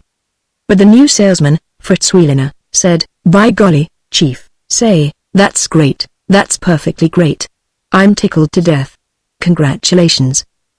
Babbitt called the house, and crowed to his wife, "Heard you were trying to get me, Myra. Say, you got to hand it to little Georgie, this time. Better talk careful. You are now addressing the vice president of the Boosters Club." "Oh, Georgie. Pretty nice, huh? Willis I. Jarms is the new president, but when he's away, little ole Georgie takes the gavel and whoops him up and introduces the speakers no matter if they're the governor himself and—" "George. Listen. It puts him in solid with big men like Doc Dilling and—" "George. Paul Riesling." "Yes, sure, I'll phone Paul and let him know about it right away." "Georgie. Listen. Paul's in jail. He shot his wife, he shot Zilla, this noon. She may not live." Chapter 22. 1. He drove to the city prison, not blindly, but with unusual fussy carrot corners, the fussiness of an old woman potting plants. It kept him from facing the obscenity of fate. The attendant said, "No, you can't see any of the prisoners till 3:30 visiting hour." It was 3. For half an hour Babbitt sat looking at a calendar and a clock on a whitewashed wall. The chair was hard and mean and creaky. People went through the office and, he thought, stared at him. He felt a belligerent defiance which broke into a wincing fear of this machine which was grinding Paul. Exactly at 3:30 he sent in his name. The attendant returned with, "Riesling says he don't want to see you." "You're crazy. You didn't give him my name. Tell him it's George wants to see him, George Babbitt." I told him, all right. He said he didn't want to see you." "Then take me in anyway." "Nothing doing. If you ain't his lawyer, if he don't want to see you, that's all there is to it." "But, my God say, let me see the warden." "He's busy." "Come on. Now, you." Babbitt reared over him. The attendant hastily changed to a coaxing, "You can come back and try tomorrow. Probably the poor guy is off his nut." Babbitt drove, not at all carefully or fussily, sliding viciously past trucks, ignoring the truckman's curses, to the city hall. He stopped with a grind of wheels against the curb, and ran up the marble steps to the office of the Honorable Mr. Lucas Prutt, the mayor. He bribed the mayor's doorman with $1. He was instantly inside, demanding, "You remember me, Mr. Prutt? Babbitt, vice president of the Boosters campaign for you? Say, have you heard about Paul Riesling? Well, I want an order on the warden or whatever you call of the city prison to take me back and see him." "Good. Thanks." In 15 minutes he was pounding down the prison corridor to a cage where Paul Riesling sat on a cot, twisted like an old beggar, legs crossed, arms in a knot, biting at his clenched fist. Paul looked up blankly as the keeper unlocked the cell, admitted Babbitt, and left them together. He spoke slowly, "Go on. Be moral." Babbitt plumped on the couch beside him. "I'm not going to be moral. I don't care what happened. I just want to do anything I can. I'm glad Zilla got what was coming to her." Paul said argumentatively, "Now, don't go jumping on Zilla. I've been thinking, maybe she hasn't had any too easy a time. Just after I shot her I didn't hardly mean to, but she got to deviling me so I went crazy, just for a second, and pulled out that old revolver you and I used to shoot rabbits with, and took a crack at her. Didn't hardly mean to after that. When I was trying to stop the blood it was terrible what it did to her shoulder, and she had beautiful skin. Maybe she won't die. I hope it won't leave her skin all scarred. But just afterward, when I was hunting through the bathroom for some cotton to stop the blood, I ran onto a little fuzzy yellow duck we hung on the tree one Christmas, and I remembered she and I'd been awfully happy then. Hell. I can't hardly believe it's me here." As Babbitt's arm tightened about his shoulder, Paul sighed, "I'm glad you came. But I thought maybe you'd lecture me. And when you've committed a murder, and been brought here and everything." There was a big crowd outside the apartment house, all staring, and the cops took me through it too. I'm not going to talk about it anymore." But he went on, in a monotonous, terrified insane mumble. To divert him Babbitt said, "Why, you got a scar on your cheek." Yes. That's where the cop hit me. I suppose cops get a lot of fun out of lecturing murderers, too. He was a big fellow. And they wouldn't let me help carry Zilla down to the ambulance. Paul. Quit it. Listen, she won't die, and when it's all over you and I'll go off to Maine again. And maybe we can get that May Arnold to go along. I'll go up to Chicago and ask her. Good woman, by golly. And afterwards I'll see that you get started in business out west somewhere, maybe Seattle. They say that's a lovely city. Paul was half smiling. It was Babbitt who rambled now. He could not tell whether Paul was heeding, but he droned until the coming of Paul's lawyer, P.J. Maxwell, a thin, busy, unfriendly man who nodded at Babbitt and hinted, if Riesling and I could be alone for a moment. Babbitt wrung Paul's hands, and waited in the office till Maxwell came pattering out. Look, old man, what can I do? He begged. Nothing. Not a thing. Not just now, said Maxwell. Sorry. Got to hurry. And don't try to see him. I've had the doctor give him a shot of morphine, so he'll sleep. It seemed somehow wicked to return to the office. Babbitt felt as though he had just come from a funeral. He drifted out to the city hospital to inquire about Zilla. She was not likely to die, he learned. The bullet from Paul's huge old .44 Army revolver had smashed her shoulder and torn upward and out. He wandered home and found his wife radiant with the horrified interest we have in the tragedies of our friends. Of course Paul isn't altogether to blame, but this is what comes of his chasing after other women instead of bearing his cross in a Christian way, she exulted. He was too languid to respond as he desired. He said what was to be said about the Christian bearing of crosses, and went out to clean the car. Dully, patiently, he scraped linty grease from the drip pan, gouged at the mud caked on the wheels. He used up many minutes in washing his hands, scoured them with gritty kitchen soap, rejoiced in hurting his plump knuckles. Damn soft hands like a woman's. Ah. At dinner, when his wife began the inevitable, he bellowed, I forbid any of you to say a word about Paul. I'll tend to all the talking about this that's necessary, hear me? There's going to be one house in this scandal-mongering town tonight that isn't going to spring the holier-than-thou. And throw those filthy evening papers out of the house. But he himself read the papers, after dinner. Before 9 he set out for the house of lawyer Maxwell. He was received without cordiality. Well? Said Maxwell. I want to offer my services in the trial. I've got an idea. Why couldn't I go on the stand and swear I was there, and she pulled the gun first and he wrestled with her and the gun went off accidentally? And perjure yourself? Huh? Yes, I suppose it would be perjury. Oh, would it help? But, my dear fellow. Perjury. Oh, don't be a fool. Excuse me, Maxwell, I didn't mean to get your goat. I just mean, I've known and you've known many and many a case of perjury, just to annex some rotten little piece of real estate, and here where it's a case of saving Paul from going to prison, I'd perjure myself black in the face. No. Aside from the ethics of the matter, I'm afraid it isn't practicable. The prosecutor would tear your testimony to pieces. It's known that only Riesling and his wife were there at the time. Then, look here. Let me go on the stand and swear and this would be the God's truth that she pestered him till he kind of went crazy. No. Sorry. Riesling absolutely refuses to have any testimony reflecting on his wife. He insists on pleading guilty. Then let me get up and testify something whatever you say. Let me do something. I'm sorry, Babbitt, but the best thing you can do, I hate to say it, but you could help us most by keeping strictly out of it. Babbitt, revolving his hat like a defaulting poor tenant, winced so visibly that Maxwell condescended. I don't like to hurt your feelings, but you see we both want to do our best for Riesling, and we mustn't consider any other factor. The trouble with you, Babbitt, is that you're one of these fellows who talk too readily. You like to hear your own voice. If there were anything for which I could put you in the witness box, you'd get going and give the whole show away. Sorry. Now I must look over some papers, so sorry. 2. He spent most of the next morning nerving himself to face the garrulous world of the athletic club. They would talk about Paul, they would be lip-licking and rotten. But at the Roughnecks table they did not mention Paul. They spoke with zeal of the coming baseball season. He loved them as he never had before. 3.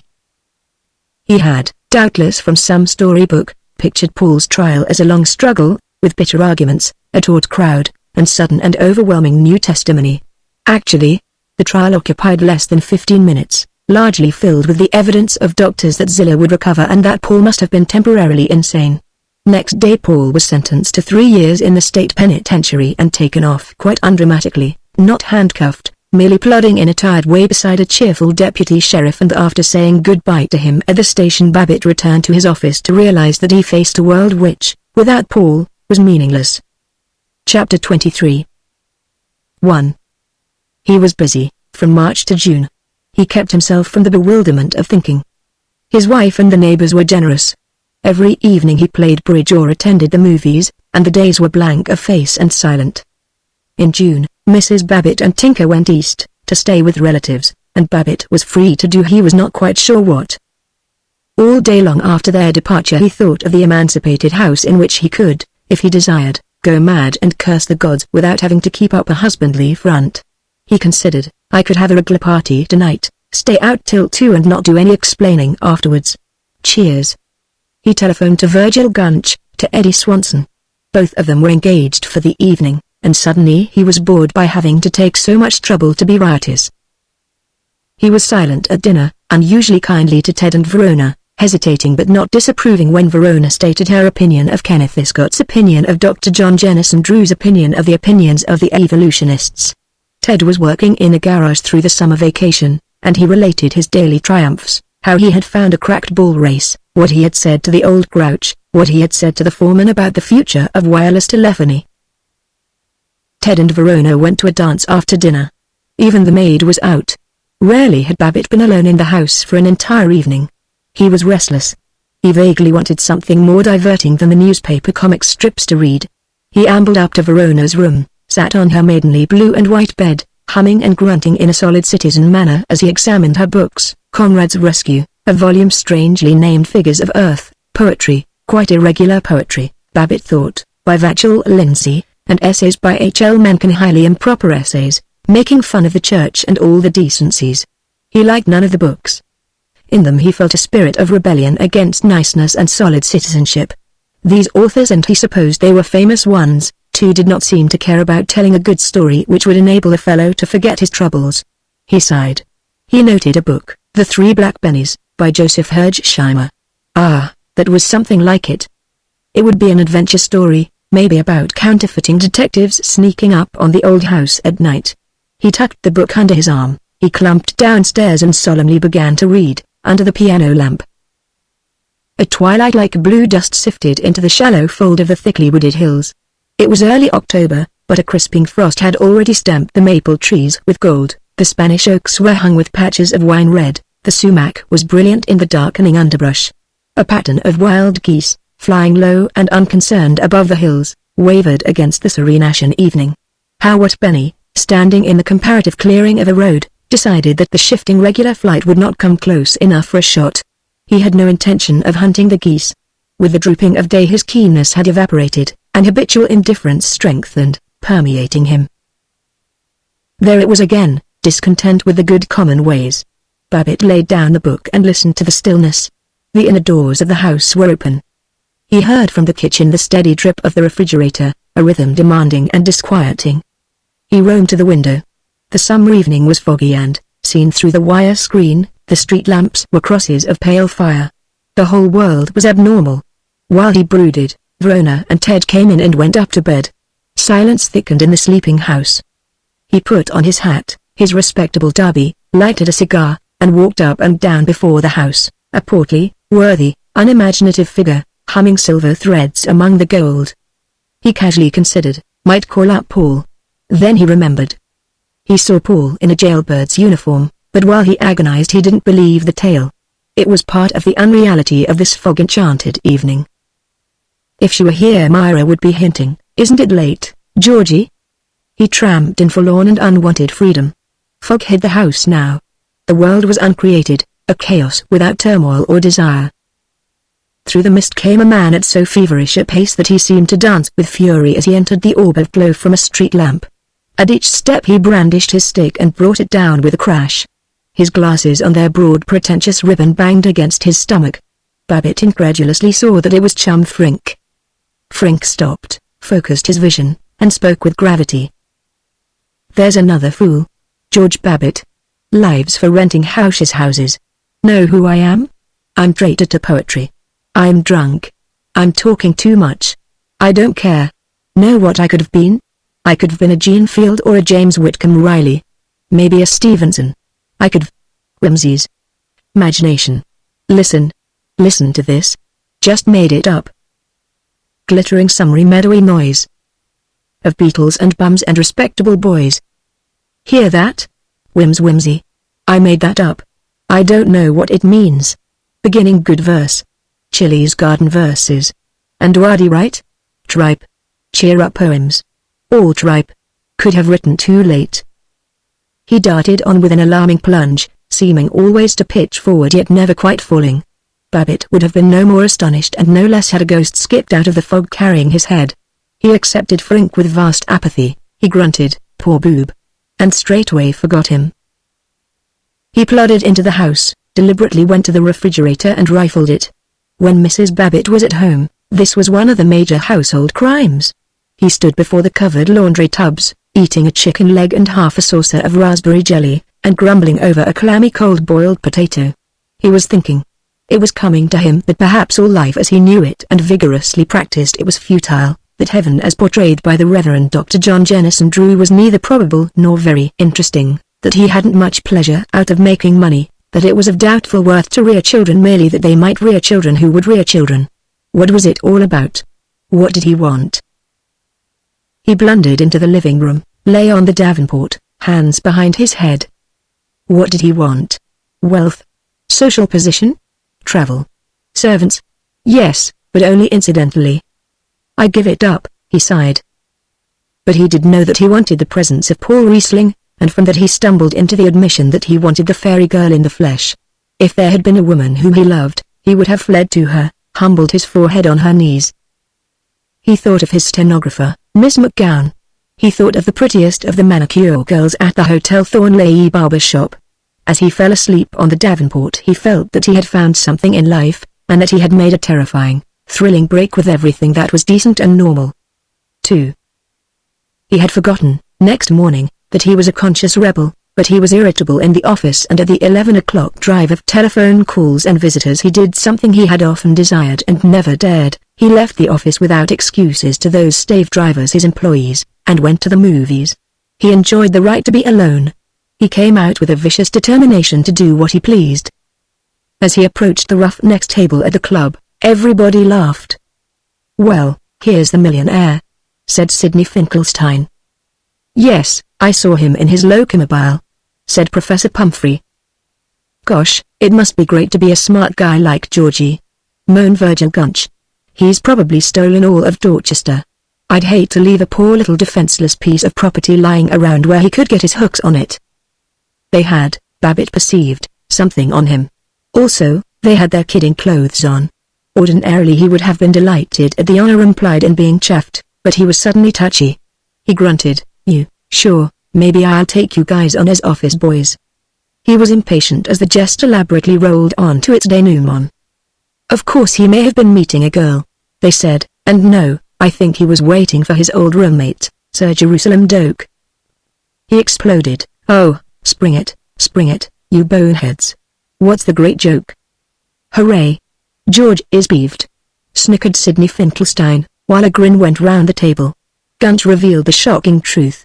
He had seen Babbitt coming out of a motion picture theater at noon. They kept it up.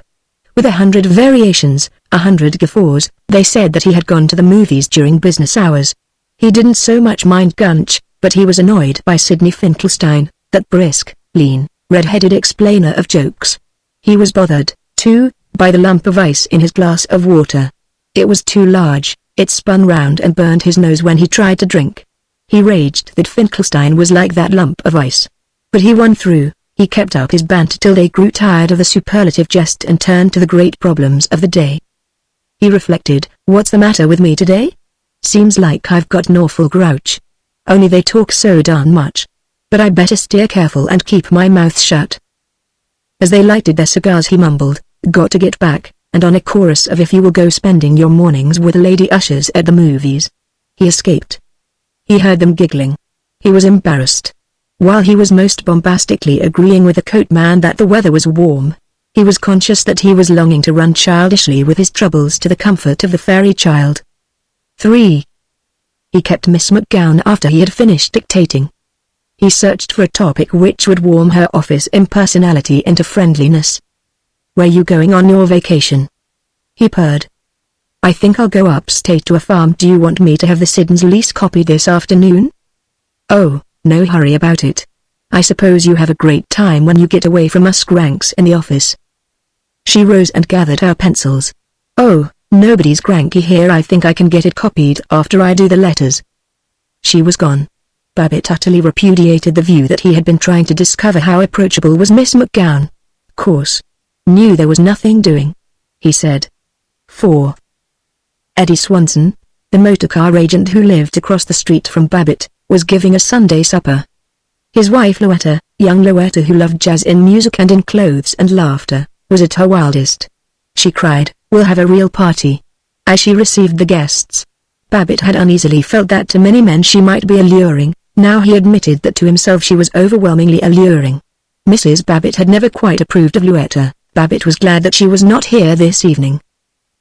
He insisted on helping Louetta in the kitchen, taking the chicken croquettes from the warming oven, the lettuce sandwiches from the icebox. He held her hand, once, and she depressingly didn't notice it.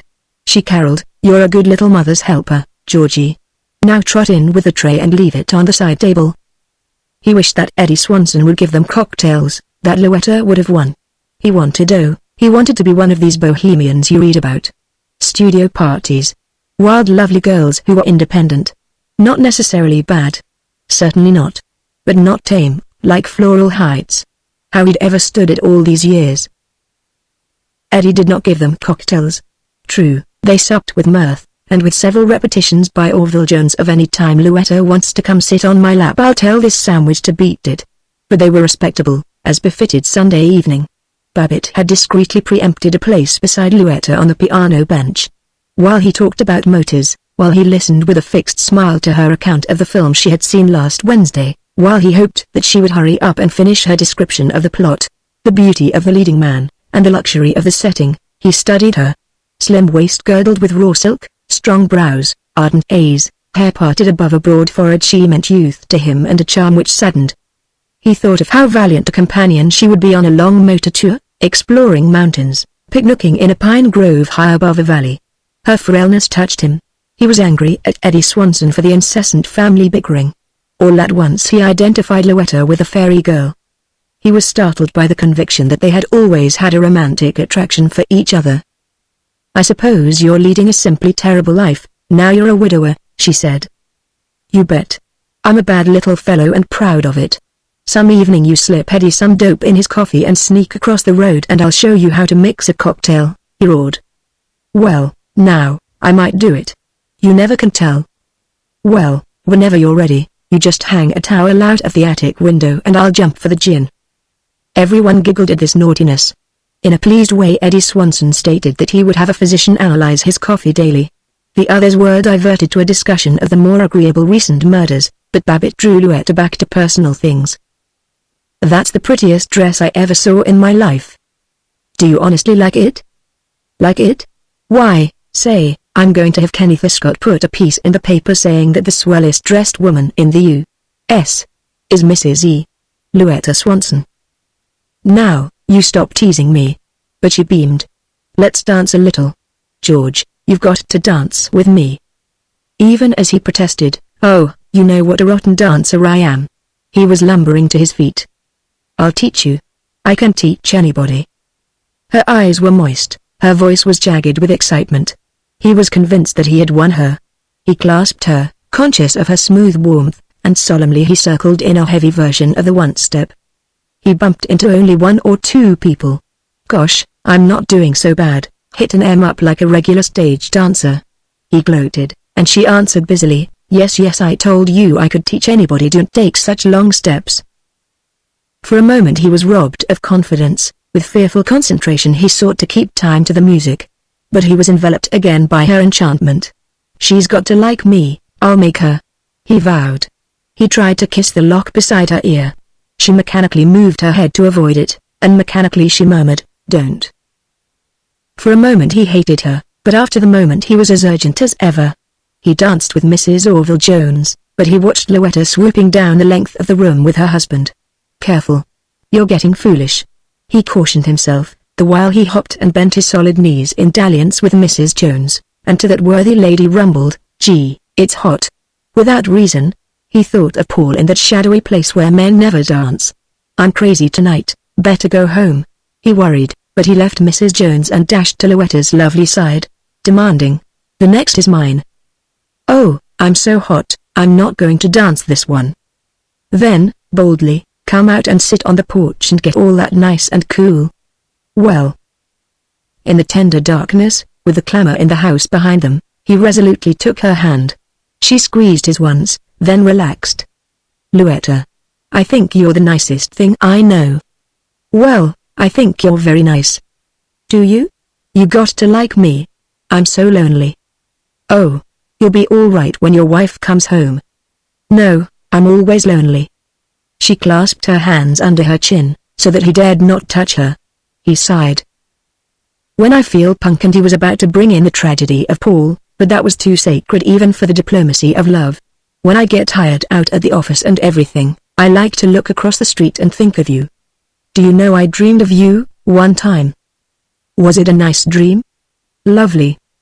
"Oh, well, they say dreams go by opposites. Now I must run in." She was on her feet. "Oh, don't go in yet. Please, Louetta." "Yes, I must. Have to look out for my guests." "Let them look out for themselves." "I couldn't do that." She carelessly tapped his shoulder and slipped away. But after 2 minutes of shamed and childish longing to sneak home he was snorting, "Certainly I wasn't trying to get chummy with her. Knew there was nothing doing, all the time." And he ambled in to dance with Mrs. Orville Jones, and to avoid Louetta, virtuously and conspicuously. Chapter 24. 1. His visit to Paul was as unreal as his night of fog and questioning. Unseeing he went through prison corridors stinking of carbolic acid to a room lined with pale yellow settees pierced in rosettes, like the shoe store benches he had known as a boy. The guard led in Paul. Above his uniform of linty gray, Paul's face was pale and without expression.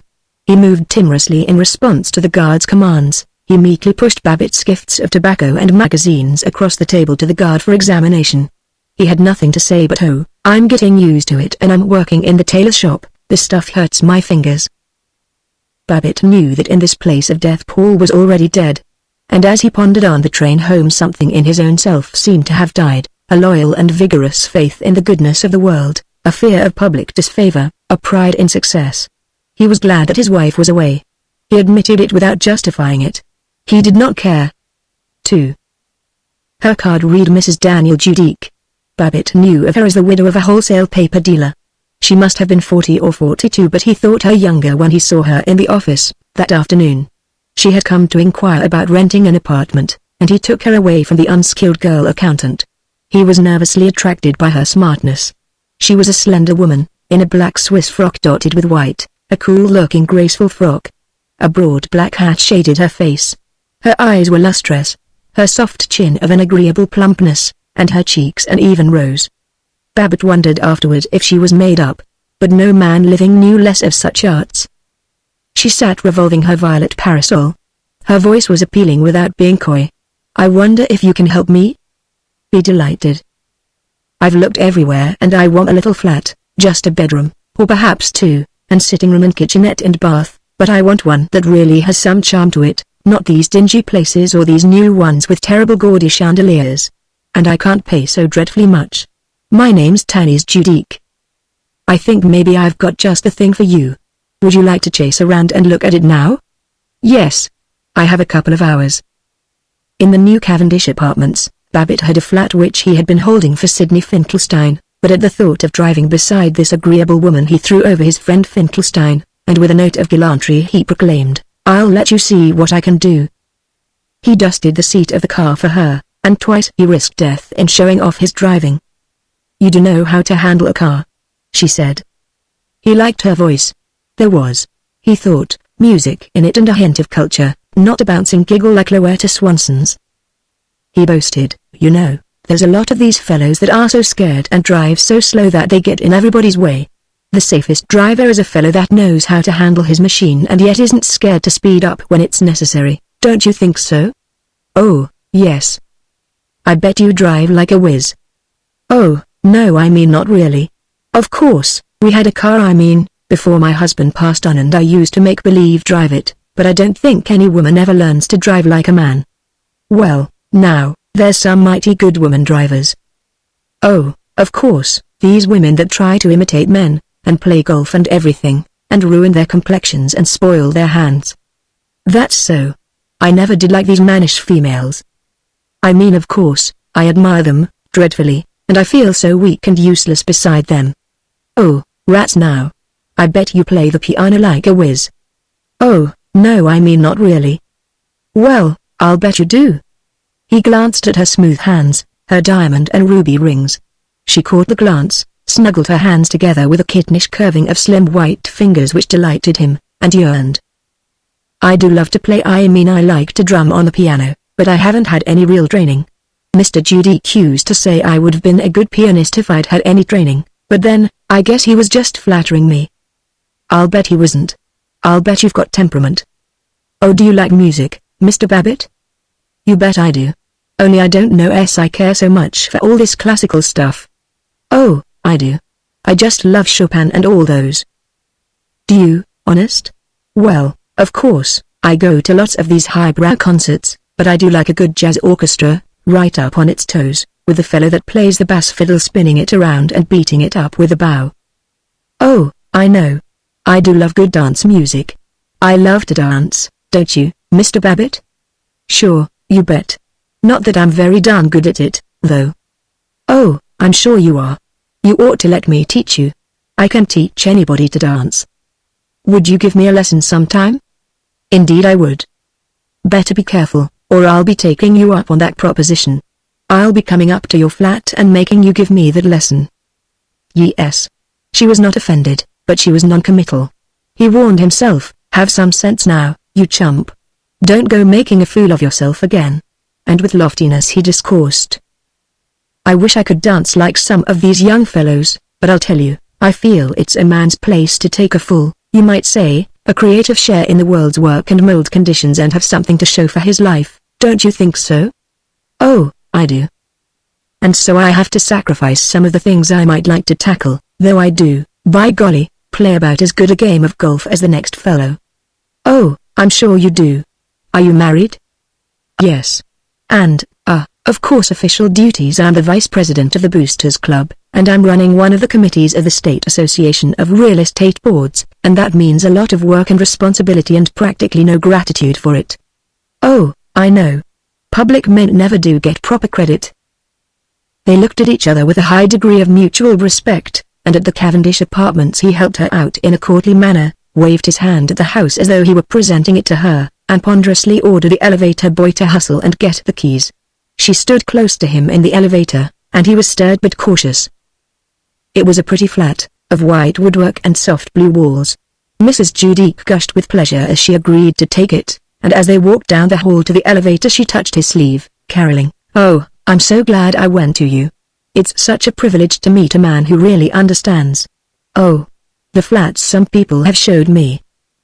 He had a sharp instinctive belief that he could put his arm around her, but he rebuked himself and with excessive politeness he saw her to the car, drove her home. All the way back to his office he raged.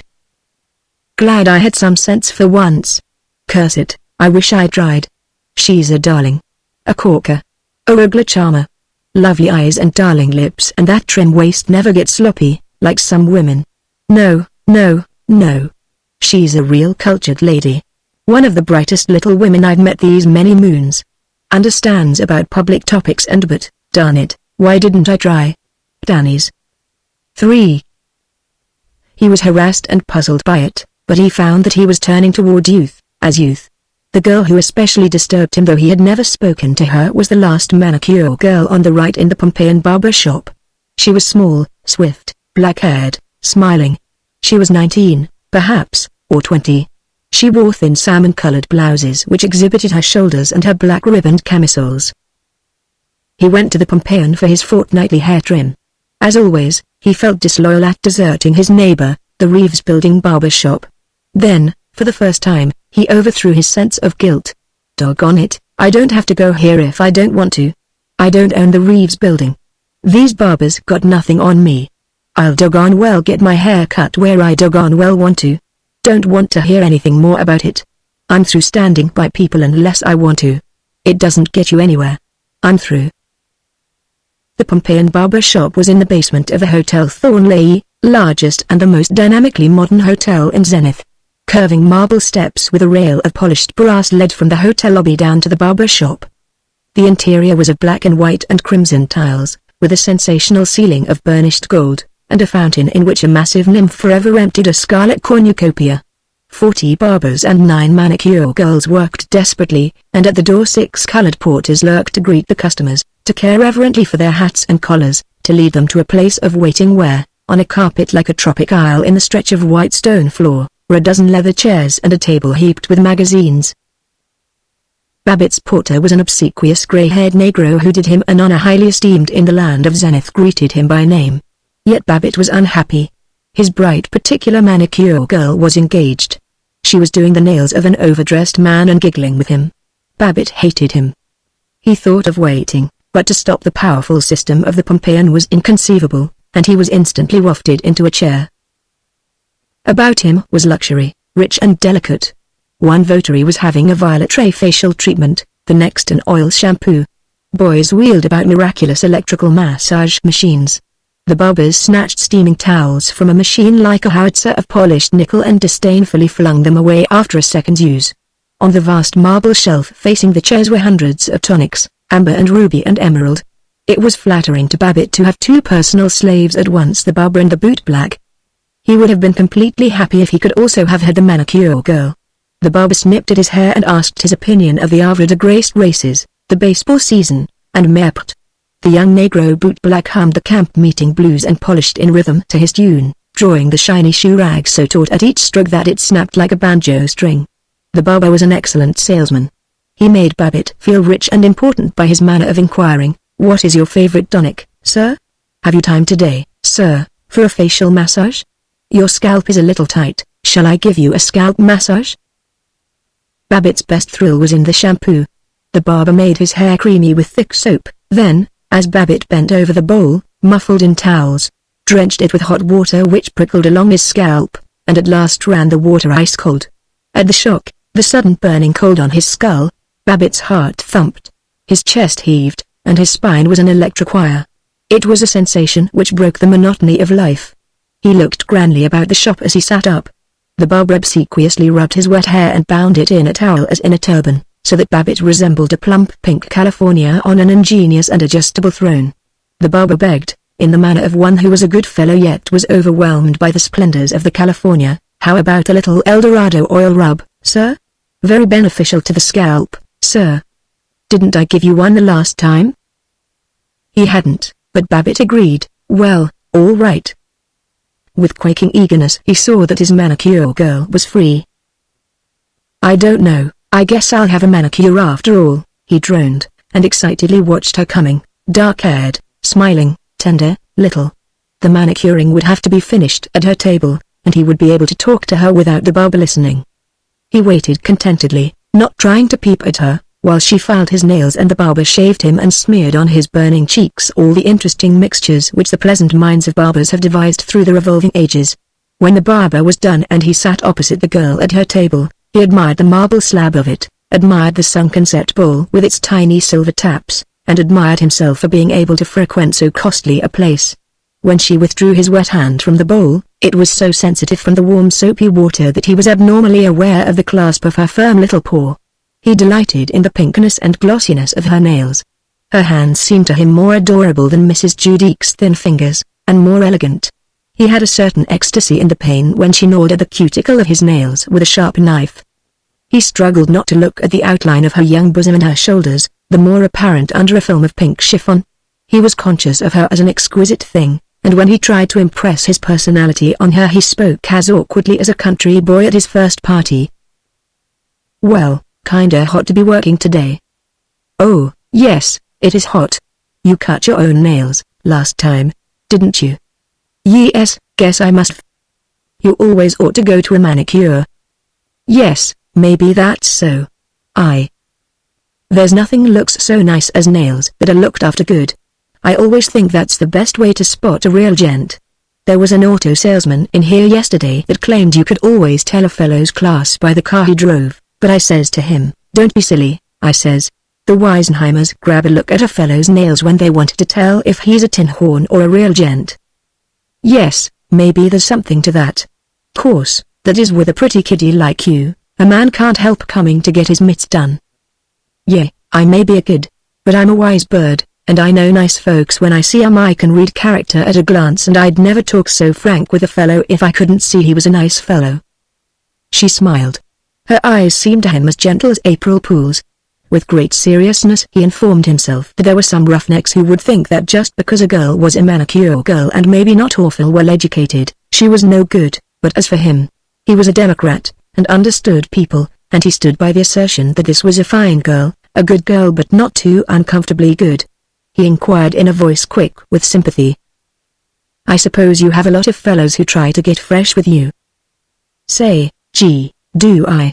Say, listen, there's some of these cigar store sports that think because a girl's working in a barber shop, they can get away with anything. The things they say, oh eh. But, believe me, I know how to hop those birds. I just give 'em the north and south and ask 'em, say, who do you think you're talking to? And they fade away like love's young nightmare. And oh, don't you want a box of nail paste? It will keep the nails as shiny as when first manicured, harmless to apply and lasts for days. Sure, I'll try some. Say, it's funny, I've been coming here ever since the shop opened and with arch surprise. I don't believe I know your name. Don't you? My, that's funny. I don't know yours. Now you quit kidding me. What's the nice little name? Oh, it ain't so darn nice. I guess it's kind of kike. But my folks ain't kikes. My papa's papa was a nobleman in Poland, and there was a gentleman in here one day, he was kind of a count or something. Kind of a no account, I guess you mean. Who's telling this, smarty? And he said he knew my papa's folks in Poland and they had a dandy big house. Right on a lake. Doubtfully, maybe you don't believe it? Sure. No. Really? Sure I do. Why not? Don't think I'm kidding you, honey, but every time I've noticed you I've said to myself, that kid has blue blood in her veins. Did you, honest? Honest I did. Well, come on now we're friends. What's the darling little name? Ida Putiak. It ain't so much of a name. I always say to Ma, I say, Ma, why didn't you name me Dolores or something with some class to it? Well, now, I think it's a scrumptious name. Ida. I bet I know your name. Well, now, not necessarily. Of course so, it isn't so specially well known. Aren't you Mr. Sondheim that travels for the Cracker Jack Kitchen Cutlery Co.? I am not. I'm Mr. Babbitt, the real estate broker. Oh, excuse me. Oh, of course. You mean here in Zenith? Yep. With the briskness of one whose feelings have been hurt. Oh, sure. I've read your ads. They're swell. Well you might have read about my speeches. Course I have. I don't get much time to read but I guess you think I'm an awfully silly little nit. I think you're a little darling. Well there's one nice thing about this job. It gives a girl a chance to meet some awfully nice gentleman and improve her mind with conversation, and you get so you can read a guy's character at the first glance. Look here, Ida. Please don't think I'm getting fresh. He was hotly reflecting that it would be humiliating to be rejected by this child, and dangerous to be accepted. If he took her to dinner, if he was seen by censorious friends. But he went on ardently, don't think I'm getting fresh if I suggest it would be nice for us to go out and have a little dinner together some evening. I don't know as I ought to but my gentleman friends always wanting to take me out. But maybe I could tonight. 4. There was no reason, he assured himself, why he shouldn't have a quiet dinner with a poor girl who would benefit by association with an educated and mature person like himself. But, lest someone see them and not understand, he would take her to Biddleymere Inn, on the outskirts of the city. They would have a pleasant drive, this hot lonely evening, and he might hold her hand. No, he wouldn't even do that. Ida was complacent.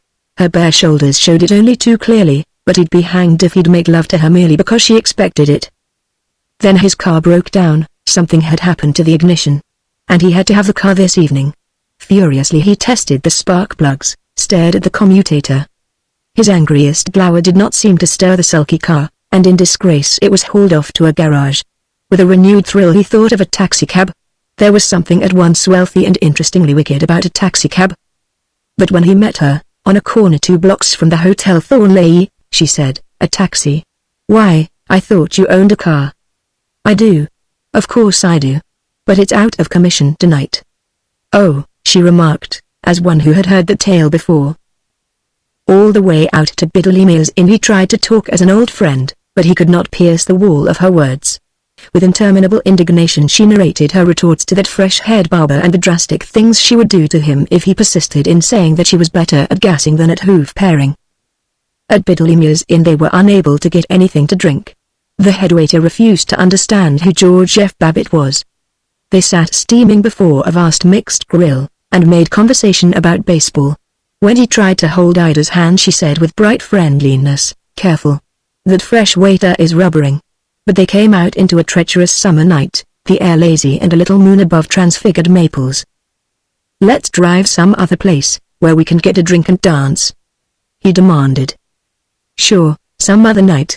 But I promised I'd be home early tonight." "Rats. It's too nice to go home. I'd just love to, but Ma would give me fits." He was trembling. She was everything that was young and exquisite. He put his arm about her. She snuggled against his shoulder, unafraid, and he was triumphant. Then she ran down the steps of the inn, singing, "Come on, Georgie, we'll have a nice drive and get cool." It was a night of lovers. All along the highway into Zenith, under the low and gentle moon, motors were parked and dim figures were clasped in reverie. He held out hungry hands to Ida, and when she patted them he was grateful. There was no sense of struggle and transition. He kissed her and simply she responded to his kiss, they two behind the stolid back of the chauffeur. Her hat fell off, and she broke from his embrace to reach for it. "Oh, let it be," he implored. "Huh? My hat? Not a chance."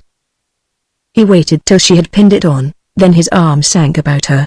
She drew away from it, and said with maternal soothing, "Now, don't be a silly boy. Mustn't make it all Mama scold. Just sit back, dearie, and see what a swell night it is. If you're a good boy, maybe I'll kiss you when we say nighty-night. Now give me a cigarette." He was solicitous about lighting her cigarette and inquiring as to her comfort. Then he sat as far from her as possible. He was cold with failure. No one could have told Babbitt that he was a fool with more vigor, precision, and intelligence than he himself displayed. He reflected that from the standpoint of the Reverend Dr. John Jennison Drew he was a wicked man, and from the standpoint of Miss Ida Putiak, an old bore who had to be endured as the penalty attached to eating a large dinner. "Dearie, you aren't going to go and get peevish, are you?" She spoke pertly. He wanted to spank her. He brooded, "I don't have to take anything off this gutter pup. Darn immigrant. Well, let's get it over as quick as we can, and sneak home and kick ourselves for the rest of the night." He snorted, "Huh? Me peevish? Why, you baby, why should I be peevish? Now, listen, Ida, listen to Uncle George. I want to put you wise about this scrapping with your head barber all the time. I've had a lot of experience with employees, and let me tell you it doesn't pay to antagonize." At the drab wooden house in which she lived he said goodnight briefly and amiably, but as the taxicab drove off he was praying, "Oh, my God." Chapter 25 1. He awoke to stretch cheerfully as he listened to the sparrows, then to remember that everything was wrong, that he was determined to go astray, and not in the least enjoying the process. Why, he wondered, should he be in rebellion? What was it all about? Why not be sensible, stop all this idiotic running around, and enjoy himself with his family, his business, the fellows at the club? What was he getting out of rebellion? Misery and shame, the shame of being treated as an offensive small boy by a ragamuffin like Ida Putiak. And yet always he came back to and yet. Whatever the misery, he could not regain contentment with a world which, once doubted, became absurd. Only, he assured himself, he was through with this chasing after girls. By noontime he was not so sure even of that. If in Miss McGowan, Louetta Swanson, and Ida he had failed to find the lady kind and lovely, it did not prove that she did not exist. He was hunted by the ancient thought that somewhere must exist the not impossible she who would understand him, value him, and make him happy. 2. Mrs. Babbitt returned in August. On her previous absences he had missed her reassuring buzz, and of her arrival he had made a feint. Now, though he dared not hurt her by letting a hint of it appear in his letters, he was sorry that she was coming before he had found himself, and he was embarrassed by the need of meeting her and looking joyful. He loitered down to the station. He studied the summer resort posters, lest he have to speak to acquaintances and expose his uneasiness. But he was well trained. When the train clanked in he was out on the cement platform, peering into the chair cars, and as he saw her in the line of passengers moving toward the vestibule he waved his hat. At the door he embraced her, and announced, "Well, well, well, well, by golly, you look fine, you look fine." Then he was aware of Tinker. Here was something, this child with her absurd little nose and lively eyes, that loved him, believed him great, and as he clasped her, lifted and held her till she squealed, he was for the moment come back to his old steady self. Tinker sat beside him in the car, with one hand on the steering wheel, pretending to help him drive, and he shouted back to his wife, "I'll bet the kid will be the best chuffer in the family. She holds the wheel like an old professional." All the while he was dreading the moment when he would be alone with his wife and she would patiently expect him to be ardent. 3. There was about the house an unofficial theory that he was to take his vacation alone, to spend a week or 10 days in Catawba, but he was nagged by the memory that a year ago he had been with Paul in Maine. He saw himself returning, finding peace there, and the presence of Paul, in a life primitive and heroic. Like a shock came the thought that he actually could go. Only, he couldn't, really. He couldn't leave his business, and Myra would think it sorta funny, his going way off there alone. Course he decided to do whatever he darn pleased, from now on, but still to go way off to Maine. He went, after lengthy meditations, with his wife, since it was inconceivable to explain that he was going to seek Paul's spirit in the wilderness. He frugally employed the light prepared over a year ago and scarcely used at all.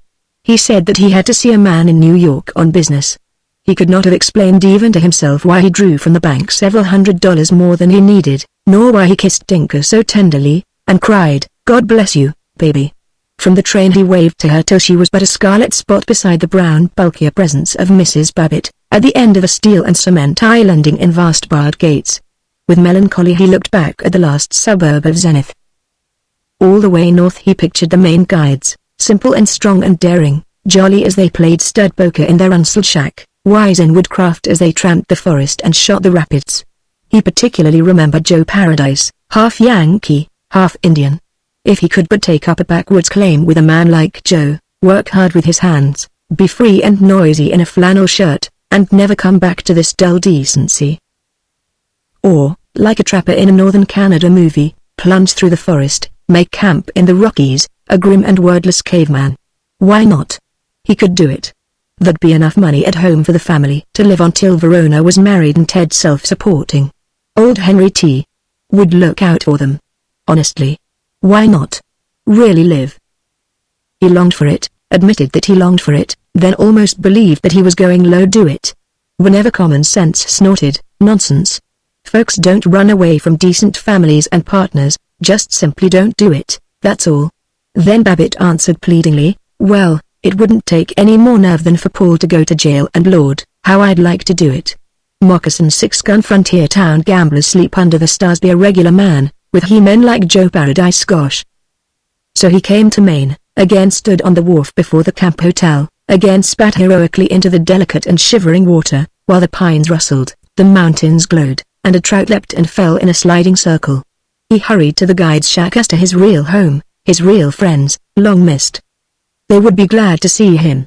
They would stand up and shout, "Why, here's Mr. Babbitt. He ain't one of these ordinary sports. He's a real guy."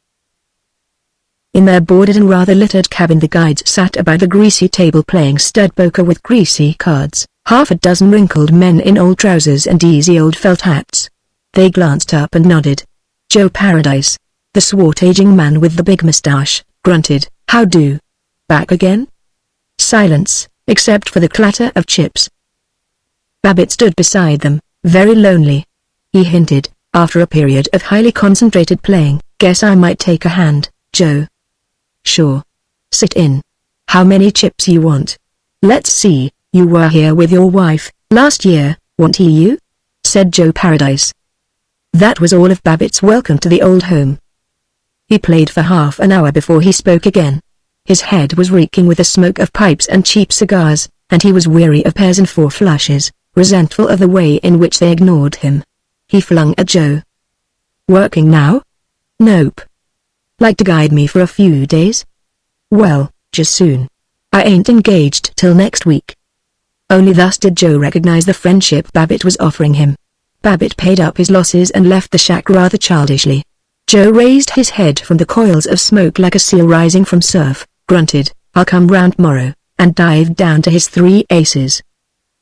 Neither in his voiceless cabin, fragrant with planks of new-cut pine, nor along the lake, nor in the sunset clouds which presently eddied behind the lavender-misted mountains, could Babbitt find the spirit of Paul as a reassuring presence.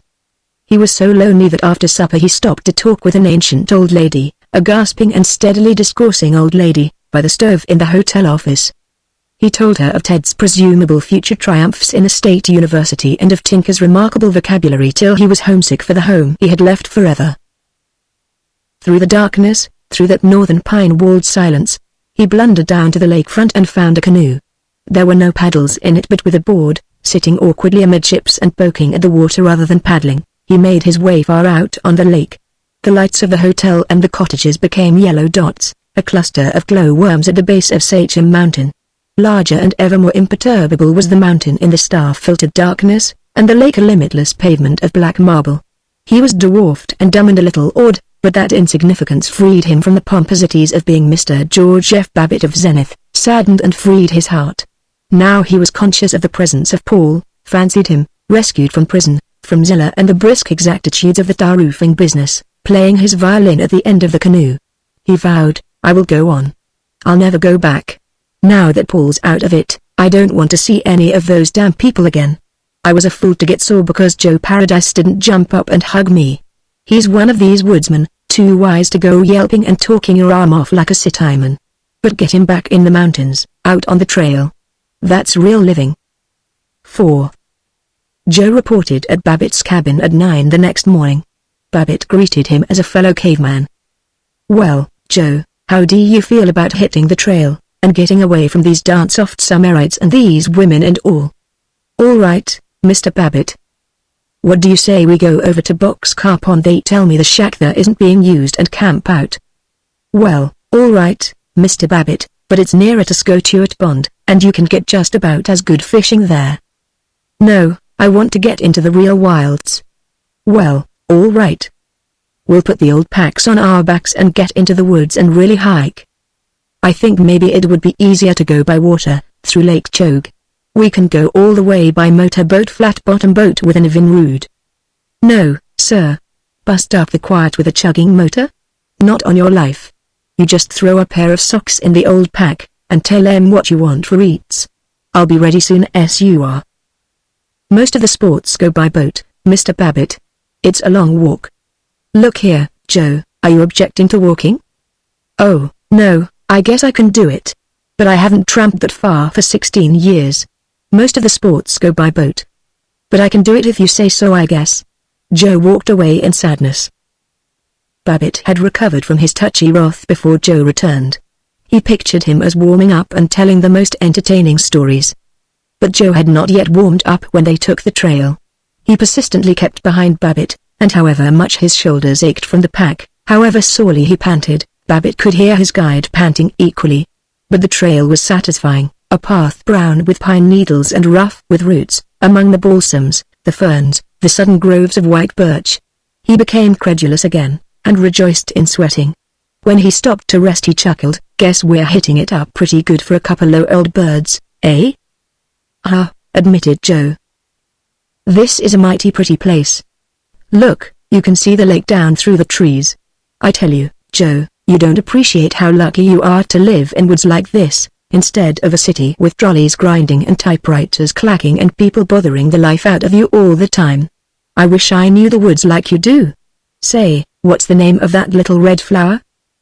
Rubbing his back, Joe regarded the flower resentfully. "Well, some folks call it one thing and some calls it another. I always just call it pink flower." Babbitt blessedly ceased thinking as tramping turned into blind plodding. He was submerged in weariness. His plump legs seemed to go on by themselves, without guidance, and he mechanically wiped away the sweat which stung his eyes. He was too tired to be consciously glad as, after a sun-scourged mile of corduroy tote road through a swamp where flies hovered over a hot waste of brush, they reached the cool shore of Boxcar Pond. When he lifted the pack from his back he staggered from the change in balance, and for a moment could not stand erect. He lay beneath an ample-bosomed maple tree near the guest shack, and joyously felt sleep running through his veins. He awoke toward dusk, to find Joe efficiently cooking bacon and eggs and flapjacks for supper, and his admiration of the woodsman returned. He sat on a stump and felt virile. "Joe, what would you do if you had a lot of money? Would you stick to guiding, or would you take a claim way back in the woods and be independent of people?" For the first time Joe brightened. He chewed his cud a second, and bubbled, "I've often thought of that. If I had the money, I'd go down to Tinker's Falls and open a swell shoe store." After supper Joe proposed a game of stud poker but Babbitt refused with brevity, and Joe contentedly went to bed at 8. Babbitt sat on the stump, facing the dark pond, slapping mosquitoes. Save the snoring guide, there was no other human being within 10 miles. He was lonelier than he had ever been in his life. Then he was in Zenith. He was worrying as to whether Miss McGowan wasn't paying too much for carbon paper. He was at once resenting and missing the persistent teasing at the Roughnecks table. He was wondering what Zilla Riesling was doing now. He was wondering whether, after the summer's maturity of being a garageman, Ted would get busy in the university. He was thinking of his wife. If she wouldn't be so darn satisfied with just settling down. "No. I won't go back. I'll be 50 in 3 years. 60 in 13 years. I'm going to have some fun before it's too late. I don't care. I will." He thought of Ida Putiak, of Luetta Swanson, of that nice widow what was her name Tanny's Judique the one for whom he'd found the flat. He was enmeshed in imaginary conversations. Then, "Gee, I can't seem to get away from thinking about folks." Thus it came to him merely to run away was folly, because he could never run away from himself. That moment he started for Zenith. In his journey there was no appearance of flight, but he was fleeing, and 4 days afterward he was on the Zenith train. He knew that he was slinking back not because it was what he longed to do but because it was all he could do. He scanned again his discovery that he could never run away from Zenith and family and office, because in his own brain he bore the office and the family and every street and disquiet and illusion of Zenith. "But I'm going to start something," he vowed, and he tried to make it valiant. Chapter 26 1. As he walked through the train, looking for familiar faces, he saw only one person whom he knew, and that was Seneca Doane, the lawyer who, after the blessings of being in Babbitt's own class at college and of becoming a corporation counsel, had turned crank, had headed farmer labor tickets and fraternized with admitted socialists. Though he was in rebellion, naturally Babbitt did not care to be seen talking with such a fanatic, but in all the Pullmans he could find no other acquaintance, and reluctantly he halted. Seneca Doane was a slight, thin-haired man, rather like Chum Frink except that he hadn't Frink's grin.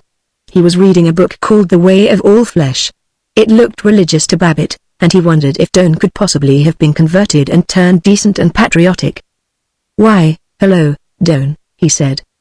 Doane looked up. His voice was curiously kind. "Oh. How do, Babbitt? Been away, eh?" "Yes, I've been in Washington." "Washington, eh?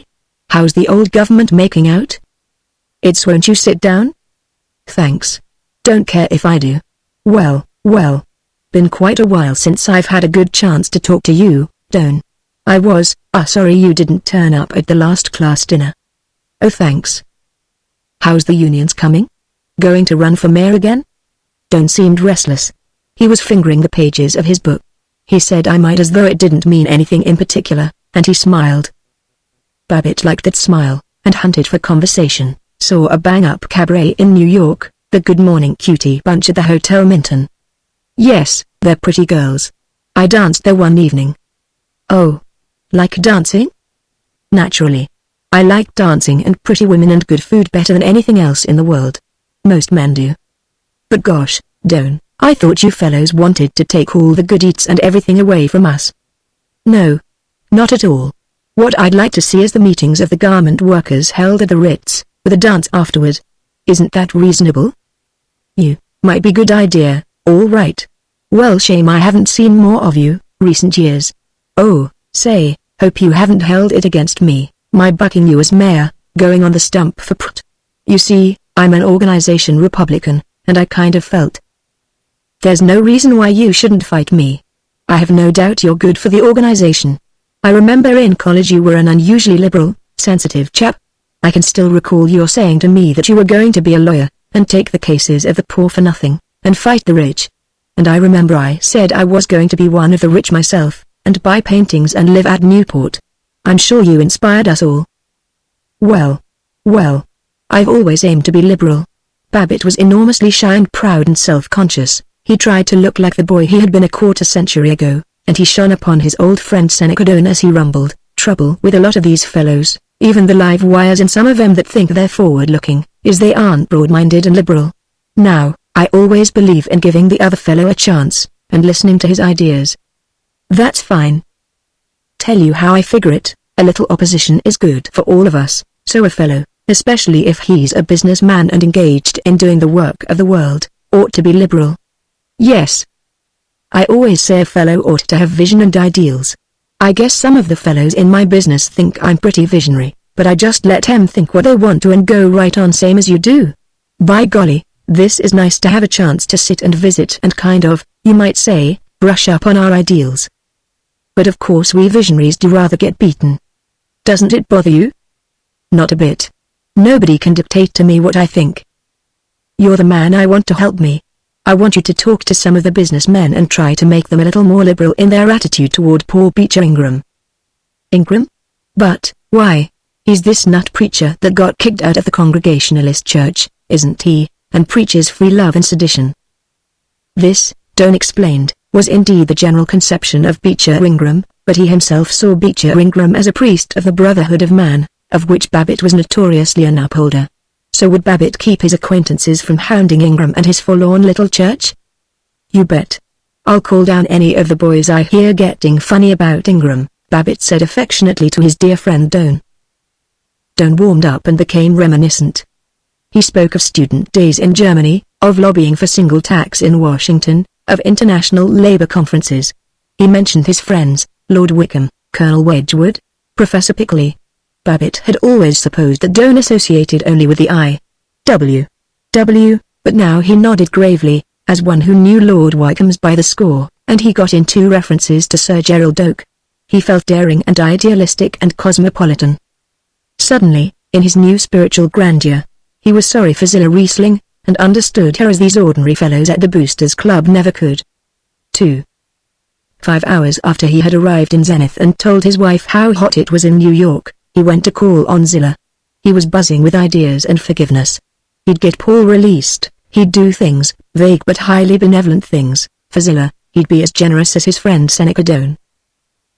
He had not seen Zillah since Paul had shot her, and he still pictured her as buxom, high-colored, lively, and a little blousy. As he drove up to her boarding house, in a depressing back street below the wholesale district, he stopped in discomfort. At an upper window, leaning on her elbow, was a woman with the features of Zillah, but she was bloodless and aged, like a yellowed wad of old paper crumpled into wrinkles. Where Zillah had bounced and jiggled, this woman was dreadfully still. He waited half an hour before she came into the boarding house parlor. 50 times he opened the book of photographs of the Chicago World's Fair of 1893, 50 times he looked at the picture of the Court of Honor. He was startled to find Zillah in the room. She wore a black streaky gown which she had tried to brighten with a girdle of crimson ribbon. The ribbon had been torn and patiently mended. He noted this carefully, because he did not wish to look at her shoulders. One shoulder was lower than the other, one arm she carried in contorted fashion, as though it were paralyzed, and behind a high collar of cheap lace there was a gouge in the anemic neck which had once been shining and softly plump. "Yes," she said. Well, old Zillah. By golly, it's good to see you again." He can send his messages through a lawyer. "Why, rats, Zillah, I didn't come just because of him. Came as an old friend." "You waited long enough." "Well, you know how it is. Figured you wouldn't want to see a friend of his for quite some time and sit down, honey. Let's be sensible. We've all of us done a bunch of things that we hadn't ought to, but maybe we can sort of start over again. Honest, Zilla, I'd like to do something to make you both happy. Know what I thought today? Mind you, Paul doesn't know a thing about this, doesn't know I was going to come see you. I got to thinking, Zilla's a fine, big-hearted woman, and she'll understand that. Paul's had his lesson now. Why wouldn't it be a fine idea if you asked the governor to pardon him? Believe he would, if it came from you. No. Wait. Just think how good you'd feel if you were generous. Yes, I wish to be generous. She was sitting primly, speaking icily. For that reason I wish to keep him in prison, as an example to evildoers. I've gotten religion, George, since the terrible thing that man did to me. Sometimes I used to be unkind, and I wished for worldly pleasures, for dancing and the theater. But when I was in the hospital, the pastor of the Pentecostal communion faith used to come to see me, and he showed me, right from the prophecies written in the Word of God, that the day of judgment is coming and all the members of the older churches are going straight to eternal damnation, because they only do lip service and swallow the world, the flesh, and the devil. For 15 wild minutes she talked, pouring out admonitions to flee the wrath to come, and her face flushed, her dead voice recaptured something of the shrill energy of the old Zilla. She wound up with a furious, "It's the blessing of God himself that Paul should be in prison now, and torn and humbled by punishment, so that he may yet save his soul, and so other wicked men, these horrible chasers after women and lust, may have an example." Babbitt had itched and twisted. As in church he dared not move during the sermon, so now he felt that he must seem attentive, though her screeching denunciations flew past him like carrion birds. He sought to be calm and brotherly. "Yes, I know, Zilla. But gosh, it certainly is the essence of religion to be charitable, isn't it? Let me tell you how I figure it. What we need in the world is liberalism, liberality, if we're going to get anywhere. I've always believed in being broad-minded and liberal." "You? Liberal?" It was very much the old Zilla. "Why, George Babbitt, you're about as broad-minded and liberal as a razor blade."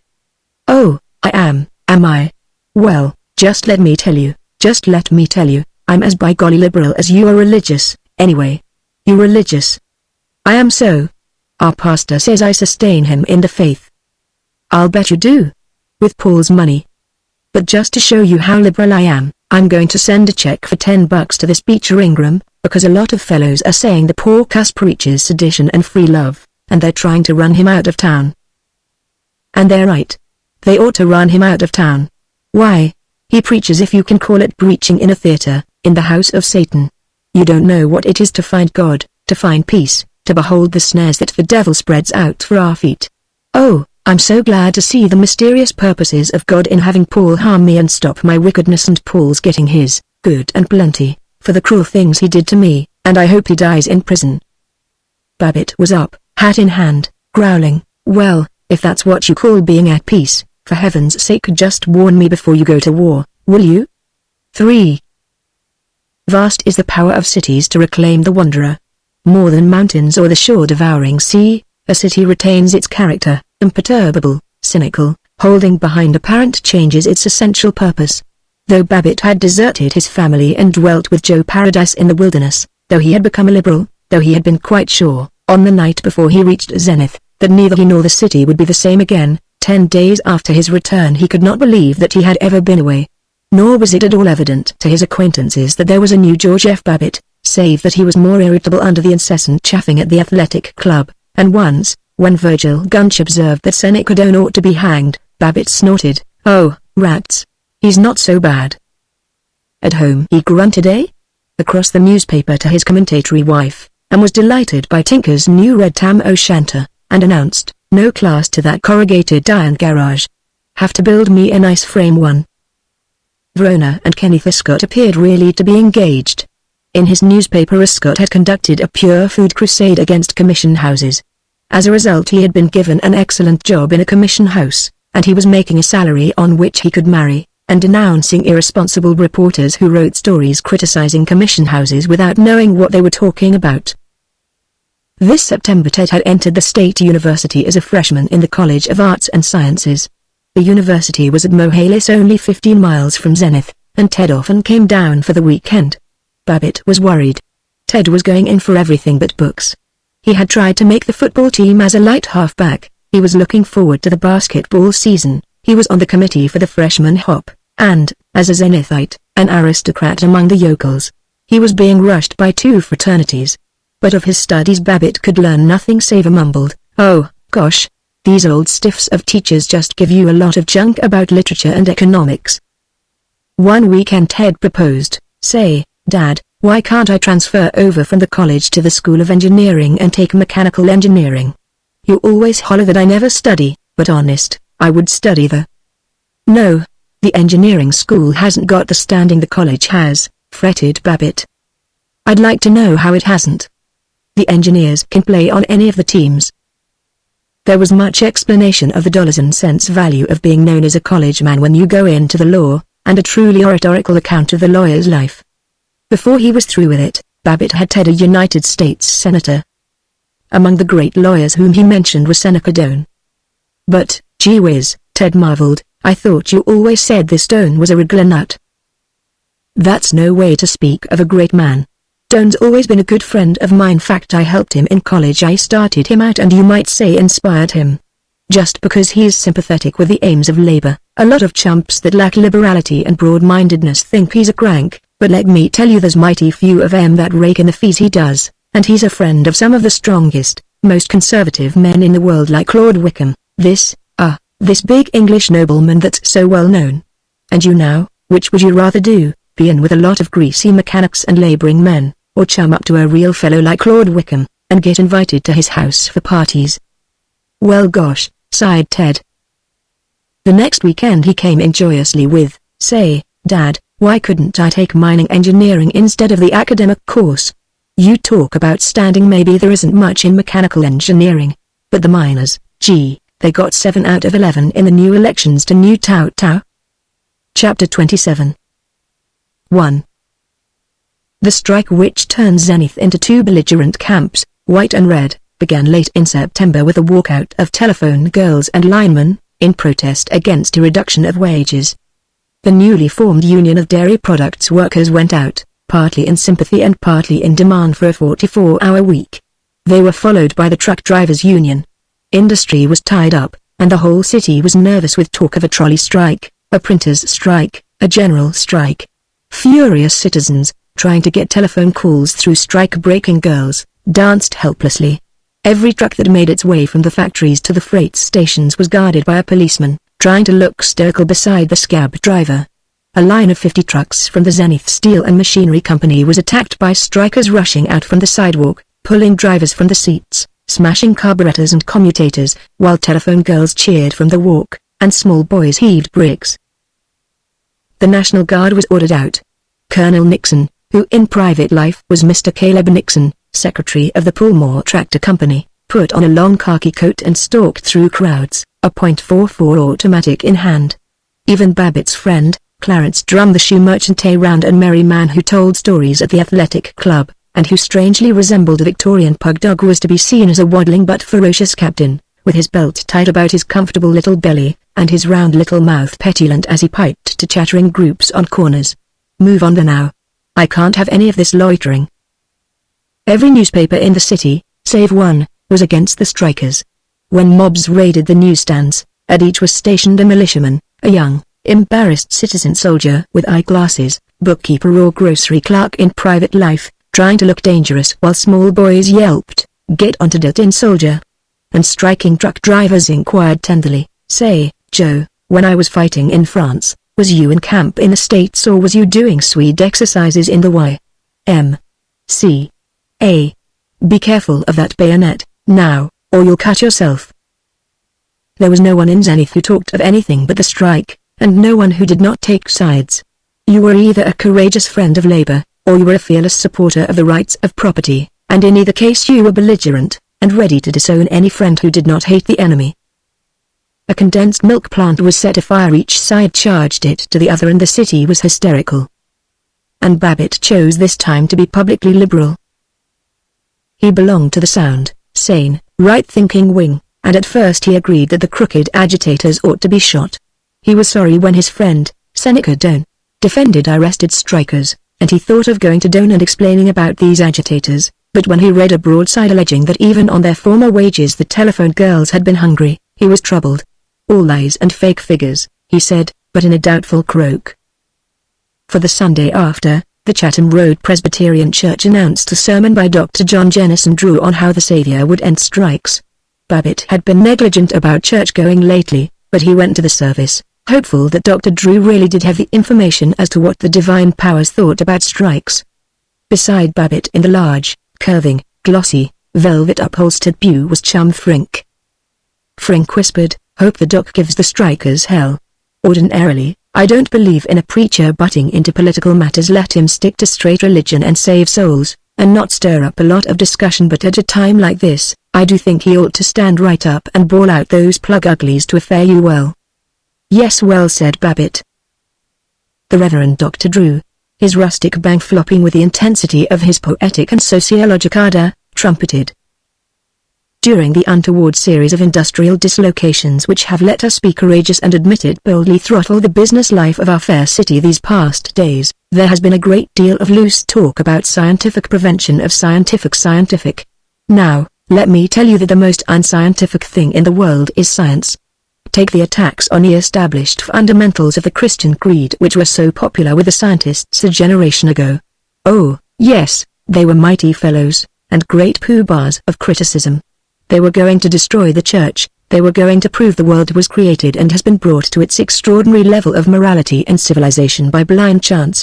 Yet the church stands just as firmly today as ever, and the only answer a Christian pastor needs make to the long-haired opponents of his simple faith is just a pitying smile. And now these same scientists want to replace the natural condition of free competition by crazy systems which, no matter by what high-sounding names they are called, are nothing but a despotic paternalism.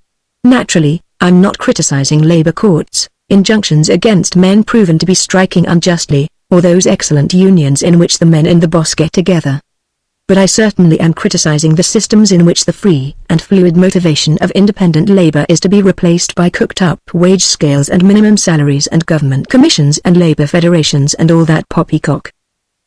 What is not generally understood is that this whole industrial matter isn't a question of economics. It's essentially and only a matter of love, and of the practical application of the Christian religion. Imagine a factory instead of committees of workmen alienating the boss goes among them smiling, and they smile back, the elder brother and the younger. Brothers, that's what they must be, loving brothers, and then strikes would be as inconceivable as hatred in the home. It was at this point that Babbitt muttered, "Oh, rot." "Huh?" said chum Frink. "He doesn't know what he's talking about. It's just as clear as mud. It doesn't mean a darn thing." "Maybe, but..." Frink looked at him doubtfully, through all the service kept glancing at him doubtfully, till Babbitt was nervous. 2. The strikers had announced a parade for Tuesday morning, but Colonel Nixon had forbidden it, the newspapers said. When Babbitt drove west from his office at 10 that morning he saw a drove of shabby men heading toward the tangled, dirty district beyond Courthouse Square. He hated them, because they were poor. Because they made him feel insecure. Damn loafers. Wouldn't be common workmen if they had any pep, he complained. He wondered if there was going to be a riot. He drove toward the starting point of the parade, a triangle of limp and faded grass known as Moore Street Park, and halted his car. The park and streets were buzzing with strikers, young men in blue denim shirts, old men with caps. Through them, keeping them stirred like a boiling pot, moved the militiamen. Babbitt could hear the soldiers' monotonous orders. "Keep moving, move on, Bo, keep your feet warm." Babbitt admired their stolid good temper. The crowd shouted, "Tin soldiers, and dirty dogs, servants of the capitalists." But the militiaman grinned and answered only, "Sure, that's right. Keep moving, Billy." Babbitt thrilled over the citizen soldiers, hated the scoundrels who were obstructing the pleasant ways of prosperity, admired Colonel Nixon's striding contempt for the crowd, and as Captain Clarence Drum, that rather puffing shoe dealer, came raging by, Babbitt respectfully clamored, "Great work, Captain. Don't let him march." He watched the strikers filing from the park. Many of them bore posters with "They can't stop our peacefully walking." The militiamen tore away the posters, but the strikers fell in behind their leaders and straggled off, a thin unimpressive trickle between steel glinting lines of soldiers. Babbitt saw with disappointment that there wasn't going to be any violence, nothing interesting at all. Then he gasped. Among the marchers, beside a bulky young workman, was Seneca Doane, smiling, content. In front of him was Professor Brockbank, head of the history department in the state university, an old man and white-bearded, known to come from a distinguished Massachusetts family. Why, gosh, Babbitt marveled, a swell like him in with the strikers. And good ole Senny Doan. They're fools to get mixed up with this bunch. They're parlor socialists. But they have got nerve. And nothing in it for them, not a cent. And I don't know all the strikers look like such tough nuts. Look just about like anybody else to me. The militiamen were turning the parade down a side street. They got just as much right to march as anybody else. They own the streets as much as Clarence Drum or the American Legion does. Babbitt grumbled.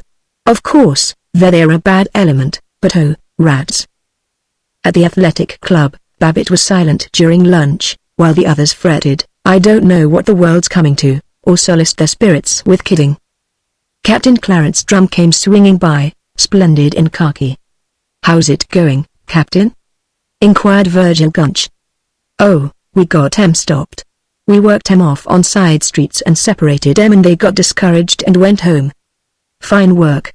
No violence. Fine work nothing. Groaned Mr. Drum. If I had my way, there'd be a whole lot of violence, and I'd start it. And then the whole thing would be over. I don't believe in standing back and wet nursing these fellows and letting the disturbances drag on. I tell you these strikers are nothing in God's world but a lot of bomb-throwing socialists and thugs, and the only way to handle em is with a club. That's what I'd do, beat up the whole lot of em. Babbitt heard himself saying, oh, rats, Clarence. They look just about like you and me, and I certainly didn't notice any bombs. Drum complained, oh, you didn't, eh? Well, maybe you'd like to take charge of the strike. Just tell Colonel Nixon what innocents the strikers are. He'd be glad to hear about it. Drum strode on, while all the table stared at Babbitt. What's the idea? Do you want us to give those hellhounds love and kisses, or what? Said Orville Jones. Do you defend a lot of hoodlums that are trying to take the bread and butter away from our families? Raged Professor Pumphrey. Virgil Gunch intimidatingly said nothing. He put on sternness like a mask, his jaw was hard, his bristly short hair seemed cruel, his silence was a ferocious thunder. While the others assured Babbitt that they must have misunderstood him, Gunch looked as though he had understood only too well. Like a rogue judge he listened to Babbitt's stammering. No, sure, course they're a bunch of toughs. But I just mean strikes me it's bad policy to talk about clubbing em. Cabe Nixon doesn't. He's got the fine Italian hand. And that's why he's colonel. Clarence Drum is jealous of him. Well, said Professor Pumphrey, you hurt Clarence's feelings, George. He's been out there all morning getting hot and dusty, and no wonder he wants to beat the tar out of those sons of guns. Gunch said nothing, and watched, and Babbitt knew that he was being watched. 3. As he was leaving the club Babbitt heard Chum Frink protesting to Gunch, don't know what's got into him. Last Sunday Doc Drew preached a corking sermon about decency in business and Babbitt kicked about that, too. Near as I can figure out. Babbitt was vaguely frightened. 4. He saw a crowd listening to a man who was talking from the rostrum of a kitchen chair. He stopped his car. From newspaper pictures he knew that the speaker must be the notorious freelance preacher, Beecher Ingram, of whom Seneca Doan had spoken. Ingram was a gaunt man with flamboyant hair, weather-beaten cheeks, and worried eyes. He was pleading.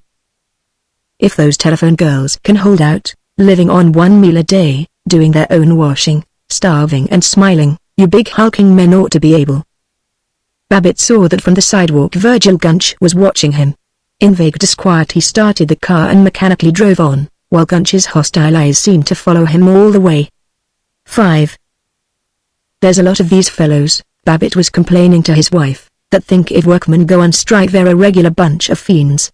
Now, of course, it's a fight between sound business and the destructive element, and we got to lick the stuffings out of them when they challenge us, but doggone if I see why we can't fight like gentlemen and not go calling em dirty dogs and saying they ought to be shot down. Why, George, she said placidly, I thought you always insisted that all strikers ought to be put in jail. I never did. Well, I mean some of them, of course. Irresponsible leaders. But I mean a fellow ought to be broad-minded and liberal about things like. But dearie, I thought you always said these so-called liberal people were the worst of. Rats. Women never can understand the different definitions of a word. depends on how you mean it.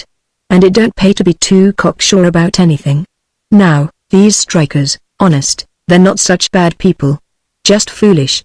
They don't understand the complications of merchandising and profit, the way we businessmen do, but sometimes I think they're about like the rest of us, and no more hogs for wages than we are for profits. George. If people were to hear you talk like that, of course I know you, I remember what a wild crazy boy you were, I know you don't mean a word you say, but if people that didn't understand you were to hear you talking, they'd think you were a regular socialist. What do I care what anybody thinks? And let me tell you right now, I want you to distinctly understand I never was a wild crazy kid, and when I say a thing, I mean it, and I stand by it and honest. Do you think people would think I was too liberal if I just said the strikers were decent? Of course they would. But don't worry, dear, I know you don't mean a word of it. Time to trot up to bed now. Have you enough covers for tonight? On the sleeping porch he puzzled. She doesn't understand me. Hardly understand myself. Why can't I take things easy, way I used to? Wish I could go out to Senny Doan's house and talk things over with him. No. Suppose Vergunch saw me going in there. Wish I knew some really smart woman, and nice, that would see what I'm trying to get at, and let me talk to her, and I wonder if Myra's right? Could the fellows think I've gone nutty just because I'm broad-minded and liberal? Verg looked at me. Chapter 28. Miss M.C. Gown came into his private office at 3 in the afternoon with "Listen, Mr. Babbitt, there's a Mrs. Judique on the phone, wants to see about some repairs, and the salesmen are all out. Want to talk to her?" "All right." The voice of Tammy's Judique was clear and pleasant. The black cylinder of the telephone receiver seemed to hold a tiny animated image of her, lustrous eyes, delicate nose, gentle chin. "This is Mrs. Judique. Do you remember me? You drove me up here to the Cavendish Apartments and helped me find such a nice flat." "Sure. Bet I remember. What can I do for you?" "Why, it's just a little. I don't know that I ought to bother you, but the janitor doesn't seem to be able to fix it. You know my flat is on the top floor, and with these autumn rains the roof is beginning to leak, and I'd be awfully glad if—" "Sure. I'll come up and take a look at it." Nervously, "When do you expect to be in?" "Why, I'm in every morning." "Be in this afternoon, in an hour or so?" "Yes. Perhaps I could give you a cup of tea. I think I ought to, after all your trouble." "Fine. I'll run up as soon as I can get away." He meditated. Now there's a woman that's got refinement, savvy, class. After all your trouble, give you a cup of tea. She'd appreciate a fellow. I'm a fool, but I'm not such a bad cuss, get to know me. And not so much a fool as they think. The great strike was over. The strikers beaten. Except that Virgil Gunch seemed less cordial, there were no visible effects of Babbitt's treachery to the clan. The oppressive fear of criticism was gone, but a diffident loneliness remained. Now he was so exhilarated that, to prove he wasn't, he droned about the office for 15 minutes, looking at blueprints, explaining to Ms. McGowan that this Mrs. Scott wanted more money for her house, had raised the asking price, raised it from $7,000 to $8,500. Would Miss McGowan be sure and put it down on the card, Mrs. Scott's house raise? When he had thus established himself as a person unemotional and interested only in business, he sauntered out. He took a particularly long time to start his car. He kicked the tires, dusted the glass of the speedometer, and tightened the screws holding the windshield spotlight. He drove happily off toward the Bellevue district, conscious of the presence of Mrs. Judique as of a brilliant light on the horizon. The maple leaves had fallen and they lined the gutters of the asphalted streets. It was a day of pale golden faded green, tranquil and lingering. Babbitt was aware of the meditative day, and of the barrenness of Bellevue, blocks of wooden houses, garages, little shops, weedy lots. Needs pepping up, needs the touch that people like Mrs. Judique could give a place, he ruminated, as he rattled through the long, crude, airy streets. The wind rose, enlivening, keen, and in a blaze of well-being he came to the flat of Tanny's Judique. She was wearing, when she flutteringly admitted him, a frock of black chiffon cut modestly round at the base of her pretty throat. She seemed to him immensely sophisticated. He glanced at the cretonne and colored prints in her living room, and gurgled, "Gosh, you've fixed the place nice. Takes a clever woman to know how to make a home, all right. You really like it? I'm so glad. But you've neglected me, scandalously. You promised to come sometime and learn to dance." Rather unsteadily, "Oh, But you didn't mean it seriously. Perhaps not. But you might have tried. Well, here I've come for my lesson, and you might just as well prepare to have me stay for supper. They both laughed in a manner which indicated that of course he didn't mean it. But first I guess I better look at the leak. She climbed with him to the flat roof of the apartment house, a detached world of slatted wooden walks, clotheslines, water tank in a penthouse.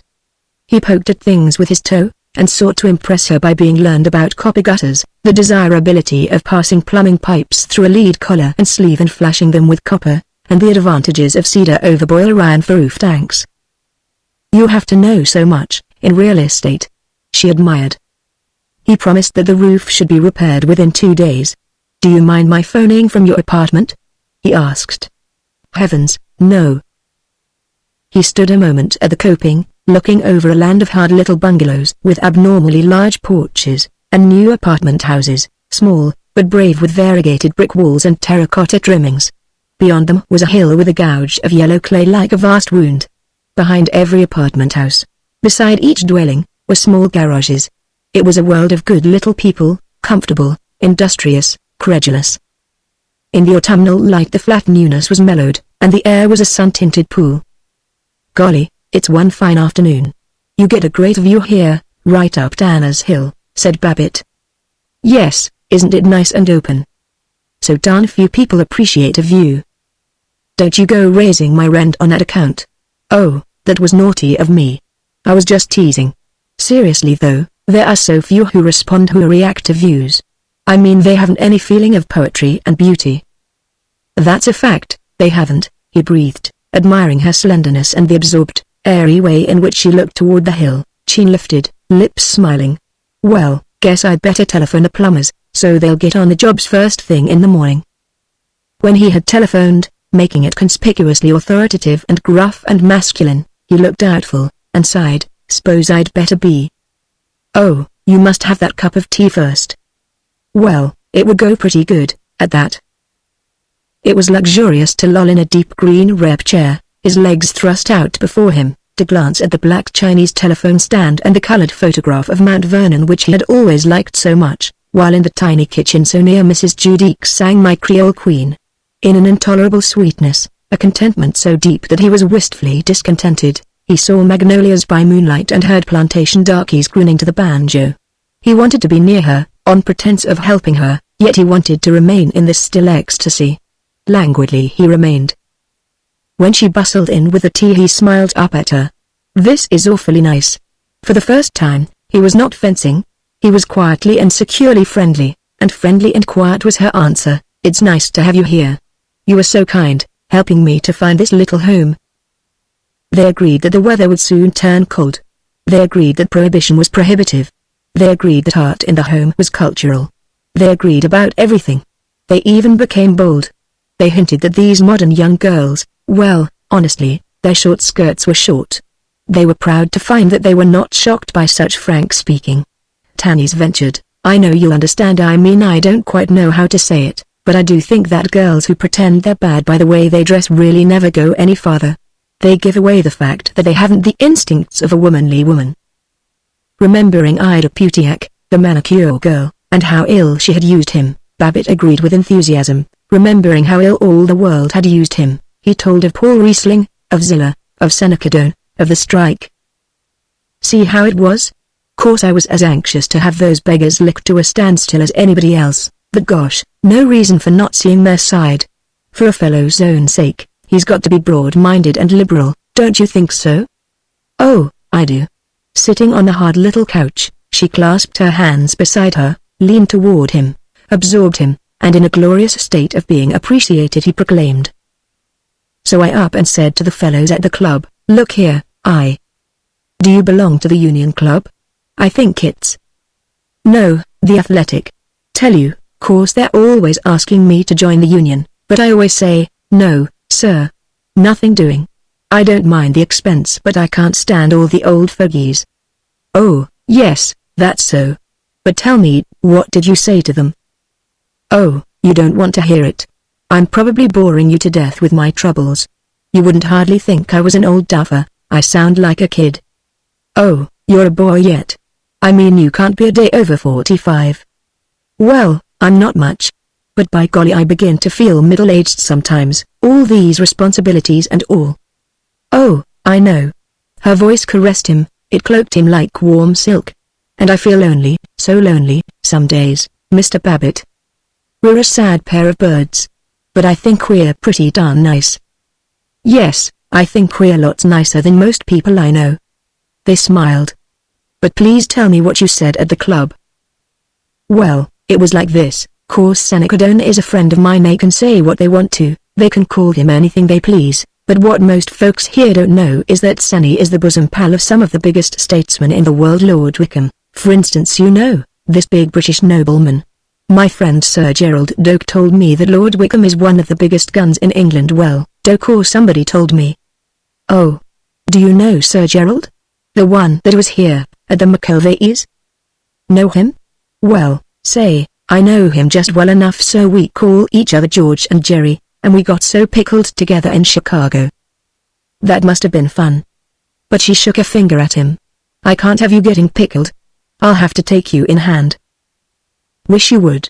Well, Zai's saying, you see I happen to know what a big noise Senny Doane is outside of Zenith, but of course a prophet hasn't got any honor in his own country, and Senny, darn his old hide. He's so blame modest that he never lets folks know the kind of an outfit he travels with when he goes abroad. Well, during the strike Clarence Drum comes parading up to our table, all dolled up fit to kill in his nice little Can-S uniform, and somebody says to him, busting the strike, Clarence? Well, he swells up like a pouter pigeon and he hollers, so you could hear him way up in the reading room. Yes, sure, I told the strike leaders where they got off, and so they went home. Well, I says to him, glad there wasn't any violence. Yes, he says, but if I hadn't kept my eye skin there would have been. All those fellows had bombs in their pockets. They're regular anarchists. Oh, rats, Clarence, I says, I looked 'em all over carefully, and they didn't have any more bombs in a rabbit, I says. Course, I says, they're foolish, but they're a good deal like you and me, after all.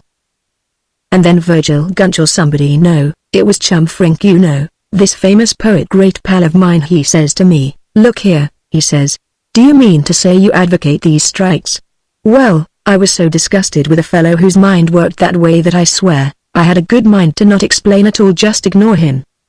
Oh, that's so wise, said Mrs. Judique.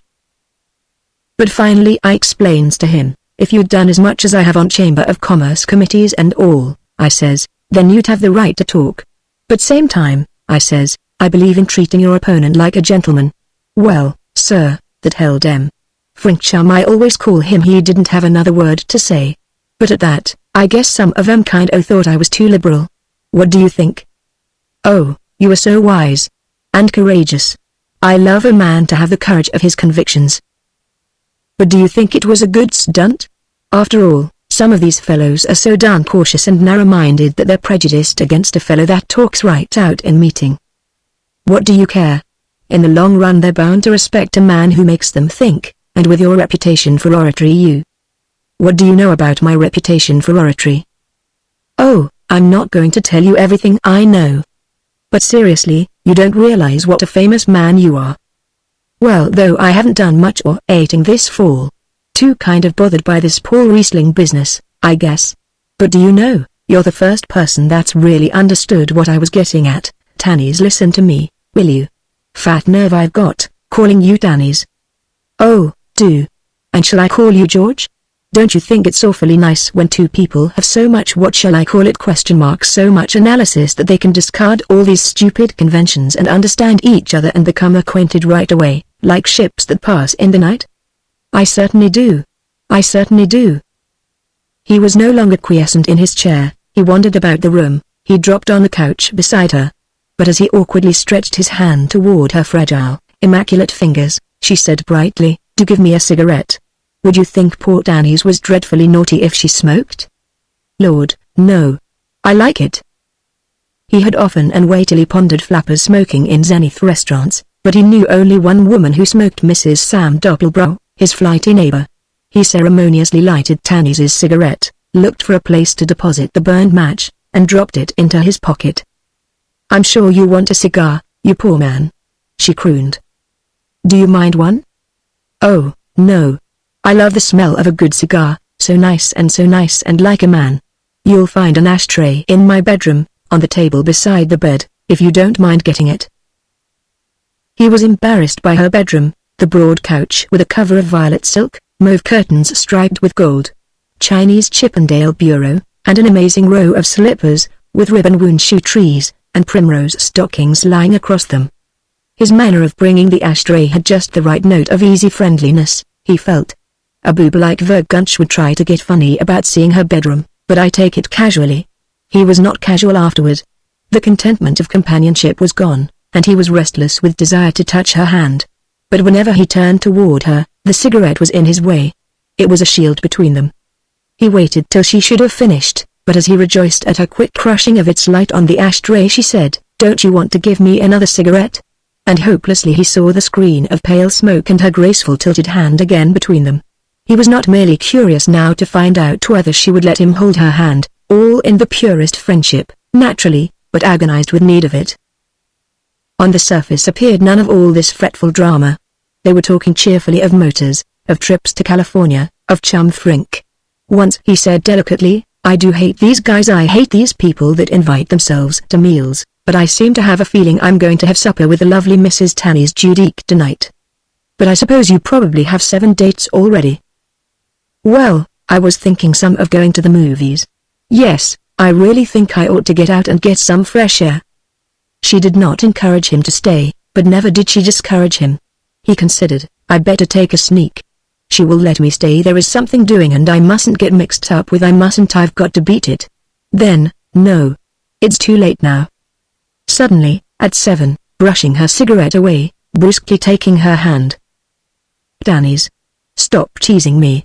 You know we are, a couple of lonely birds, and we're awful happy together. Anyway, never been so happy. Do let me stay. I'll gallop down to the delicatessen and buy some stuffed cold chicken maybe or cold turkey and we can have a nice little supper, and afterwards, if you want to chase me out, I'll be good and go like a lamb." "Well yes, it would be nice," she said. Nor did she withdraw her hand. He squeezed it, trembling, and blundered toward his coat. At the delicatessen he bought preposterous stores of food, chosen on the principle of expensiveness.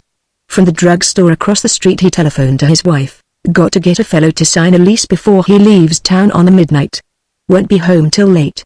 Don't wait up for me." Kissing her good night, he expectantly lumbered back to the flat. "Oh, you bad thing, to buy so much food," was her greeting, and her voice was gay, her smile acceptant. He helped her in the tiny white kitchen. He washed the lettuce. He opened the olive bottle. She ordered him to set the table, and as he trotted into the living room, as he hunted through the buffet for knives and forks, he felt utterly at home. "Now the only other thing," he announced, "is what you're going to wear. I can't decide whether you're to put on your swellest evening gown, or let your hair down and put on short skirts and make believe you're a little girl. I'm going to dine just as I am, in this old chiffon rag, and if you can't stand poor Tanny's that way, you can go to the club for dinner." "Stand you?" He patted her shoulder. "Child, you're the brainiest and the loveliest and finest woman I've ever met. Come now, Lady Wickham, if you'll take the Duke of Zenith's arm, we will perambulate into the Magnolia's feed." "Oh, you do say the funniest, nicest things." When they had finished the picnic supper he thrust his head out of the window and reported, "It's turned awful chilly, and I think it's going to rain. You don't want to go to the movies?" "Well, I wish we had a fireplace. I wish it was raining like all get out tonight, and we were in a funny little old-fashioned cottage, and the trees thrashing like everything outside, and a great big log fire, and I'll tell you. Let's draw this couch up to the radiator, and stretch our feet out, and pretend it's a wood fire." "Oh, I think that's pathetic. You big child." But they did draw up to the radiator, and propped their feet against it, his clumsy black shoes, her patent leather slippers. In the dimness they talked of themselves, of how lonely she was, how bewildered he, and how wonderful that they had found each other. As they fell silent the room was stiller than a country lane. There was no sound from the street save the whir of motor tires, the rumble of a distant freight train. Self-contained was the room, warm, secure, insulated from the harassing world. He was absorbed by a rapture in which all fear and doubting were smoothed away, and when he reached home, at dawn, The rapture had mellowed to contentment serene and full of memories. Chapter 29. 1. The assurance of Tanny's Judique's friendship fortified Babbitt's self-approval. At the athletic club he became experimental. Though Virgil Gunch was silent, the others at the Roughnecks table came to accept Babbitt as having, for no visible reason, turned crank. They argued windily with him, and he was cocky, and enjoyed the spectacle of his interesting martyrdom. He even praised Seneca Doane. Professor Pumphrey said that was carrying a joke too far, but Babbitt argued, no. Fact. I tell you, he's got one of the keenest intellects in the country. Why, Lord Wickham said that. Oh, who the hell is Lord Wickham? What you always lugging him in for? You been touting him for the last 6 weeks, protested Orville Jones. George ordered him from Sears Roebuck. You can get those English high muckamucks by mail for $2 apiece, suggested Sidney Finkelstein. That's all right now. Lord Wickham, he's one of the biggest intellects in English political life. As I was saying, of course I'm conservative myself, but I appreciate a guy like Senny Doane because... Virgil Gunch interrupted harshly, I wonder if you are so conservative? I find I can manage to run my own business without any skunks and reds like Doane in it. The grimness of Gunch's voice, the hardness of his jaw, disconcerted Babbitt, but he recovered and went on till they looked bored, then irritated, then as doubtful as Gunch. 2. He thought of Tanny's always. With a stir he remembered her every aspect. His arms yearned for her. I've found her. I've dreamed of her all these years and now I've found her. He exulted. He met her at the movies in the morning, he drove out to her flat in the late afternoon or on evenings when he was believed to be at the Elks. He knew her financial affairs and advised her about them, while she lamented her feminine ignorance, and praised his masterfulness, and proved to know much more about bonds than he did. They had remembrances, and laughter over old times.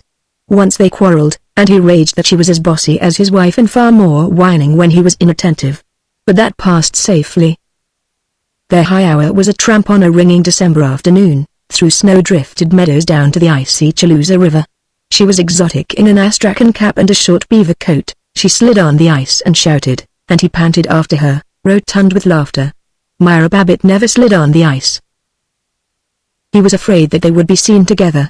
In Zenith it is impossible to lunch with a neighbor's wife without the fact being known, before nightfall, in every house in your circle. But Tanny's was beautifully discreet. However appealingly she might turn to him when they were alone, she was gravely detached when they were abroad, and he hoped that she would be taken for a client. Orville Jones once saw them emerging from a movie theater, and Babbitt bumbled, let me make you acquainted with Mrs. Judique. Now here's a lady who knows the right broker to come to, Orvie. Mr. Jones, though he was a man censorious of morals and of laundry machinery, seemed satisfied. His predominant fear, not from any especial fondness for her but from the habit of propriety, was that his wife would learn of the affair. He was certain that she knew nothing specific about Danny's, but he was also certain that she suspected something indefinite. For years she had been bored by anything more affectionate than a farewell kiss, yet she was hurt by any slackening in his irritable periodic interest, and now he had no interest, rather, a revulsion. He was completely faithful to Danny's. He was distressed by the sight of his wife's slack plumpness, by her puffs and billows of flesh, by the tattered petticoat which she was always meaning and always forgetting to throw away. But he was aware that she, so long attuned to him, caught all his repulsions. He elaborately, heavily, jocularly tried to check them. He couldn't. They had a tolerable Christmas. Kenneth Escott was there, admittedly engaged to Verona. Mrs. Babbitt was tearful and called Kenneth her new son. Babbitt was worried about Ted, because he had ceased complaining of the state university and become suspiciously acquiescent. He wondered what the boy was planning, and was too shy to ask. Himself, Babbitt slipped away on Christmas afternoon to take his present, a silver cigarette box, to Danny's. When he returned, Mrs. Babbitt asked, much too innocently, "Did you go out for a little fresh air?" "Yes, just a little drive," he mumbled. After New Year's his wife proposed, "I heard from my sister today, George. She isn't well. I think perhaps I ought to go stay with her for a few weeks."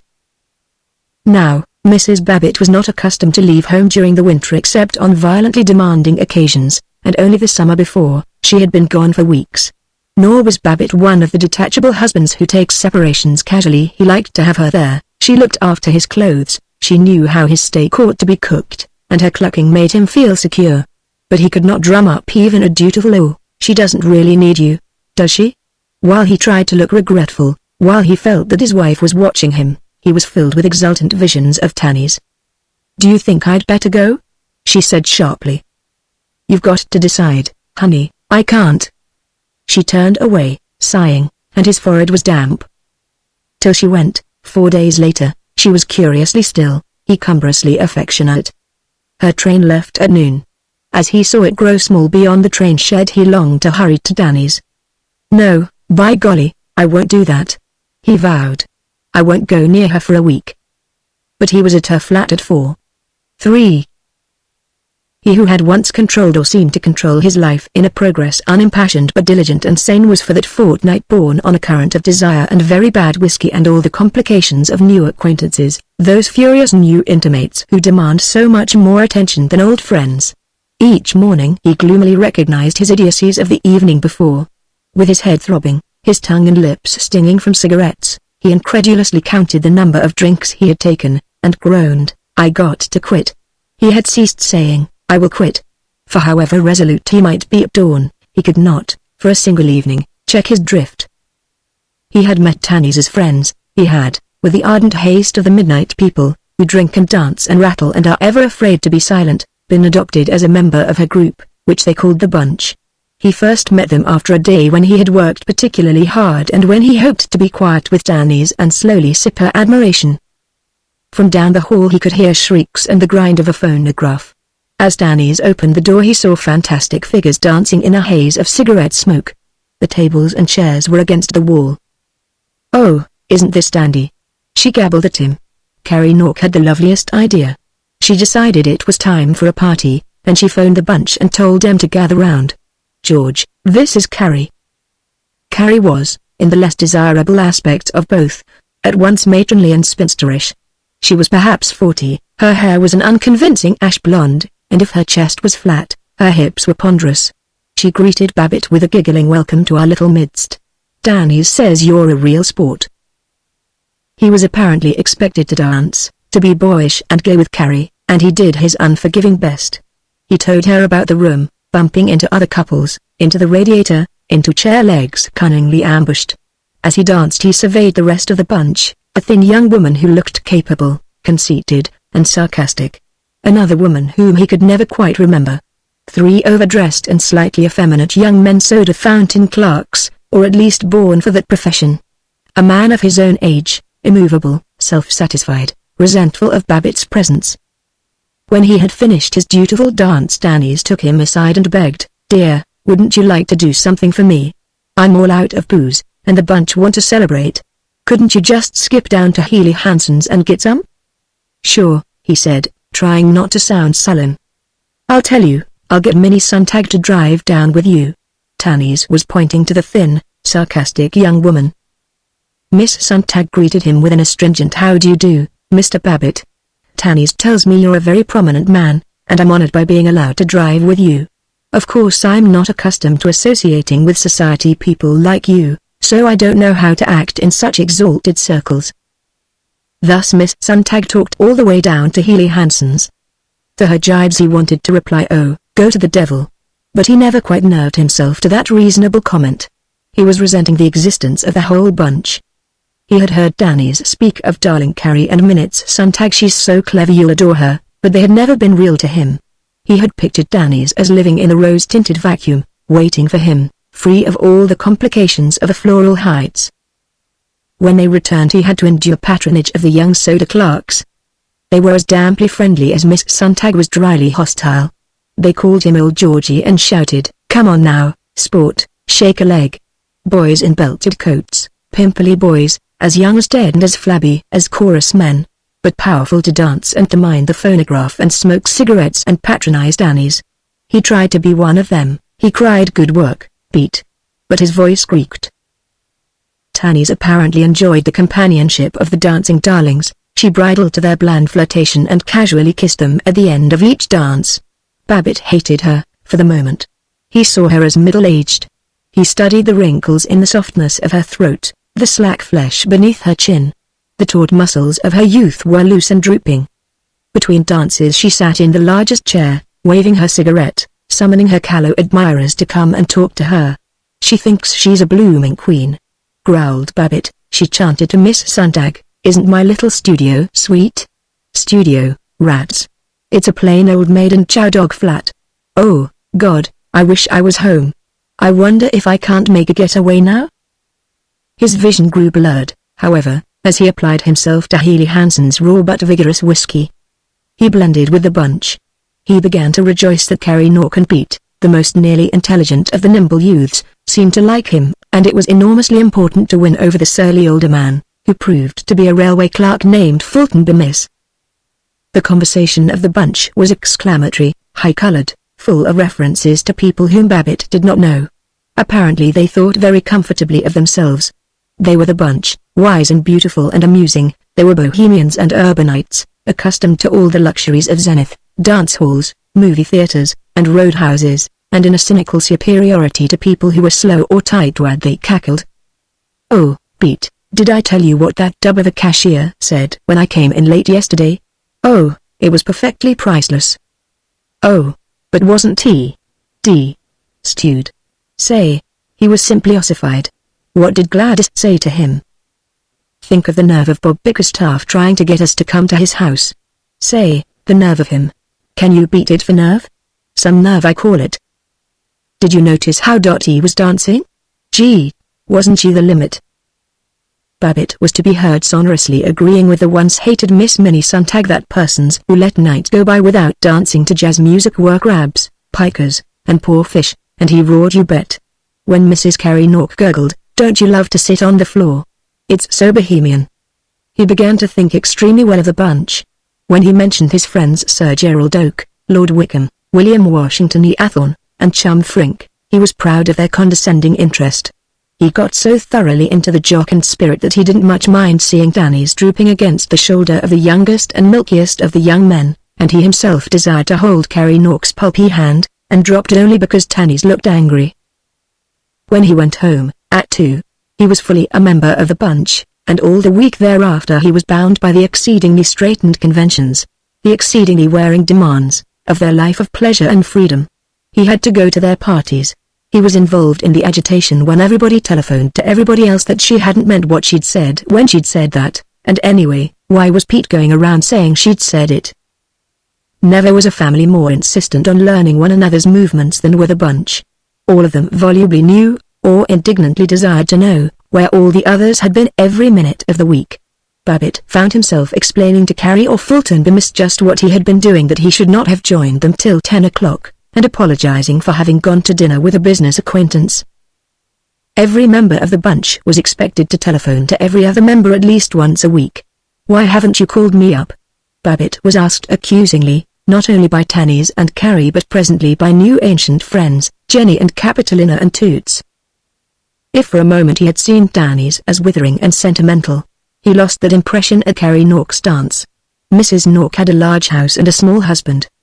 To her party came all of the bunch, perhaps 35 of them when they were completely mobilized.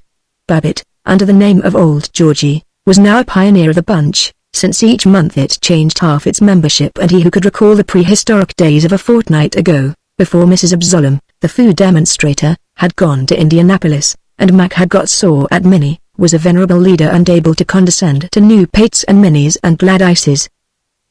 At Carrie's, Danny's did not have to work at being hostess. She was dignified and sure, a clear fine figure in the black chiffon frock he had always loved, and in the wider spaces of that ugly house Babbitt was able to sit quietly with her. He repented of his first revulsion, mooned at her feet, and happily drove her home. Next day he bought a violent yellow tie, to make himself young for her. He knew, a little sadly, that he could not make himself beautiful. He beheld himself as heavy, hinting of fatness, but he danced, he dressed, he chattered, to be as young as she was. As young as she seemed to be. 4. As all converts, whether to a religion, love, or gardening, find as by magic that though hitherto these hobbies have not seemed to exist, now the whole world is filled with their fury, so, once he was converted to dissipation, Babbitt discovered agreeable opportunities for it everywhere. He had a new view of his sporting neighbor, Sam Doppelbrau. The Doppelbraus were respectable people, industrious people, prosperous people, whose ideal of happiness was an eternal cabaret. Their life was dominated by suburban bacchanalia of alcohol, nicotine, gasoline, and kisses.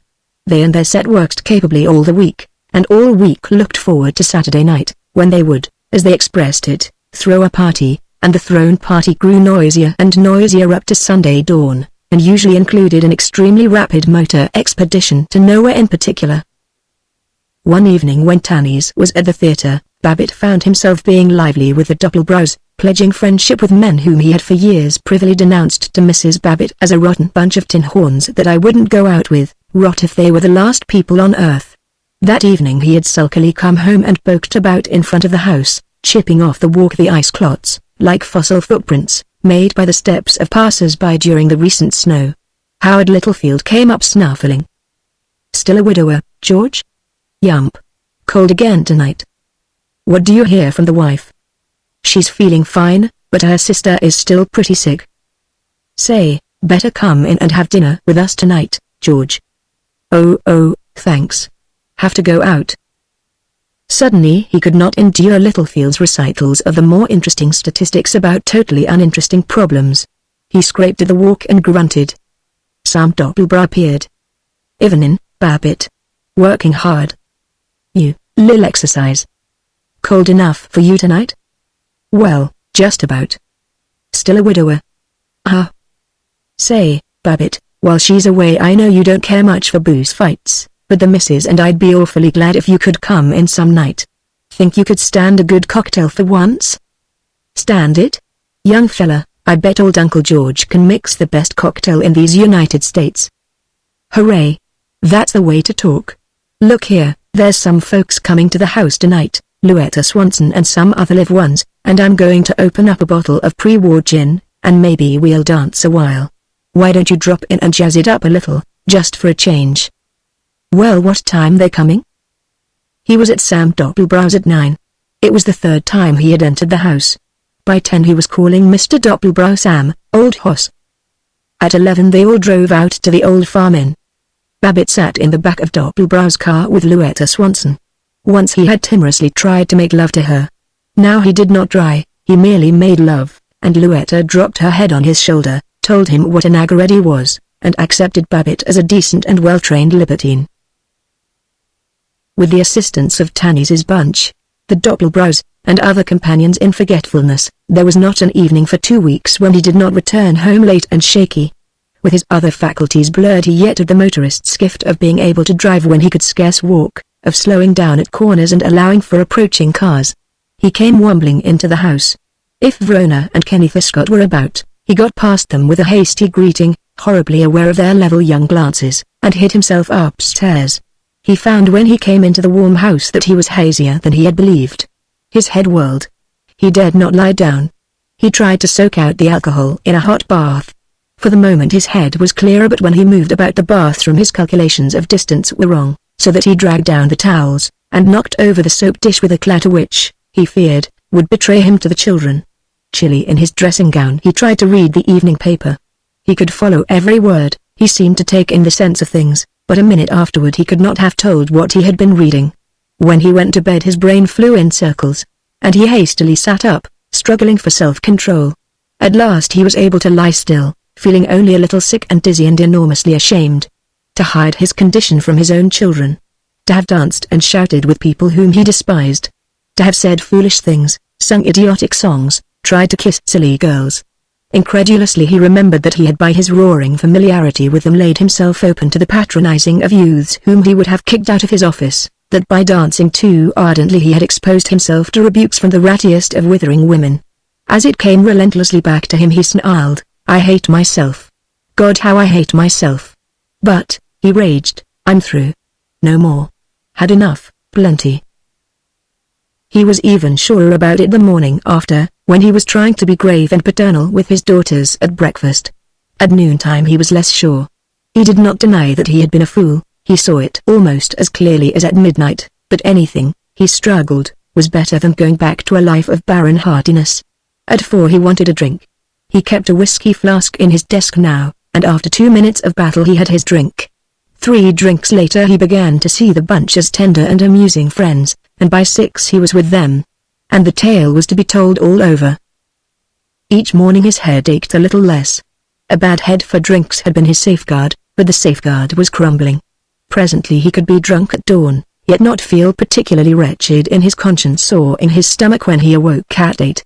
No regret, no desire to escape the toil of keeping up with the arduous merriment of the bunch, was so great as his feeling of social inferiority when he failed to keep up. To be the livest of them was as much his ambition now as it had been to excel at making money, at playing golf, at motor driving, at oratory, at climbing to the McKelvey set. But occasionally he failed. He found that Pete and the other young men considered the bunch too austerely polite and the Carrie who merely kissed behind doors too embarrassingly monogamic. As Babbitt sneaked from Floral Heights down to the bunch, so the younger Lance sneaked from the proprieties of the bunch off to times with bouncing young women whom they picked up in department stores and at hotel coatrooms. Once Babbitt tried to accompany them. There was a motor car, a bottle of whiskey, and for him a grubby shrieking cash girl from Parcher and Stein's. He sat beside her and worried. He was apparently expected to jolly her along, but when she sang out, "Hey, Lego, quit crushing me cootie garage," he did not quite know how to go on. They sat in the back room of a saloon, and Babbitt had a headache, was confused by their new slang, looked at them benevolently, wanted to go home, and had a drink, a good many drinks. 2 evenings after, Fulton Bemis, the surly older man of the bunch, took Babbitt aside and grunted, "Look here, it's none of my business, and God knows I always lap up my share of the hooch, but don't you think you better watch yourself? You're one of these enthusiastic chumps that always overdo things. Do you realize you're throwing in the booze as fast as you can, and you eat one cigarette right after another? Better cut it out for a while." Babbitt tearfully said that good old Fult was a prince, and yes, he certainly would cut it out, and thereafter he lighted a cigarette and took a drink and had a terrific quarrel with Tannies when she caught him being affectionate with Carrie Nork. Next morning he hated himself that he should have sunk into a position where a 15th-rater like Fulton Bemis could rebuke him. He perceived that, since he was making love to every woman possible, Tannies was no longer his one pure star, and he wondered whether she had ever been anything more to him than a woman. And if Bemis had spoken to him, were other people talking about him? He suspiciously watched the men at the athletic club that noon. It seemed to him that they were uneasy. They had been talking about him then? He was angry. He became belligerent. He not only defended Senecodone but even made fun of the Y.M.C.A. Virgil Gunch was rather brief in his answers. Afterward Babbitt was not angry. He was afraid. He did not go to the next lunch of the Boosters Club but hid in a cheap restaurant, and, while he munched a ham and egg sandwich and sipped coffee from a cup on the arm of his chair, he worried. 4 days later, when the bunch were having one of their best parties, Babbitt drove them to the skating rink which had been laid out on the Chalooza River. After a thaw the streets had frozen in smooth ice. Down those wide endless streets the wind rattled between the rows of wooden houses, and the whole Bellevue district seemed a frontier town. Even with skid chains on all 4 wheels, Babbitt was afraid of sliding, and when he came to the long slide of a hill he crawled down, both brakes on. Slewing round a corner came a less cautious car. It skidded, it almost raked them with its rear fenders. In relief at their escape the bunch Dannies, Minnie Sontag, Pete, Fulton Bemis shouted "Oh, baby," and waved their hands to the agitated other driver. Then Babbitt saw Professor Pumphrey laboriously crawling uphill, afoot, staring owlishly at the revelers. He was sure that Pumphrey recognized him and saw Dannies kiss him as she crowed, "You're such a good driver." At lunch next day he probed Pumphrey without last night with my brother and some friends of his. "Gosh, what driving. Slippery S-Class. Thought I saw you hiking up the Bellevue Avenue hill." "No, I wasn't. I didn't see you," said Pumphrey, hastily, rather guiltily. Perhaps 2 days afterward Babbitt took Dannies to lunch at the Hotel Thornleigh. She who had seemed well content to wait for him at her flat had begun to hint with melancholy smiles that he must think but little of her if he never introduced her to his friends, if he was unwilling to be seen with her except at the movies. He thought of taking her to the ladies' annex of the athletic club, but that was too dangerous. He would have to introduce her and, people might misunderstand, and he compromised on the Thornleigh. She was unusually smart, all in black, small black tricorn hat, short black caracul coat, loose and swinging, and austere high-necked black velvet frock at a time when most street costumes were like evening gowns. Perhaps she was too smart. Everyone in the Gold and Oak restaurant of the Thornleigh was staring at her as Babbitt followed her to a table. He uneasily hoped that the head waiter would give them a discreet place behind a pillar, but they were stationed on the center aisle. Danny seemed not to notice her admirers. She smiled at Babbitt with a lavish "Oh, isn't this nice? What a peppy-looking orchestra." Babbitt had difficulty in being lavish in return, for 2 tables away he saw Virgil Gunch. All through the meal Gunch watched them, while Babbitt watched himself being watched and lugubriously tried to keep from spoiling Tanny's gaiety. "I felt like a spree today," she rippled. "I love the Thornleigh, don't you? It's so live and yet so refined." He made talk about the Thornleigh, the service, the food, the people he recognized in the restaurant, all but Virgil Gunch. There did not seem to be anything else to talk of. He smiled conscientiously at her fluttering jests. He agreed with her that Minnie Sontag was so hard to get along with, and young Pete such a silly lazy kid, really just no good at all. But he himself had nothing to say. He considered telling her his worries about Gunch, but oh, gosh, it was too much work to go into the whole thing and explain about Verg and everything. He was relieved when he put Danny's on a trolley. He was cheerful in the familiar simplicities of his office. At 4 o'clock Virgil Gunch called on him. Babbitt was agitated, but Gunch began in a friendly way. "How's the boy? Say, some of us are getting up a scheme we'd kind of like to have you come in on." "Fine, Verg. Shoot." "You know, during the war we had the undesirable element, the Reds and walking delegates and just the plain common grouches, dead to rights, and so did we for quite a while after the war.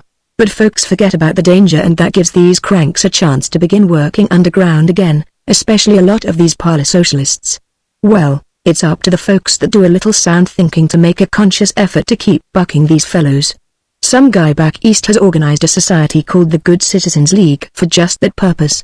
Of course the Chamber of Commerce and the American Legion and so on do a fine work in keeping the decent people in the saddle, but they're devoted to so many other causes that they can't attend to this one problem properly. But the Good Citizens League, the G.C.L., they stick right to it. Oh, the G.C.L. has to have some other ostensible purposes. For instance, here in Zenith I think it ought to support the park extension project and the city planning committee, and then, too, it should have a social aspect, being made up of the best people, have dances and so on, especially as one of the best ways it can put the kibosh on cranks is to apply this social boycott business to folks big enough so you can't reach them otherwise. Then if that don't work, the G.C.L. can finally send a little delegation around to inform folks that get too flip that they got to conform to decent standards and quit shooting off their mouths so free. Don't it sound like the organization could do a great work? We've already got some of the strongest men in town, and of course we want you in. How about it?" Babbitt was uncomfortable. He felt a compulsion back to all the standards he had so vaguely yet so desperately been fleeing. He fumbled. "I suppose you'd especially light on fellows like Seneca Doane and try to make hem." "You bet your sweet life we would. Look here, old Georgie, I've never for one moment believed you meant it when you defended Doane, and the strikers and so on, at the club. I knew you were simply kidding those poor galoots like Sid Finkelstein. At least I certainly hope you were kidding." "Oh, well sure, of course you might say." Babbitt was conscious of how feeble he sounded, conscious of Gunch's mature and relentless eye. "Gosh, you know where I stand. I'm no labor agitator. I'm a businessman, first, last, and all the time. But honestly, I don't think Doane means so badly, and you got to remember he's an old friend of mine. George, when it comes right down to a struggle between decency and the security of our homes on the one hand, and red ruin and those lazy dogs plotting for free beer on the other, you got to give up even old friendships. He that is not with me is against me. Yes, I suppose. How about it? Going to join us in the Good Citizens League? I'll have to think it over, Verg." "All right, just as you say." Babbitt was relieved to be let off so easily, but Gunch went on, "George, I don't know what's come over you, none of us do, and we've talked a lot about you. For a while we figured out you'd been upset by what happened to poor Riesling, and we forgave you for any fool thing you said, but that's old stuff now, George, and we can't make out what's got into you. Personally, I've always defended you, but I must say it's getting too much for me. All the boys at the athletic club and the boosters are sore. The way you go on deliberately touting Doane and his bunch of hellhounds, and talking about being liberal, which means being wishy-washy, and even saying this preacher guy Ingram isn't a professional free love artist. And then the way you've been carrying on personally. Joe Pumphrey says he saw you out the other night with a gang of totties, all stewed to the gills, and here today coming right into the Thorn Lady with a well, she may be all right and a perfect lady, but she certainly did look like a pretty gay skirt for a fellow with his wife out of town to be taking to lunch. Didn't look well. What the devil has come over you, George? Strikes me there's a lot of fellows that know more about my personal business than I do myself. Now don't go getting sore at me because I come out flat-footed like a friend and say what I think instead of tattling behind your back, the way a whole lot of 'em do. I tell you, George, you got a position in the community, and the community expects you to live up to it. And better think over joining the Good Citizens League. See you about it later. He was gone. That evening Babbitt dined alone. He saw all the clan of good fellows peering through the restaurant window, spying on him. Fear sat beside him, and he told himself that tonight he would not go to Tanny's flat, and he did not go. Till late. Chapter 30. 1. The summer before, Mrs. Babbitt's letters had crackled with desire to return to Zenith. Now they said nothing of returning, but a wistful "I suppose everything is going on all right without me" among her dry chronicles of weather and sicknesses hinted to Babbitt that he hadn't been very urgent about her coming. He worried it. If she were here, and I went on raising Cain like I've been doing, she'd have a fit. I got to get hold of myself. I got to learn to play around and yet not make a fool of myself. I can do it, too, if folks like Vergunch LL let me alone, and Myra LL stay away. But poor kid, she sounds lonely. Lord, I don't want to hurt her. Impulsively he wrote that they missed her, and her next letter said happily that she was coming home. He persuaded himself that he was eager to see her. He bought roses for the house. He ordered squab for dinner. He had the car cleaned and polished. All the way home from the station with her he was adequate in his accounts of Ted's success in basketball at the university, but before they reached Floral Heights there was nothing more to say, and already he felt the force of her stolidity, wondered whether he could remain a good husband and still sneak out of the house this evening for half an hour with a bunch. When he had housed the car he blundered upstairs, into the familiar talcum-scented warmth of her presence, blaring, "Help you unpack your bag?" "No, I can do it." Slowly she turned, holding up a small box, and slowly she said, "I brought you a present, just a new cigar case. I don't know if you'd care to have it." She was the lonely girl, the brown appealing Myra Thompson, whom he had married, and he almost wept for pity as he kissed her and besought, "Oh, honey, care to have it? Of course I do. I'm awful proud you brought it to me. And I needed a new case badly." He wondered how he would get rid of the case he had bought the week before.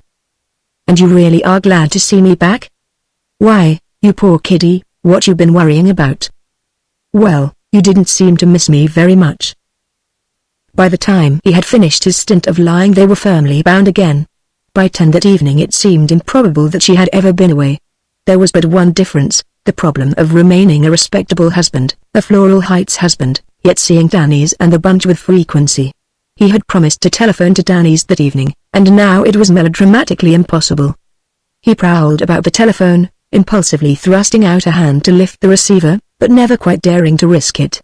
Nor could he find a reason for slipping down to the drugstore on Smith Street, with its telephone booth. He was laden with responsibility till he threw it off with the speculation, why the deuce should I fret so about not being able to phone Tanny's? She can get along without me. I don't owe her anything. She's a fine girl, but I've given her just as much as she has me. Oh, damn these women and the way they get you all tied up in complications. 2. For a week he was attentive to his wife, took her to the theater, to dinner at the Littlefields, then the old weary dodging and shifting began and at least 2 evenings a week he spent with a bunch. He still made pretense of going to the Elks and to committee meetings, but less and less did he trouble to have his excuses interesting, less and less did she affect to believe them. He was certain that she knew he was associating with what Floral Heights called a sporty crowd, yet neither of them acknowledged it. In matrimonial geography the distance between the first mute recognition of a break and the admission thereof is as great as the distance between the first naive faith and the first doubting. As he began to drift away he also began to see her as a human being, to like and dislike her instead of accepting her as a comparatively movable part of the furniture, and he compassionated that husband and wife relation which, in 25 years of married life, has become a separate and real entity. He recalled their highlights: the summer vacation in Virginia meadows under the blue wall of the mountains, their motor tour through Ohio, and the exploration of Cleveland, Cincinnati, and Columbus. The birth of Verona, their building of this new house, planned to comfort them through a happy old age. Jokingly they had said that it might be the last home either of them would ever have. Yet his most softening remembrance of these dear moments did not keep him from barking at dinner, "Yep, going out a few hours. Don't sit up for me." He did not dare now to come home drunk, and though he rejoiced in his return to high morality and spoke with gravity to Pete and Fulton Bemis about their drinking, he prickled at Myra's unexpressed criticisms and sulkily meditated that a fellow couldn't ever learn to handle himself if he was always bossed by a lot of women. He no longer wondered if Tanny's wasn't a bit worn and sentimental. In contrast to the complacent Myra, he saw her as swift and airborne and radiant, a fire spirit tenderly stooping to the hearth, and however pitifully he brooded on his wife, he longed to be with Tanny's. Then Mrs. Babbitt tore the decent cloak from her unhappiness, and the astounded male discovered that she was having a small determined rebellion of her own. 3. They were beside the fireless fireplace, in the evening. "Georgie," she said, "you haven't given me the list of your household expenses while I was away." "No, I haven't made it out yet." Very affably, "Gosh, we must try to keep down expenses this year." "That's so. I don't know where all the money goes to. I try to economize, but it just seems to evaporate. I suppose I oughtn't to spend so much on cigars. Don't know but what I'll cut down my smoking, maybe cut it out entirely. I was thinking of a good way to do it, the other day, start on these Cubeb cigarettes, and they'd kind of disgust me with smoking." "Oh, I do wish you would. It isn't that I care, but honestly, George, it is so bad for you to smoke so much. Don't you think you could reduce the amount? And George, I notice now, when you come home from these lodges and all, that sometimes you smell of whiskey. Dearie, you know I don't worry so much about the moral side of it. But you have a weak stomach and you can't stand all this drinking." "Weak stomach, hell. I guess I can carry my booze about as well as most folks." "Well, I do think you ought to be careful. Don't you see, dear, I don't want you to get sick." "Sick rats. I'm not a baby. I guess I ain't going to get sick just because maybe once a week I shoot a highball. That's the trouble with women. They always exaggerate so." "George, I don't think you ought to talk that way when I'm just speaking for your own good." "I know, but gosh, you're all fishhooks. That's the trouble with women. They're always criticizing and commenting and bringing things up, and then they say it's for your own good. Why, George, that's not a nice way to talk, to answer me so short." "Well, I didn't mean to answer short, but gosh, talking as if I was a kindergarten brat, not able to tote one highball without calling for the St. Mary's ambulance. A fine idea you must have of me." "Oh, it isn't that, it's just I don't want to see you get sick, and I didn't know it was so late. Don't forget to give me those household accounts for the time while I was away." "Oh, thunder, what's the use of taking the trouble to make 'em out now? Let's just skip 'em for that period. Why, George Babbitt, in all the years we've been married we've never failed to keep a complete account of every penny we've spent." "No. Maybe that's the trouble with us." "What in the world do you mean?" "Oh, I don't mean anything, only sometimes I get so darn sick and tired of all this routine and the accounting at the office and expenses at home and fussing and stewing and fretting and wearing myself out worrying over a lot of junk that doesn't really mean a doggone thing, and being so careful, and good Lord, what do you think I'm made for? I could have been a darn good orator, and here I fuss and fret and worry." "Don't you suppose I ever get tired of fussing?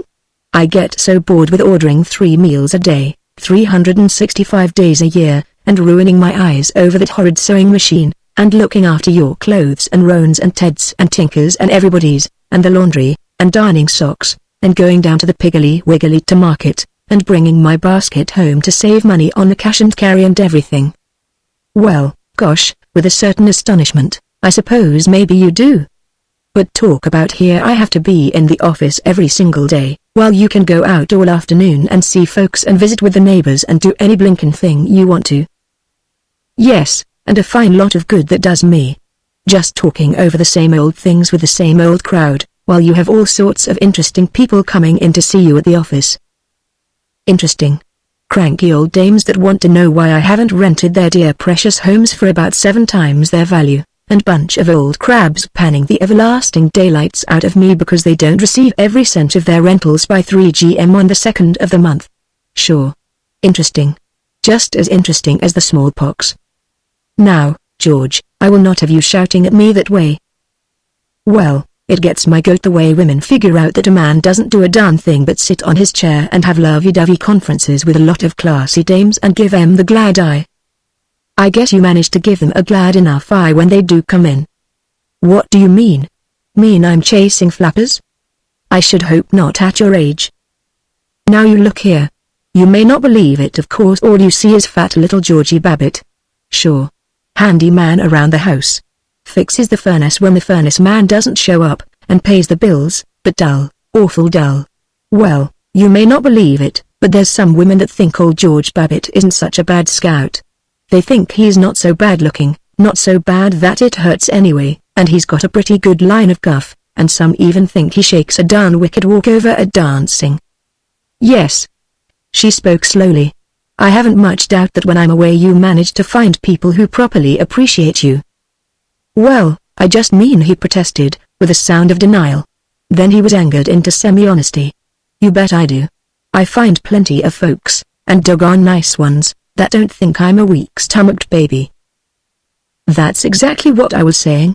You can run around with anybody you please, but I'm supposed to sit here and wait for you. You have the chance to get all sorts of culture and everything, and I just stay home. Well, gosh almighty, there's nothing to prevent your reading books and going to lectures and all that junk, is there? George, I told you, I won't have you shouting at me like that. I don't know what's come over you. You never used to speak to me in this cranky way. I didn't mean to sound cranky, but gosh, it certainly makes me sore to get the blame because you don't keep up with things. I'm going to. Will you help me? Sure. Anything I can do to help you in the culture-grabbing line, yours to oblige, G. F. Babbitt.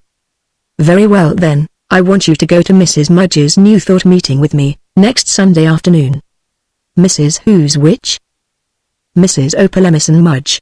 The field lecturer for the American New Thought League. She's going to speak on cultivating the sun spirit before the League of the Higher Illumination, at the Thornley. Oh, punk. New Thought. Hashed thought with a poached egg. Cultivating the it sounds like why is a mouse when it spins?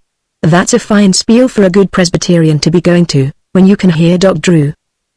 Reverend Drew is a scholar and a pulpit orator and all that, but he hasn't got the inner ferment, as Mrs. Mudge calls it. He hasn't any inspiration for the new era. Women need inspiration now. So I want you to come, as you promised. 4. The Zenith branch of the League of the Higher Illumination met in the smaller ballroom at the Hotel Thornley, a refined apartment with pale green walls and plaster wreaths of roses, refined parquet flooring, and ultra-refined frail gilt chairs. Here were gathered 65 women and 10 men. Most of the men slouched in their chairs and wriggled, while their wives sat rigidly at attention, but 2 of them red-necked, meaty men were as respectably devout as their wives. They were newly rich contractors who, having bought houses, motors, hand-painted pictures, and a gentlemanliness, were now buying a refined ready-made philosophy. It had been a toss-up with them whether to buy New Thought, Christian Science, or a good standard high church model of Episcopalianism. In the flesh, Mrs. Opal Emerson Mudge fell somewhat short of a prophetic aspect. She was pony-built and plump, with the face of a haughty Pekingese, a button of a nose, and arms so short that, despite her most indignant endeavors, she could not clasp her hands in front of her as she sat on the platform waiting. Her frock of taffeta and green velvet, with 3 strings of glass beads, and large folding eyeglasses dangling from a black ribbon, was a triumph of refinement. Mrs. Mudge was introduced by the president of the League of the Higher Illumination, an oldish young woman with a yearning voice, white spats, and a moustache. She said that Mrs. Mudge would now make it plain to the simplest intellect how the sun spirit could be cultivated, and they who had been thinking about cultivating one would do well to treasure Mrs. Mudge's words, because even Zenith, and everybody knew that Zenith stood in the van of spiritual and new thought progress, didn't often have the opportunity to sit at the feet of such an inspiring optimist and metaphysical seer as Mrs. Opal Emerson Mudge, who had lived the life of wider usefulness through concentration, and in the silence found those secrets of mental control and the inner key which were immediately going to transform and bring peace, power, and prosperity to the unhappy nations. And so, friends, would they for this precious gem-studded hour forget the illusions of the seeming real, and in the actualization of the deep-lying veritas pass, along with Mrs. Opal Emerson Mudge, to the realm beautiful. If Mrs. Mudge was rather pudgier than one would like one's swamis, yogis, seers, and initiates, yet her voice had the real professional note. It was refined and optimistic, it was overpoweringly calm, it flowed on relentlessly, without one comma, till Babbitt was hypnotized. Her favorite word was always, which she pronounced always. Her principal gesture was a pontifical but thoroughly ladylike blessing with two stubby fingers. She explained about this matter of spiritual saturation. There are those. Of those she made a linked sweetness long drawn out, a far-off delicate call in a twilight minor. It chastely rebuked the restless husbands, yet brought them a message of healing. There are those who have seen the rim and outer seaming of the logos. There are those who have glimpsed and in enthusiasm possessed themselves of some segment and portion of the logos. There are those who thus flicked but not penetrated and radio-activated by the dynamis go always to and fro associative that they possess and are possessed of the logos and the metaphysicos. But this word I bring you, this concept I enlarge, that those that are not outer are not even inceptive, and that holiness is in its definitive essence always holiness. And it proved that the essence of the Sun Spirit was truth, but its aura and effluxion were cheerfulness. Face always the day with the dawn, laugh with the enthusiasm of the initiate who perceives that all works together in the revolutions of the wheel, and who answers the strictures of the soured souls of the destructionists with a glad affirmation. It went on for about an hour and 7 minutes. At the end Mrs. Mudge spoke with more vigor and punctuation. Now let me suggest to all of you the advantages of the Theosophical and Pantheistic Oriental Reading Circle, which I represent. Our object is to unite all the manifestations of the new era into one cohesive whole: new thought, Christian Science, Theosophy, Vedanta, Baha'ism, and the other sparks from the one new light. The subscription is but $10 a year, and for this mere pittance the members receive not only the monthly magazine, Pearls of Healing, but the privilege of sending right to the President, our revered Mother Dobbs, any questions regarding spiritual progress, matrimonial problems, health and well-being questions, financial difficulties, and they listened to her with adoring attention. They looked genteel. They looked turned out. They coughed politely, and crossed their legs with quietness, and in expensive linen handkerchiefs they blew their noses with a delicacy altogether optimistic and refined. As for Babbitt, he sat and suffered. When they were blessedly out in the air again, when they drove home through a wind smelling of snow and honest sun, he dared not speak. They had been too near to quarreling, these days. Mrs. Babbitt forced it. Did you enjoy Mrs. Mudge's talk? Well, what did you get out of it? Oh, it starts a person thinking. It gets you out of a routine of ordinary thoughts. Well, I'll hand it to Opal, she isn't ordinary. But gosh honest, did that stuff mean anything to you? Of course I'm not trained in metaphysics, and there was lots I couldn't quite grasp, but I did feel it was inspiring. And she speaks so readily. I do think you ought to have got something out of it. Well, I didn't. I swear, I was simply astonished. The way those women lapped it up. Why the dickens they want to put in their time listening to all that blah when they... It's certainly better for them than going to roadhouses and smoking and drinking. I don't know whether it is or not. Personally, I don't see a whole lot of difference. In both cases they're trying to get away from themselves. Most everybody is, these days, I guess. And I'd certainly get a whole lot more out of hoofing it in a good lively dance, even in some dive, than sitting looking as if my collar was too tight, and feeling too scared to spit, and listening to Opal chewing her words. I'm sure you do. You're very fond of dives. No doubt you saw a lot of them while I was away. Look here. You've been doing a hell of a lot of insinuating and hinting around lately, as if I were leading a double life or something, and I'm damn sick of it, and I don't want to hear anything more about it. Why, George Babbitt? Do you realize what you're saying? Why, George, in all our years together you've never talked to me like that. It's about time then. Lately you've been getting worse and worse, and now, finally, you're cursing and swearing at me and shouting at me, and your voice so ugly and hateful I just shudder. Oh, rats, quit exaggerating. I wasn't shouting, or swearing either. I wish you could hear your own voice. Maybe you don't realize how it sounds.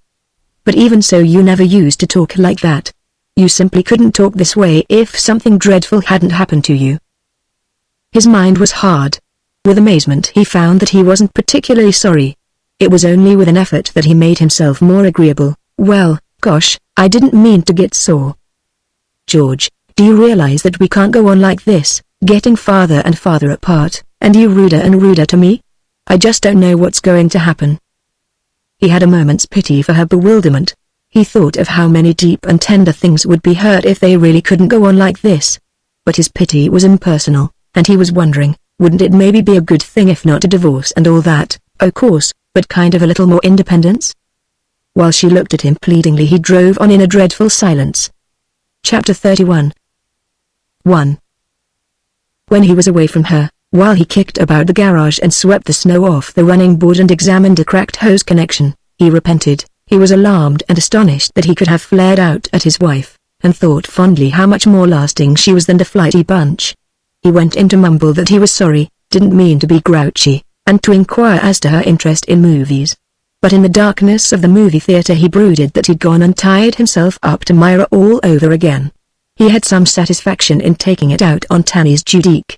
Hang Tanny's anyway.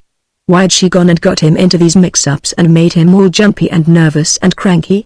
Too many complications. Cut him out. He wanted peace. For 10 days he did not see Tanny's nor telephone to her, and instantly she put upon him the compulsion which he hated. When he had stayed away from her for 5 days, hourly taking pride in his resoluteness and hourly picturing how greatly Tanny's must miss him, Miss McGowan reported, "Mrs. Judique on the phone.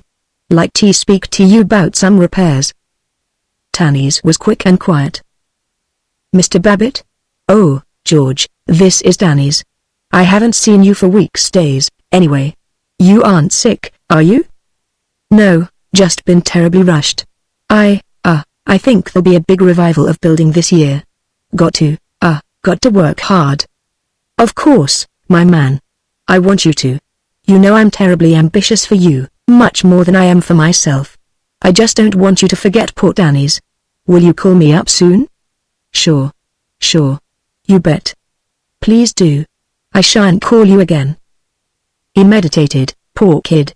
But gosh, she oughtn't to phone me at the office. She's a wonder sympathy ambitious for me. But gosh, I won't be made and compelled to call her up till I get ready. Darn these women, the way they make demands. It'll be one long old time before I see her. But gosh, I'd like to see her tonight, sweet little thing. Oh, cut that, son. Now you've broken away, be wise. She did not telephone again, nor he, but after 5 more days she wrote to him. "Have I offended you? You must know, dear, I didn't mean to. I'm so lonely and I need somebody to cheer me up. Why didn't you come to the nice party we had at Carrie's last evening? I remember she invited you. Can't you come around here tomorrow Thursday evening? I shall be alone and hope to see you." His reflections were numerous. Doggone it, why can't she let me alone? Why can't women ever learn a fellow hates to be bulldozed? And they always take advantage of you by yelling how lonely they are. Now that isn't nice of you, young fella. She's a fine, square, straight girl, and she does get lonely. She writes a swell hand. Nice looking stationery. Plain. Refined. I guess I'll have to go see her. Well, thank God, I got till tomorrow night free of her, anyway. She's nice, but hang it, I won't be made to do things. I'm not married to her. No, nor by golly going to be.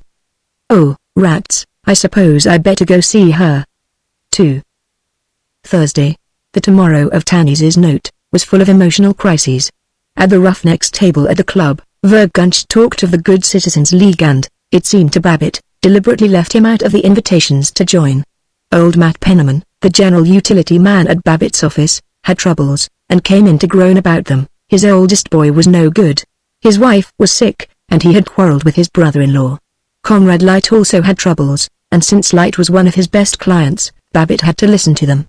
Mr. Light, it appeared, was suffering from a peculiarly interesting neuralgia, and the garage had overcharged him. When Babbitt came home, everybody had troubles. His wife was simultaneously thinking about discharging the impudent new maid, and worried lest the maid leave, and Tinker desired to denounce her teacher. "Oh, quit fussing."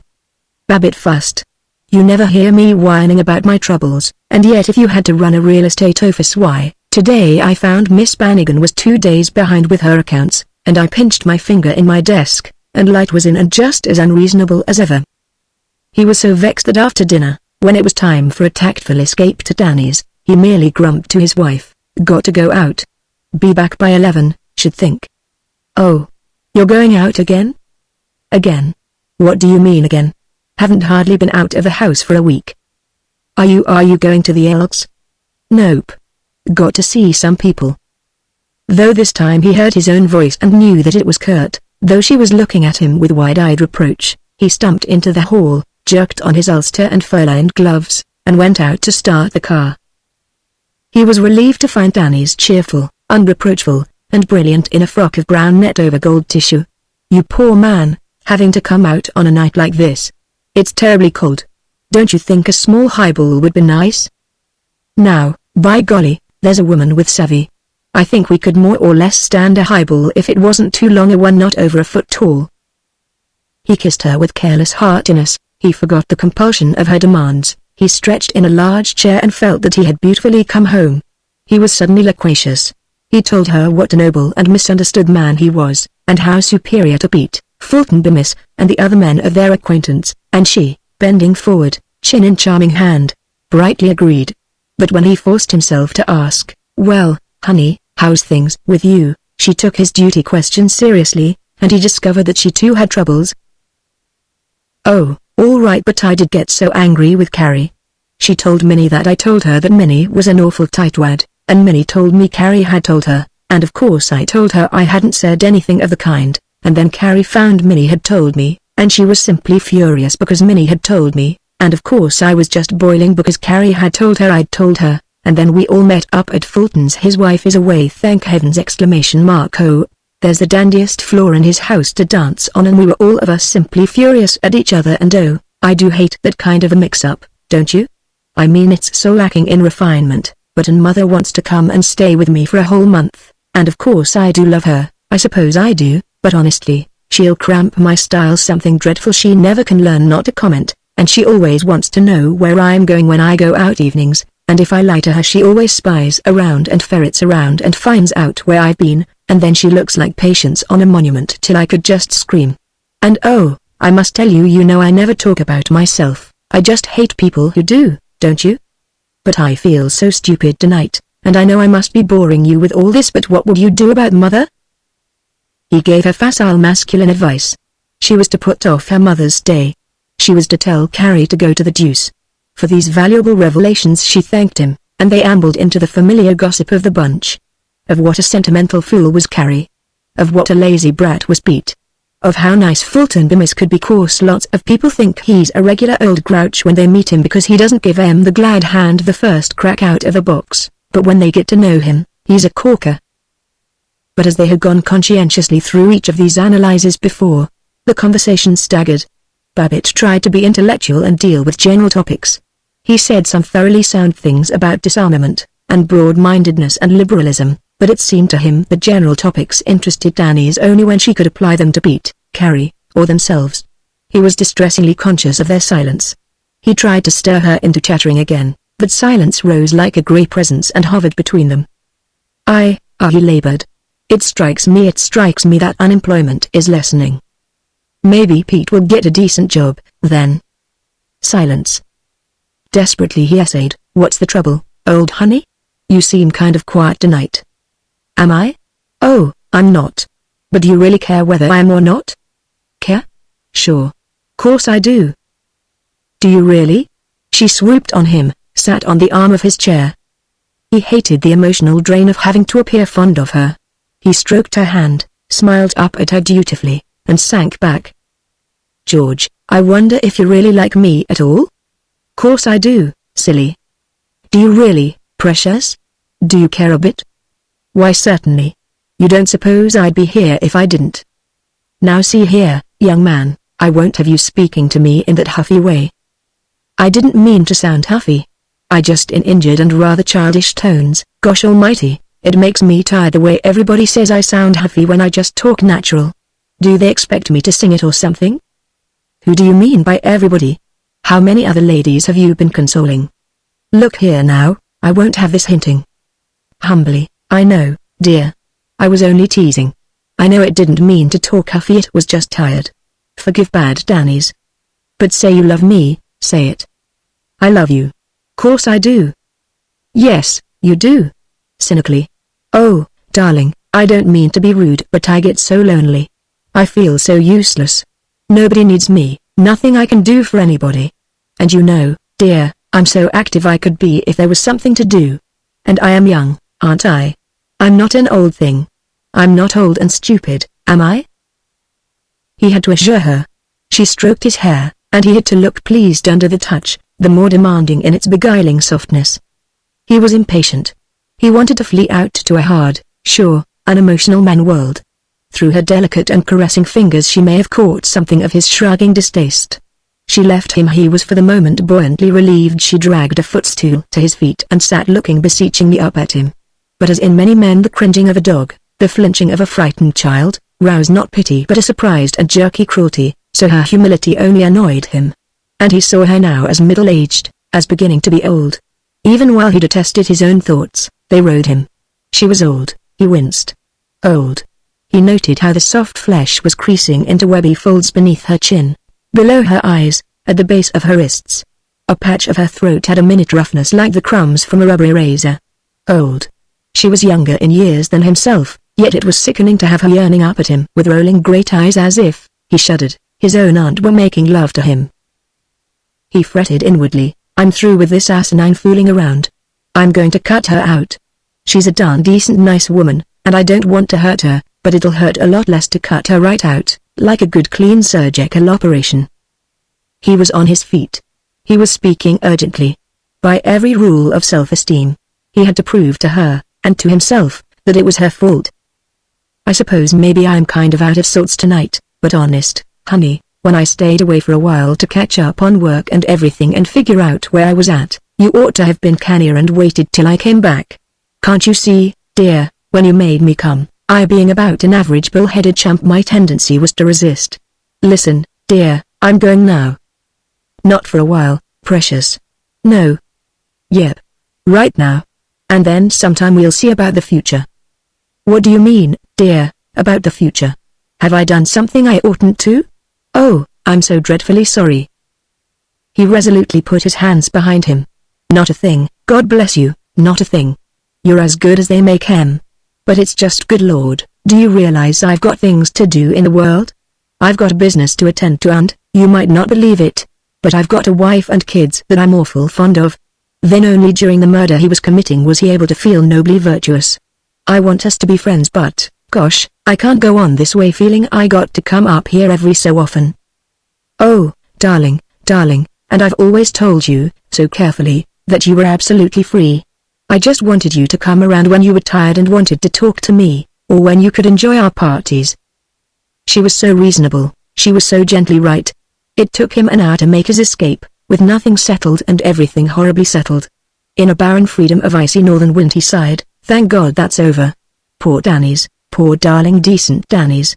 But it is over. Absolute. I'm free. Chapter 32. 1. His wife was up when he came in. Did you have a good time? She sniffed. I did not. I had a rotten time. Anything else I got to explain? George, how can you speak like oh, I don't know what's come over you. Good Lord, there's nothing come over me. Why do you look for trouble all the time? He was warning himself, careful. Stop being so disagreeable. Course she feels it, being left alone here all evening. But he forgot his warning as she went on. Why do you go out and see all sorts of strange people? I suppose you'll say you've been to another committee meeting this evening. Nope. I've been calling on a woman. We sat by the fire and kidded each other and had a whale of a good time, if you want to know. Well, from the way you say it, I suppose it's my fault you went there. I probably sent you. You did. Well, upon my word. You hate strange people as you call them. If you had your way, I'd be as much of an old stick in the mud as Howard Littlefield. You never want to have anybody with any good to at the house, you want a bunch of old stiffs that sit around and gas about the weather. You're doing your level best to make me old. Well, let me tell you, I'm not going to have. Overwhelmed, she bent to his unprecedented tirade, and in answer she mourned. Oh, dearest, I don't think that's true. I don't mean to make you old, I know. Perhaps you're partly right. Perhaps I am slow about getting acquainted with new people. But when you think of all the dear good times we have, and the supper parties and the movies and all. With true masculine wiles he not only convinced himself that she had injured him but, by the loudness of his voice and the brutality of his attack, he convinced her also, and presently he had her apologizing for his having spent the evening with Danny's. He went up to bed well pleased, not only the master but the martyr of the household. For a distasteful moment after he had lain down he wondered if he had been altogether just. Ought to be ashamed. Bullying her. Maybe there is her side to things. Maybe she hasn't had such a bloomin' hectic time herself. But I don't care. Good for her to get waked up a little. And I'm going to keep free. Of her and Danny's and the fellows at the club and everybody. I'm going to run my own life. 2. In this mood he was particularly objectionable at the Boosters Club lunch next day.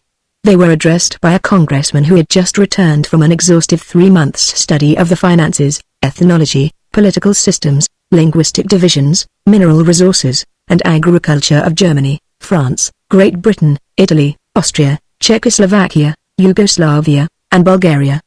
He told them all about those subjects, together with 3 funny stories about European misconceptions of America and some spirited words on the necessity of keeping ignorant foreigners out of America. Say, that was a mighty informative talk. Real he's tough, said Sidney Finkelstein. But the disaffected Babbitt grumbled, 4-flusher. Bunch of hot air. And what's the matter with the immigrants? Gosh, they aren't all ignorant, and I got a hunch we're all descended from immigrants ourselves. Oh, you make me tired, said Mr. Finkelstein. Babbitt was aware that Dr. A. Dilling was sternly listening from across the table. Dr. Dilling was one of the most important men in the Boosters. He was not a physician but a surgeon, a more romantic and sounding occupation. He was an intense large man with a boiling of black hair and a thick black moustache. The newspapers often chronicled his operations. He was professor of surgery in the State University, he went to dinner at the very best houses on Royal Ridge, and he was said to be worth several $100,000. It was dismaying to Babbitt to have such a person glower at him. He hastily praised the congressman's wit, to Sidney Finkelstein, but for Dr. Dilling's benefit. 3. That afternoon 3 men shouldered into Babbitt's office with the air of a vigilante committee in frontier days. They were large, resolute, big-jawed men, and they were all high lords in the land of Zenith. Dr. Dilling the surgeon, Charles McKelvey the contractor, and, most dismaying of all, the white-bearded Colonel Rutherford Snow, owner of the Advocate-Times.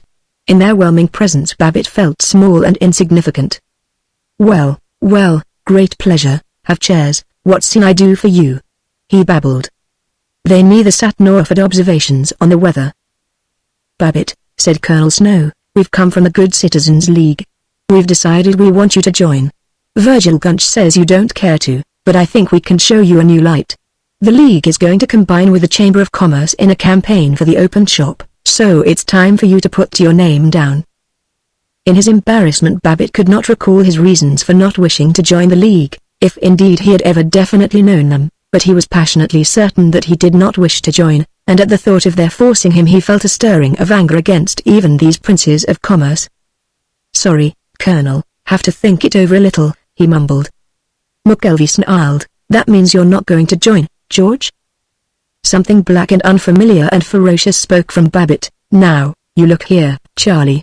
I'm damned if I'm going to be bullied into joining anything, not even by you plutes.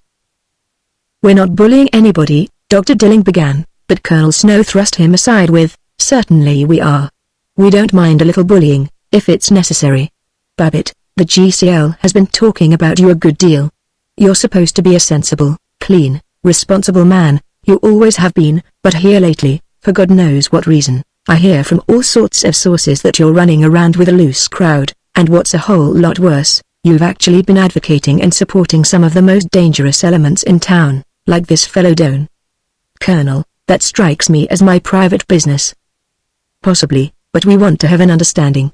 You've stood in, you and your father-in-law, with some of the most substantial and forward-looking interests in town, like my friends of the Street Traction Company, and my papers have given you a lot of boosts. Well, You can't expect the decent citizens to go on aiding you if you intend to side with precisely the people who are trying to undermine us." Babbitt was frightened, but he had an agonized instinct that if he yielded in this he would yield in everything. He protested. "You're exaggerating, Colonel.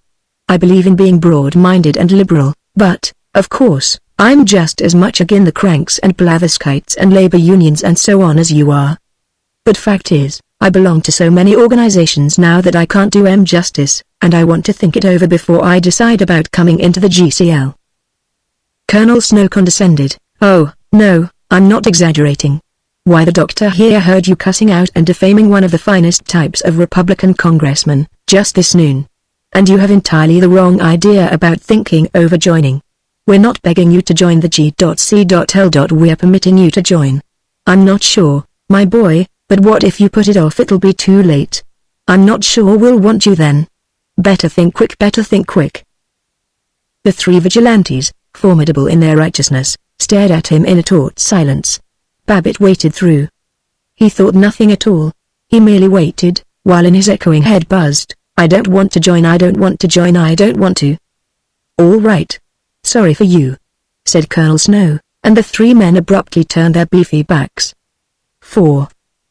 As Babbitt went out to his car that evening he saw Virgil Gunch coming down the block. He raised his hand in salutation, but Gunch ignored it and crossed the street. He was certain that Gunch had seen him. He drove home in sharp discomfort. His wife attacked at once. "Georgie dear, Muriel Frink was in this afternoon, and she says that Chum says the committee of this Good Citizens League especially asked you to join and you wouldn't. Don't you think it would be better?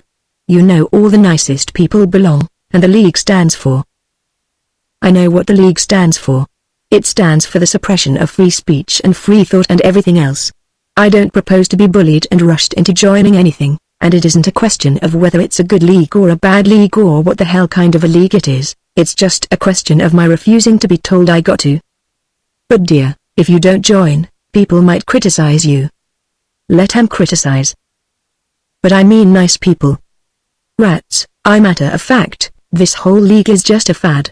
It's like all these other organizations that start off with such a rush and let on they're going to change the whole works, and pretty soon they peter out and everybody forgets all about 'em. But if it's the fad now, don't you think you?" "No, I don't. Oh, Myra, please quit nagging me about it. I'm sick of hearing about the confounded GCL. I almost wish I'd joined it when Verg first came around, and got it over. And maybe I'd have come in today if the committee hadn't tried to bullyrag me, but, by God, as long as I'm a free-born independent American cit." "Now, George, you're talking exactly like the German furnace man." "Oh, I am I? Then, I won't talk at all." He longed, that evening, to see Tanny's Judique, to be strengthened by her sympathy. When all the family were upstairs he got as far as telephoning to her apartment house, but he was agitated about it and when the janitor answered he blurted, "Never mind, I'll call later," and hung up the receiver. 5. If Babbitt had not been certain about Virgil Gunch's avoiding him, there could be little doubt about William Washington Eathorne. Next morning, when Babbitt was driving down to the office he overtook Eathorne's car, with the great banker sitting in a Nemec solemnity behind his chauffeur. Babbitt waved and cried, "Mornin'." Eathorne looked at him deliberately, hesitated, and gave him a nod more contemptuous than a direct cut. Babbitt's partner and father-in-law came in at 10. "George, what's this I hear about some song and dance you gave Colonel Snow about not wanting to join the GCL? What the dickens you trying to do? Wreck the firm? You don't suppose these big guns will stand your bucking them and springing all this liberal poppycock you've been getting off lately, do you? Oh, rats, Henry T., you've been reading bum fiction. There ain't any such a thing as these plots to keep folks from being liberal. This is a free country. A man can do anything he wants to." "Course ain't any plots. Who said there was? Only if folks get an idea you're scatterbrained and unstable, you don't suppose they'll want to do business with you, do you? One little rumor about your being a crank would do more to ruin this business than all the plots and stuff that these fool story writers could think up in a month of Sundays." That afternoon, when the old reliable Conrad Light, the merry miser, Conrad Light, appeared, and Babbitt suggested his buying a parcel of land in the new residential section of Dorchester, Light said hastily, too hastily, "No, don't want to go into anything new just now. A week later Babbitt learned, through Henry Thompson, that the officials of the Street Traction Company were planning another real estate coup, and that Sanders, Tree and Wing, not the Babbitt-Thompson Company, were to handle it for them. I figure that Jake is kind of leery about the way folks are talking about you. Of course Jake is a rockwood old diehard, and he probably advised the Traction fellows to get some other broker. George, you got to do something, trembled Thompson. And, in a rush, Babbitt agreed. All nonsense the way people misjudged him, but still he determined to join the Good Citizens League the next time he was asked, and in furious resignation he waited. He wasn't asked. They ignored him. He did not have the courage to go to the League and beg in, and he took refuge in a shaky boast that he had gotten away with bucking the whole city. Nobody could dictate to him how he was going to think and act. He was jarred as by nothing else when the paragon of stenographers, Miss McGowan, suddenly left him. Though her reasons were excellent, she needed a rest. Her sister was sick, she might not do any more work for 6 months. He was uncomfortable with her successor, Miss Havstad. What Miss Havstad's given name was, no one in the office ever knew. It seemed improbable that she had a given name, a lover, a powder puff, or a digestion. She was so impersonal, this slight, pale, industrious Swede, that it was vulgar to think of her as going to an ordinary home to eat hash. She was a perfectly oiled and enameled machine, and she ought, each evening, to have been dusted off and shut in her desk beside her two slim, too frail pencil points. She took dictation swiftly, her typing was perfect, but Babbitt became jumpy when he tried to work with her. She made him feel puffy, and at his best beloved daily jokes she looked gently inquiring. He longed for Miss McGowan's return, and thought of writing to her. Then he heard that Miss McGowan had, a week after leaving him, gone over to his dangerous competitors, Sanders, Tree and Wing. He was not merely annoyed, he was frightened. Why did she quit, then? He worried. Did she have a hunch my business is going on the rocks? And it was Sanders got the Street Traction deal. Rat's sinking ship. Grey fear loomed always by him now. He watched Fritz Wheeliner, the young salesman, and wondered if he too would leave. Daily he fancied slights. He noted that he was not asked to speak at the annual Chamber of Commerce dinner. When Orville Jones gave a large poker party and he was not invited, he was certain that he had been snubbed. He was afraid to go to lunch at the athletic club, and afraid not to go. He believed that he was spied on, that when he left the table they whispered about him. Everywhere he heard the rustling whispers, in the offices of clients, in the bank when he made a deposit, in his own office, in his own home. Interminably he wondered what they were saying of him. All day long in imaginary conversations he caught them marveling. Babbitt? Why, say, he's a regular anarchist. You got to admire the fellow for his nerve. The way he turned liberal and, by golly, just absolutely runs his life to suit himself. But say, he's dangerous, that's what he is, and he's got to be shown up.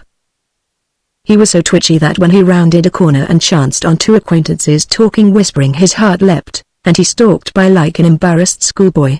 When he saw his neighbors Howard Littlefield and Orville Jones together, he peered at them, went indoors to escape their spying, and was miserably certain that they had been whispering.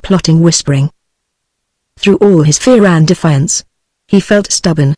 Sometimes he decided that he had been a very devil of a fellow, as bold as Seneca Doane. Sometimes he planned to call on Doane and tell him what a revolutionist he was, and never got beyond the planning.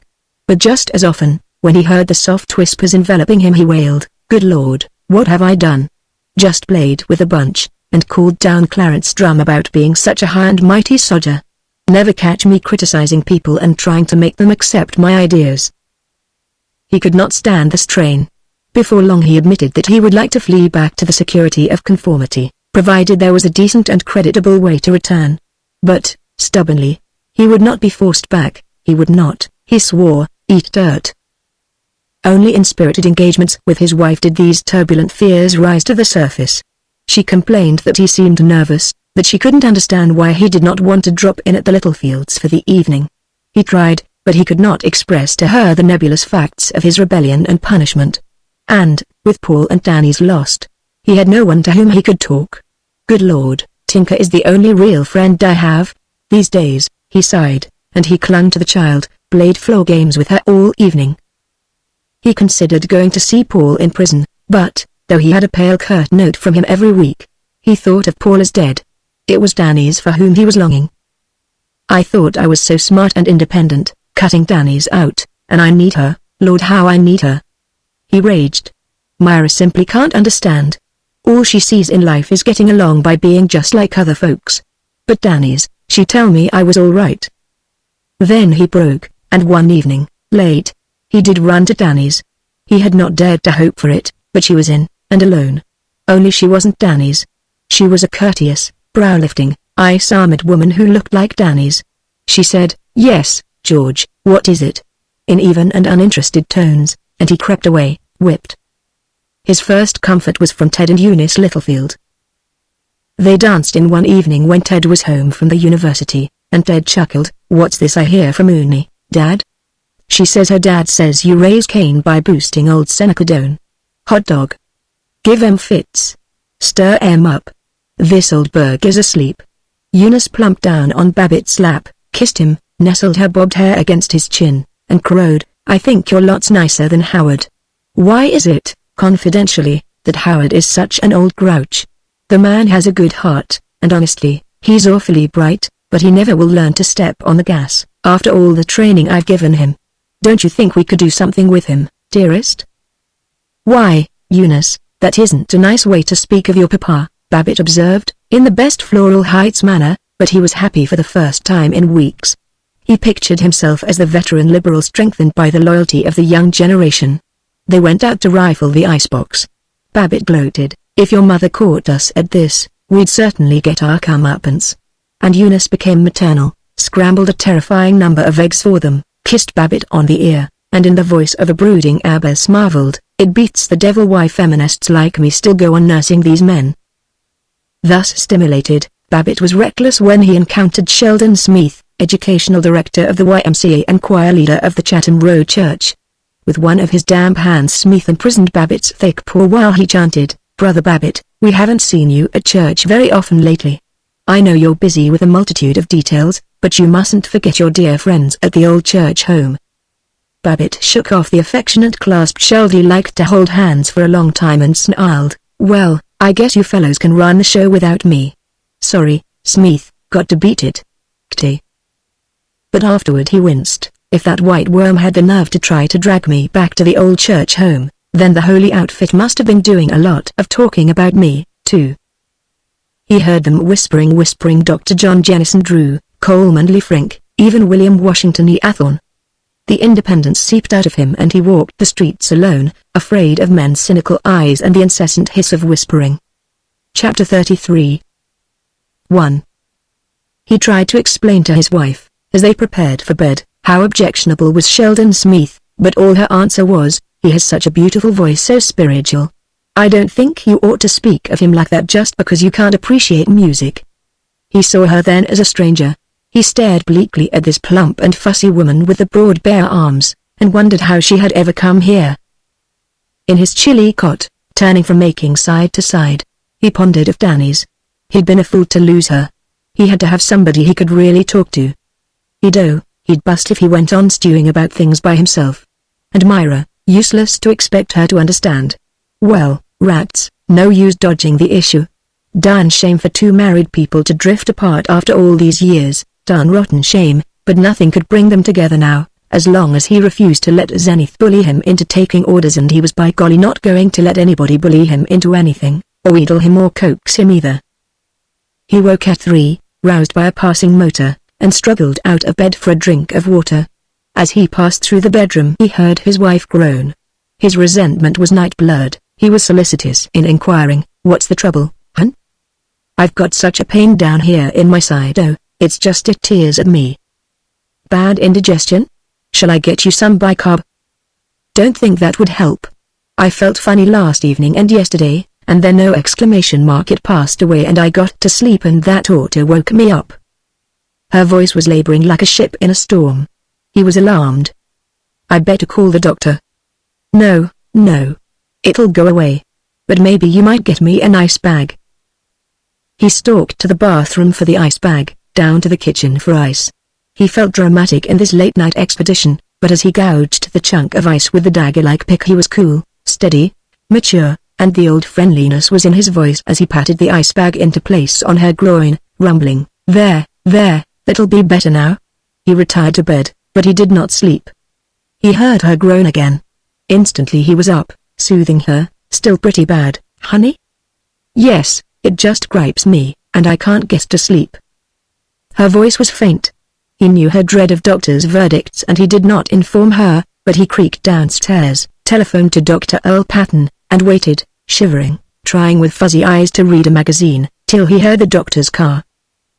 The doctor was youngish and professionally breezy. He came in as though it were sunny noontime. "Well, George, little trouble, eh? How is she now?" he said busily as, with tremendous and rather irritating cheerfulness, he tossed his coat on a chair and warmed his hands at a radiator. He took charge of the house. Babbitt felt ousted and unimportant as he followed the doctor up to the bedroom, and it was the doctor who chuckled, "Oh, just little stomachache," when Verona peeped through her door, begging, "What is it, Dad, what is it?" To Mrs. Babbitt the doctor said with amiable belligerence, after his examination, "Kind of a bad old pain, eh? I'll give you something to make you sleep, and I think you'll feel better in the morning. I'll come in right after breakfast." But to Babbitt, lying in wait in the lower hall, the doctor sighed, "I don't like the feeling there in her belly. There's some rigidity and some inflammation. She's never had her appendix out, has she?" Well, no use worrying. I'll be here first thing in the morning, and meantime she'll get some rest. I've given her a hypo. Good night." Then was Babbitt caught up in the black tempest. Instantly all the indignations which had been dominating him and the spiritual dramas through which he had struggled became pallid and absurd before the ancient and overwhelming realities, the standard and traditional realities, of sickness and menacing death, the long night, and the thousand steadfast implications of married life. He crept back to her. As she drowsed away in the tropic languor of morphia, he sat on the edge of her bed, holding her hand, and for the first time in many weeks her hand abode trustfully in his. He draped himself grotesquely in his toweling bathrobe and a pink and white couch cover, and sat lumpishly in a wing chair. The bedroom was uncanny in its half-light, which turned the curtains to lurking robbers, the dressing table to a turreted castle.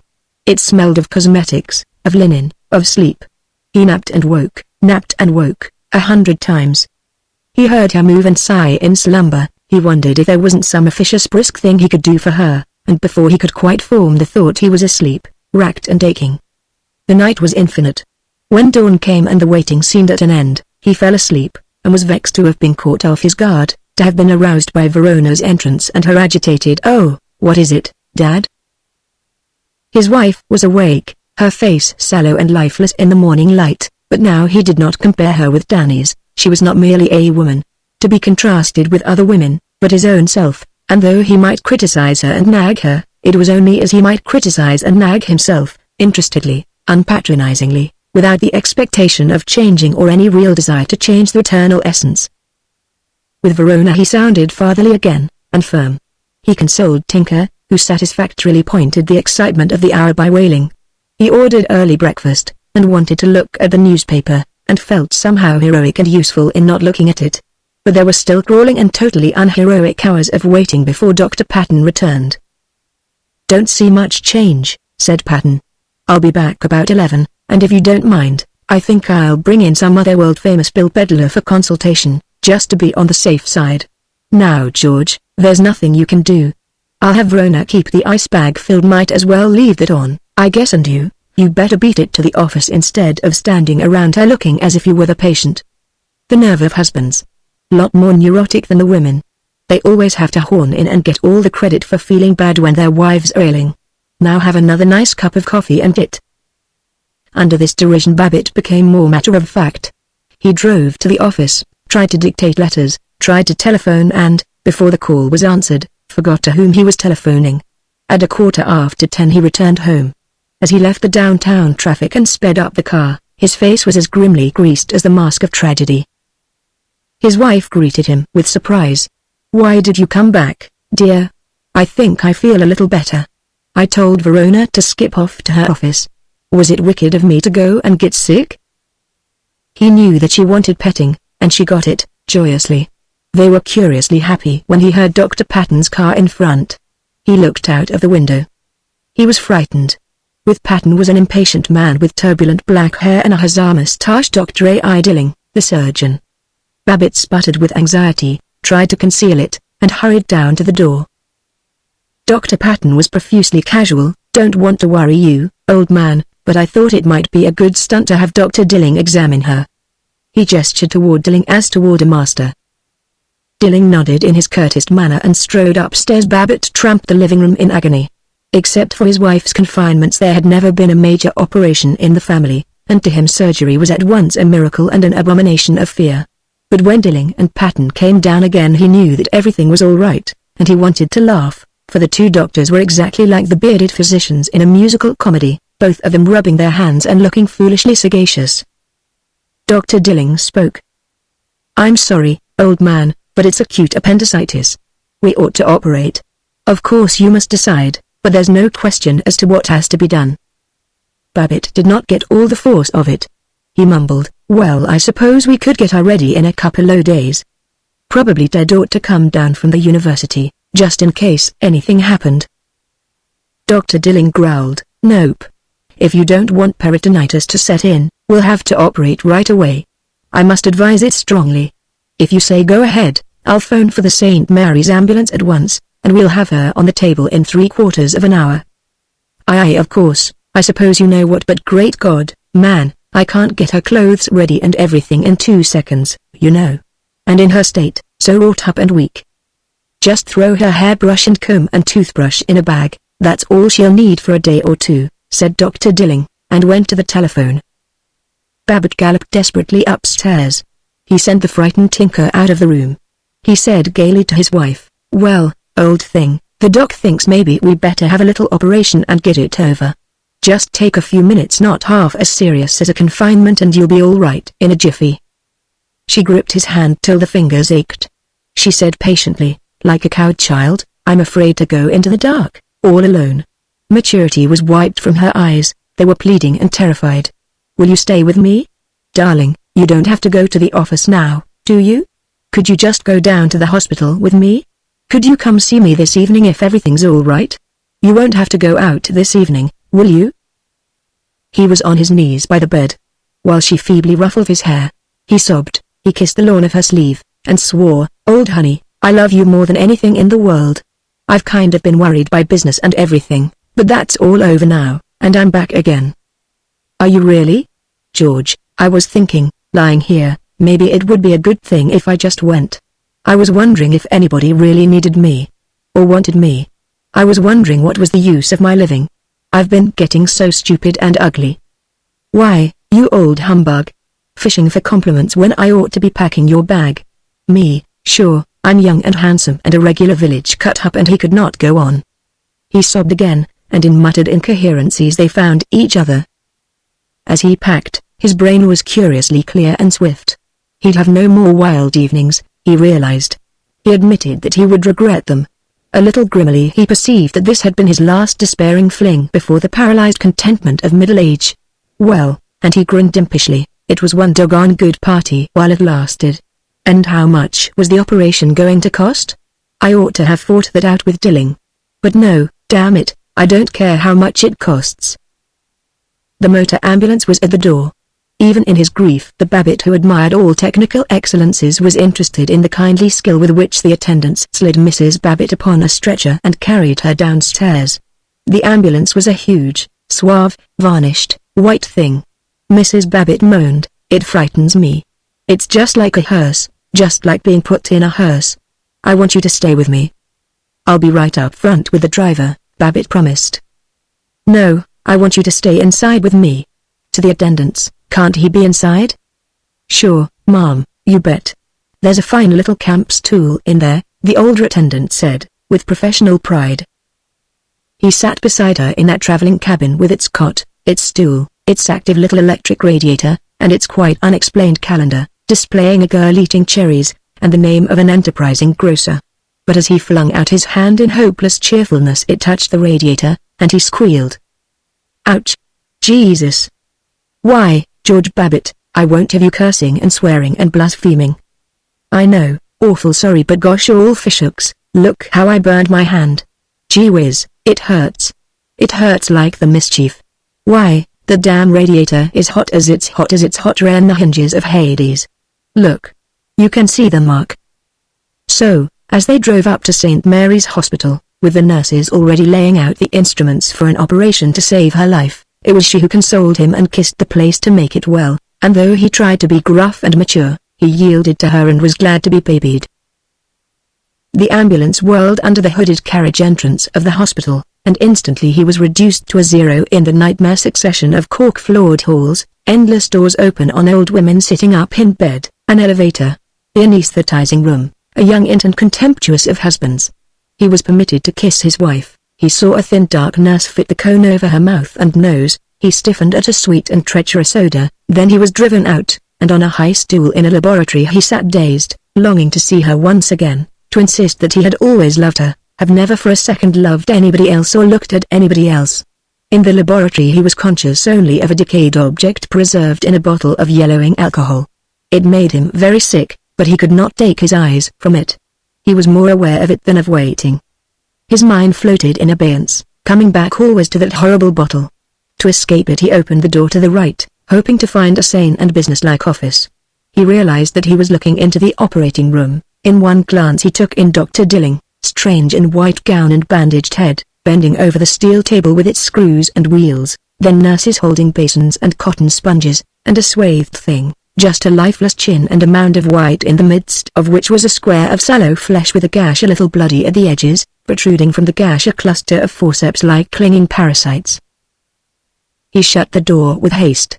It may be that his frightened repentance of the night and morning had not eaten in, but this dehumanizing interment of her who had been so pathetically human shook him utterly, and as he crouched again on the high stool in the laboratory he swore faith to his wife. To Zenith. To business efficiency. To the Boosters Club. To every faith of the clan of good fellows. Then a nurse was soothing, all over. Perfect success. She'll come out fine. She'll be out from under the anesthetic soon, and you can see her. He found her on a curious tilted bed, her face an unwholesome yellow but her purple lips moving slightly. Then only did he really believe that she was alive. She was muttering. He bent, and heard her sighing, "Hard get real maple syrup for pancakes." He laughed inexhaustibly. He beamed on the nurse and proudly confided, "Think of her talking about maple syrup. By golly, I'm going to go and order 100 gallons of it, right from Vermont." 2. She was out of the hospital in 17 days. He went to see her each afternoon, and in their long talks they drifted back to intimacy. Once he hinted something of his relations to Danny's and the bunch, and she was inflated by the view that a wicked woman had captivated her poor George. If once he had doubted his neighbors and the supreme charm of the Goodfellows, he was convinced now. "You didn't," he noted, "see Seneca Doan coming around with any flowers or dropping in to chat with the missus, but Mrs. Howard Littlefield brought to the hospital her priceless wine jelly, flavored with real wine." Orville Jones spent hours in picking out the kind of novels Mrs. Babbitt liked, nice love stories about New York millionaires and Wyoming cowpunchers. Louetta Swanson knitted a pink bed jacket. Sidney Finkelstein and his merry brown-eyed flapper of a wife selected the prettiest nightgown in all the stock of Parcher and Stein. All his friends ceased whispering about him, suspecting him. At the athletic club they asked after her daily. Club members whose names he did not know stopped him to inquire, "How's your good lady getting on?" Babbitt felt that he was swinging from bleak uplands down into the rich warm air of a valley pleasant with cottages. One noon Virgil Gunch suggested, "You planning to be at the hospital about 6? The wife and I thought we'd drop in." They did drop in. Gunch was so humorous that Mrs. Babbitt said he must stop making her laugh because honestly it was hurting her incision. As they passed down the hall Gunch demanded amiably, "George, old scout, you were sore-headed about something, here a while back. I don't know why, and it's none of my business. But you seem to be feeling all hunky-dory again, and why don't you come join us in the Good Citizens League, old man? We have some corking times together, and we need your advice." Then did Babbitt, almost tearful with joy at being coaxed instead of bullied, at being permitted to stop fighting, at being able to desert without injuring his opinion of himself, cease utterly to be a domestic revolutionist. He patted Gunch's shoulder, and next day he became a member of the Good Citizens League. Within 2 weeks no one in the league was more violent regarding the wickedness of Seneca Doan, the crimes of labor unions, the perils of immigration, and the delights of golf, morality, and bank accounts than was George F. Babbitt. Chapter 34. 1. The Good Citizens League had spread through the country. but nowhere was it so effective and well esteemed as in cities of the type of Zenith, commercial cities of a few 100,000 inhabitants, most of which though not all lay inland, against a background of cornfields and mines and of small towns which depended upon them for mortgage loans, table manners, art, social philosophy and millinery. To the League belonged most of the prosperous citizens of Zenith. They were not all of the kind who called themselves regular guys. Besides these hearty fellows, these salesmen of prosperity, there were the aristocrats, that is, the men who were rich or had been rich for more generations, the presidents of banks and of factories, the landowners, the corporation lawyers, the fashionable doctors, and the few young old men who worked not at all but, reluctantly remaining in Zenith, collected lusterware and first editions as though they were back in Paris. All of them agreed that the working classes must be kept in their place, and all of them perceived that American democracy did not imply any equality of wealth, but did demand a wholesome sameness of thought, dress, painting, morals, and vocabulary. In this they were like the ruling class of any other country, particularly of Great Britain, but they differed in being more vigorous and in actually trying to produce the accepted standards which all classes, everywhere, desire, but usually despair of realizing. The longest struggle of the Good Citizens League was against the open shop, which was secretly a struggle against all union labor. Accompanying it was an Americanization movement, with evening classes in English and history and economics, and daily articles in the newspapers, so that newly arrived foreigners might learn that the true blue and 100% American way of settling labor troubles was for workmen to trust and love their employers. The League was more than generous in approving other organizations which agreed with its aims. It helped the YMCA to raise a $200,000 fund for a new building. Babbitt, Virgil Gunch, Sidney Finkelstein, and even Charles McKelvey told the spectators at movie theaters how great an influence for manly Christianity the good old Y had been in their own lives, and the hoar and mighty Colonel Rutherford Snow, owner of the Advocate Times, was photographed clasping the hand of Sheldon Smith of the YMCA. It is true that afterward, when Smith lisped, "You must come to one of our prayer meetings," the ferocious Colonel bellowed, "What the hell would I do that for? I've got a bar of my own," but this did not appear in the public prints. The League was of value to the American Legion at a time when certain of the lesser and looser newspapers were criticizing that organization of veterans of the Great War.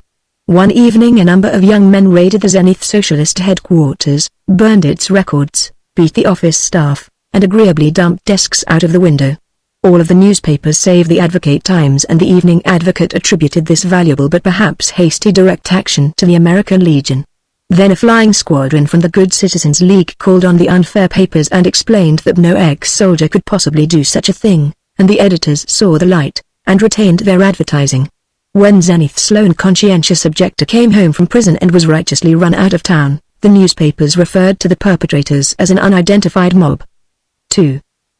In all the activities and triumphs of the Good Citizens League Babbitt took part, and completely won back to self-respect, placidity, and the affection of his friends. But he began to protest, "Gosh, I've done my share in cleaning up the city. I want to tend to business. Think I'll just kind of slacken up on this GCL stuff now." He had returned to the church as he had returned to the Boosters Club. He had even endured the lavish greeting which Sheldon Smith gave him. He was worried lest during his late discontent he had imperiled his salvation. He was not quite sure there was a heaven to be attained, but Dr. John Jennison Drew said there was, and Babbitt was not going to take a chance. One evening when he was walking past Dr. Drew's parsonage he impulsively went in and found the pastor in his study. "Just minute getting phone call," said Dr. Drew in businesslike tones, then, aggressively, to the telephone, "Lolo. This Berkey and Hannes? Reverend Drew speaking. Where the dickens is the proof for next Sunday's calendar? Huh? Why ought to have it here? Well, I can't help it if they're all sick. I got to have it tonight. Get an ADT boy and shoot it up here quick." He turned, without slackening his briskness. "Well, Brother Babbitt, what can I do for you?" "I just wanted to tell you how it is, Domini. Here a while ago I guess I got kind of slack. Took a few drinks and so on. What I wanted to ask is, how is it if a fellow cuts that all out and comes back to his senses? Does it sort of, well, you might say, does it score against him in the long run?" The Reverend Dr. Drew was suddenly interested. "And, brother, other things, too? Women?" "No, practically, you might say, practically not at all." "Don't hesitate to tell me, brother. That's what I'm here for. Been going on joyrides? Squeezing girls in cars? The Reverend eyes glistened. No. Well, I'll tell you. I've got a deputation from the Don't Make Prohibition a Joke Association coming to see me in a quarter of an hour, and one from the Anti-Birth Control Union at 9:45. He busily glanced at his watch. But I can take 5 minutes off and pray with you. Kneel right down by your chair, brother. Don't be ashamed to seek the guidance of God. Babbitt's scowl pitched and he longed to flee, but Dr. Drew had already flopped down beside his desk chair and his voice had changed from rasping efficiency to an unctuous familiarity with sin and with the Almighty. Babbitt also knelt, while Drew gloated. O Lord, thou seest our brother here, who has been led astray by manifold temptations. O Heavenly Father, make his heart to be pure as a little child's. Oh, let him know again the joy of a manly courage to abstain from evil. Sheldon Smith came frolicking into the study. At the sight of the two men he smirked, forgivingly patted Babbitt on the shoulder, and knelt beside him, his arm about him, while he authorized Dr. Drew's imprecations with moans of yes, Lord. Help our brother, Lord. Though he was trying to keep his eyes closed, Babbitt squinted between his fingers and saw the pastor glance at his watch as he concluded with a triumphant, and let him never be afraid to come to us for counsel and tender care, and let him know that the church can lead him as a little lamb. Dr. Drew sprang up, rolled his eyes in the general direction of heaven, chucked his watch into his pocket, and demanded, has the deputation come yet, Sheldy? Yep, right outside, Sheldy answered, with equal liveliness, then, caressingly, to Babbitt, brother, if it would help, I'd love to go into the next room and pray with you while Dr. Drew is receiving the brothers from the Don't Make Prohibition a Joke Association. No thanks, can't take the time, yelped Babbitt, rushing toward the door. Thereafter he was often seen at the Chatham Road Presbyterian Church, but it is recorded that he avoided shaking hands with the pastor at the door. 3. If his moral fiber had been so weakened by rebellion that he was not quite dependable in the more rigorous campaigns of the Good Citizens League nor quite appreciative of the church, yet there was no doubt of the joy with which Babbitt returned to the pleasures of his home and of the athletic club, the Boosters, the Elks. Verona and Kenneth Scott were eventually and hesitatingly married. For the wedding Babbitt was dressed as carefully as was Verona.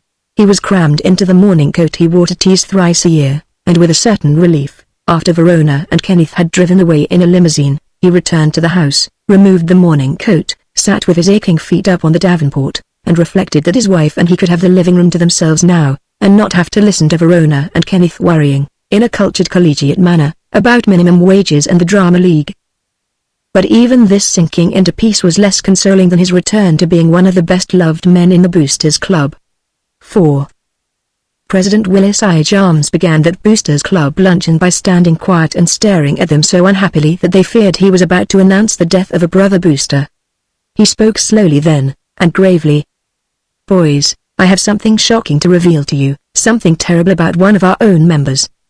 Several Boosters, including Babbitt, looked disconcerted. A knight of the grip, a trusted friend of mine, recently made a trip upstate, and in a certain town, where a certain Booster spent his boyhood, he found out something which can no longer be concealed. In fact, he discovered the inward nature of a man whom we have accepted as a real guy and as one of us. Gentlemen, I cannot trust my voice to say it, so I have written it down. He uncovered a large blackboard and on it, in huge capitals, was the legend. George Follansby Babbitt, oh you folly. The Boosters cheered, they laughed, they wept, they threw rolls at Babbitt, they cried, speech, speech. Oh you folly. President I. Jarms continued. That, gentlemen, is the awful thing Georgie Babbitt has been concealing all these years, when we thought he was just plain George F. Now I want you to tell us, taking it in turn, what you've always supposed the F stood for. Flivver, they suggested, and Frog Face and Flathead and Farinaceous and Freezone and Flapdoodle and Foghorn. By the joviality of their insults Babbitt knew that he had been taken back to their hearts, and happily he rose. Boys, I've got to admit it. I've never worn a wristwatch, or parted my name in the middle, but I will confess to Follansby.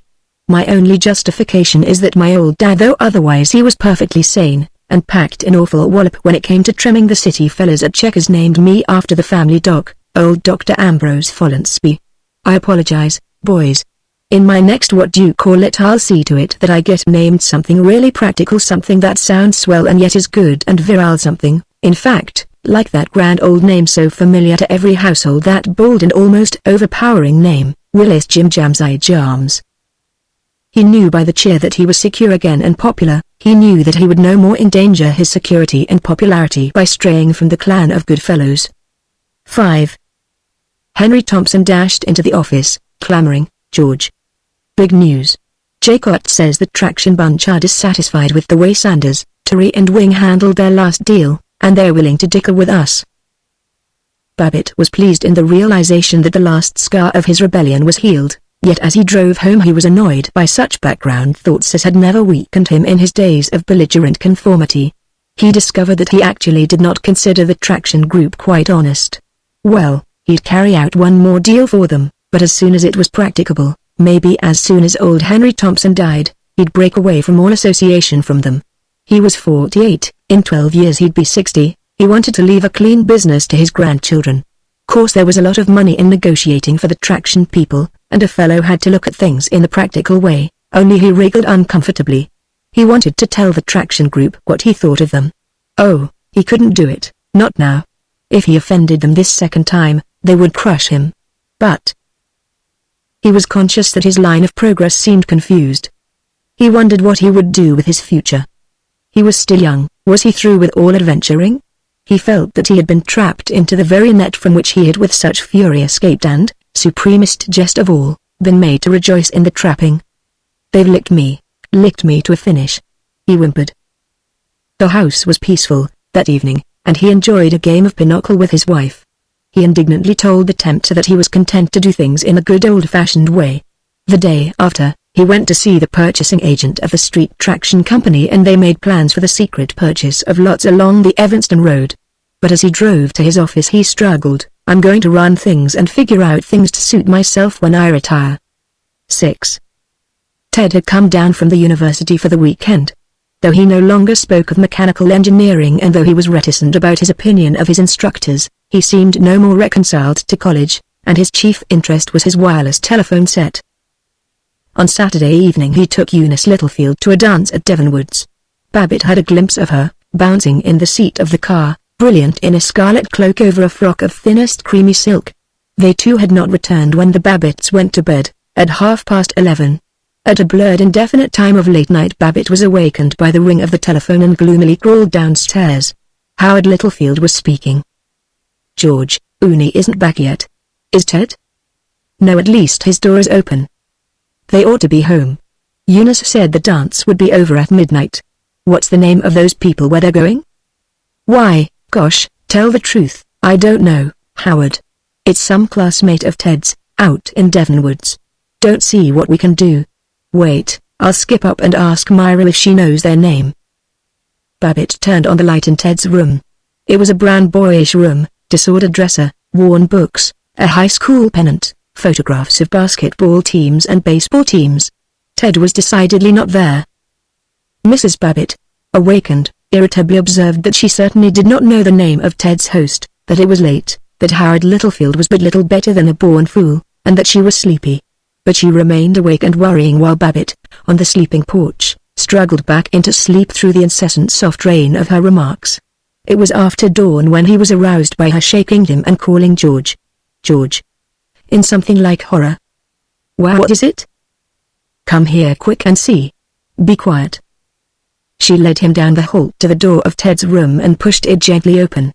On the worn brown rug he saw a froth of rose-colored chiffon lingerie, on the sedate Morris chair a girl's silver slipper. And on the pillows were two sleepy heads, Ted's and Eunice's. Ted woke to grin, and to mutter with unconvincing defiance, "Good morning. Let me introduce my wife Mrs. Theodore Roosevelt Eunice Littlefield Babbitt, Esquire." "Good God!" from Babbitt, and from his wife a long wailing, "You've gone and—" "We got married last evening. Wife, sit up and say a pretty good morning to mother-in-law." But Eunice hid her shoulders and her charming wild hair under the pillow. By 9 o'clock the assembly which was gathered about Ted and Eunice in the living room included Mr. and Mrs. George Babbitt, Dr. and Mrs. Howard Littlefield, Mr. and Mrs. Kenneth Iscott, Mr. and Mrs. Henry T. Thompson, and Tinker Babbitt, who was the only pleased member of the Inquisition. A crackling shower of phrases filled the room. At their age ought to be annulled, never heard of such a thing, in fault of both of them, and keep it out of the papers, ought to be packed off to school, do something about it at once, and what I say is damn good old-fashioned spanking. Worst of them all was Verona. Ted. Some way must be found to make you understand how dreadfully serious this is, instead of standing around with that silly foolish smile on your face. He began to revolt. Gee whittakers, Roan, you got married yourself, didn't you? That's entirely different. You bet it is. They didn't have to work on you and me with a chain and tackle to get us to hold hands. Now, young man, we'll have no more flippancy, old Henry Thompson ordered. You listen to me. You listen to grandfather, said Verona. Yes, listen to your grandfather, said Mrs. Babbitt. Ted, you listen to Mr. Thompson, said Howard Littlefield. Oh, for the love o' Mike, I am listening, Ted shouted. But you look here, all of you. I'm getting sick and tired of being the corpse in this post-mortem. If you want to kill somebody, go kill the preacher that married us. Why, he stung me $5, and all the money I had in the world was $6.02. I'm getting just about enough of being hollered at. A new voice, booming, authoritative, dominated the room. It was Babbitt. There's too darn many putting in their oar. Roan, you dry up. Howard and I are still pretty strong, and able to do our own cussing. Ted, come into the dining room and we'll talk this over. In the dining room, the door firmly closed, Babbitt walked to his son, put both hands on his shoulders. You're more or less right. They all talk too much. Now what do you plan to do, old man? Gosh, Dad, are you really going to be human? Well, I remember one time you called us the Babbitt men and said we ought to stick together. I want to. I don't pretend to think this isn't serious. The way the cards are stacked against a young fellow today, I can't say I approve of early marriages.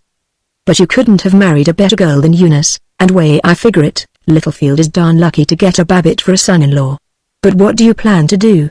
Course you could go right ahead with you, and when you'd finished. Dad, I can't stand it anymore. Maybe it's alright for some fellows. Maybe I'll want to go back someday. But me, I want to get into mechanics. I think I'd get to be a good inventor. There's a fellow that would give me $20 a week in a factory right now. Well, Babbitt crossed the floor, slowly, ponderously, seeming a little old. I've always wanted you to have a college degree. He meditatively stamped across the floor again. But I've never now, for heaven's sake, don't repeat this to your mother, or she'd remove what little hair I've got left, but practically, I've never done a single thing I've wanted to in my whole life.